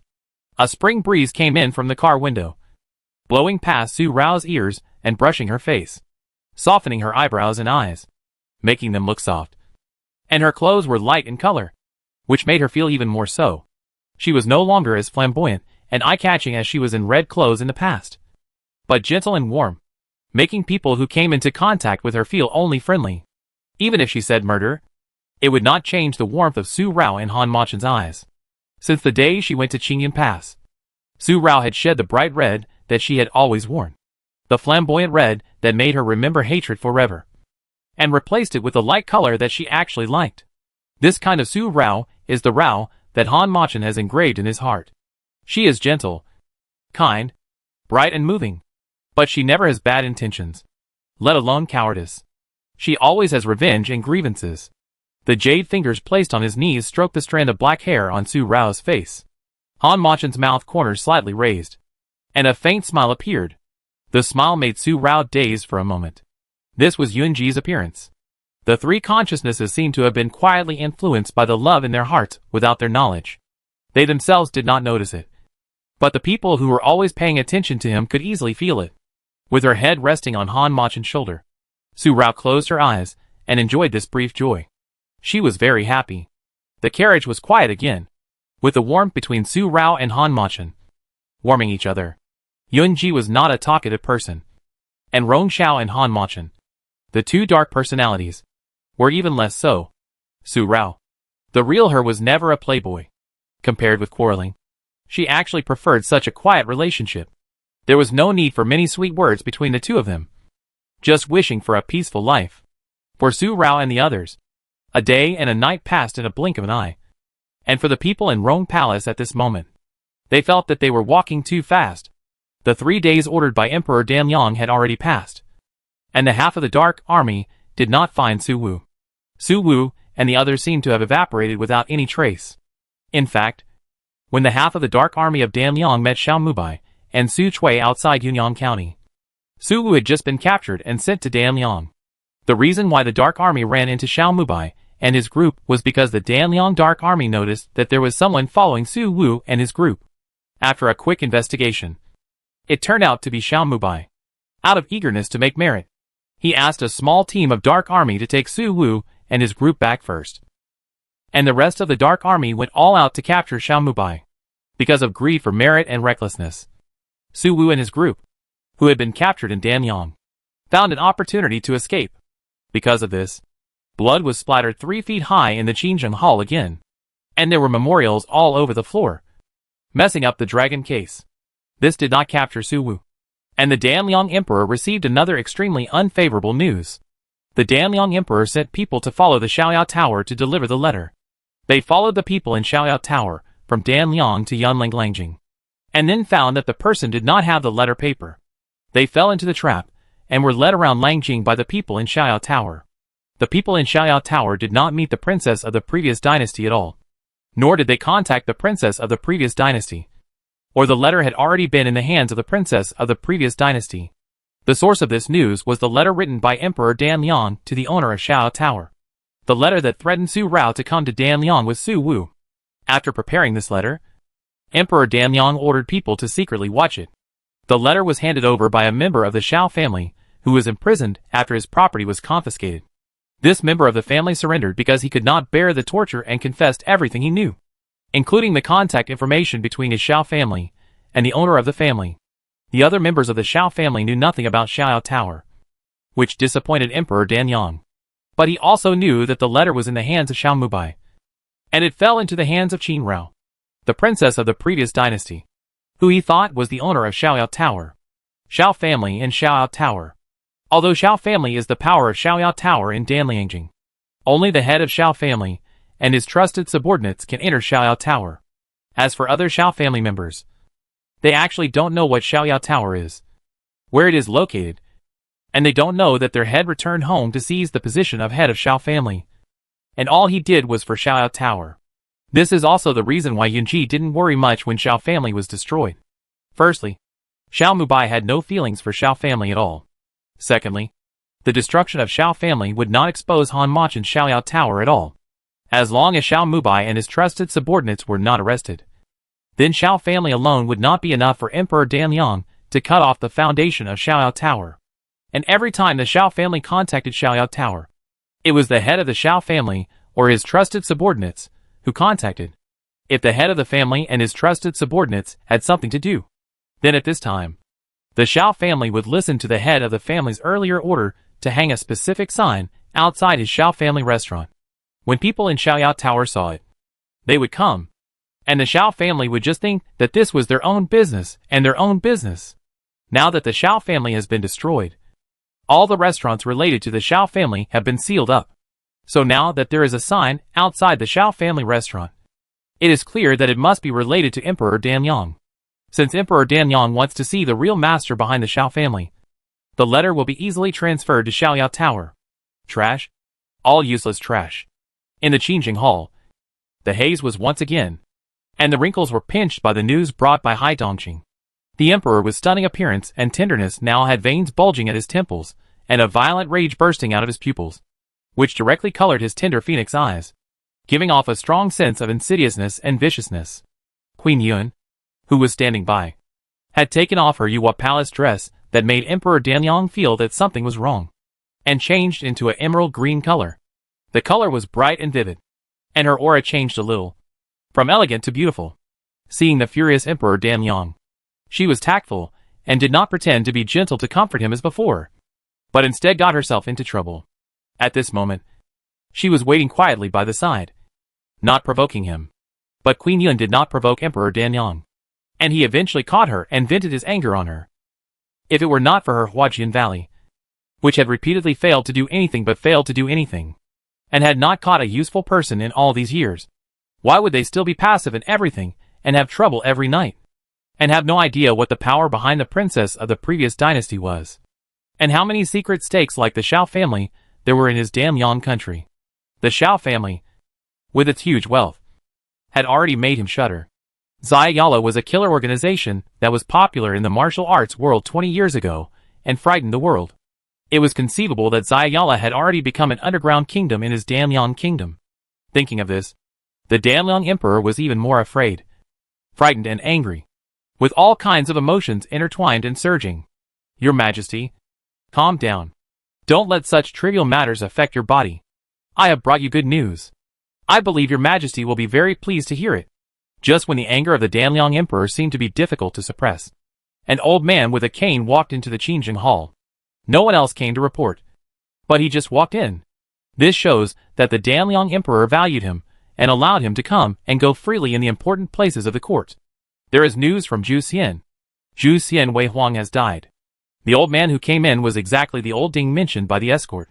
His robe was not gorgeous, but just a very ordinary lapel brocade robe. The cane in his hand was made of the finest medicinal sandalwood, which exuded a faint medicinal fragrance. He looked a little thin, with slightly sunken cheeks, which made his eyes particularly prominent, perhaps because he was soaked in medicine for many years. Not only his cane was filled with medicinal fragrance, but his whole body was filled with a layer of medicinal smell. Just one smell would tell that he was a doctor. He came to the side of Emperor Damyang and handed the news to him.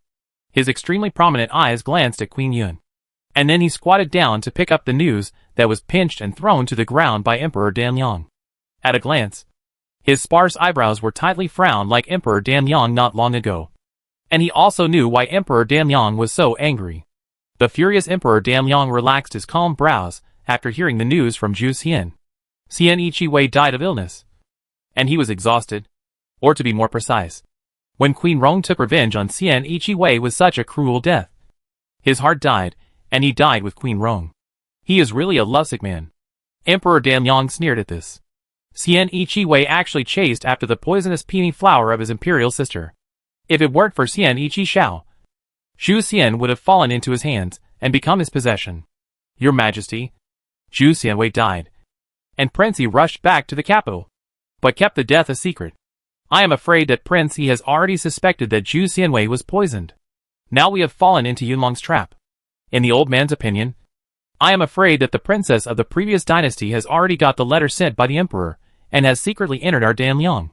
When he looked at the news that was held by the Damyang emperor for a long time, old Ding's brows were furrowed more and more tightly, and his sparse eyebrows seemed a little thick because of his expression, which showed that he was also heavy-hearted. Xianichi Shao disappeared after going to Yunlang, and now he went back to Zhuxian. But he kept the death of Emperor Wei so secret, fearing that he might have reached some kind of cooperation with Su Rao.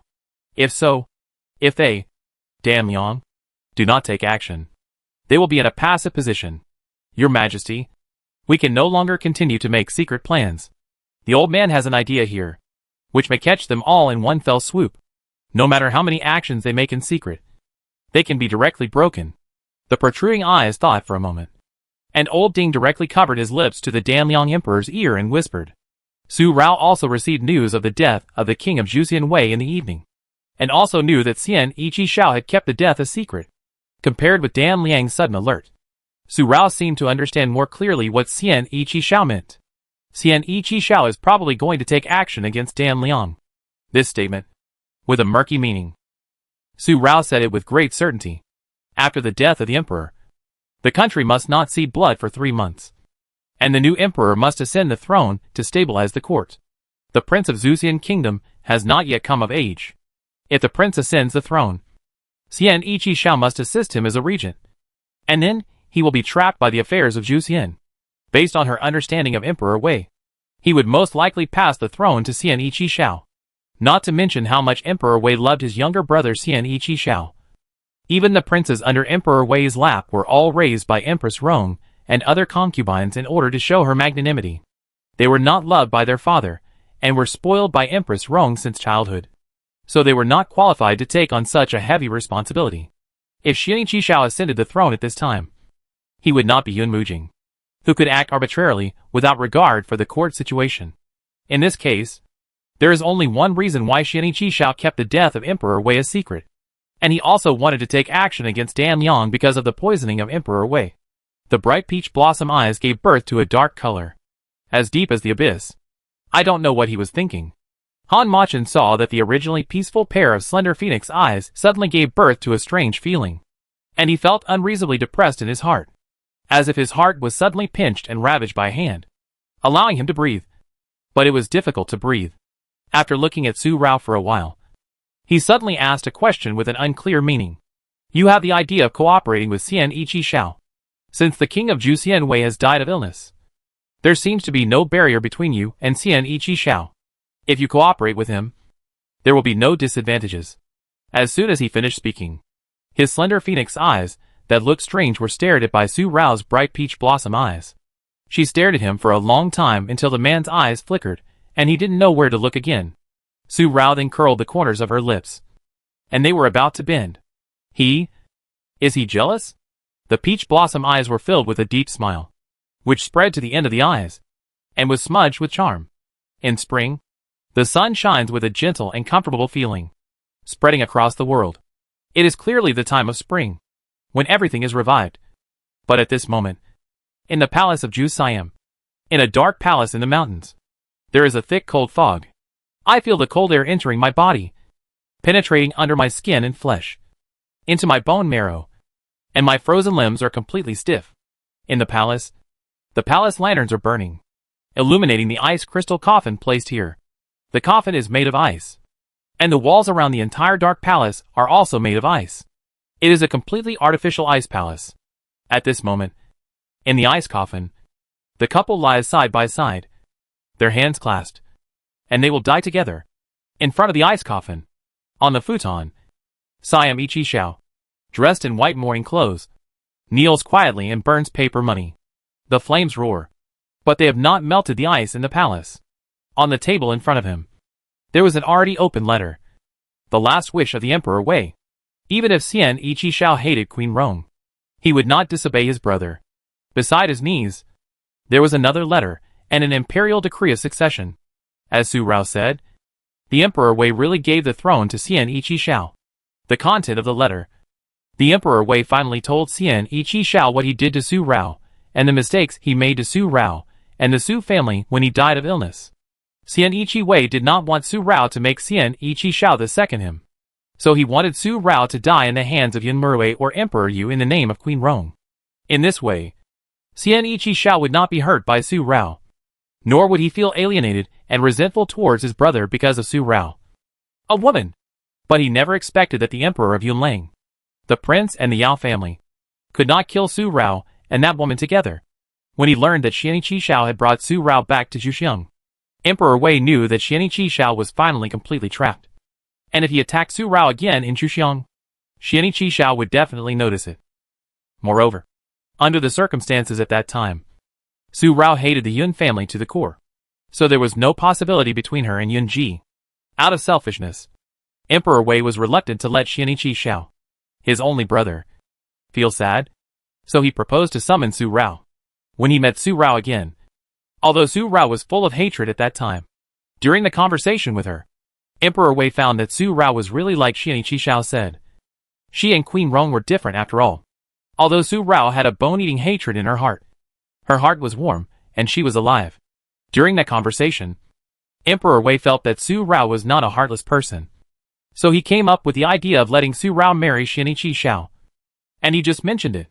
Since she was not a heartless person, she would not be heartless to Xian Yi Shao, the benefactor who helped her and saved her.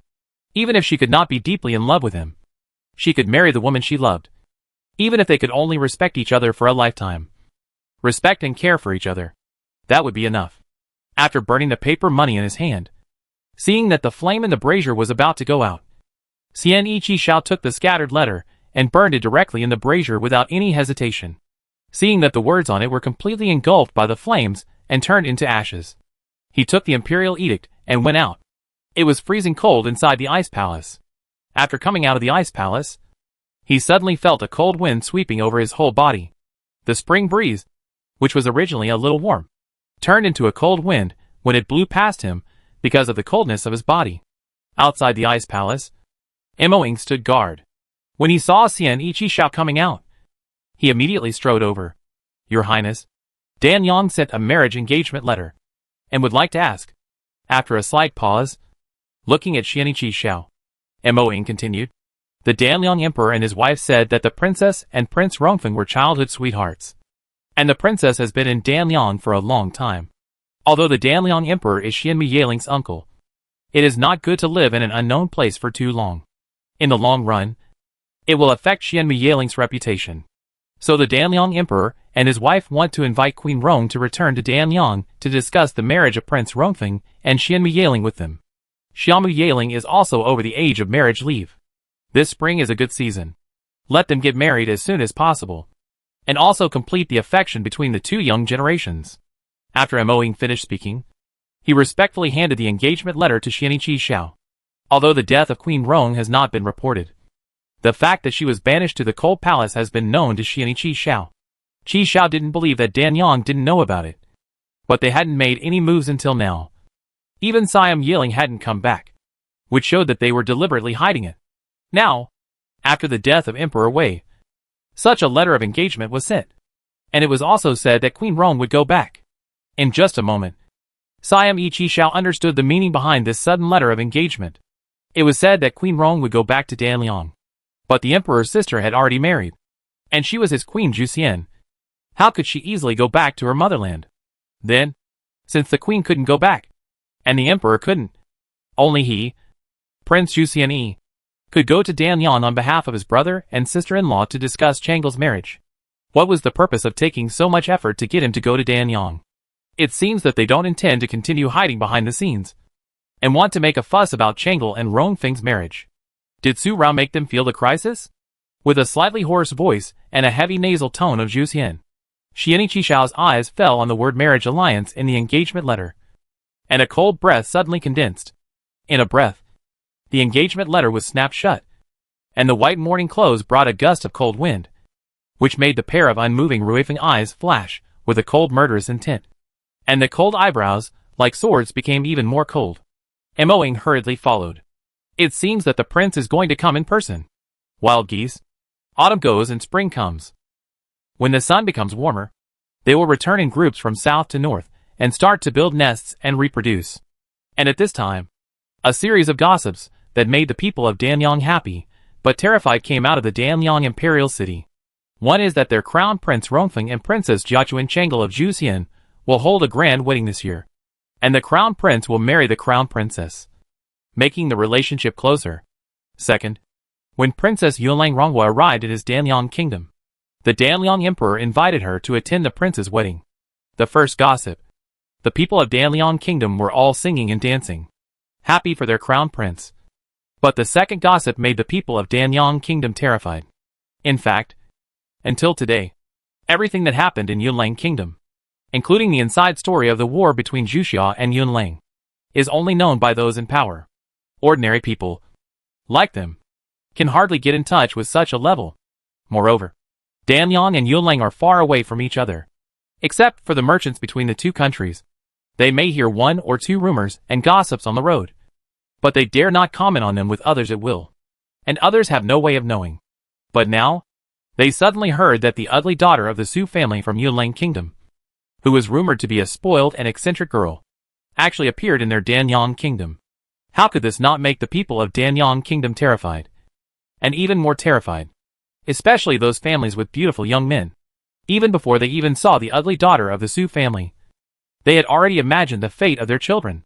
Compared with the handsome men of the Yunlang country and the heroic and bold men of the Juxian country, the men of the Danliang country are more elegant and handsome. just like their country of Hegwangtanshan, with the profound charm of elegant people, fresh and handsome. Such men, no matter how you look at it, are the dishes of the ugly daughter of the Su family. Therefore, gossips and rumors spread everywhere, and the more they spread, the more terrifying they became, and the faster they spread. It was reported that the ugly daughter of the Su family in Yunlang country had already made such a ridiculous statement about the good boy of the Danliang family. This was heard by Emperor Danliang, who issued another decree, saying that the daughter of the Su family was the daughter of the palace of General Yunlang, and was personally conferred the title of Princess Ronghua by Emperor Yu after Yunlang passed away. How could she really do such a ridiculous thing? The rumors were just rumors, so don't believe them. Emperor Danliang's words could not resist the people of Danliang's long-standing reputation for the ugly girl of the Su family. There was no other way. So Emperor Danliang had to ask the painters in the palace to draw the appearance of Princess Ronghua, so that the people of Danliang could see it, so that they could feel at ease, and know what the ugly girl of the Su family looked like, so that they could be on guard in the future. If Princess Ronghua really did such a thing of robbing men in his Danliang country, the court would not stand idly by. What a good trick to cut off the firewood from under the cauldron. Seeing the news received one after another, Xiao Mubai, Yunling, Yunfeng and other Yunwei were all a little bit unable to control their tempers, and the escorts were all in a bad mood. However, Su Rao, she gently tapped on the letter sent by Xiaoyao Tower every day, and laughed out loud. Now everyone in the whole Danliang country knows the appearance of the ugly girl of the Su family. So no matter where she appears in the future, as long as a commoner sees her, even if she is suspicious, her whereabouts will be transmitted to the ears of the Danliang Emperor in an instant, leaving her with no place to hide, let alone sneaking into the Danliang imperial city secretly. These are not the most powerful. The night curtain, covered by the clouds. Tonight's night is a bit dark, as if it is a sign that the first spring rain is coming. Let the night sky know that tomorrow, the first spring rain will come as promised. Before Xiao Mubai had finished reading the previous message, he received another message. At the gate of Danliang Imperial City, the people of Danliang Imperial City paid for the pharmacist of the Ding family and set up a table at the gate. Visitors to Danliang Imperial City had to wipe their foreheads with medicine before entering the Imperial City to prevent the ugly girl of the Su family from sneaking in. Although the people's actions were disturbing the order of the Imperial City, as the saying goes, the law does not punish the masses. The people were just afraid of the shocking rumors about Princess Yunlang Ronghua. The court could not take all the people in the city and put them in the Dali temple for questioning because of the people's actions. Once this matter was handled in this way, it would inevitably cause resentment in Danliang state. Moreover, the emperor of Danliang was a benevolent monarch.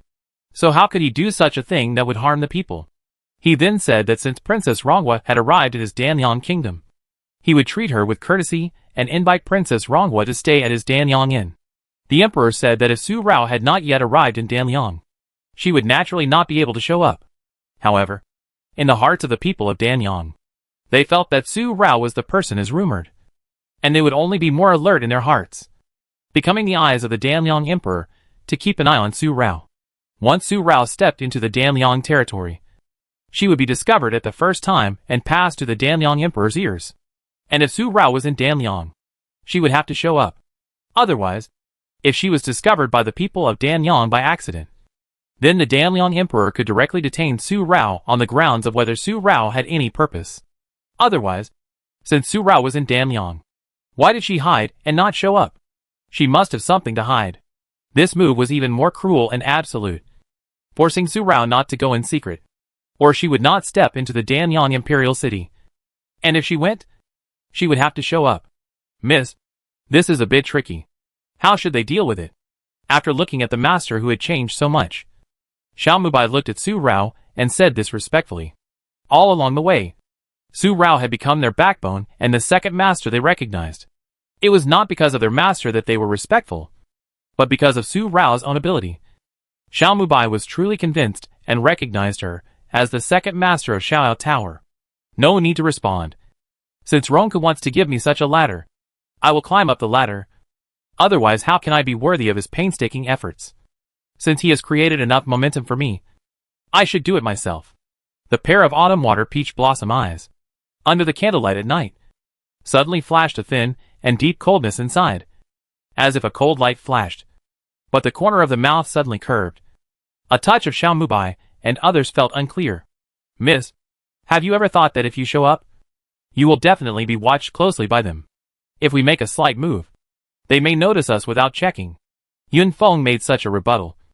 Not because he disagreed with what Su Rao said, but just pointed out the various problems they would face if Su Rao showed up now. Even though Su Rao said that he would confront the Emperor Danliang head-on before meeting those escorts, he would only show up after they arrived at the Danliang Imperial City and prepared everything. But now, although Xiao Mubai has secretly contacted Xiaoyao Tower again, Yun Shiba and others are also in the Danliang Imperial City. They have not fully understood the current situation in the Danliang Imperial City. The Xiao family was destroyed, and many shops and restaurants were closed down. Are the secret stakes that have not been closed down the bait deliberately left by the Danliang Emperor, waiting for them to take the bait and catch them all in one net? All of this is only half understood, so don't be careless. Let me ask you, who is the owner of your Xiaoyao Tower? Su Rao did not explain too much. Just said this, turned his head, and looked at Han Machin, who had not mixed a word. He said he was obedient.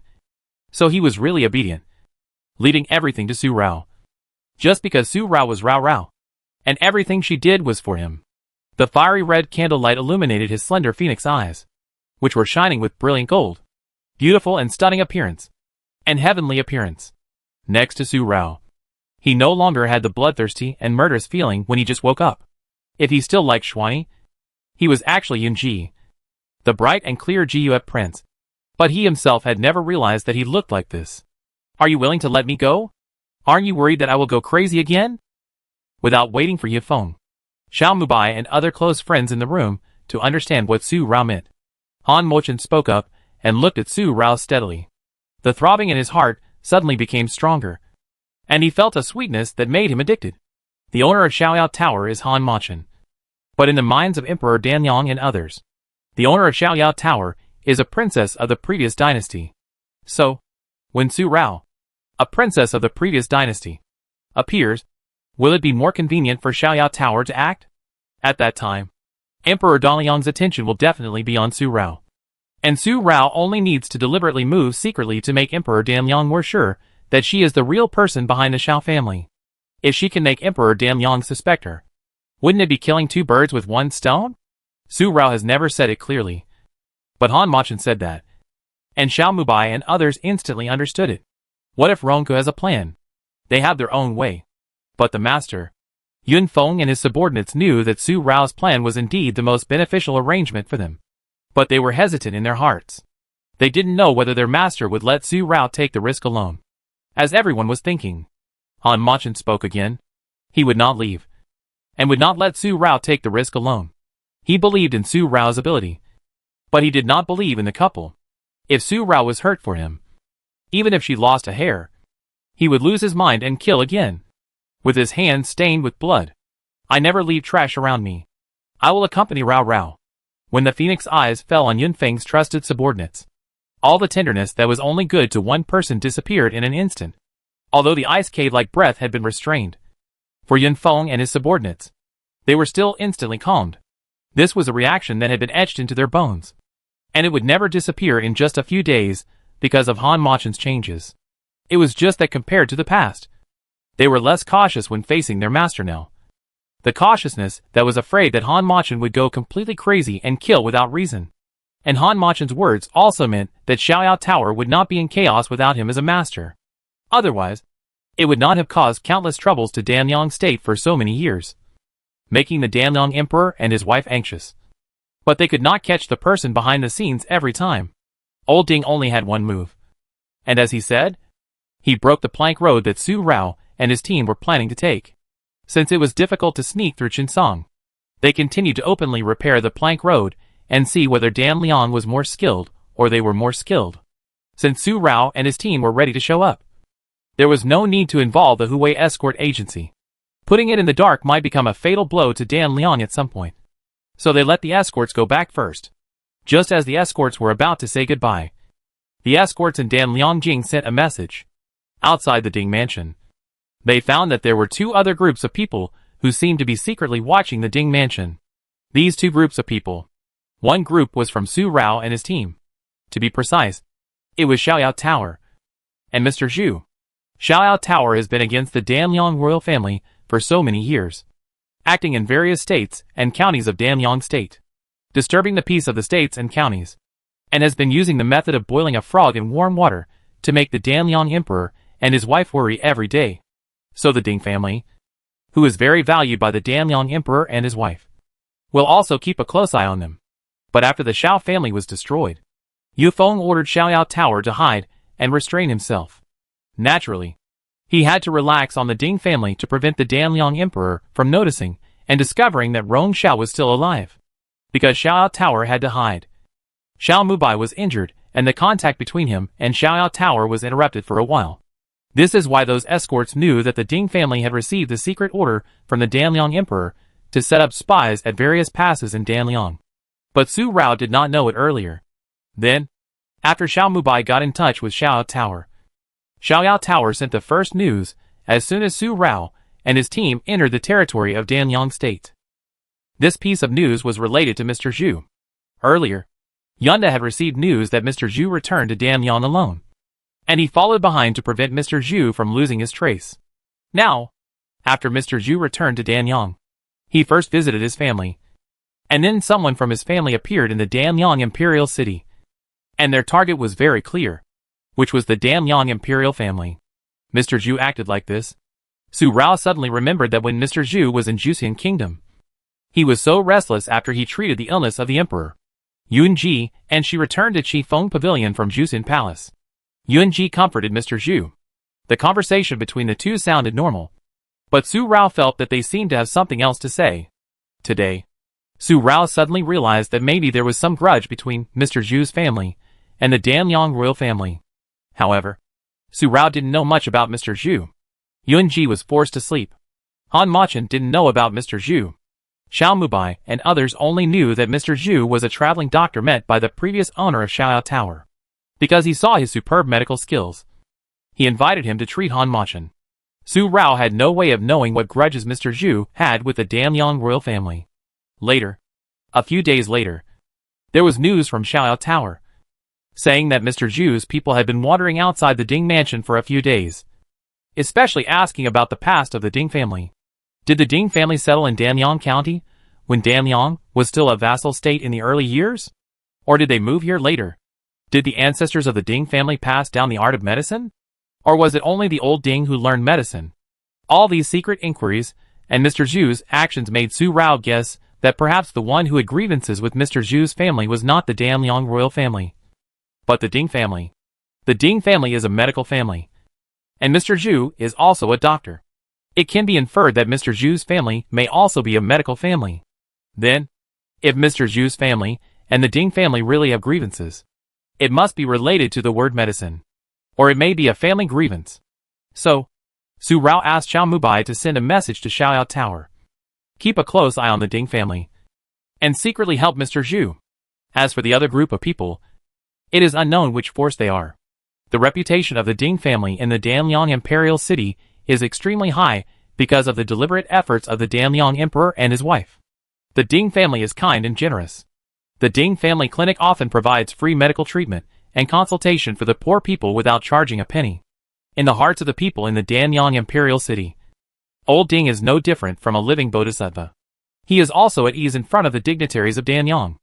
If anyone can make an enemy with him, absolutely no one can. This is not only a positive theory drawn by Su Rao based on the news she gets day by day, but also what Xiao Mubai and others have known and seen for many years.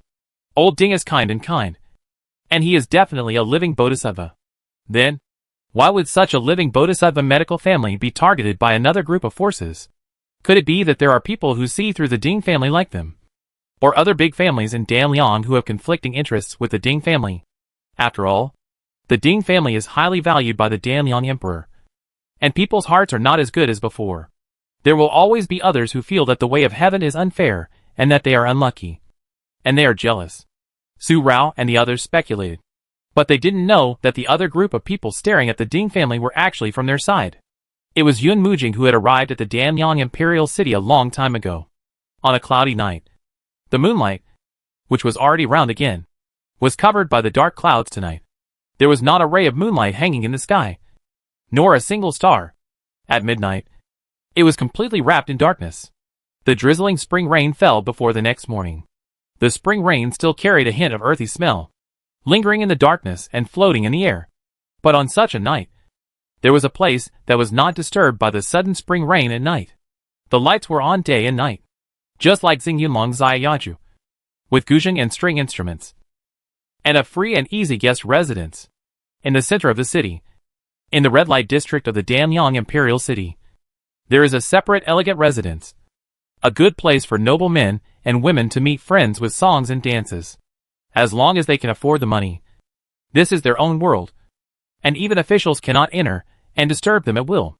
In Danyang, men and women are proud of singing, dancing and music, and even regard it as a competition. This is the custom of Danyang. From the upper class to the common people, everyone knows it.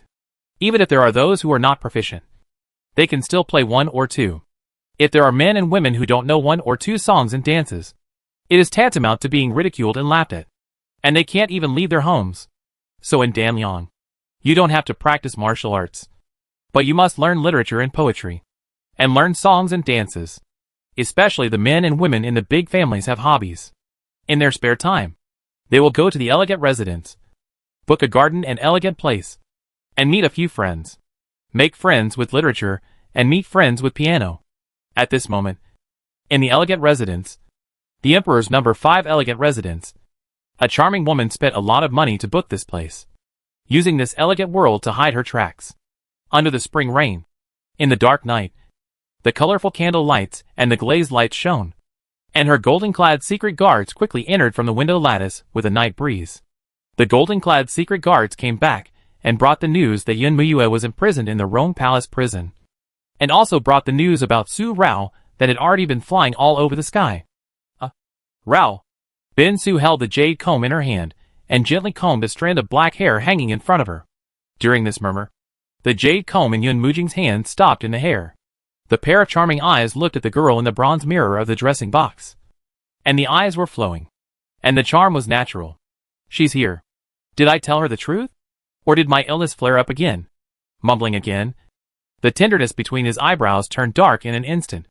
Even though he was wearing girl's clothes and was a girl, he was a son of the royal family, and now the emperor of the royal family. The power of the emperor is eternal. However, within his power of the emperor, he was more worried about his brother. Everything he did was just for his brother. He wanted to be the biggest support behind his brother. Thinking of this, he put down the jade comb in his hand and turned to look at the golden-clad secret guard who was kneeling on the ground and bowing his head respectfully. A long voice. The time is coming. The emperor will lead the army in person. A spring rain brings warmth. The spring rain came from afar in the middle of the night, and by the next morning, it was still drizzling like it had been the night before. The spring breeze, with its moist and vigorous spirit, made the spring more intense, and the spring rain brushed across the fair face. Warm and comfortable. Outside the Danyang Imperial City, in the 10-mile-long pavilion, a pair of lovers stood side by side in the pavilion. The girl, dressed in red again, stretched out her fair and tender hands, enjoying the feeling of the drizzling rain.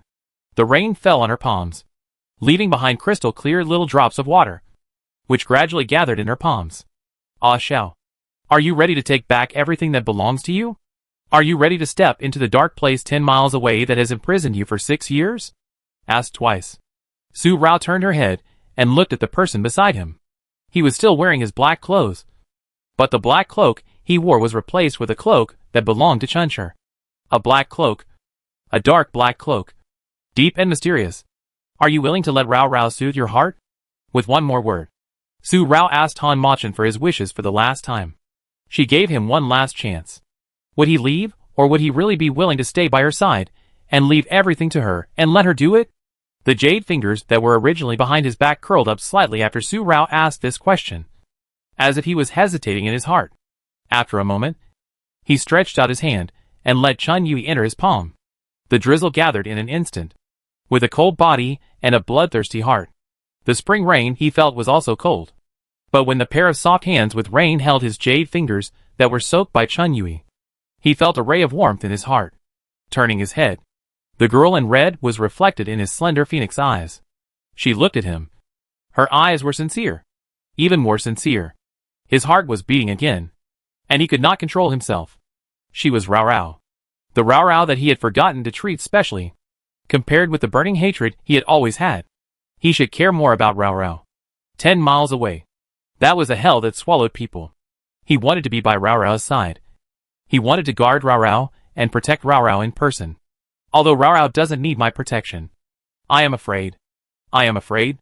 I am afraid that Rao Rao will be hurt. I am afraid that Rao Rao will never see me again. And I am even more afraid that I will not find Rao Rao again. In the phoenix eyes, there was no trace of the cold feeling of the ice cave. Nor was there any deep affection. This was just Han Machen's own instinctive feeling in his heart. He didn't quite understand this feeling. But he just wanted to protect his Rao Rao. The cherry lips bloomed brightly. And the peach blossom eyes were more brilliant. Su Rao took the silver-black mask belonging to Han Machen from Yunling. Put it on him personally. And stood on tiptoe to put on his cloak. Han Machen once again became the same as when they first met on the stormy night. Hiding him in the cloak and mask. Mysterious and unpredictable. No one could spy on him. Wait until you enter the Imperial City. Step into the Rong Palace. And stand in front of those ghosts and monsters. Rao Rao will personally drive away the darkness for Ah Shao. I want Ah Shao to walk out of this darkness. And I want you to accompany me for the rest of my life. The silver-black mask covered his face, blocking Han Machen's beautiful and stunning appearance. And it particularly highlighted his pair of phoenix eyes, which were less murderous and only felt radiant. Coming out of the darkness was Yunji's constant desire. And Han Machen just felt ridiculous for this. Being in the underworld of hell. He wanted to return to the world and live in the sunshine. But it was just wishful thinking. But at this moment, when this desire came out of Su Rao's mouth, she firmly told him that she wanted him to accompany her for the rest of her life. And she wanted to soothe the darkness in his heart. This made Han Machen feel that the heart in his chest was beating wildly again. This feeling seemed to suffocate him.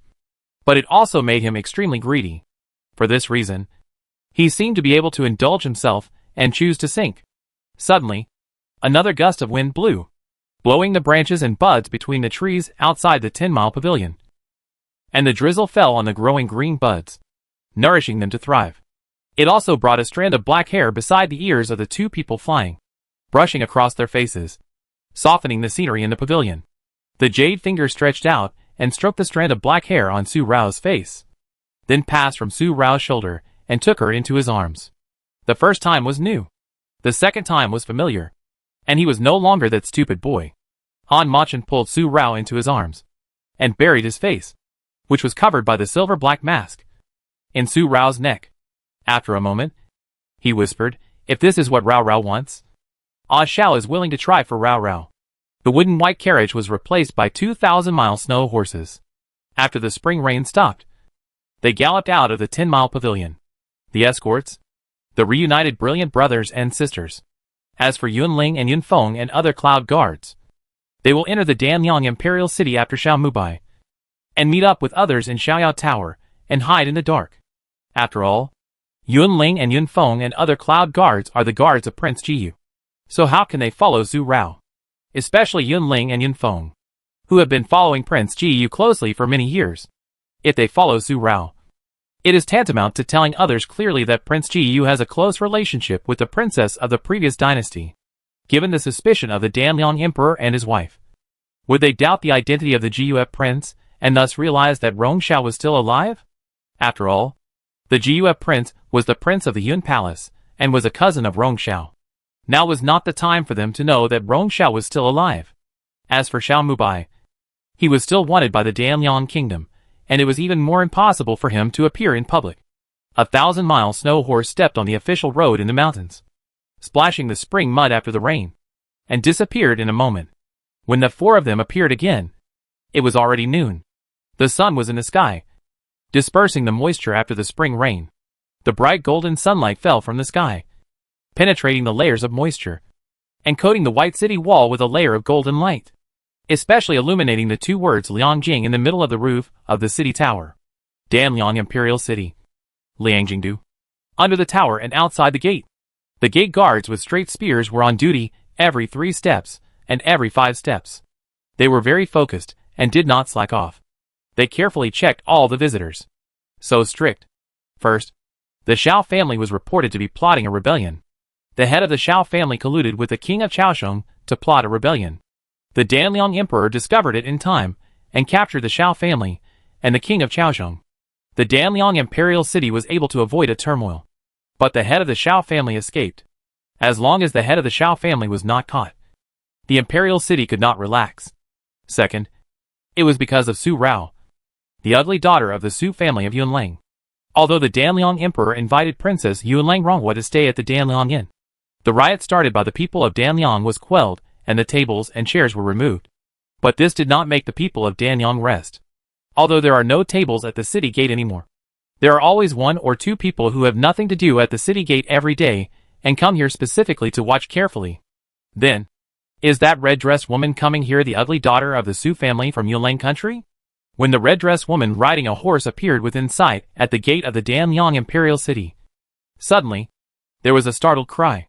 The order at the gate of the city, which was originally in good order, was disrupted by this sudden cry. The ugly girl of the Su family. Red clothes are her favorite in the eyes of others.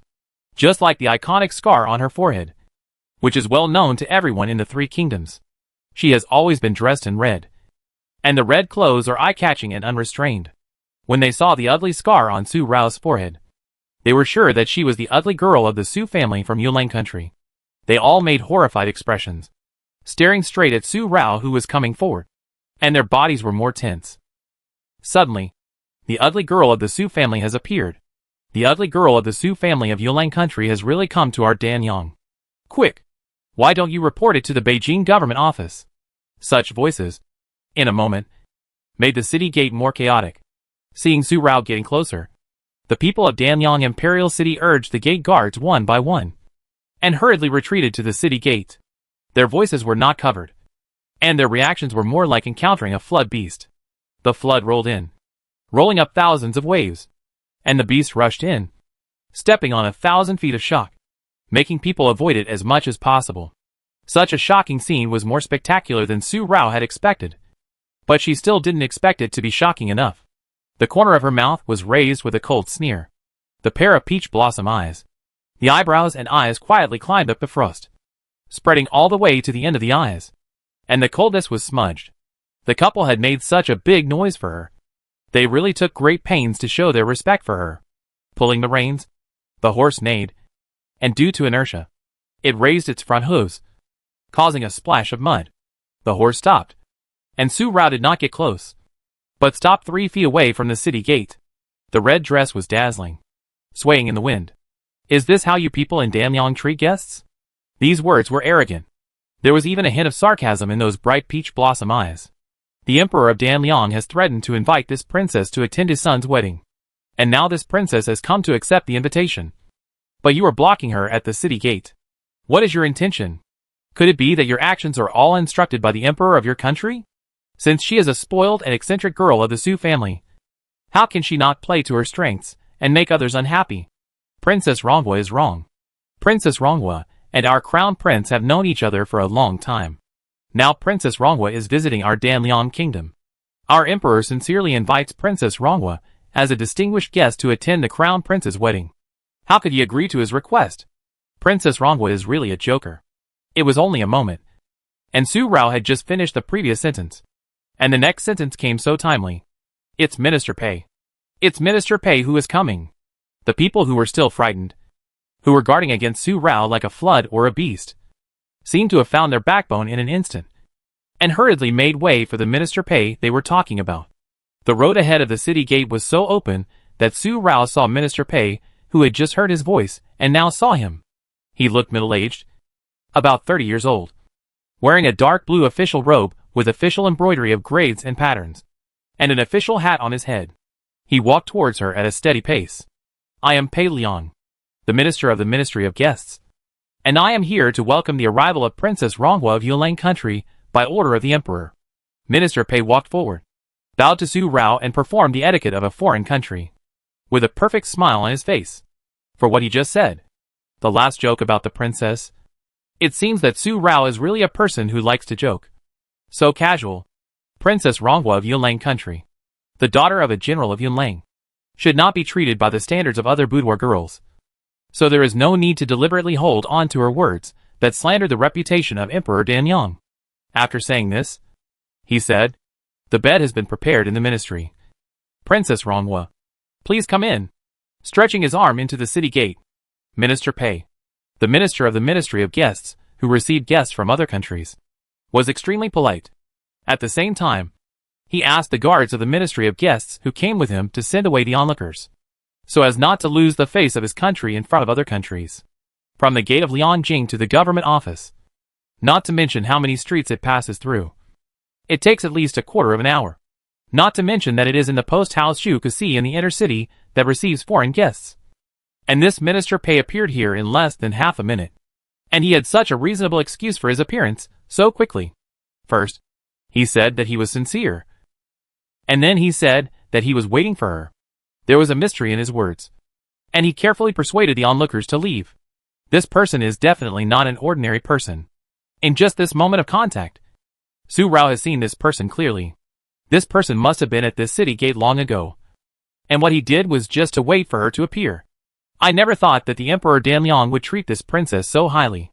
When this princess enters Lianjing, Pei Shilang must be a good guard. Otherwise, if those ignorant people talk about this princess again, this princess will not be so easy to talk to. Su Rao was arrogant, and even more arrogant. She was not polite at all in her response to Pei Shilang. She was the ugly girl of the Su family, who was even more arrogant. She was used to being arrogant. If anyone dared to say in front of her that she was the ugly girl of the Su family, she would be very petty, and would never give up. After the last arrogant words, Su Rao kicked the horse's belly, and entered Lianjing directly and openly. She did not take this opportunity to cause any trouble. These small fights were just tickling. She did not need to waste her time at the city gate. Su Rao rode into the city gate and passed by Pei Shilang. Pei Shilang still had a smile on his face. It was not until Su Rao's horse passed by that a dark color flashed in his eyes. But in an instant, he felt as if his whole body was trapped by 1,000 feet of ice. Every hair on his body stood up because of the cold. In his eyes, he saw a pair of eyes, which were so cold that they seemed to have a whirlpool. There seemed to be something hidden in these phoenix eyes. After just one glance, Pei Shilang turned his eyes away in shock, and a layer of stickiness appeared in his palm. Han Machin then retracted his gaze from Pei Shilang, and his aura seemed to disappear again, completely restrained by him, and restrained silently. Even with his eye-catching outfit, it was difficult for others to easily notice his specialness. Such Han Machin. He suppressed all the killing in his heart, just to avoid causing trouble for Su Rao. In fact, just now, when he saw this Danyang imperial city, the killing around Han Machin spread from his heart again, wanting to rush out. This Danyang imperial city was not built completely on the territory of the Great Qin they occupied like the capital of Zhuxian. It was a new capital expanded on the basis of the original capital of the Danyang vassal state and 2 cities.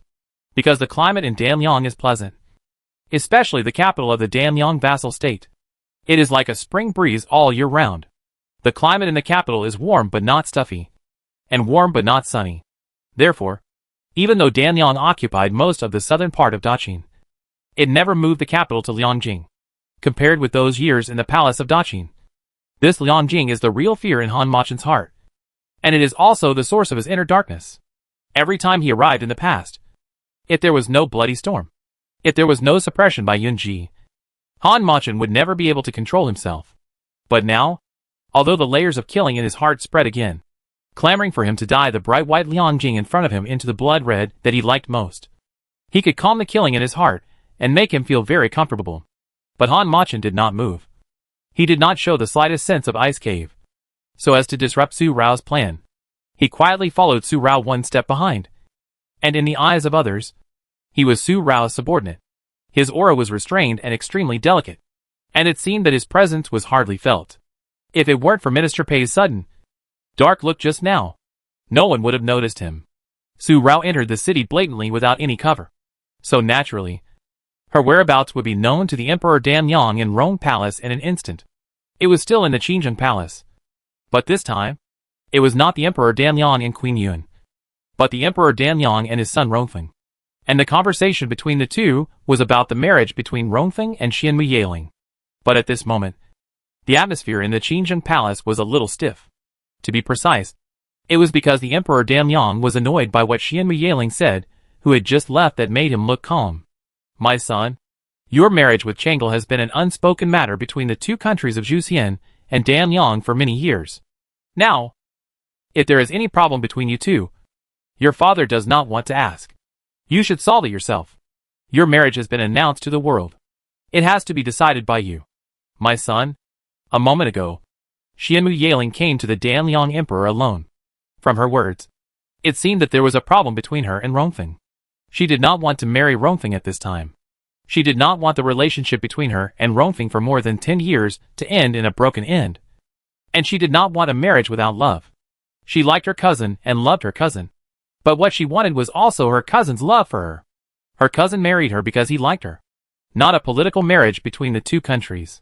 Xianmu Yaling's arrival made the Danliang Emperor realize that Rongfeng, whom Empress Yun had mentioned to him earlier, was not right. So he ordered someone to call Rongfeng. The hand holding the cup slightly swayed, and a drop of water stained the finger. Rongfeng's face was a little silent. He used to be a man like the spring breeze and the warm sun. A gentleman, modest and gentle. Gentle and elegant. He always believed in harmony with everyone and everything, and never got angry with others. But now, he could no longer feel the warm sunshine around him, but felt more like settling down. And his heart was forced to sink. It was like a clear sky covered by dark clouds. The sky was difficult to clear up, and the warm sunshine was difficult to show up. His change, until now, was not known whether it was because of what Emperor Danyang said that Siam Yaling actually refused to marry, or because he could not let it go, or because of what Siam Yaling did at the beginning, which made Rongfeng blame himself. Rongfeng's feelings for Siam Yaling were beyond doubt, and they had never changed. But the annihilation of the entire Su family was like a hurdle for Rongfeng, splitting between him and Siam Yaling. Or, to be precise, it was Rongfeng who created this hurdle for himself, blaming himself for not taking good care of Siam Yaling, which led to the crisis of the Su family and the annihilation of the entire family because of Siam Yaling's assassination of Emperor Yu. This incident forced their once pure feelings to add a bit of turbidity, thus muddying their hearts. Seeing Rongfeng's silence, the Danyang Emperor's breath became heavier. After looking at him for a moment, he threw the memorial at his hand onto the dragon table, making a very heavy sound. The same phoenix eyes as Rongfeng's were even more angry. At this moment, it was not only because Siam Yaling refused to marry him, but also because of Rongfeng's behavior at this time. He was angry at his sentimentality. My son, I am very disappointed with your behavior now. You are my son, and the crown prince of my Danliang country. How can you be so depressed and difficult to let go? After this disappointed word, the Danliang Emperor talked to Rongfeng again. There was news from Zhuxian. Prince Yu Xianyi had sent someone to return the engagement letter.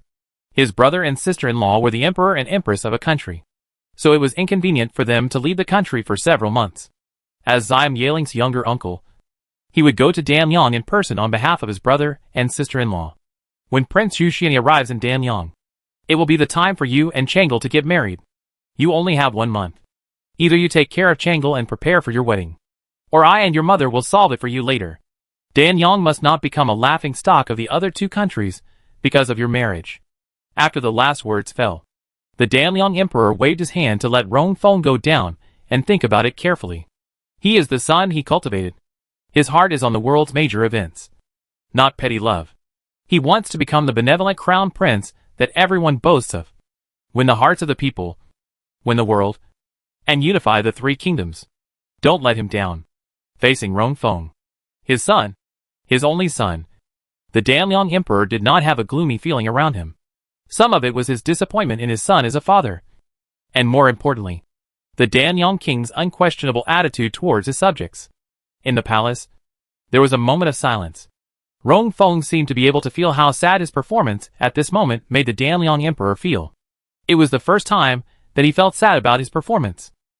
It was not because he did not handle the political affairs well, but because he was too sentimental and lost his ambition and fighting spirit. Rongfeng was silent for a while. Then he stood up and bowed to the Danliang Emperor, and then said that he was confused these days and made his father worried. He was unfilial as a son and unfaithful as a minister. He should not cause his parents to worry because of his own problems. He knew what to do and understood it. Then, just as he was about to leave, the imperial steward hurried over and brought the news that Su Rao had entered the imperial city. Hearing the 4 words Princess Ronghua, Rongfeng's steps that had already been taken suddenly stopped, and the silent expression on his face changed a little, and his mind was uncertain. Emperor Damyong, who was originally disappointed with Rongfeng, the son he personally raised, his tender eyes suddenly moved after hearing the report from the imperial steward. Since Princess Ronghua has arrived, my son, you have known her since you went to Yunlang. You should go to the guest department first. Do not neglect the envoys of other countries. The problem between you and Changel will be dealt with in the evening. In just a moment, Emperor Damyong gave such an order, without letting Rongfeng notice his unusual movements. Rongfeng looked at Emperor Damyong for a moment. After looking for a moment, he said, "Father, do you know who Princess Ronghua in Yunlang is?" At this, Rongfeng's expression became a little complicated. Princess Ronghua was really in Damyong. Why did she come to Damyong for no reason? If she came for the past, with her character, I am afraid she came with bad intentions. Of course I know. It is because I know that I will force her to show up, so that she will not disturb the peace of our Damyong in secret. Now your father asks you to go and investigate. What is her purpose in coming to our Damyong country? Emperor Damyong knew what Rongfeng was thinking without any guesses. My son, she is a princess of the previous dynasty. Although you admire her, you must remember that you are the crown prince of Damyong. You should put the world first and never have too much personal feelings. Finally, Emperor Damyong gave such a deliberate reminder. After all, Emperor Damyong knew what kind of person Rongfeng was. He was kind-hearted, and he might be kind to those he admired. The hand hidden under the crescent-shaped white python robe slowly curled up because of Emperor Damyong's last deliberate words. Rongfeng also understood Emperor Damyong's concern for him. My son, I accept your order. Rongfeng withdrew with a response, turning around and leaving the Qinzheng palace. In fact, Rongfeng wanted to say, it is better to resolve a feud than to create one. The 3 kingdoms were at fault in the past. It was the 3 vassal states that rebelled and destroyed the Qin dynasty. But in the end, he did not speak. After leaving the Qinzheng palace, he hesitated for a moment. And then he started walking again, leaving the palace and heading for the Ministry of Guests. Your Majesty, no suspicious person has appeared. Rongfeng left, and the imperial steward who entered the palace bowed and said something to Emperor Damyong. In fact, the plan that old Ding told Emperor Damyong that day had another purpose, which was to see if there would be other suspicious people in the dark after Su Rao appeared. It was because until today, Su Wu and Ying's group still had no whereabouts, and no trace could be found. If Emperor Damyong had not been sure that his secret army would never deceive him, Emperor Damyong would have thought that Su Wu and his group had not entered his Damyong imperial city, but had already fled. But now that they have been searched for many days, they still haven't found them.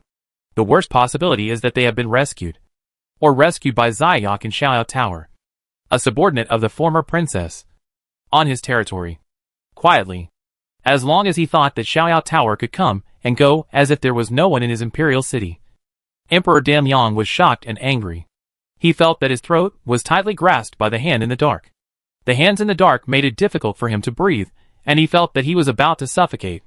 Before Emperor Damyong could calm down, the chief steward in front of the emperor gave him another heart palpitation. Su Rao came with only 3 people this time, among whom was the masked man in black, Han Machen, in such a mysterious outfit. Han Machen had been secretly working in Damyong for many years.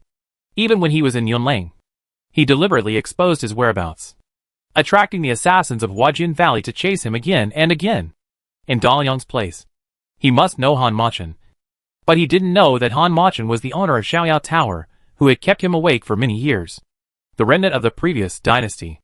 This sinister voice was suppressed from the throat. The breath was uneven, rough and heavy. A hint of coldness flashed in the tender phoenix eyes. Send a message to Pei Liang.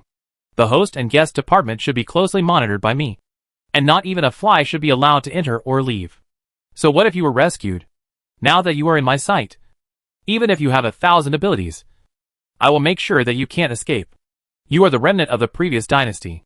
This time, I will definitely uproot you and your Xiaoyao Tower. The wide sleeves of the dragon robe swung suddenly, bringing a gust of wind, which made the chief steward in front of the emperor shudder violently. Beads of sweat appeared on his forehead, and he leaned over to accept the order. There are no suspicious people. But it does not mean that there are really no suspicious people at the city gate. It's just that they were not noticed. But the suspicious people had left before being discovered by Ronka's people. To be precise, they were taken away by others in time.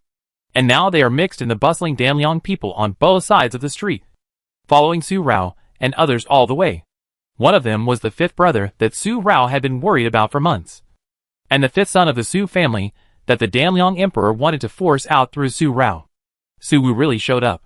His clothes were not the coarse linen clothes that ordinary people wore, so as not to attract attention, but brocade clothes, handsome and elegant, doing the opposite. The only change was the change in his face. In the crowd, he was very eye-catching, but no one paid special attention to him. First of all, no one could have expected that Su Wu would dare to expose himself so blatantly when he was repeatedly searched and arrested. Secondly, in Danliang country, people all pay attention to details, especially those young masters and young ladies in the rich families, who pay more attention to refinement and strive for perfection. Besides Su Wu, the person who took him away in time was wearing a purple gauze skirt, with a curtain covering his face. He had nothing in common with a man dressed like a man, except for his naturally charming eyes. Now, Yun Mujing, who was dressed like a girl, was born with a charming aura. If Yun Mujing had not secretly rescued Su Wu and his friends after they were brought to Danliang Imperial City, Su Wu would never have believed that the woman in front of him was the seventh prince he was familiar with. Until now, Su Wu also completely understood why his brother, who had always been indifferent to any woman except his younger sister, would fall for Yun Mujing. Su Wu's sight was not concealed, and Yun Mujing could easily detect it. But she did not loosen Su Wu's wrist because of this, nor did she untie Su Wu's mute point. Her eyes penetrated the curtain fence, mixed in the noisy crowd, and fell on Su Rao and Han Machin, who were walking on the main street. In particular, she saw her brother, who had always been like the bright moon in her heart, but now dressed like that. This was a brother that Yun Mujing had never seen before. His brother should be beautiful and stunning, and he should be bright and clear. He was the light of the bright moon. How could he be forced into the darkness and deprived of his splendor? His breath became deeper because of this. There was no longer any of the idle seventh prince Yun Lang. He was more like his father, Emperor Yu, and had an emperor's heart. The emperor's power and tactics were unpredictable. Princess Ronghua, cross this street and enter the inner city, and you will reach the guest and guest department. Su Rao, Han Machin and the other four were also escorted by Minister Pei, all the way to the guest and guest department in the inner city. None of them noticed that there was someone following them in the dark, close to them. It was only when they reached the inner city gate that it became difficult to continue following, because only civilians were allowed to enter the inner city. If they continued to follow, and civilians were not allowed to enter, they would be exposed if they were not careful. So before and after the inner city gate, Yun Mujing stopped Su Wu and whispered to him, Su Yuyan, today the host and guest department must be strictly guarded inside and outside. If you fall into Ronka's hands by mistake, you will become a hindrance to a Rao, and the best bargaining chip for Ronka to deal with her. Su Wu understood what Yun Mujing said. How could he not understand? His breath was heavy, but he did not act impulsively again. Yun Mujing saw that Su Wu had really calmed down, so he let go of Su Wu and unblocked his mute point. He stopped and did not move forward. Along the way, Su Rao had not said a word to Pei Shirlang. She only glanced at Pei Shirlang's reminder, and then continued to be arrogant, not even looking at him. She slowed down her horse and let herself walk side by side with Han Machin, not hiding the fact that Han Machin had a close relationship with her, and he was not an ordinary guard like Can. Su Rao did not care, since she asked Han Machin to appear in such a dress. She never wanted to hide Han Machin. She just wanted to let Emperor Danliang know that she had such a person by her side, who had been against him for many years. Then Emperor Danliang would be more certain of her identity as the owner of Xiaoyao Tower. Outside the host and guest department, Su Rao had not yet dismounted from her horse, and saw the Danliang prince coming from the opposite side from a distance. He walked over, bathed in the sunshine after the rain. The warm sunlight was soothing and moist, adding a touch of warmth to his body. But at this moment, Su Rao no longer felt that kind of spring breeze from him. Such a recognition, a sixth sense, made Su Rao's peach-like eyes darken. Rong Feng stopped 3 steps away from Su Rao. Muan Yang's phoenix eyes were inherited from his father, Rong Xiao, and Rong Zhao's half-brother. But at this moment, there was guilt hidden in his eyes, and he no longer had the expectation of being a close friend with Su Rao. Su Rao had a complicated feeling towards this person. In the past, she never liked him because he kept meddling in her affairs and ruined her good deeds several times. In fact, the main reason was that Rong Xiao replaced him as a hostage in Daqing. So from the beginning, Rong Feng was actually black in Su Rao's eyes. His modesty, courtesy, gentleness and elegance were all pretended and disguised in Su Rao's eyes. But after she really knew Rong Feng had never participated in many things that happened around her until today, and there was no trace of him. No matter how good a person is at disguising himself, it is impossible for him to pretend to such a level. So Su Rao had to tell herself that Rong Feng was absolutely consistent in his appearance and heart. In the past, she was too prejudiced against Rong Feng and looked at him with tinted glasses. Your Highness, I am honored to meet you. Pei Liang stepped forward, bowed and greeted His Highness the Crown Prince, which inadvertently broke the silence that had arisen between Su Rao and Rong Feng.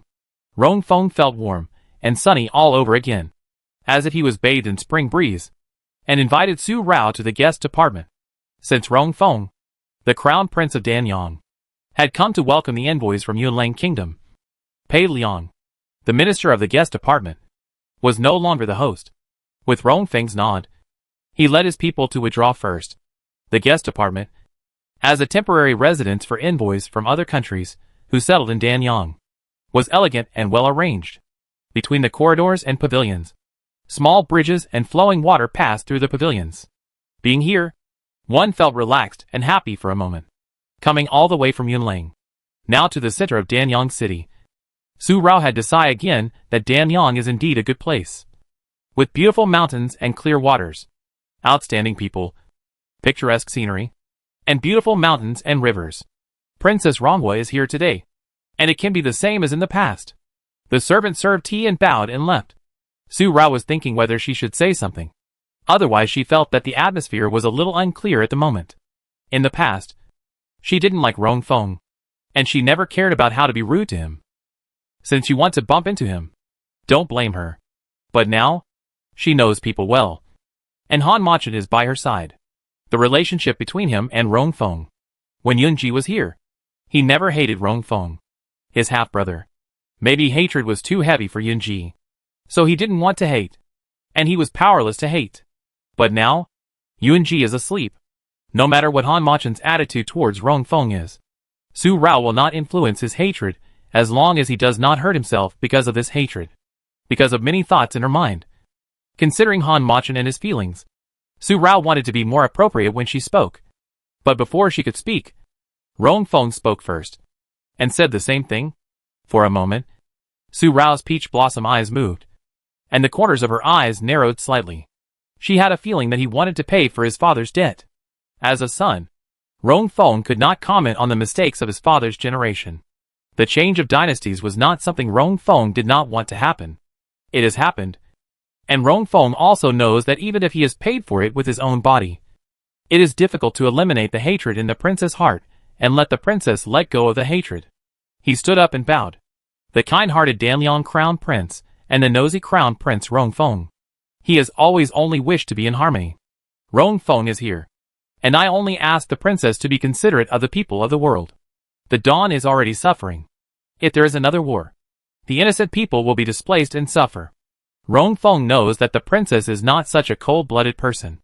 If Rong Feng's life can be exchanged for the princess's letting go of the innocent people of the world, Rong Feng is willing to die in the hands of the princess.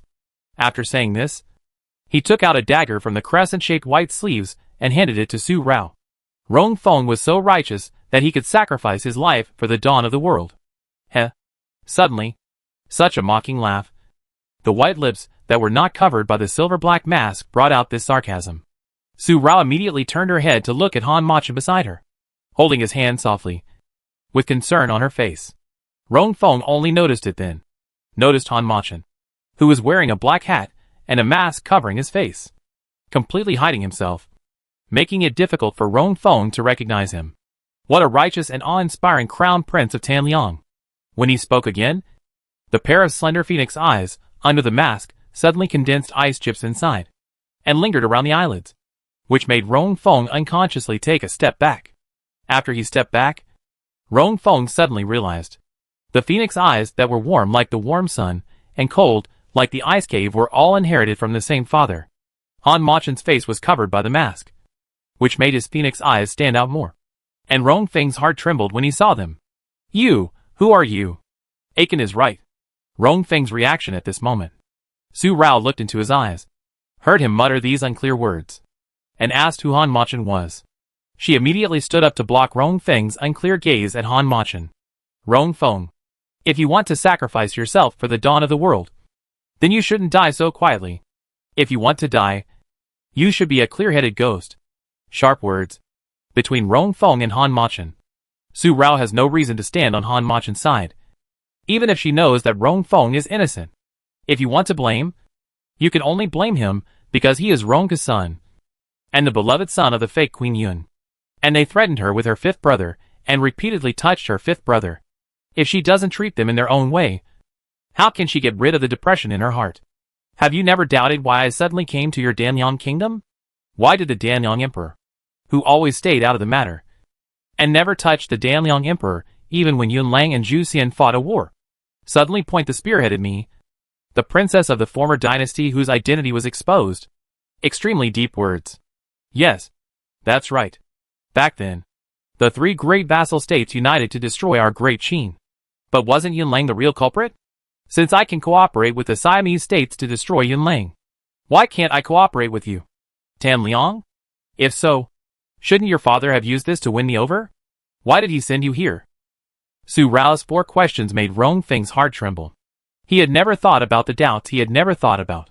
It was not that Rong Feng was stupid and could not think of them.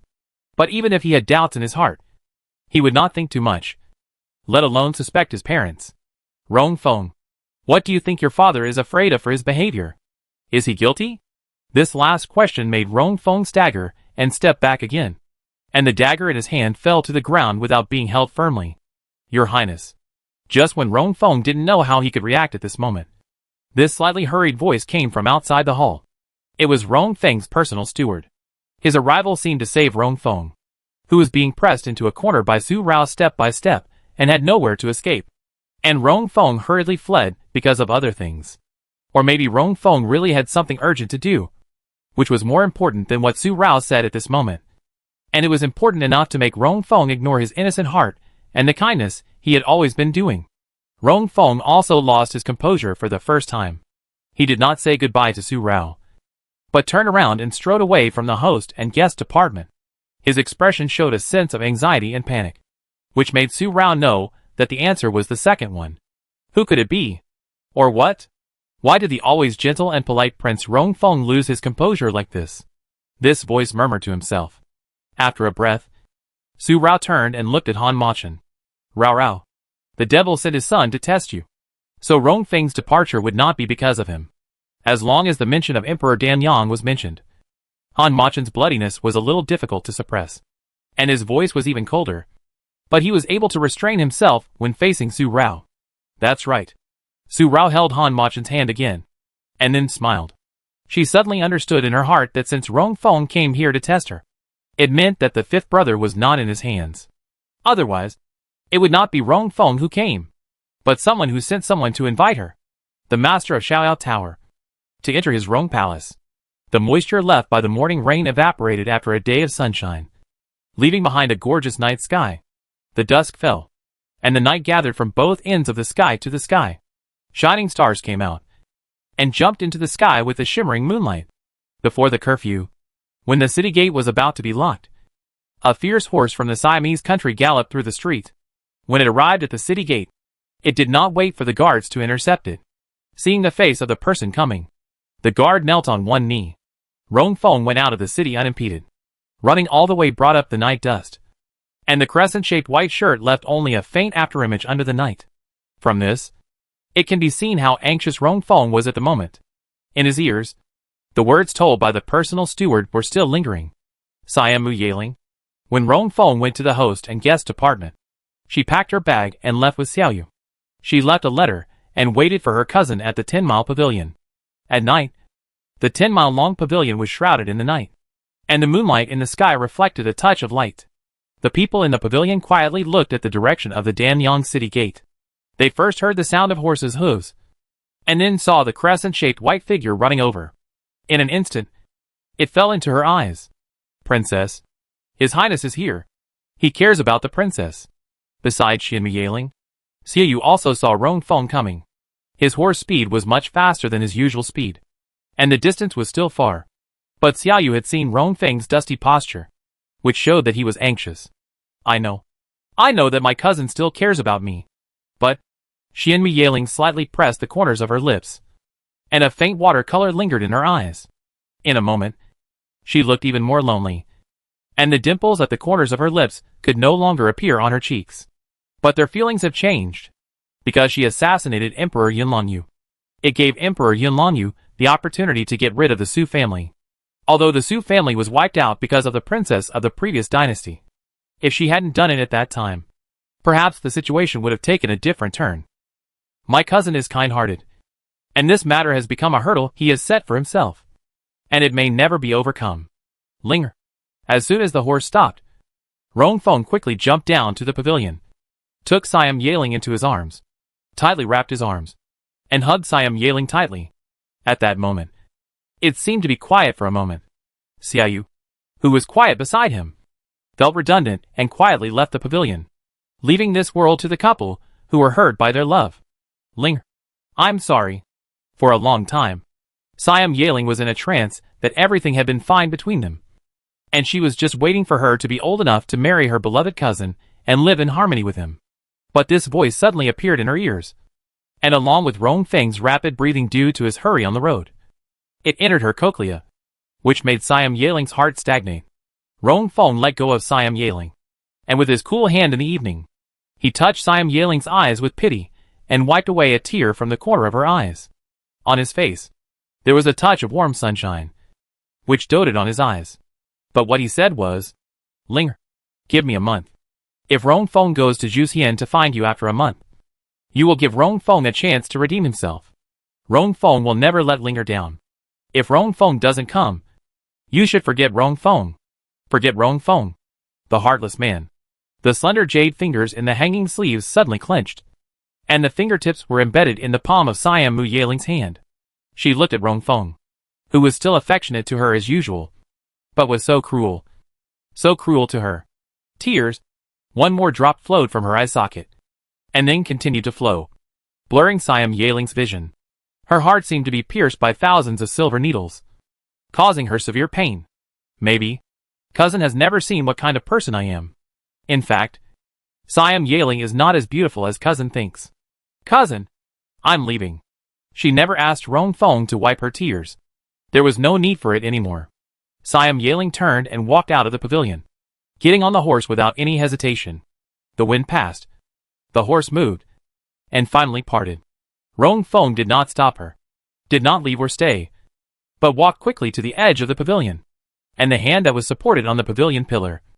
The fingertips suddenly showed a thick green color, leaving 5 fingerprints on the pavilion pillar. His eyes, always looking at her quietly. Even if he rarely saw her in his eyes, he never looked back.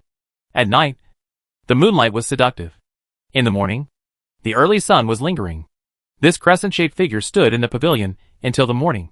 When the sun rose from the mountains behind him, he moved his numb body.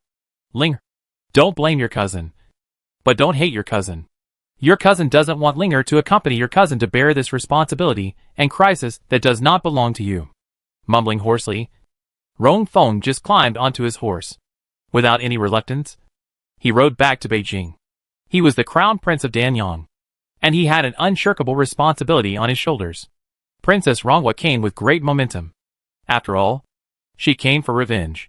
He couldn't watch her affect the innocent people of Danyang.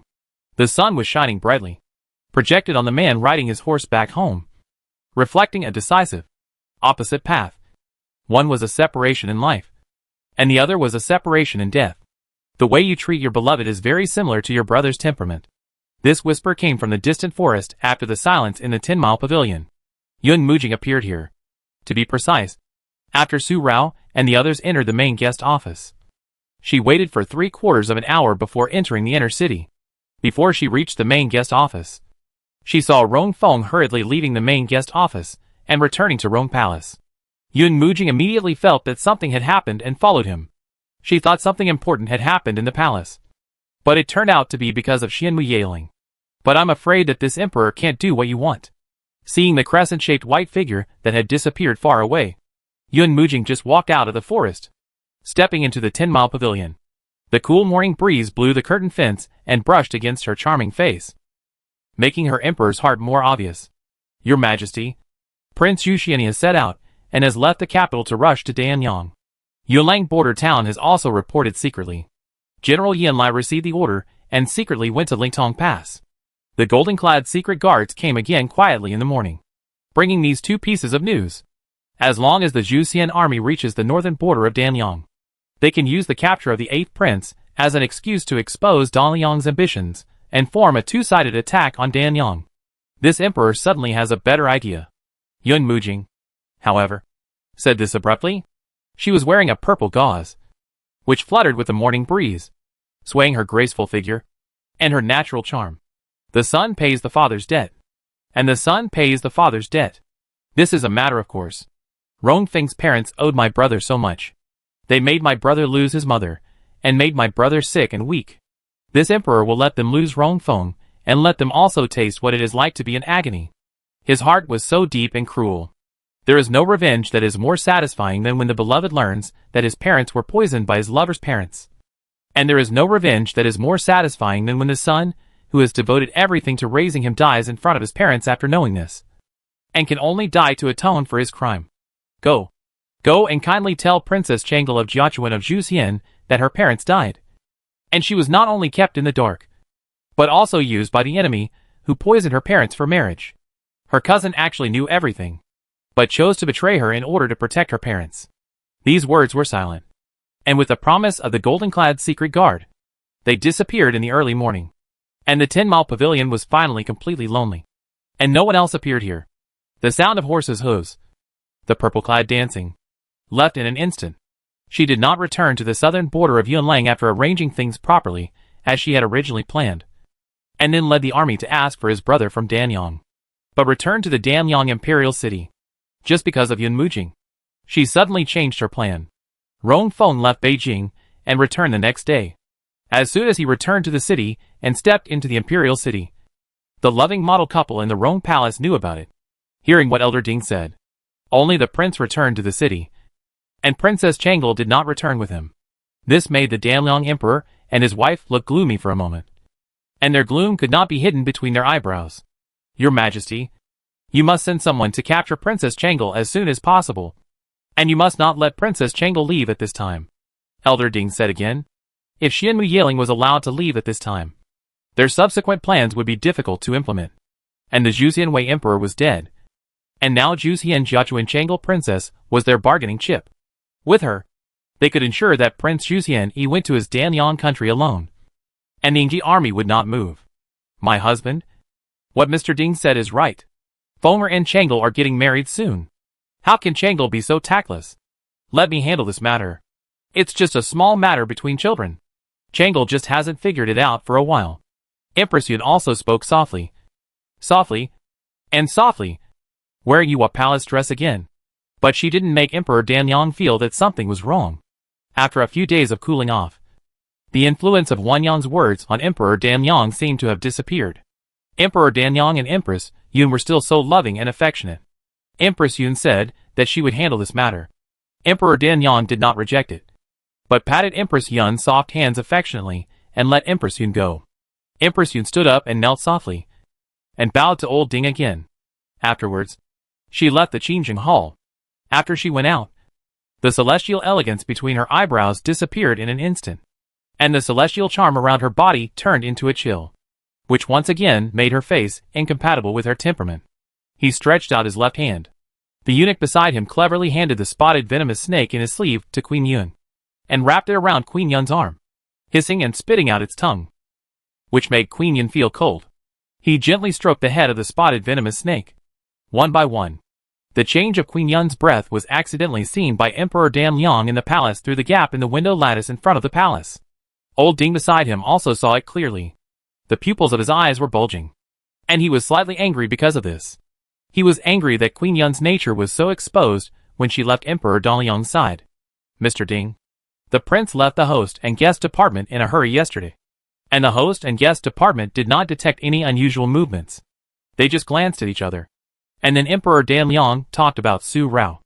The remnants of the previous dynasty have been active in our Dan Liang for so many years. Now that I have exposed her disguise, she has not moved at all. She is so calm. This person is so scheming. There was no other unusual movement at the city gate yesterday. And no suspicious person appeared. It can be seen that she is hiding deep in our Dan Liang forces. For many years, she has been haunting me like a ghost. And I can't rest every night. Speaking of Su Rao, talking about Xiaoyao Tower, which has made him work hard but has not gained anything so far. The Danyang Emperor's eyebrows are difficult to relax. And they are gloomy again, which ruins the tenderness of his body. Since the queen received the news from the imperial sister, saying that Xiao Mubai has been secretly against his royal family for many years, he made a careful plan to get rid of him together with the imperial uncle who has always wanted to control him. He wanted to uproot the Xiao family. But in the end it turned out that the Xiao family was just an empty shell. Instead, he alerted the enemy, and the real Xiaoyao Tower hit even deeper. It was like a hidden thorn in his heart and a sharp blade hanging over his head, which could take his life at any time. Old Ding naturally understood the depression of Emperor Danyang. But since the 5 sons of the Su family had not fallen into their hands, they should not act rashly. Those who lose patience will lose the first step. Moreover, it will take some time for him to make arrangements. When everything is ready, he will surely be able to hit the target with one strike. Your Majesty, don't worry too much. The 5 sons of the Su family are of little use to us now. The princess of the previous dynasty is already under our eyes. This time we have seized the opportunity and can find her in our imperial city.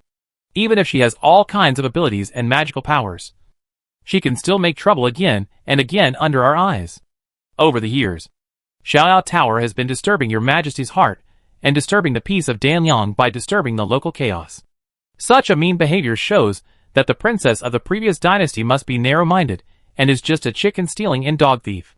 Now that she is not moving, perhaps she is waiting for your Majesty to lose his temper first, so that they can find a way to make trouble in the imperial city. What Mr. Ding said is not unreasonable, and the depressed and somewhat impatient heart of the Danyang Emperor was appeased a little. Seeing this, Elder Ding said, now they have invited Princess Rongwa of Yunlang, who has come to Danyang, to attend the wedding of His Royal Highness the Crown Prince of another country. How can Princess Rongwa, as an envoy of Yunlang, leave easily before the wedding of His Royal Highness the Crown Prince of another country arrives? When the wedding arrives, everything will be settled. At that time, Xiao Tower will be a dead insect. But they will be leaderless. No matter how they hide, they will not be afraid. This last remark seemed to carry some kind of deep meaning, and the deep meaning implied in it could only be understood by Emperor Danyang. In an instant, the dark clouds covering Emperor Danyang's head were peeled off, and the clear sky appeared, which made the depression in his heart completely disappear. Afterwards, Emperor Danyang stood up and bowed to Old Ding. Father-in-law is wise. I have learned from your teachings. When I unify the 3 kingdoms and rule the world, I will help you take back the other half of the pharmacopoeia and help you become famous all over the world. Ding held his arm in a hurry to support Emperor Danyang's sudden action, and did not let Emperor Danyang really bow to him. Your Majesty, don't be modest.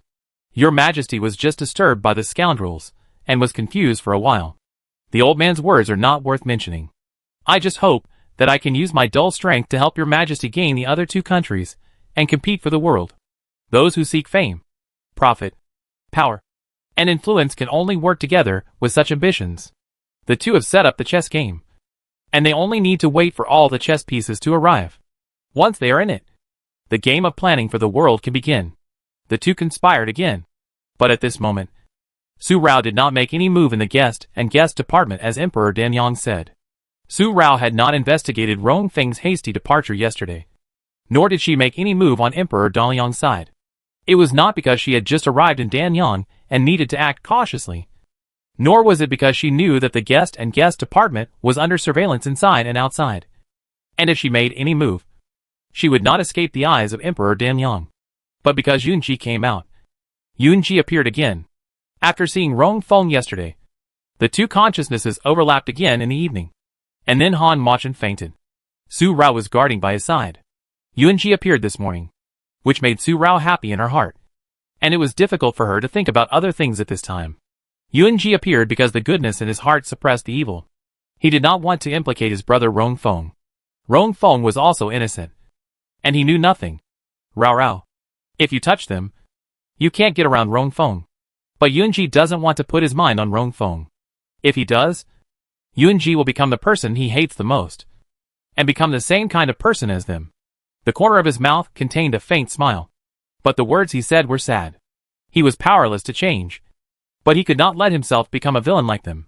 He didn't want to have any connection with that person other than blood. Not at all. Yunji showed his disgust for the first time, which touched Su Rao's heart. She felt a hint of hatred in Yunji for the first time. It turned out that the kind-hearted man actually had hatred in his heart. But compared to hatred, he wanted to be himself. To be himself without being stained by dust. He was wearing Han Machin's black clothes, and the silver-black mask on his face had been taken off. It was very clear that his vision was hazy again, and he gave people the feeling that even if he had hatred in his heart, he was still the bright and clear Prince Jiyu, a banished immortal man. Such Yunji made Su Rao feel distressed. Okay, we won't move Rong Feng. You are Yunji, the Jiyu Prince of Yunlang country. You should disdain those dirty thoughts. I just want you to be the only one in the world after everything is over. You are the exiled immortal in the sky, and there is no darkness in your heart. I just want you to be safe. I am still waiting for you to use the rest of your life to repay you for the shallow thing you did to me. Wrapping her arms around Yunji's body, Su Rao used her body to give Yunji such warmth. He still has her. She will always be there.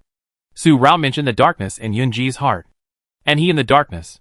Yunji felt that Su Rao actually still hoped that he would stay. Although Su Rao had been sincere to Han Machin in these days, Yunji suddenly had this feeling. In this breath, his heart suddenly moved, and his phoenix eyes, which were originally misty, suddenly became clear as obsidian.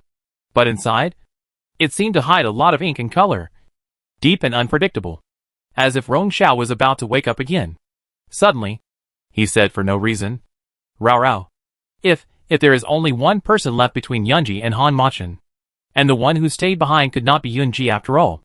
Before the question was completed, Su Rao quickly blocked Yunji's lips. Her face was angry for a moment, and her peach blossom eyes turned slightly red. Her eyes were instantly colored. Did he know what he was talking about? Leave one? How can you leave one? Only one person. How to divide it into two halves? Suddenly annoyed, Su Rao would never allow Yunji to think so. They are one person, and have always been just one person. If even he subconsciously thinks that they are two people, his illness will only become more difficult to control. Heh. This laugh, the deep and unfathomable hidden in the phoenix eyes, disappeared in a breath. Yunji himself did not notice his abnormality at all, and pulled Su Rao's hand to admit his mistake. Indeed, only one person. How can it be divided into two halves? He is shallow. And he actually said such simple words. Yunji finally woke up, and she didn't know when he would fall asleep again. Su Rao didn't want to get angry with him. Since Yunji admitted his mistake, Su Rao didn't hold on to the matter again and again. She told Yunji everything that had happened in the past few days, no matter how big or small. Later, she mentioned the matter about Mr. Zhu and the Ding family, and asked if Yunji knew about Mr. Zhu's affairs, regarding the fact that Mr. Zhu had people keeping an eye on the Ding family. Su Rao had never thought of asking Mr. Zhu to find out, because since Mr. Zhu came to Danyang, he had never looked for Xiaoyao Tower once. Mr. Zhu didn't ask Xiaoyao Tower for help, which could only mean that Mr. Zhu didn't want to disturb Yunji anymore, or he didn't want others to know what grievances his family had with the Ding family. But the head of the Ding family, Old Ding, is the full-time physician of the fake Queen Yun, and is also a popular figure in front of Emperor Danyang. So, many of the dirty things that the couple has done in secret over the years must have been done by him. Now, since she couldn't start with Rong Feng and couldn't move Rong Feng, this person would be her chess piece. So she had to know what kind of relationship and grudges Mr. Zhu had with this person. so that she could ensure that she would not harm Mr. Zhu if she took action. Su Rao told Yunji about her idea, and Yunji understood it. Xiaoyao Tower had been watching the Ding family for many years. No one knew more about how much the Ding family had done secretly for the fake Queen Yun than Yunji. To be precise, it was the real him. Rong Xiao. The Ding family helped the fake Queen Yun, framed Princess Yun for pregnancy, plundered Princess Yun's identity, occupied the magpie's nest, hid the identity of the fake Queen Yun, concealed the identity of the fake Queen Yun, concealed the world, recovered the power of the Jianghu Huajin Valley, and used it for the fake Queen Yun, and extended her hands to the Siamese countries. All these things, which one can only be done by a confidant. And there may be other secret things that have not been found out so far.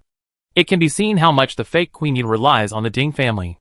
Yunji's thoughts were fleeting, but he did not immediately choose to tell Su Rao about Mr. Zhu. Mr. Zhu was not his subordinate, but his best friend. A close friend like Master Hui Shan. Compared with Master Hui Shan, Mr. Zhu had been with Yunji for a longer time. If Rao Rao wants to know, then we will go to see Mr. Zhu.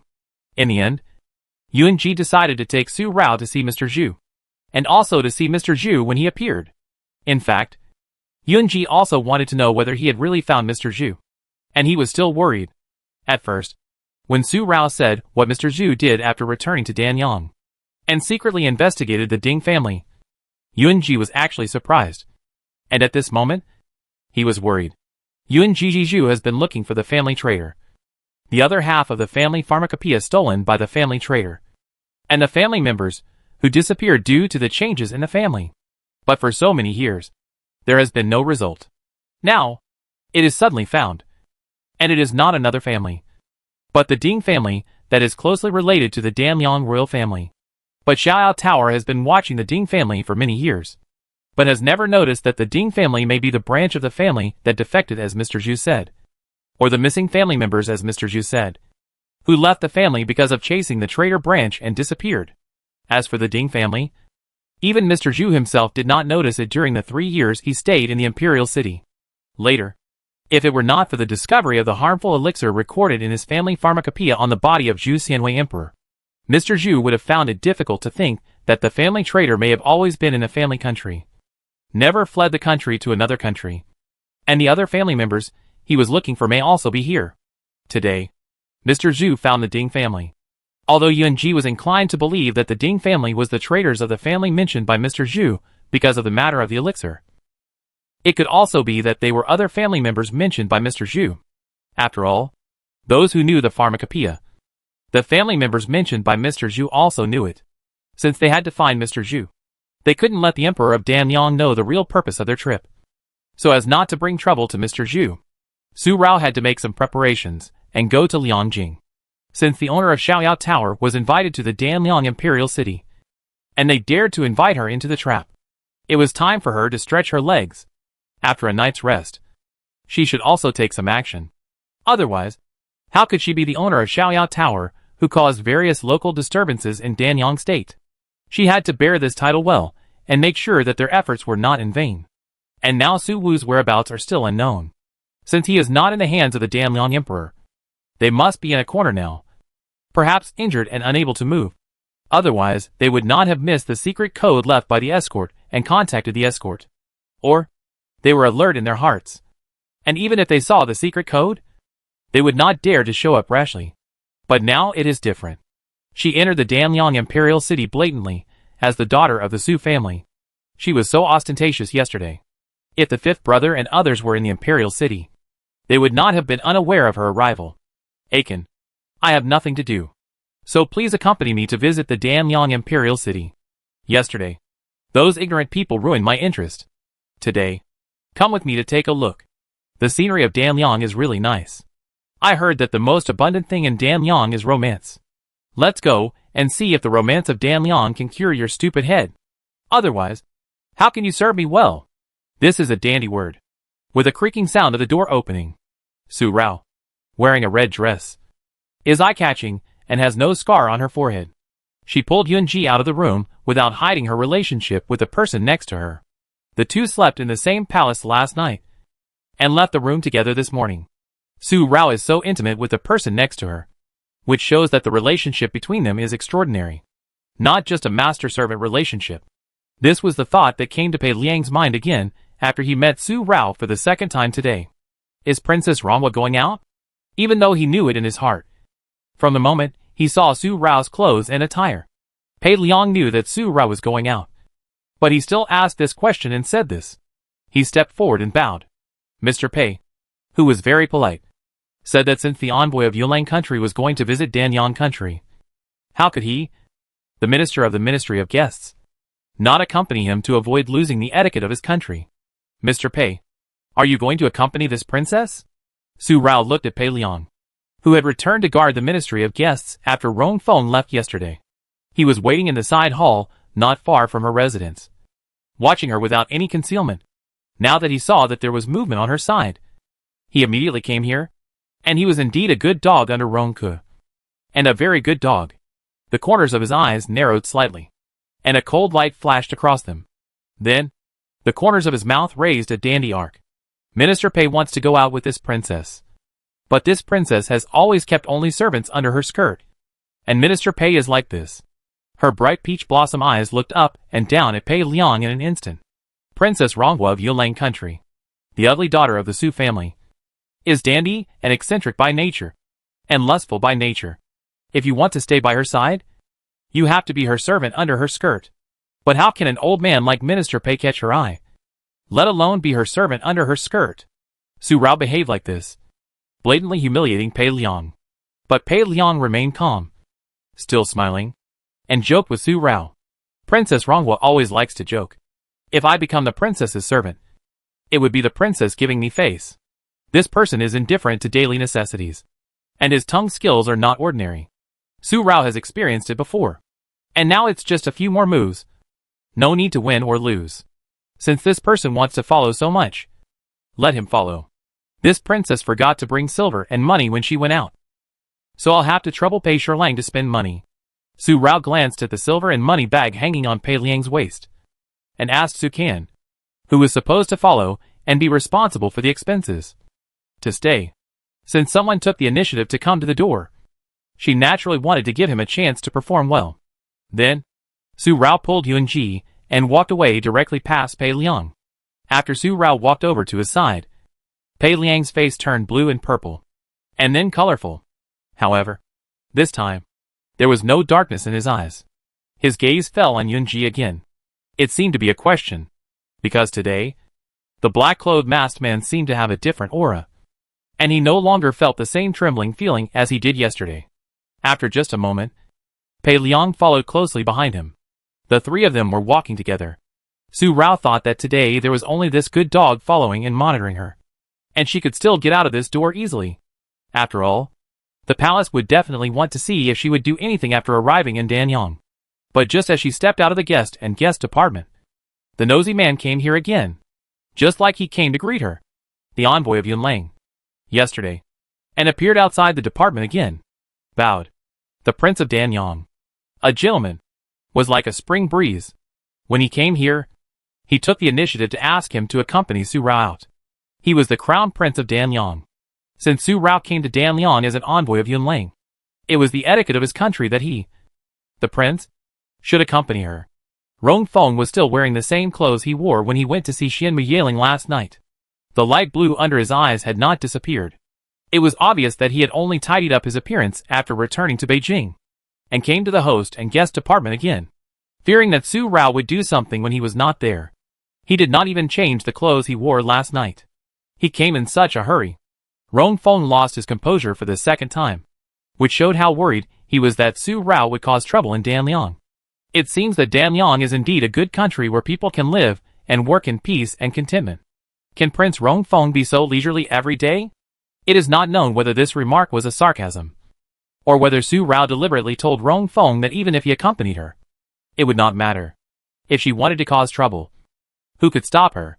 People who meddle in other people's affairs will always make people feel disgusted, thinking that they can change the overall situation with their own efforts.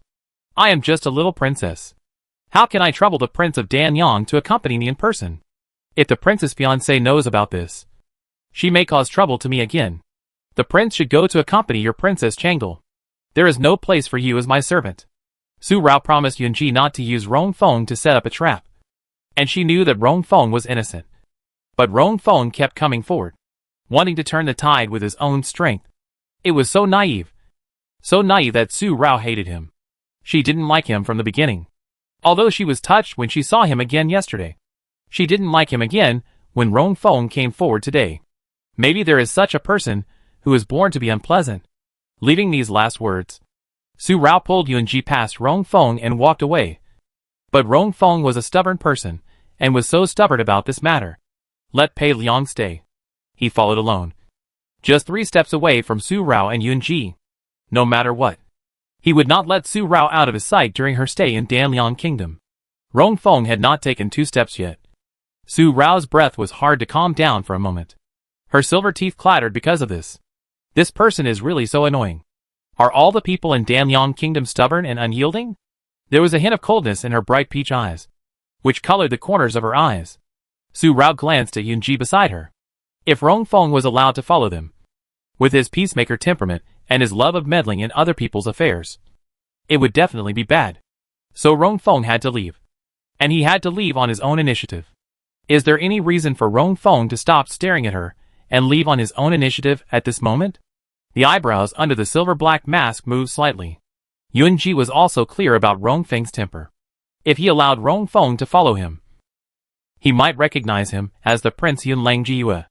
Yunji also looked at Su Rao and exchanged glances with her. At this moment, under the premise that Su Rao might endanger the safety of Danyang, the people and things that could make Rong Feng choose to leave on his own initiative, Su Rao and Yunji actually knew in their hearts. It was nothing more than the Danliang Emperor and his wife. And only Xian Muyaling was left. But Rong Feng left the guest and guest department in such a hurry yesterday. And Han Machen said that he did not leave because of the Danliang Emperor and his wife. So it could only be because of Xian Muyaling. In fact, there was no need to check this matter. Su Rao and Yunji could guess it. After all, with Rong Feng as a person, if something else happened, he would never leave so rudely. But now that Rong Feng came again, the matter of Xian Muyaling must have been properly handled. So she could not be used. So the only people left were her parents. The clasped hands finally squeezed each other. To be precise, it was Su Rao who squeezed Yunji's hand. Yunji didn't want to use Rong Feng. But now they wanted him to leave on his own initiative. So they had to use his parents as an excuse. Instead of monitoring her and staring at her, he should ask his father, the emperor, and his mother, who wanted to cause chaos in the world to satisfy his ambitions. Your Highness, the Queen summons you to the palace. Just when Su Rao was about to speak, this word came just as timely as yesterday.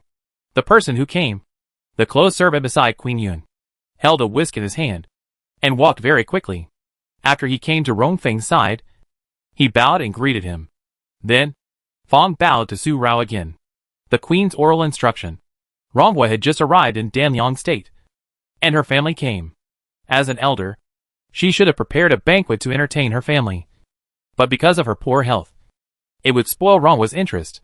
She ordered Pei Shirlang to accompany Rongwa well and have fun. Queen Yun's action, regardless of the meaning of her oral order, was it to show that she, the Queen of Danliang, was once the Princess of Yunlang, a vassal state, was considerate of her family members who came from afar, or that Su Rao, the envoy of Yunlang, was rude to visit Queen Yun. Now, the appearance of this incident saved Su Rao and Rong Feng from wasting words. As for Queen Yun's intention to send someone to do this, Su Rao never looked at the servant directly, but just glanced at him with a sense of contempt, and said a very perfunctory and meaningful thank you, thanking the Queen for her thoughtfulness. Then, Su Rao took Yunji and continued to walk away. No matter whether Rong Feng continued to follow her, she did what she wanted, doing her own thing, and her dandy and eccentric nature was fully demonstrated. During a day of shopping and sightseeing, Su Rao visited various red light districts in Lianjing. During the trip, she passed by the Ding family's clinic. Seeing a handsome pharmacist, she touched him twice, which led to some friction between the Ding family and the clinic. However, before any incident occurred, it was resolved in time by Minister Pei, who was following her. During lunch, he saw a diner in the restaurant Xianhiju. He wanted to invite her to have lunch with him and talk about romance. But he almost got into a fight with the diner's wife. Minister Pei once again used his eloquence to resolve the incident. Later, he went to the shop again. This time, it was not because Su Rao was lustful that he got into trouble again, but because a woman looked at the person next to Su Rao more than once.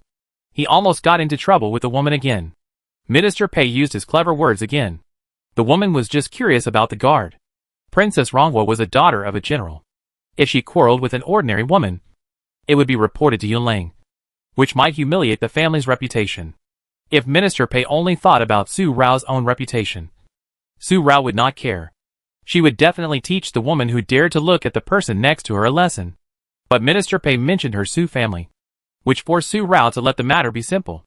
With such an eloquent person by her side, she could always help Su Rao solve her problems. After half a day of playing, there was no trouble at all.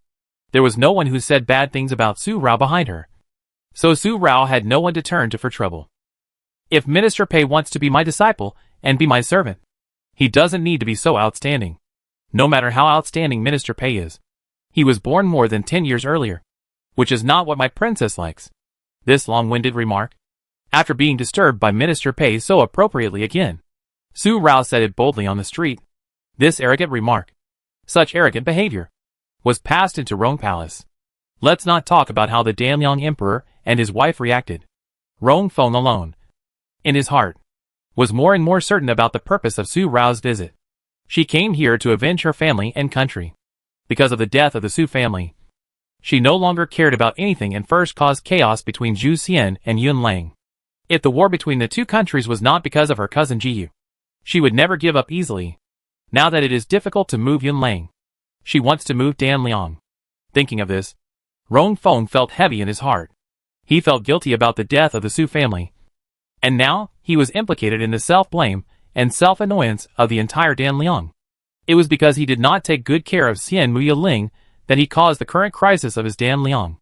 Feng, you are so distracted when you come to see your mother today. Where have you thrown away the etiquette and rules that your father and mother have taught you for many years? You are the prince of Danyang. How can you act recklessly? Changle wants to leave. Why don't you stay? Do you want to make Danliang a laughing stock in the world? Since when did you disappoint your father and mother so much? These words were a pity. And Queen Yun's face showed a trace of pain, as if her weak body was affected. And she coughed and gasped. And her breath was unstable for a while. Rong Feng hurriedly stood up and went to Queen Yun's side, wanting to gently stroke Queen Yun's back to help her calm down. But Queen Yun brushed him away and asked the servant to help her calm down. Rong Feng could only stand beside Queen Yun for a while. Queen Yun calmed down, took a sip of tea to ease the discomfort in her throat, and waved her hand to let the servant, who came to tell her that Su Rao had a lot of things going on outside the palace in just half a day, go away. Then she looked at Rong Feng again. This time, she didn't say anything else. She got up and left the main hall and entered the inner hall. Rong Feng could only watch, seeing his mother so weak, but still worrying about his affairs. He was really unfilial. So Rong Feng lifted his robe and knelt in front of Queen Yun's palace door until Emperor Danyang came. My son, your mother will send someone to look for Changle. If you are my son, your mother's son, then go down now and prepare for the wedding. If not, then leave now. Leave the palace forever and leave Danyang, so as not to cause your mother pain. Standing beside Rong Feng, the Danliang Emperor put his hands behind his back. For the first time, he felt that he could not see his son clearly. Before he came to Yunlang, the emperor had always been their pride. He ruled the people with benevolence and righteousness and won the hearts of the people. Who in Danliang would not say, Your Highness the Crown Prince is kind and loving to the people, filial and respectful to the world, and can be grateful to God. It is a great blessing for them.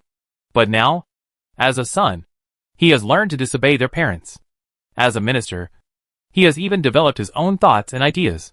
He wants to get out of his control. Thinking of this in her heart, the Danliang queen slowly clenched her hands behind her back into fists. He only has this one prince. He is his and Junar's beloved son. He will never allow him to escape from his control. Because of this, the tender phoenix eyes of Emperor Danyang showed a gloomy mist for the first time in front of Rong Feng, although it was very light. But Rong Feng could feel it. Looking up at Emperor Danyang, the sharp words that Su Rao said yesterday rushed into his head without any suppression. Rong Feng felt as if he couldn't breathe. Your Majesty, the rift between father and sun did not arise because of this, but because the chief steward of Emperor Danyang came and whispered in the ear of Emperor Danyang.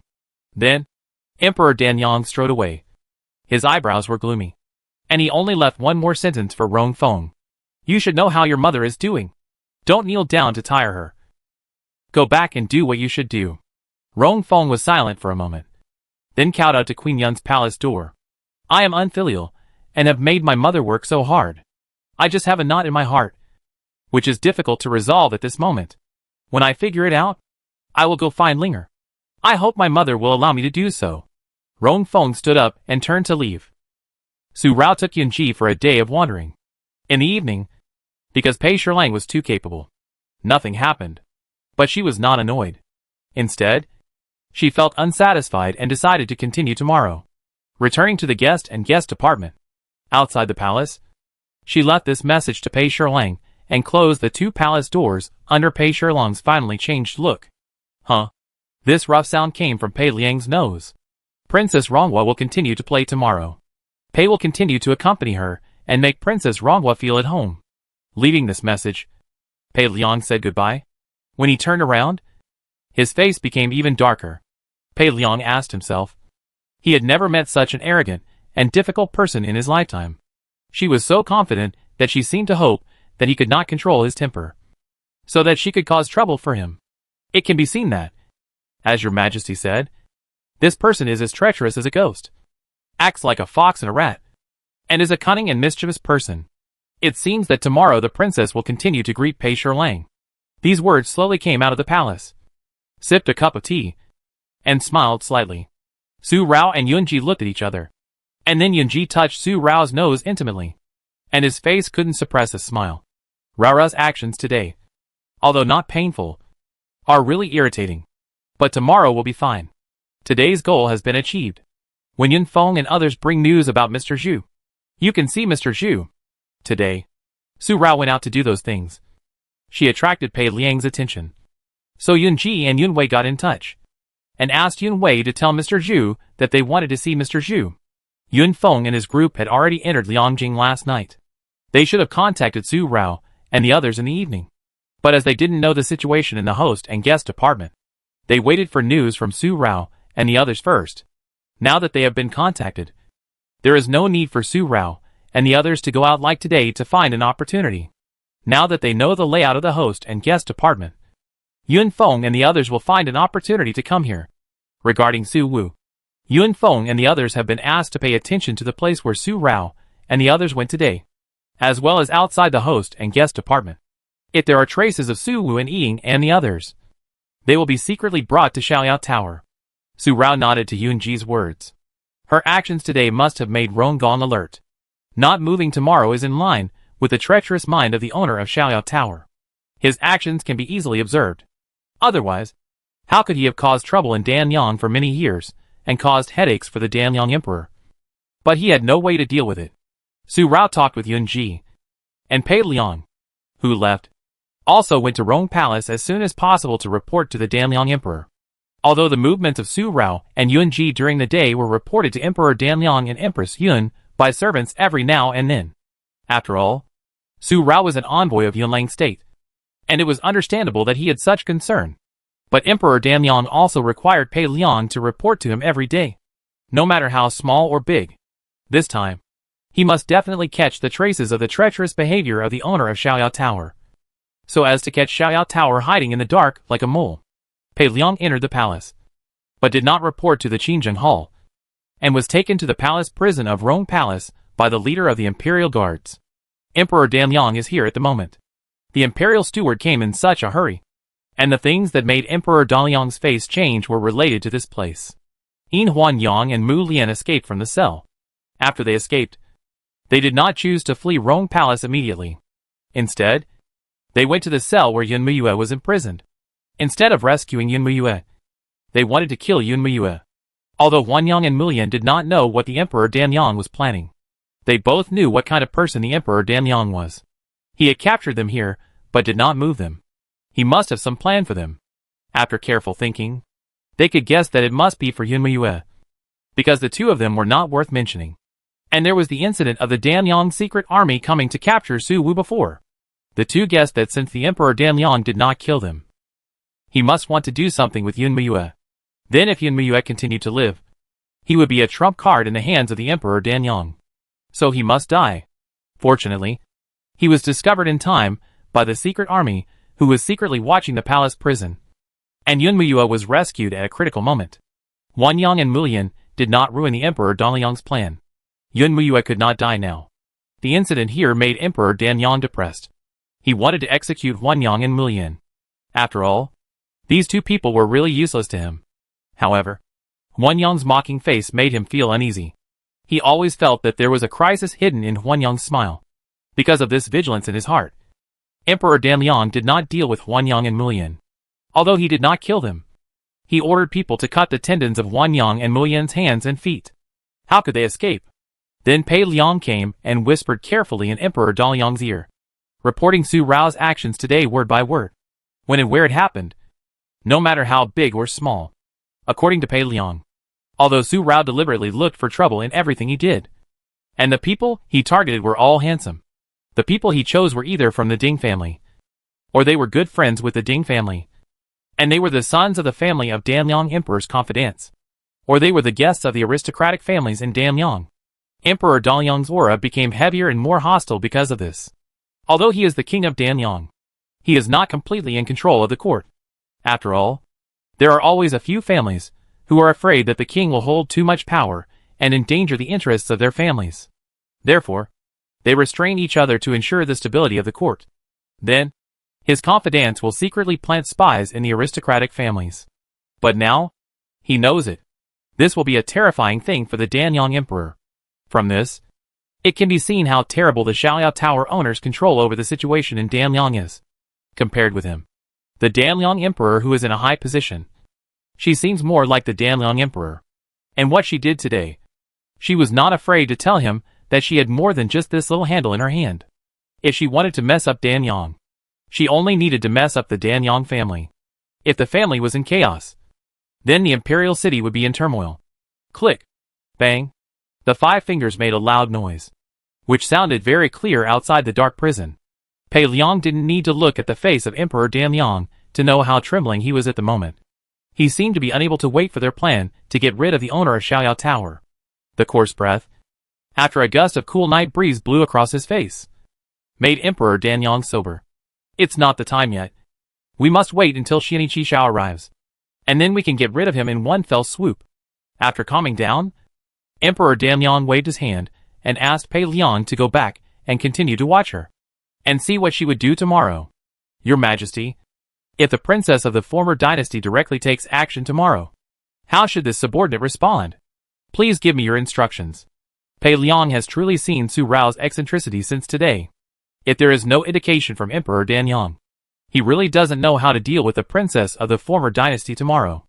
In fact, in his opinion, since the princess of the previous dynasty is now in their sight, it is better to capture her directly, which can also avoid many chaos. When the princess of the previous dynasty is gone, the Xiaoliao Tower where she hides will be leaderless. Although it will be troublesome if they fight to the death. It is actually a bit funny that his great country can still be afraid of a gangster force. But he did not dare to report this. His Majesty expelled people of benevolence, righteousness, courtesy, wisdom, and trustworthiness.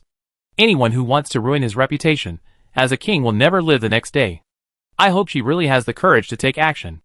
The pair of tender phoenix eyes. The gloomy murderous intent inside is no longer concealed. Your subordinate understands. Pei Liang immediately understood. If the princess of the previous dynasty really took action, in this way, one can find the people in Xiaoliao Tower hiding in the imperial city, and 2 can justly and legitimately take down the criminals who are making trouble in his Danliang imperial city. I accept your order and take my leave. It took Pei Liang only about an hour to enter the palace and return to the guest department. As soon as he came back, he asked his subordinates how Su Rao and Yunji were doing. Is there any movement? The subordinates reported that not long after Pei Shilang left, the lights in the palace went out, and then there was movement inside, which has not ended yet. Hearing this, Pei Shilang, who is already over 30 years old, felt anxious for a moment. Although he was ashamed of Su Rao's unrestrained behavior, he did not take it lightly. Instead, He went to listen again. He heard the creaking sound of the bed in the palace. And he immediately shook his sleeves and left. The official robe swung, bringing a gust of night wind and changing the wind's speed. Although the movement was not big, it was not easy to find out that someone had come outside the palace and left at this moment. But the two people sitting on the bed in the palace were both people with strong internal strength. And they knew it with a move of their ears. The creaking sound of the bed stopped. Su Rao took the night clothes that had been prepared long ago, put them on, and then left quietly from the window with Yunji. At this moment, the surveillance outside the palace focused on the returning Pei Shirlang. With their speed, when the surveillance returned to the palace again, the two had already left the palace. No one could detect them. Su Rao and Yunji left the guest house easily. Outside the guest house, Yunling appeared in a secret alley in the inner city. Mr. Zhu learned that the prince had woken up, and he was waiting for the prince to go there. Following Yunling to see Mr. Zhu, Yunling told Su Rao and Yunji that Xian Ichi Xiao had already set out. Xiaoyao Tower also received this news, and should arrive within half a month. He really did move. The pair of peach blossom eyes flickered at this sound. I don't know what she was thinking. Is it like what Han Machan asked Su Rao before arriving at the Danliang Imperial City that night? She wanted to cooperate with Xian Ichi Xiao in her heart. After all, the death of the Emperor of Zhu Xianwei is inseparable from Danliang. With Xian Ichi Xiao's respect and love for his brother, his hatred for Danliang will definitely not be weaker than theirs. At this time, cooperating with Xian Ichi Xiao will have no disadvantages. Rao Rao is worried that Prince Yi's coming here will set off a war between Zhu Xian and Danliang, which will become a variable. Han Machan didn't know about the conversation between Su Rao and Xian Ichi Xiao at the Su family villa. But Yunji knew that he would not do as Han Machan thought.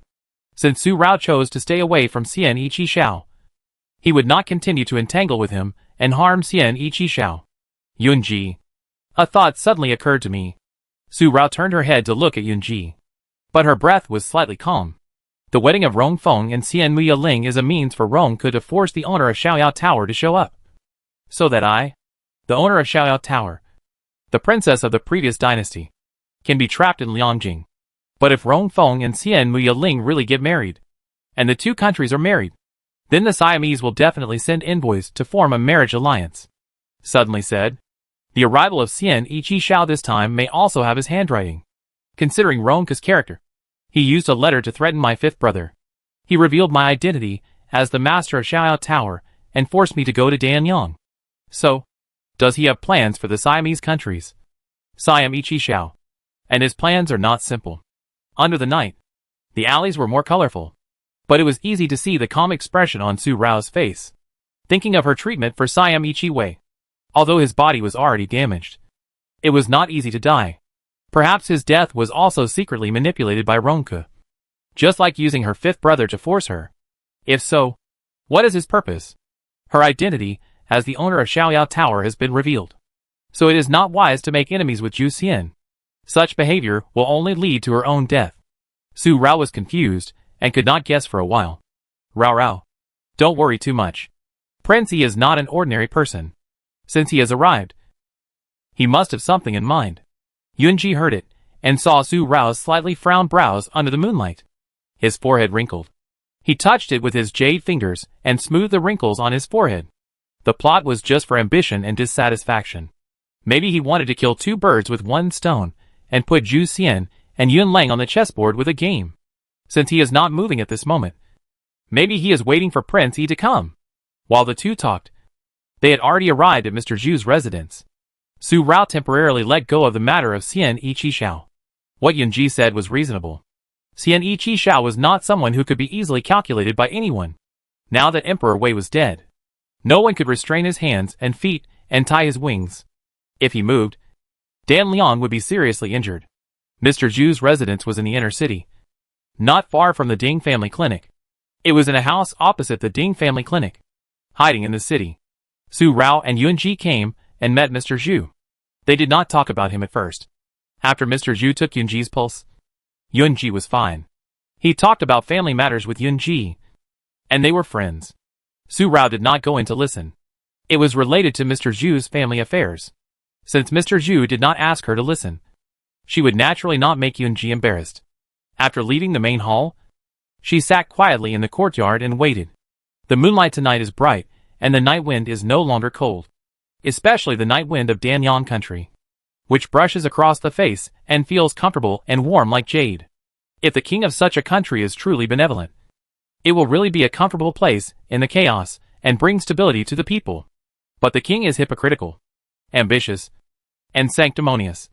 All his benevolent policies are just to gain the world. Miss Su Rao had just sat down for a while when Yun Feng came here. He came at night, and he was not alone. There was another person following him. Before this person approached, Su Rao stood up, because the person who came was Su Han. Su Er had set out earlier than Su Rao and the others. Logically, he should have entered Danyang Middle School long ago. But until now, Su Er had not received any news. It was not until yesterday when Su Rao and the others entered Liangjing that Su Wu and Yun Mujing showed up. Su Er had just found Yun Mujing and asked Su Han to come and tell him. Su Han brought something to Su Rao, telling her that Yun Mujing had rescued Su Wu and was now hiding in Fengyao residence in Huajiaoyaching. He was fine. Ying and Xiao Ji were also fine, and the injuries they had received along the way had healed. Nothing is wrong. That's good. Su Rao finally put down his worries about Su Wu and the others at this moment, and heard Yun Feng say that the other group of people monitoring the Ding family were the Golden Clothes secret guards. This was the news they had just received. They had just received the news, and Su Han had just appeared. He brought Su Han here to take this opportunity to meet Su Rao tonight. These two pieces of news, two things, and Yun Mujing's actions, are indeed as Yun Ji said. Although he also plotted against her Su family, he never really wanted to hurt the Su family. But then, Su Han's other words made Su Rao's new change in attitude towards Yun Mujing disappear in an instant. Miss, there is one more thing. Su Han, once again, habitually grasped the two knife handles on his back with both hands before speaking again. As he said, Huan Yang, Mu Lian, and Yun Mu Yu were captured and taken to the Yun Palace. They learned about this from Yun Mujing. Yun Mu Yu's capture was also Yun Mujing's calculation, and he wanted to use this to reveal the ambitions of the Danyang kingdom.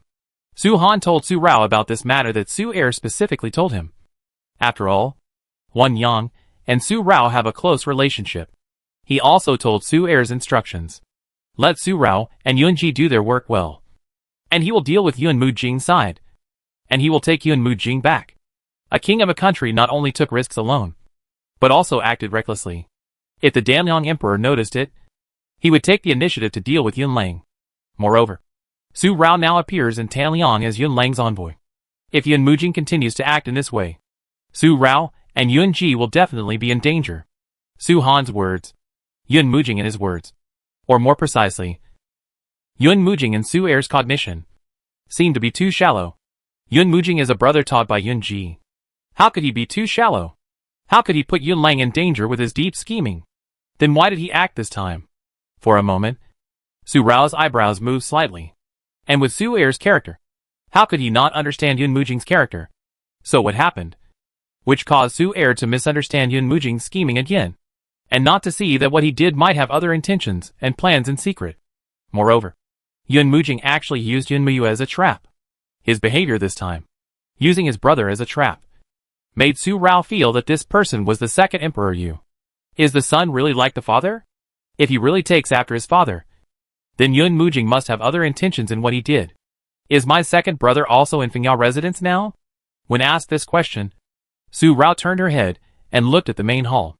The lights in the hall were bright, and Yun Ji and Mr. Zhu had not yet finished their conversation.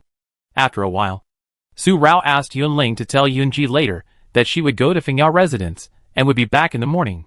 Yun Mujing must have something else to do, and she had to go and see. Su Rao went forward and brought Su Han with her. At this moment, at the same time, just as Su Rao was leaving, the golden-clad secret guards appeared again in Tianzi No. 5 elegant residence. What they said, what they planned, did not come true, and Xianmu Yaling was blocked when she went to the second city of Danyang. Your Majesty, the people who chased and blocked Princess Zhu Xian were dressed in casual clothes, but their voices were shrill. So they must be people from the palace. To avoid being exposed, we did not take action. Kneeling on one knee, the golden-clad secret guard confessed his crime. It was unknown what the person said to Xianmu Yaling. Now Xianmu Yaling was on her way back, and took the initiative to come back. Come back on her own initiative. This voice murmured. And there was a hint of contemplation in the charming eyes. After a moment, the corners of his eyes narrowed slightly, and Yun Mujing's inner thoughts were revealed on his face. It seems that Xian Muyaling can't leave. Yes, the marriage between the two countries is not a trivial matter. But if they decide it privately, the Danliang royal family will never allow it. Since you are coming back, then make your move in the imperial city. And I will do it myself. After a moment, Yun Mujing said this again, and asked the golden-clad secret guard to keep an eye on Siam Yaling's movements, and to inform him when she returned to the imperial city.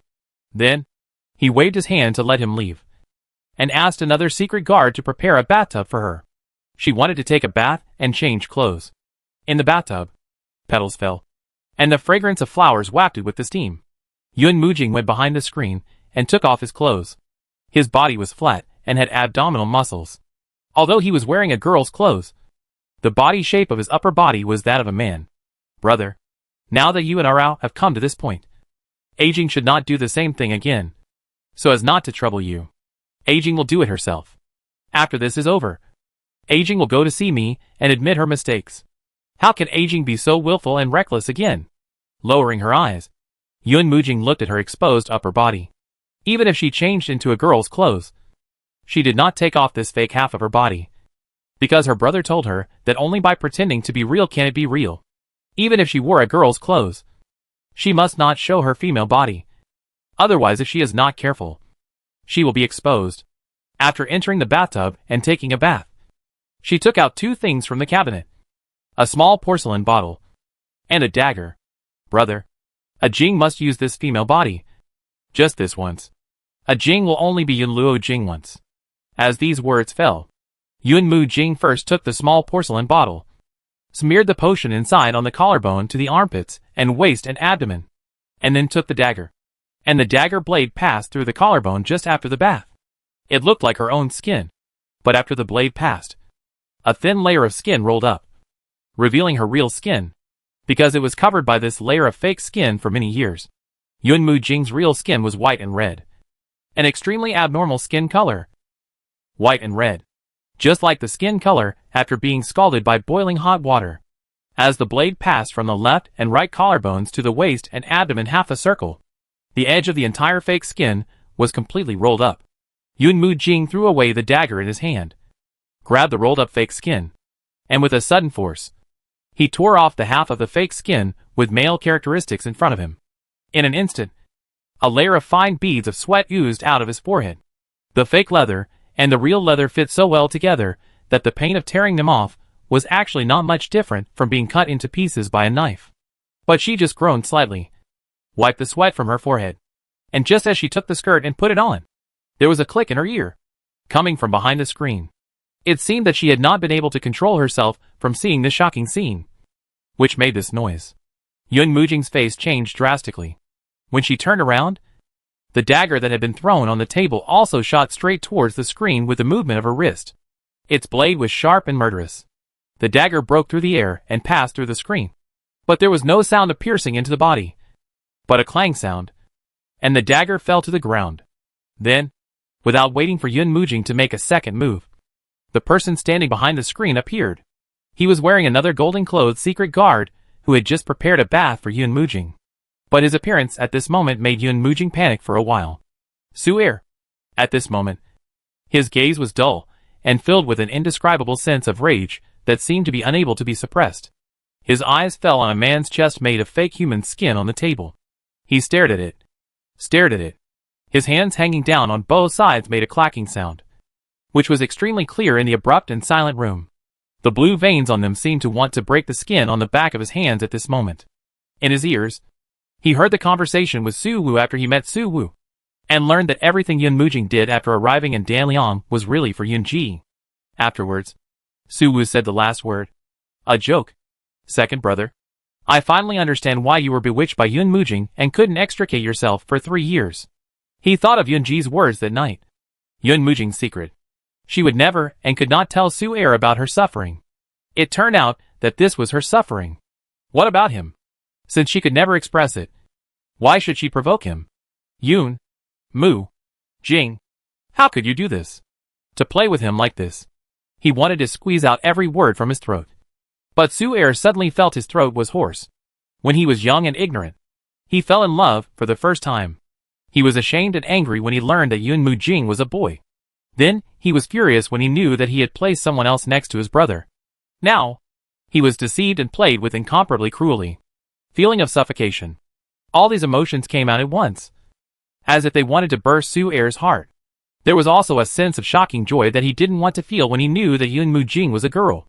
Joy and anger intertwined. And Su-er was so angry that he was speechless for a while.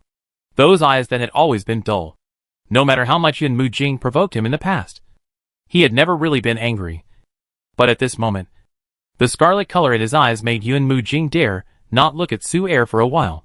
Pulling off her outer skirt, Yun Mu-jing hurriedly tried to put on her clothes, but suddenly felt a gust of wind passing by her ears. The furious man strode forward and pushed Yun Mu-jing between the table behind him and Yun Mu-jing. Su-ma, what are you going to do? Yun Mu-jing then spoke in a low and suppressed voice. His hands were restrained, and the force was even greater than when he first learned that Su-rao was disfigured because of her in the alley. Yun Mu-jing felt that Su-er could crush her wrist bones in the next moment. Cripple her. Su-er did not say anything else. Or he could not say anything at all. He felt that his throat was burned by a ball of fire, which directly burned his throat. Only the scarlet eyes fell on Yun Mu-jing's angry face. Such a face, painted bones and painted skin, bewitched him. He knew it was poison and knew it was not allowed. But he still indulged himself again and again. And she? Was she proud of it? Who? Su-er breathed heavily from his nose, and blood actually flowed from the corners of his mouth. His throat hurt so much that he couldn't suppress the blood from the corners of his mouth. And it spurted out. A mouthful of blood spurted out. But it didn't spray on Yun Mu-jing. Su-er turned his head in time, and all the blood spurted on the ground. Yun Mu-jing frowned for a moment and wanted to move, but her hands were still restrained by Su-er, making her unable to move at all. Su-er couldn't make a sound, as if the root of his tongue was implicated. He let go of Yun Mu-jing and took a step back. His big hand touched his throat. After a moment, he shook his head lightly, and a smile appeared on his face. It seemed that he was extremely angry and laughed. Or he was mocking him for being so unbearable that he vomited blood and lost his voice. Such a smile, in Yun Mu-jing's eyes, only made Yun Mu-jing panic and palpitated. This was a feeling she had never had before. Like a feeling of suffocation. The hands that were released were shaking uncontrollably. Whether because Su-er had just used too much force, or because Yun Mu-jing felt that he was having difficulty breathing. Her behavior caught Su-er's attention, and the smile on his face slowly disappeared. His eyes suddenly closed, and after a moment, he opened his eyes again, and the scarlet in his eyes slowly disappeared. Perhaps he was so angry that he couldn't get angry anymore. But he couldn't get rid of his anger anymore. After wiping the blood from the corner of his mouth, he grabbed Yun Mu-jing's right wrist and pulled him in front of him. They were only half an inch apart, so their breathing could intertwine. Su-er took a deep breath and tried several times before he managed to speak. You want me, Su-ma, to be your great general king? Yun Mu-jing. Okay. I, Su-ma, will accept your request now. Not only will I be the great general king of Yunlang, I will be your lord of Yunlang. I want you, Yun Mu-jing, to be my Su-yumo's person for the rest of your life. No matter if you are a man or a woman. I want you to never get rid of me again. Forever. The last two words seemed to tear his throat apart completely. Before Yun Mu-jing could react, Su-er suddenly felt the darkness. He made a knife move. But Yun Mu-jing didn't dodge in time, and fell into Su-er's arms and fainted. Su-er lowered his eyes, and looked at the man in his arms. He was shocked when he fainted, and was panicked by what he said. Was he crazy? After a moment, he raised his hand and gently stroked Yun Mu-jing's face, and brushed a strand of hair behind his ear. After staring at him for a while, a drop of color overflowed from the corner of Su-er's eyes. You shouldn't have provoked me. And you shouldn't have provoked me with your daughter's face. But then told me that you are a man. I gave you my true feelings. Even if you didn't respond, you shouldn't have played with me like this, and used my feelings for you to turn me into your sharp blade. Su-er picked up Yun Mu-jing and strode out of the house. His indifferent feeling made it difficult to breathe in the whole house. As soon as he got outside the house, a long sword was in front of him. A golden-clad secret guard outside the house blocked Su-er's way. Second young master. Please put down the emperor.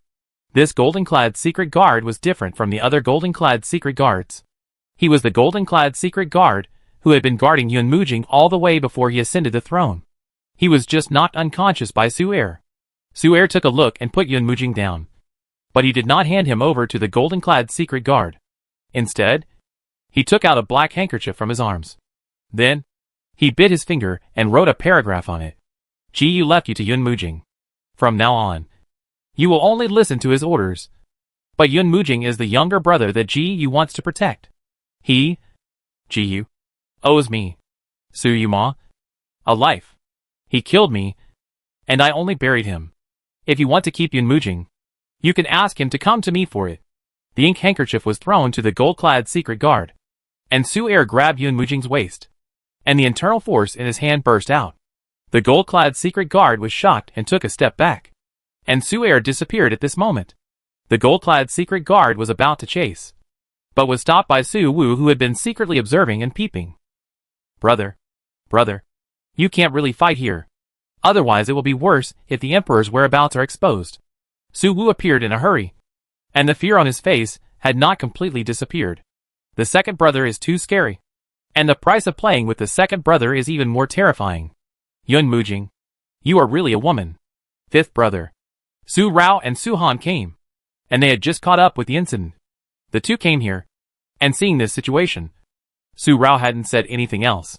Su Wu heard Su Rao's call, turned around, and then quickly came over to inform him, crackling 2 or 3 sentences to make it clear. Let's go after the second brother quickly. Otherwise, if the second brother really did something to Yun Mujing in an impulsive manner, Yun Mujing is now the emperor of Yunlang. Su Wu only said 2 or 3 key words to explain the whole story. Knowing that Su-er knew the identity of Yun Mujing's female family, Su Rao frowned and looked calm, but did not chase after him immediately. Fifth brother. Yun Mujing is asking for death. Why should you save her? Since she has set her sights on the second brother and used the second brother, she should bear the consequences after being known by the second brother. Compared with Yun Mujing, Su Rao naturally protects her brother more, waving her hand to let Su Han follow. As long as the second brother is fine, don't worry about Yun Mujing. Listen to the second brother's arrangements. Su Han nodded immediately and quickly chased in the direction Su Wu said, and the golden-clothed secret guard also quickly followed. Su Rao did not stop him. However, her actions made Su Wu's anxiety disappear for a moment, and he patted his head. Yes, even if Yun Mujing is now the emperor of Yunlang, his Su family has long been away from the court. So why should they be afraid of him? Little sister, fifth brother misses you so much, and thought he would never see you again. Grandfather and the others are all fine, right? With no worries in his heart, Su Wu rushed to Su Rao, hugged Su Rao, and cried like this. His body trembled slightly, and he buried his face in Su Rao's neck, in front of his second brother. He was a man, and he couldn't cry like this, but in front of his little sister, he wanted to cry. Grandfather was fine. His parents and aunts were fine, and his little sister was fine. Everything was fine, and he was still alive. Su Rao's eyes suddenly turned red, but she quietly let Su Wu hug her and cry. Su Wu had been suppressed for too long, and now that he knew that his family was safe, he needed to vent. Hiccup. After crying enough, Su Wu let go of Su Rao and wiped his face. He didn't feel ashamed for a brother to cry in front of his sister, but laughed playfully. The brother and sister met, and the master and servant also met. Now there was no need to hide in Tianzi No. 5 Yaju anymore. Su Rao asked Ying and Isu to clear all the traces here and go back with her. In the Danliang Imperial City, many things happened overnight. It was unknown whether the Danliang Emperor's control over the Imperial City was so weak or Su Rao and his team were so powerful that they never noticed anything. At dawn, before the sky was about to brighten, Su Rao and Yunji returned to the guest department and returned quietly. The two of them had been awake for almost the entire night, but at this moment, they were not sleepy at all. Su Rao handed Yunji the ink handkerchief with the blood words written by Su-er. Yunji took a look at it and did not understand its meaning. He did not understand why Su-er wrote such words. It was not that he could not read the words on it and did not understand what Su-er meant, but he did not understand why Su-er wrote it, and he wrote it in blood to the golden-clothed secret guard. Yunji was puzzled at this moment. Su Rao was the same. At this moment, the two of them naturally could not know that Su Er would suddenly lose his voice because of Yun Mujing. Yunji. Yun Mujing's deception may have made my second brother angry. You should know my second brother better than I do. If he gets angry, what will be the worst result? I don't understand what Emopa means. But the content inside can make Su Er right that Yunji should go to him to ask for Yun Mujing. It can be seen how angry Su Er is in his heart. If he is angry to a certain extent, he will go crazy. Yunji sighed. And then he shook his head. The word love. Even if it is on oneself. I don't know what the result will be. Maybe they will be imprisoned. Maybe they will be released. Maybe they will hurt each other and end up with bruises all over their bodies. Or maybe they will talk it out. Just like him and Rao Rao. As for the matter between Umo and Ajing, I have also indulged myself in pursuing their faults. Now that it has come to this, Yunji can't say what the result will be. Let them deal with their own affairs. They are not ignorant children.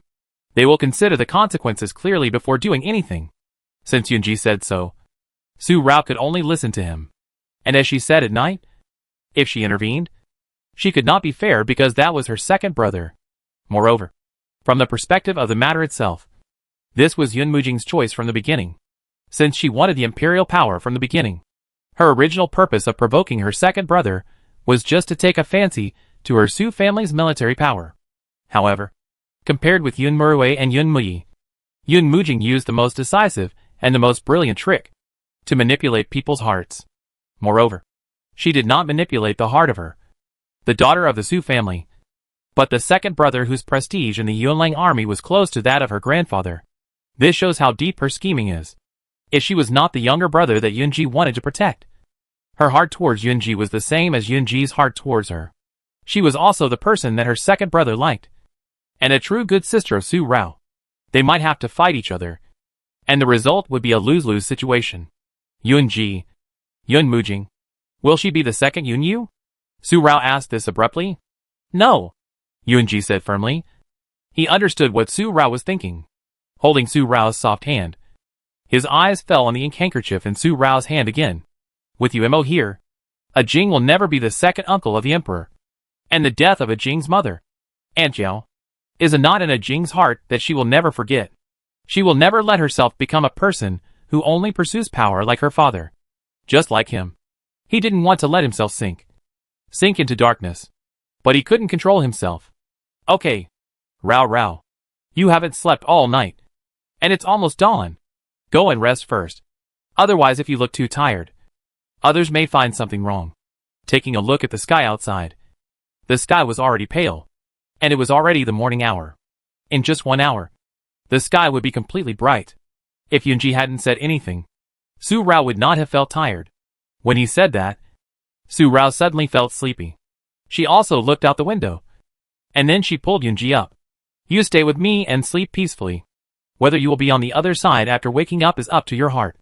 As for the matter between the second brother and Yun Mujing, we will not intervene. Let them deal with it themselves. Pulling Yunji to sleep together. Sleeping on the same bed. Yunji had already experienced the furry feeling of a head resting in his arms. But at this moment, he still slightly tightened his arms to bring them closer. Closing his eyes, Yunji fell asleep peacefully, no longer afraid of falling asleep. And whether he would wake up again with another consciousness. He was himself. Just himself. Even if he killed, there would be a lover to take care of him. The misty world, the originally dim heart, was suddenly peeled open by a beam of light. In this beam of light, Yunji, wearing a transparent moonlight dress, walked step by step, and finally stopped in front of the figure curled up in the dark corner. This was the first time that Yunji walked into his dead heart, and he saw Han Mochen. Not only Han Mochen, but also Rong Xiao, who was leaning on Han Mochen and standing very quietly. It seemed that he was also asleep, but Han Mochen always curled up and hid himself, while Rong Xiao preferred to stay in the dark, and then complete his plan step by step, giving others a fatal blow without knowing it. Xiao Tower is Han Mochen's, not Rong Niao's. As for the matter between Yun Mujing and Su Er, it is Yunji's indulgence, but Rong Xiao's indulgence. He taught Yun Mujing to be like that. You can finally walk into your own heart, facing the darkness. This is a good start. After mumbling this, Rong Xiao, who was sleeping with his back against the darkness, opened his eyes, raised his eyes, and looked straight at him. The darkness behind him disappeared in an instant, bringing Han Machen in the darkness into the light around Yunji. But it did not wake Han Machen up. I was worried that maybe he would be the one who stayed in the end.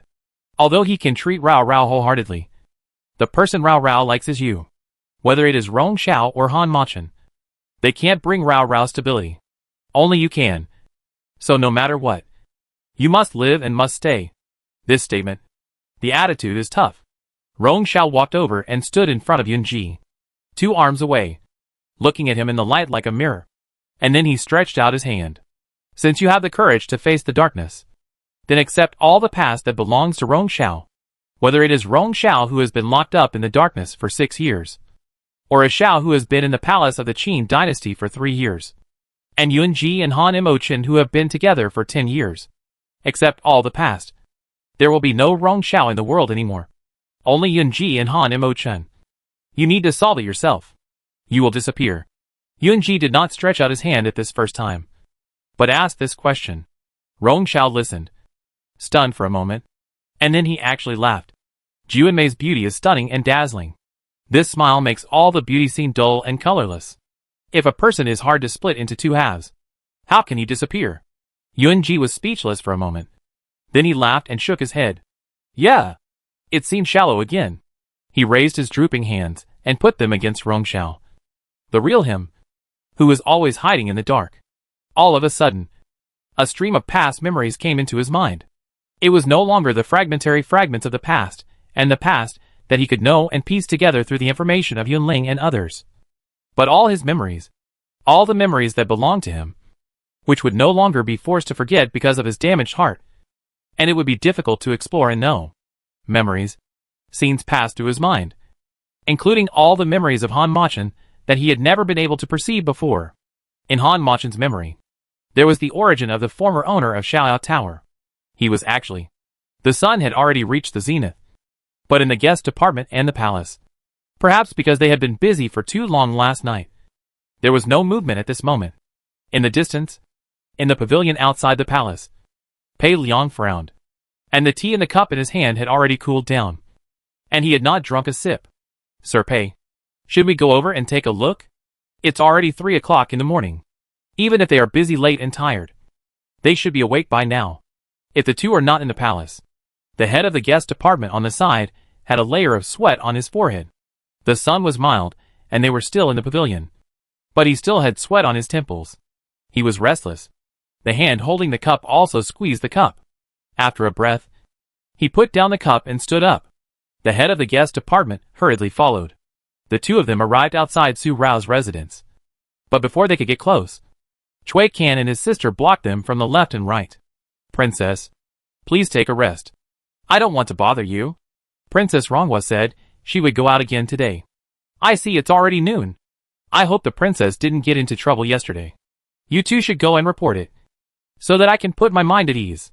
Otherwise, if I neglect the princess, I will not be able to bear the responsibility. You 2 may not be able to bear it. Facing Cui Can and his entourage. Although Pei Shilong's words were still polite, his official power was so great that he would not allow 2 servants to ignore him. Sir Pei, you have such a great official power.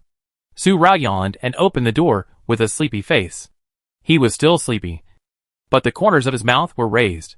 Those bright peach eyes seemed to still be painted with the charm of last night around the eyelids, which had not completely disappeared until now. The ugly girl of the Su family, who was dissolute and lustful, was smiling like that now, and one could tell why at a glance. Minister Pei misses me so much, but I said yesterday that you are not worthy of me, let alone my servant. Today, I am still not satisfied and do not plan to leave. Please do as you please. Yawning again, Su Rao waved her hand to let Pei Liang go quickly, and not continue to ruin her business in front of her. The palace door closed with a snap, and she did not care about Pei Liang's expression at the moment. The smile on her mouth turned into a sneer. Surveillance? Then surveillance. You just got up. Don't catch a cold. Yunji came over and put a cloak on Su Rao. His voice was not small, and it could be heard clearly through the palace door. Minister Pei and the head of the host and guest department outside were all angry and turned away. It's so boring. Let's see how long she can be arrogant. The two of them walked away in such anger. Su Rao and Yunji could see clearly through the gap of the window. Su Rao yawned again. In fact, she was not awake yet. Since she was not going to make trouble today, she would rest well. Yunji. It's still you. It's great. Su Rao turned around and hugged Yunji back, resting her head in front of Yunji. If it was Yunji who came out, she could continue to sleep peacefully. If it was Han Machin, she would have to cheer up. Closing her eyes, Su Rao fell asleep again. She slept peacefully, just like when they were children. He could sleep peacefully with her around, with his head down and eyes downcast. He watched quietly for a breath. Yunji picked up Su Rao lightly and took her to the still warm quilt. He lay down with Su Rao again. His eyes were clear again, and even when he looked at other things, his vision was no longer blurred. Rao. I can see it now. I can see the myriad colors of prosperity. The white palaces, the green potted plants, the luxurious clothes. But to Yunji, none of them can compare to you. The world is colorful, but you alone are prosperous in Yunji's eyes. There is no other color that Yunji is willing to remember. The corner of his lips brushed across Su Rao's forehead, leaving a touch of warmth on the scar on Su Rao's forehead. And then, he quietly looked at Su Rao's sleeping face. In his memory, Rong Xiao also saw it this way. And then he let him out. From this moment on, he no longer needs Yunling and the others to tell him. He will remember every moment with Rao Rao by himself. Even if he appears in the dark, he will have memories of Rao Rao. This feeling is so good. It's really the same person.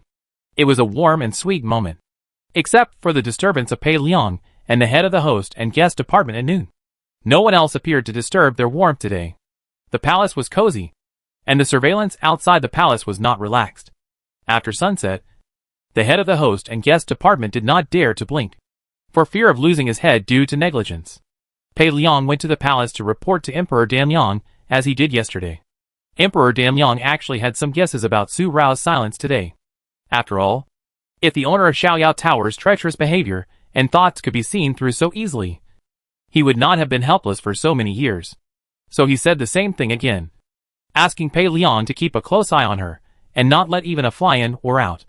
Your Majesty, judging from the movements of the remnants of the previous dynasty over the past 2 days, either the 5 sons of the Su family have not rescued her, and she dares not take any risks, or she is waiting for your Majesty to take action first, and see who loses patience first. Touching the sparse beard on his chin, there was a dark light flashing in the protruding eyes of old Ding. At this moment, he looked cold and gloomy. He was no longer the doctor they had portrayed him to be, but a vicious person with evil intentions. Emperor Danyang also pondered. Suddenly, his eyes deepened, and a dark trace passed through the corners of his eyes. Mr. Ding, is there another possibility?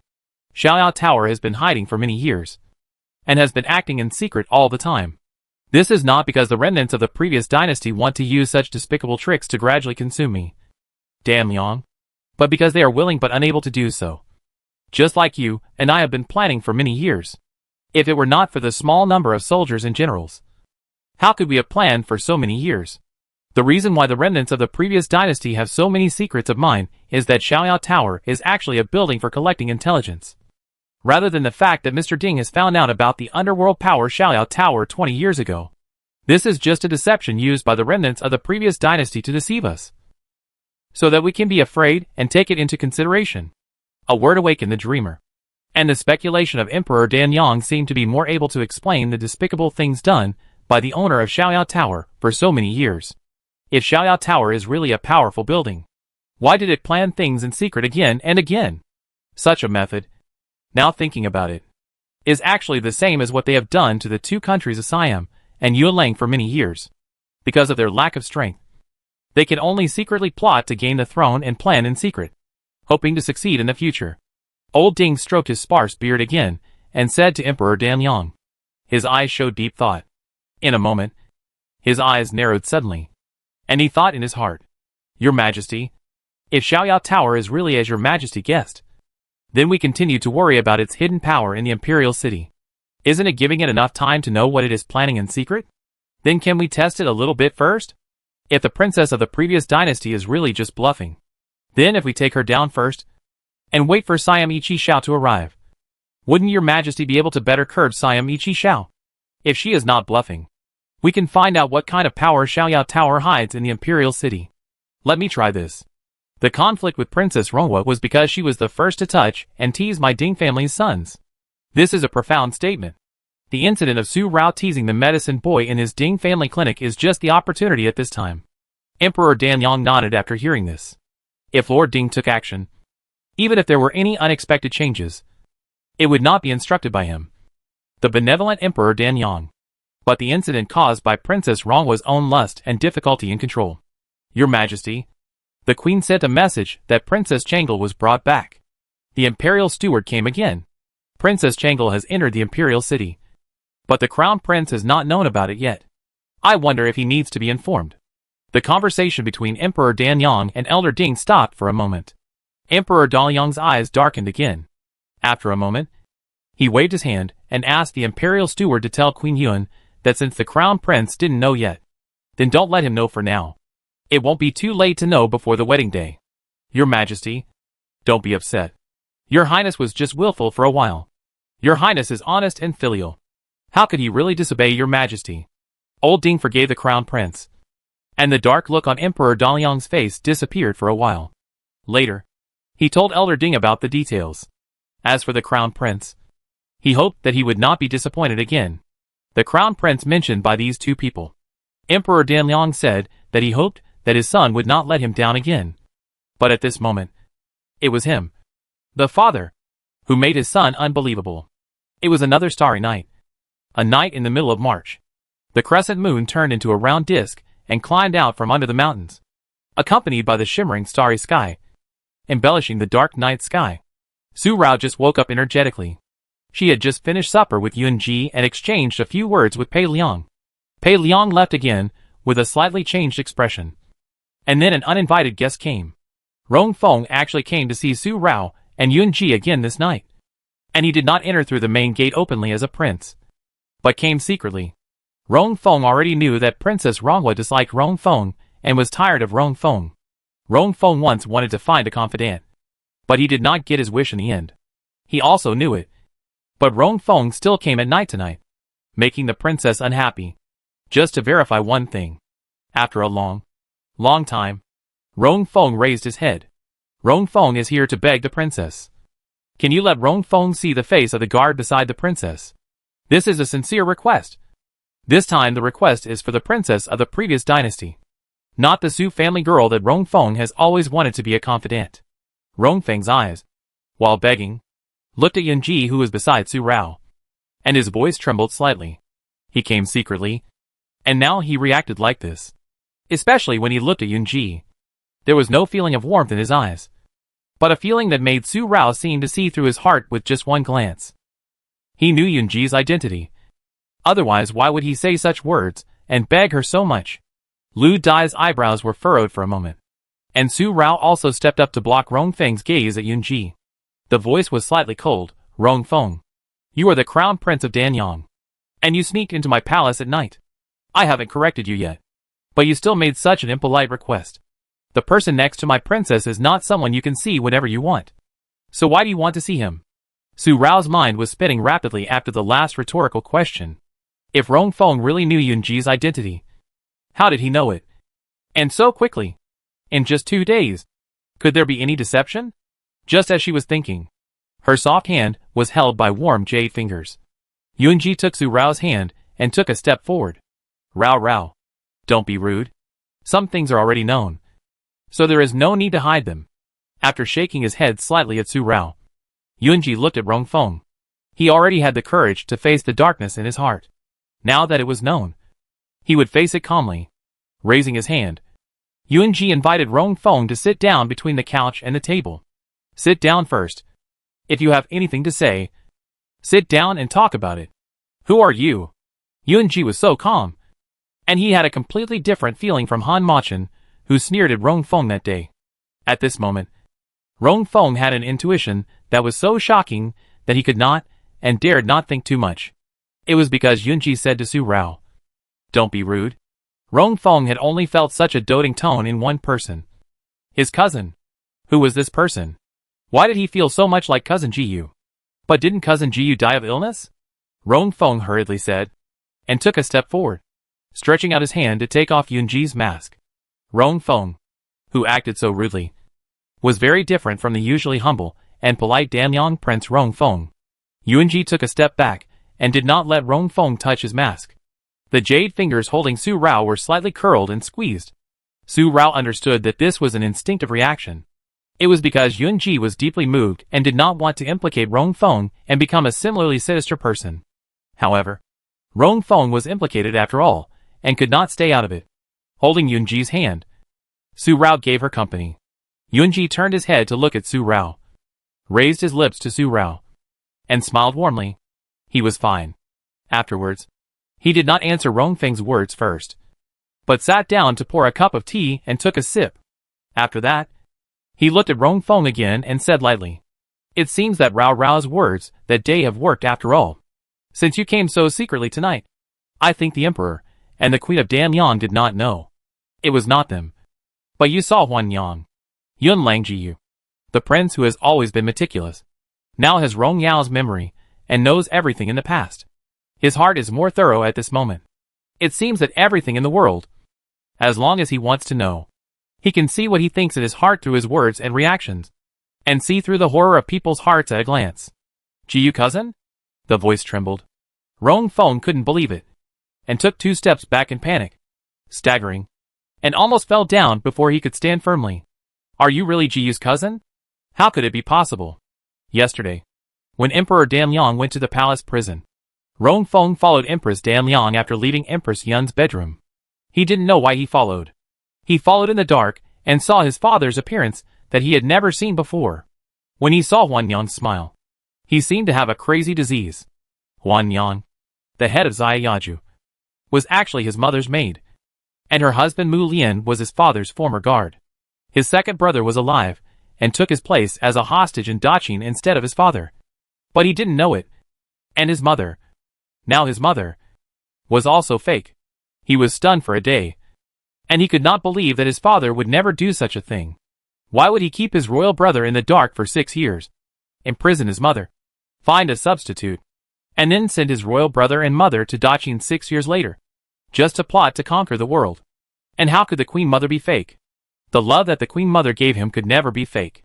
He could never believe it. Originally, he wanted to ask his father and mother, but after thinking about it, if what Huan Yang said was a lie to him, then if he spoke frankly, wouldn't it break the hearts of his father and mother? That's why he came here at night to verify it. The person opposite, is he really his younger brother? It's because he suddenly felt that the man's eyes were very familiar that day. And today, he suddenly felt that he looked very much like his father and him. But now, he is actually Jiyu's cousin. Jiyu's cousin's death was fake. Why would he give up the throne of Yunlang and leave secretly by dying of illness? Is he really the younger brother? How is this possible? How is this possible? How is this possible? How is this possible? How is this possible? Cousin Jiyu, suddenly shaking his head. Rong Feng didn't want to believe it. But suddenly, his cousin's face appeared in his eyes. At this time, Yun Jifang took off the silver-black mask on his face. The candlelight in the hall was bright, reflecting Yunji's face, which was beautiful and unparalleled. Such a banished immortal's appearance could never be replaced by others. In the past, because of the white satin covering his eyes, Rong Feng never felt any similarity. But now he looked at it, and it was 50% similar to his mother's face. And the pair of obsidian-like clear eyes were exactly the same as his eyes and his father's eyes. The only difference was the charm. Cousin Jiyu has always been indifferent and detached from the world. He is in the world, but detached from the world. You knew it much earlier than Yunji expected. I thought you would not be suspicious and find out about it so soon because of what Rao Rao said that day. There was no hatred, no resentment, and no uncomfortable feeling that Rong Feng knew about it. Now that he knew, maybe it was God's will. Since it was God's will, Yunji was not someone who would get along with him. And he didn't want Su Rao to think it was her fault, which made him feel uncomfortable. Rong Feng, Yunji is just Yunji. Since he has become Yunji, he will never be someone else. And he will never be someone else, no matter how much you know from Huan Yang, whether it is true or false. For Yunji, he came here only for personal grudges, and he will not have the intention of causing chaos in Danyang. Walking forward to Rong Feng, Yunji treated Rong Feng with the same attitude as before. Since Rong Feng came to speak so frankly, he also revealed the purpose of his and Su Rao's visit. The moon was bright and dazzling, and the stars that accompanied it were not covered. They were dependent on each other. You were in me. I was in you. The moonlight and the stars overlapped, casting a lingering light. It was already the lonely midnight, on the streets of the imperial city illuminated by the moonlight and stars, except for the guards who still patrolled at night and the night watchmen. At this moment, there was only that person. Alone. He walked alone on the street, confused, not knowing where he should go at this moment. A person. Only the lonely shadow cast by the moonlight and stars accompanied him. And his steps were heavy. Huan Yang has told you so many things. You don't need to tell Yunji whether it's true or false. Since you already know it, you can't stay out of it. Go find someone who really knows the truth. She may let you see it for yourself. Yunji and Su Rao don't have the truth you want. We can't give you the truth you want, or the truth we know, because you can't believe it. And you can't believe it. In his mind, Yunji's last words echoed.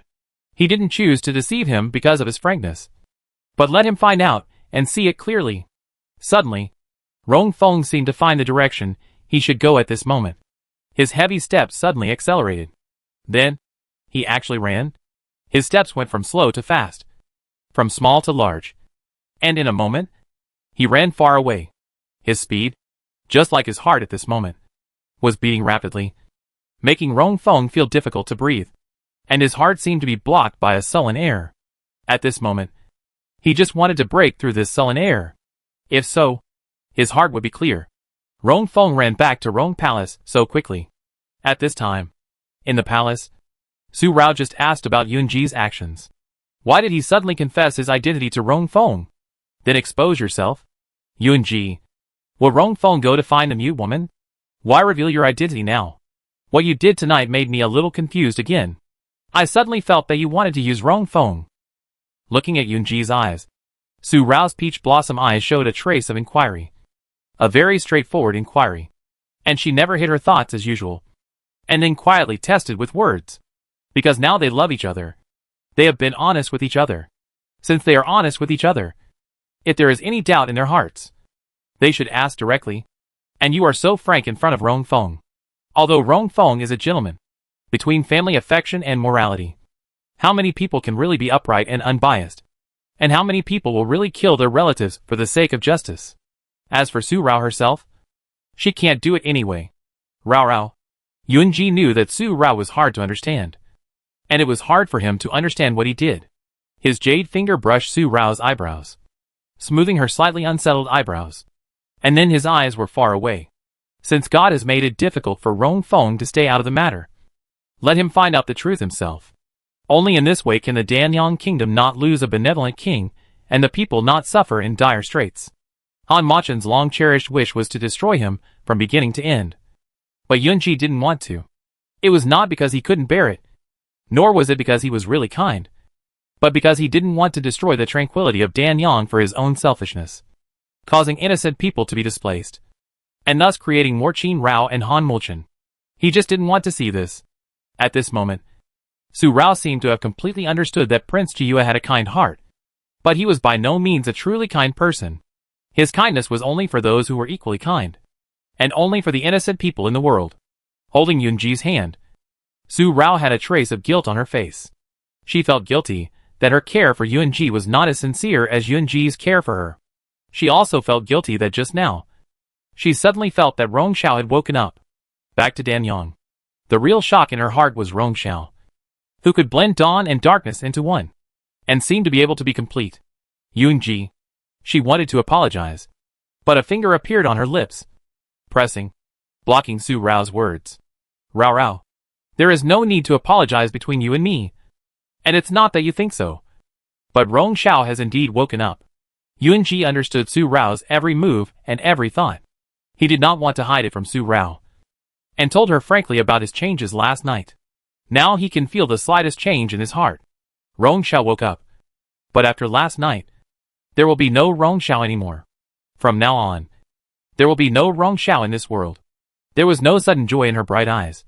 But in an instant, a touch of rosy color appeared in her eye sockets, embellishing the corners of Su Rao's eyes. Su Rao looked at Yunji, and suddenly wrapped her arms around Yunji's waist, holding Yunji in her arms. No words were spoken. But at this moment, silence was better than words. Yunji clearly felt the love in Su Rao's heart. A sweet smile bloomed on the corner of his lips. After a moment, he hugged Su Rao back and said with a smile, Rao Rao was once annoyed because Yunji said that she and Han Machin were not the same person. Why is she so silent now? Since they are the same person, Rao Rao should be happy for Yunji. From now on, Yunji no longer needs to learn about her past from others. Yunji can also remember every moment with Rao Rao. Even if he is dark inside, Yunji can know everything about Rao Rao. Yunji is very happy. A layer of polish in front of him penetrated his clothes, chilling every inch of skin in front of his heart, spraying straight to the bottom of his heart, making Yunji's heart pierce, pity and cherish. Su Rao just sniffed, wiped away the tears from the corners of her eyes, and her face also smiled. Her bright peach eyes curved into a crescent moon, and a touch of peach color climbed up around her eyelids and spread to the end of her eyes, rendering the person reflected in her eyes was him. No matter how he changed, he was just Yunji. Ah Xiao. If that's the case, then from now on, do you no longer need to hide yourself in the dark? With this smile, looking at the black clothes on Yunji, Su Rao suddenly pulled off his belt with force. There is no need to wait until you enter Rong Palace and see those ghosts and monsters before you can take off this darkness. You can do it now. Black Shwani. White inner shirt. White silk as white as snow. Looking at Su Rao, there is no blood-stained snow picture in her eyes, but joy. Joy that the person she loves can stand in the sun. No longer need to hide. Rao Rao. Not at this time. Yunji was helpless. Helpless that Su Rao was really like a playboy and lustful girl, and didn't think he was a man of blood at all. After tidying up the scattered clothes, Yunji's helpless smile on his face stopped for a while, and his eyebrows were solemn. He had a meeting with Mr. Zhu last night, but he had not told Reora that he knew some things from Mr. Zhu. Things that Xiao Tower had not found out, and things that Rong Xiao had not known. The owner of Danyang Kingdom should be changed as soon as possible. Otherwise there would be endless troubles. Rao Rao. Now that your fifth brother has been found, there is no need to worry anymore. Let's resolve the matter of Danyang as soon as possible, and then go home. Don't spend too much time here. I want to marry Rao Rao. Su Rao and Yunji had just discussed, and were not ready to act. But something happened to them first.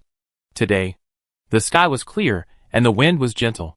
Su Rao had only been in Danyang for 4 days, and the relationship between him and Danyang had only been peaceful for 3 days. On the 4th day, a group of imperial guards suddenly came to the host and guest apartment in the morning. The leader said bluntly, yesterday at midnight, the Ding family clinic was broken into by thieves. The thieves were vicious and stole the longevity pill that old Ding had spent 3 years to refine for the queen. There were 3 thieves who came. One of them escaped with the longevity pill, and 2 were caught. One of them bit the poison sac hidden in his mouth and died. The other did not have time to commit suicide and was stopped by old Ding in time. After some interrogation, it was found that the thief was very cunning at first. He repeatedly pushed the mastermind behind him to the Danyang family. He was jealous of the Ding family because they were dissatisfied with the Danyang emperor's trust. So he wanted to force the old Ding to offend the emperor on the grounds that the queen was in good health. Then, under the object that the Danyang Minister of Punishment found on the thief, who committed suicide by taking poison, the thief who was alive could not bear the punishment and confessed. But he only said the word Yunlang. When the Minister of Punishment was not paying attention, he suddenly bit off his tongue and committed suicide. Princess Ronghua, my emperor invites you to the palace, because my country is related to Yunlang by marriage, and Qin and Jin are on good terms. My emperor has not told outsiders what happened last night. Now I invite you to the palace, and I hope you can take a look. Don't let those villains stir up the relationship between Danyang and Yunlang and destroy the harmony between the 2 countries. The commander of the Imperial Guards raised his hand to invite, and spoke gently. Although he led the troops to the guest office, he had no intention of arresting Su Rao. He told her everything that happened last night. My emperor invited Princess Ronghua to the palace, not to arrest her. And since what happened last night was not told to outsiders, outsiders have not known about it until now. Su Rao didn't believe a word of what the commander of the Imperial Guards meant. The Danliang Emperor had ignored her for 3 days, and let her make trouble at will. It can be seen that he must be afraid of Xiaoyao Tower. He didn't know how powerful Xiaoyao Tower was in Danyang State, so he didn't dare to act rashly. If the Ding family clinic was in trouble, as the commander of the Imperial Guard said, then he could just find a reason to take her down. If the owner of Xiaoyao Tower was in his hands, Xiaoyao Tower would be leaderless. If he used her as the owner of Xiaoyao Tower to threaten Xiaoyao Tower, why would he be afraid of Xiaoyao Tower? Why would he treat her with such courtesy and invite her into Rong Palace? Thinking of Rong Feng's arrival last night, could it be that Rong Feng had already told Danyang Emperor about Yunji's identity? And Yunji's identity made this person confused. So he panicked and used such a move. With this in mind, Su Rao's eyes suddenly turned cold. She turned her head to look at Yunji, who was still wearing a black cloak and a mask beside her, and clearly told Yunji her thoughts. Between family affection and morality, she could not comment on others who could sacrifice their relatives for the sake of justice. But Rong Feng always advocated harmony, and his coming last night showed that he was not soft-hearted. So even if he knew the truth, he would never choose to sacrifice his relatives for the sake of justice. Since he could not choose to sacrifice his relatives for the sake of justice, the only possibility was that Rong Feng would think that he could resolve the hatred between his father and his brother by himself. After all, blood relatives are all family members, and there is no hatred between family members that cannot be resolved. Su Rao thought so, but Yunji quietly squeezed Su Rao's hand, which was already held by her. As for Rong Feng's character, Yunji believed in his heart, and his heart told him that Rong Feng would not do that. Before he figured out the truth, Rong Feng would not go to the Danyang Emperor. After he figured out the truth, he would not go to the Danyang Emperor so quickly, because the truth was also cruel to Rong Feng. In one day, he changed from the eldest son of the royal family to a bastard, and he also plundered everything that belonged to his younger brother. Moreover, although Rong Feng was kind-hearted, he was not a foolish and filial son. How could the Danyang Emperor have a father-son relationship with a son who was wiped out at birth and was a bastard in the heart of the Danyang Emperor? If Rong Feng rashly went to the Danyang Emperor to confess his identity as the younger brother, it would only put his younger brother in danger. Not to mention that his younger brother was Ji Yu's cousin. Just one point. Once the news that the second prince of the Danyang kingdom was alive was known, it would cause a stir in the court. So no matter from which aspect, Rong Feng would not do that. Maybe something really happened in the Ding family clinic, but whether it was related to them could not be concluded. As Su Rao thought, if it was really related to them, Emperor Danyang should not be so polite. And there was also the word Yunlang mentioned by the thief mentioned by the commander of the Imperial Guards. If it was their people who were caught, they would not make such a simple mistake. Therefore, Yunji was inclined to believe that something really happened in the Ding family clinic. But because Emperor Danyang and his men had not found out who did it, they deliberately told them the results they got after interrogating the thief and invited them into the palace, in order to test them and see if they had done anything to the Ding family. If they go there may be dangers everywhere. Princess Ronghua, please follow me and enter the palace quickly. My emperor has been waiting in the palace for a long time. After the commander of the Imperial Guards finished speaking, Su Rao did not pay attention to him for a while. So the commander of the Imperial Guards asked again, and this time his voice was a little louder. Although his attitude was still good, Su Rao knew from the impatience quietly revealed between his eyebrows that if it were not for the deliberate instructions of Emperor Danyang, the Imperial Guards would definitely have moved. He scratched his ear with his little finger in an indecent manner, and a dark light flashed in his eyes. Su Rao's eyebrows also frowned at this moment. She wanted to enter the palace just by asking her to enter? When did the owner of Xiaoyao Tower become so easy to talk to and obedient? Princess Ronghua. Su Rao's expression. The commander of the Imperial Guards had never met Su Rao before, and did not realize that this was a sign that Su Rao was looking for trouble. But Pei Liang already knew something about Su Rao. So, before Su Rao could find any reason, he stepped forward and wanted to speak eloquently again. But this time Pei Liang had no chance to show his eloquence, because Yunji said first. Danyang and Yunlang have been in a good relationship for many years, and it is indeed time to enter the palace to prevent the thieves from using Yunlang as a cover to cause chaos again and destroy the harmony between the two countries. The jade finger holding Su Rao also pinched again during this conversation. They were not planning to stay any longer. But now that such a branch has arisen, they will go and see what they want to do. Or they can take this opportunity to break the chess game set by the Emperor of Danyang to plot against the world. Since Achin wants to see the Rong Palace of Danyang State, let's go and see what kind of thief is so bold as to slander this princess. The only person who can make the frivolous and perverse Princess Rongwa obey her orders is the personal bodyguard, who is always by her side. Since her personal bodyguard wants to enter the Rong Palace, let's go and take a look. The words that were meant to find fault were never uttered. But the pair of peach blossom eyes glanced at the commander of the Imperial Guards. This glance was very casual, but it made the commander of the Imperial Guards feel a sense of horror that he was completely seen through by this person. And his heart trembled for a while. The palms of his hands also felt sticky. At this moment, he had a deep feeling. Why did His Majesty deliberately remind him when he came? Respect the end and be cautious at the beginning. The commander of the Imperial Guards was horrified. And before he could recover, Su Rao had already pulled Yunji past him. She was just as arrogant as she had been to Pei Liang in the past 3 days. When they followed the Imperial Guards to Rong Palace, they had never brought the Chuikin brothers and sisters with them. It was just her and Yunji. They were not afraid of any troubles if they entered the palace this time. Even if she and Yunji were excellent in martial arts, it would be difficult for them to escape safely from the heavily guarded Rong Palace. But she was like this. So confident. The more arrogant and confident she was, the more panicked and terrified those who were afraid would be. Su Rao had already moved forward.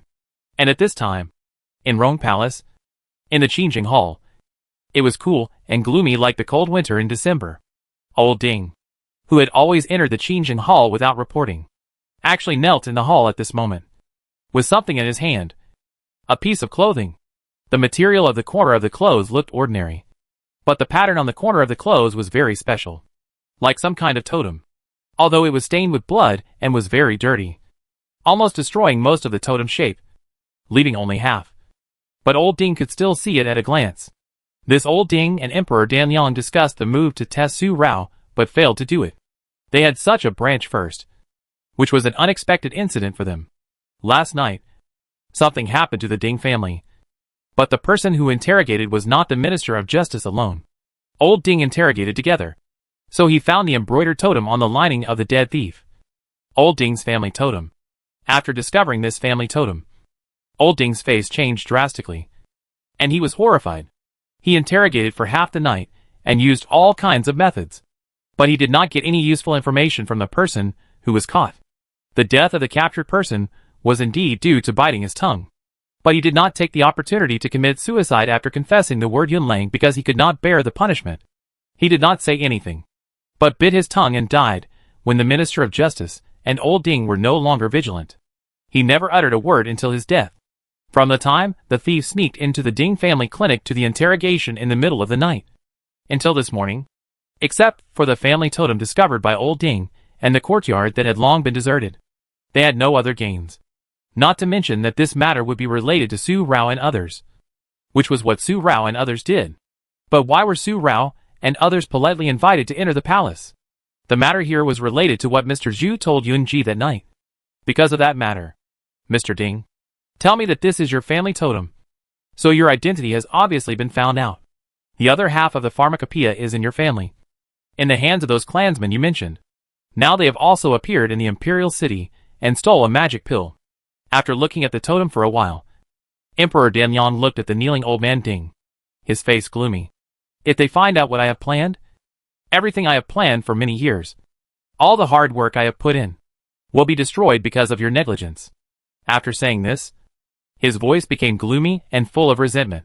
For many years, I have not taken action against Mr. Ding's family, although it is difficult to do anything because of the dense poisonous miasma in the deep forest.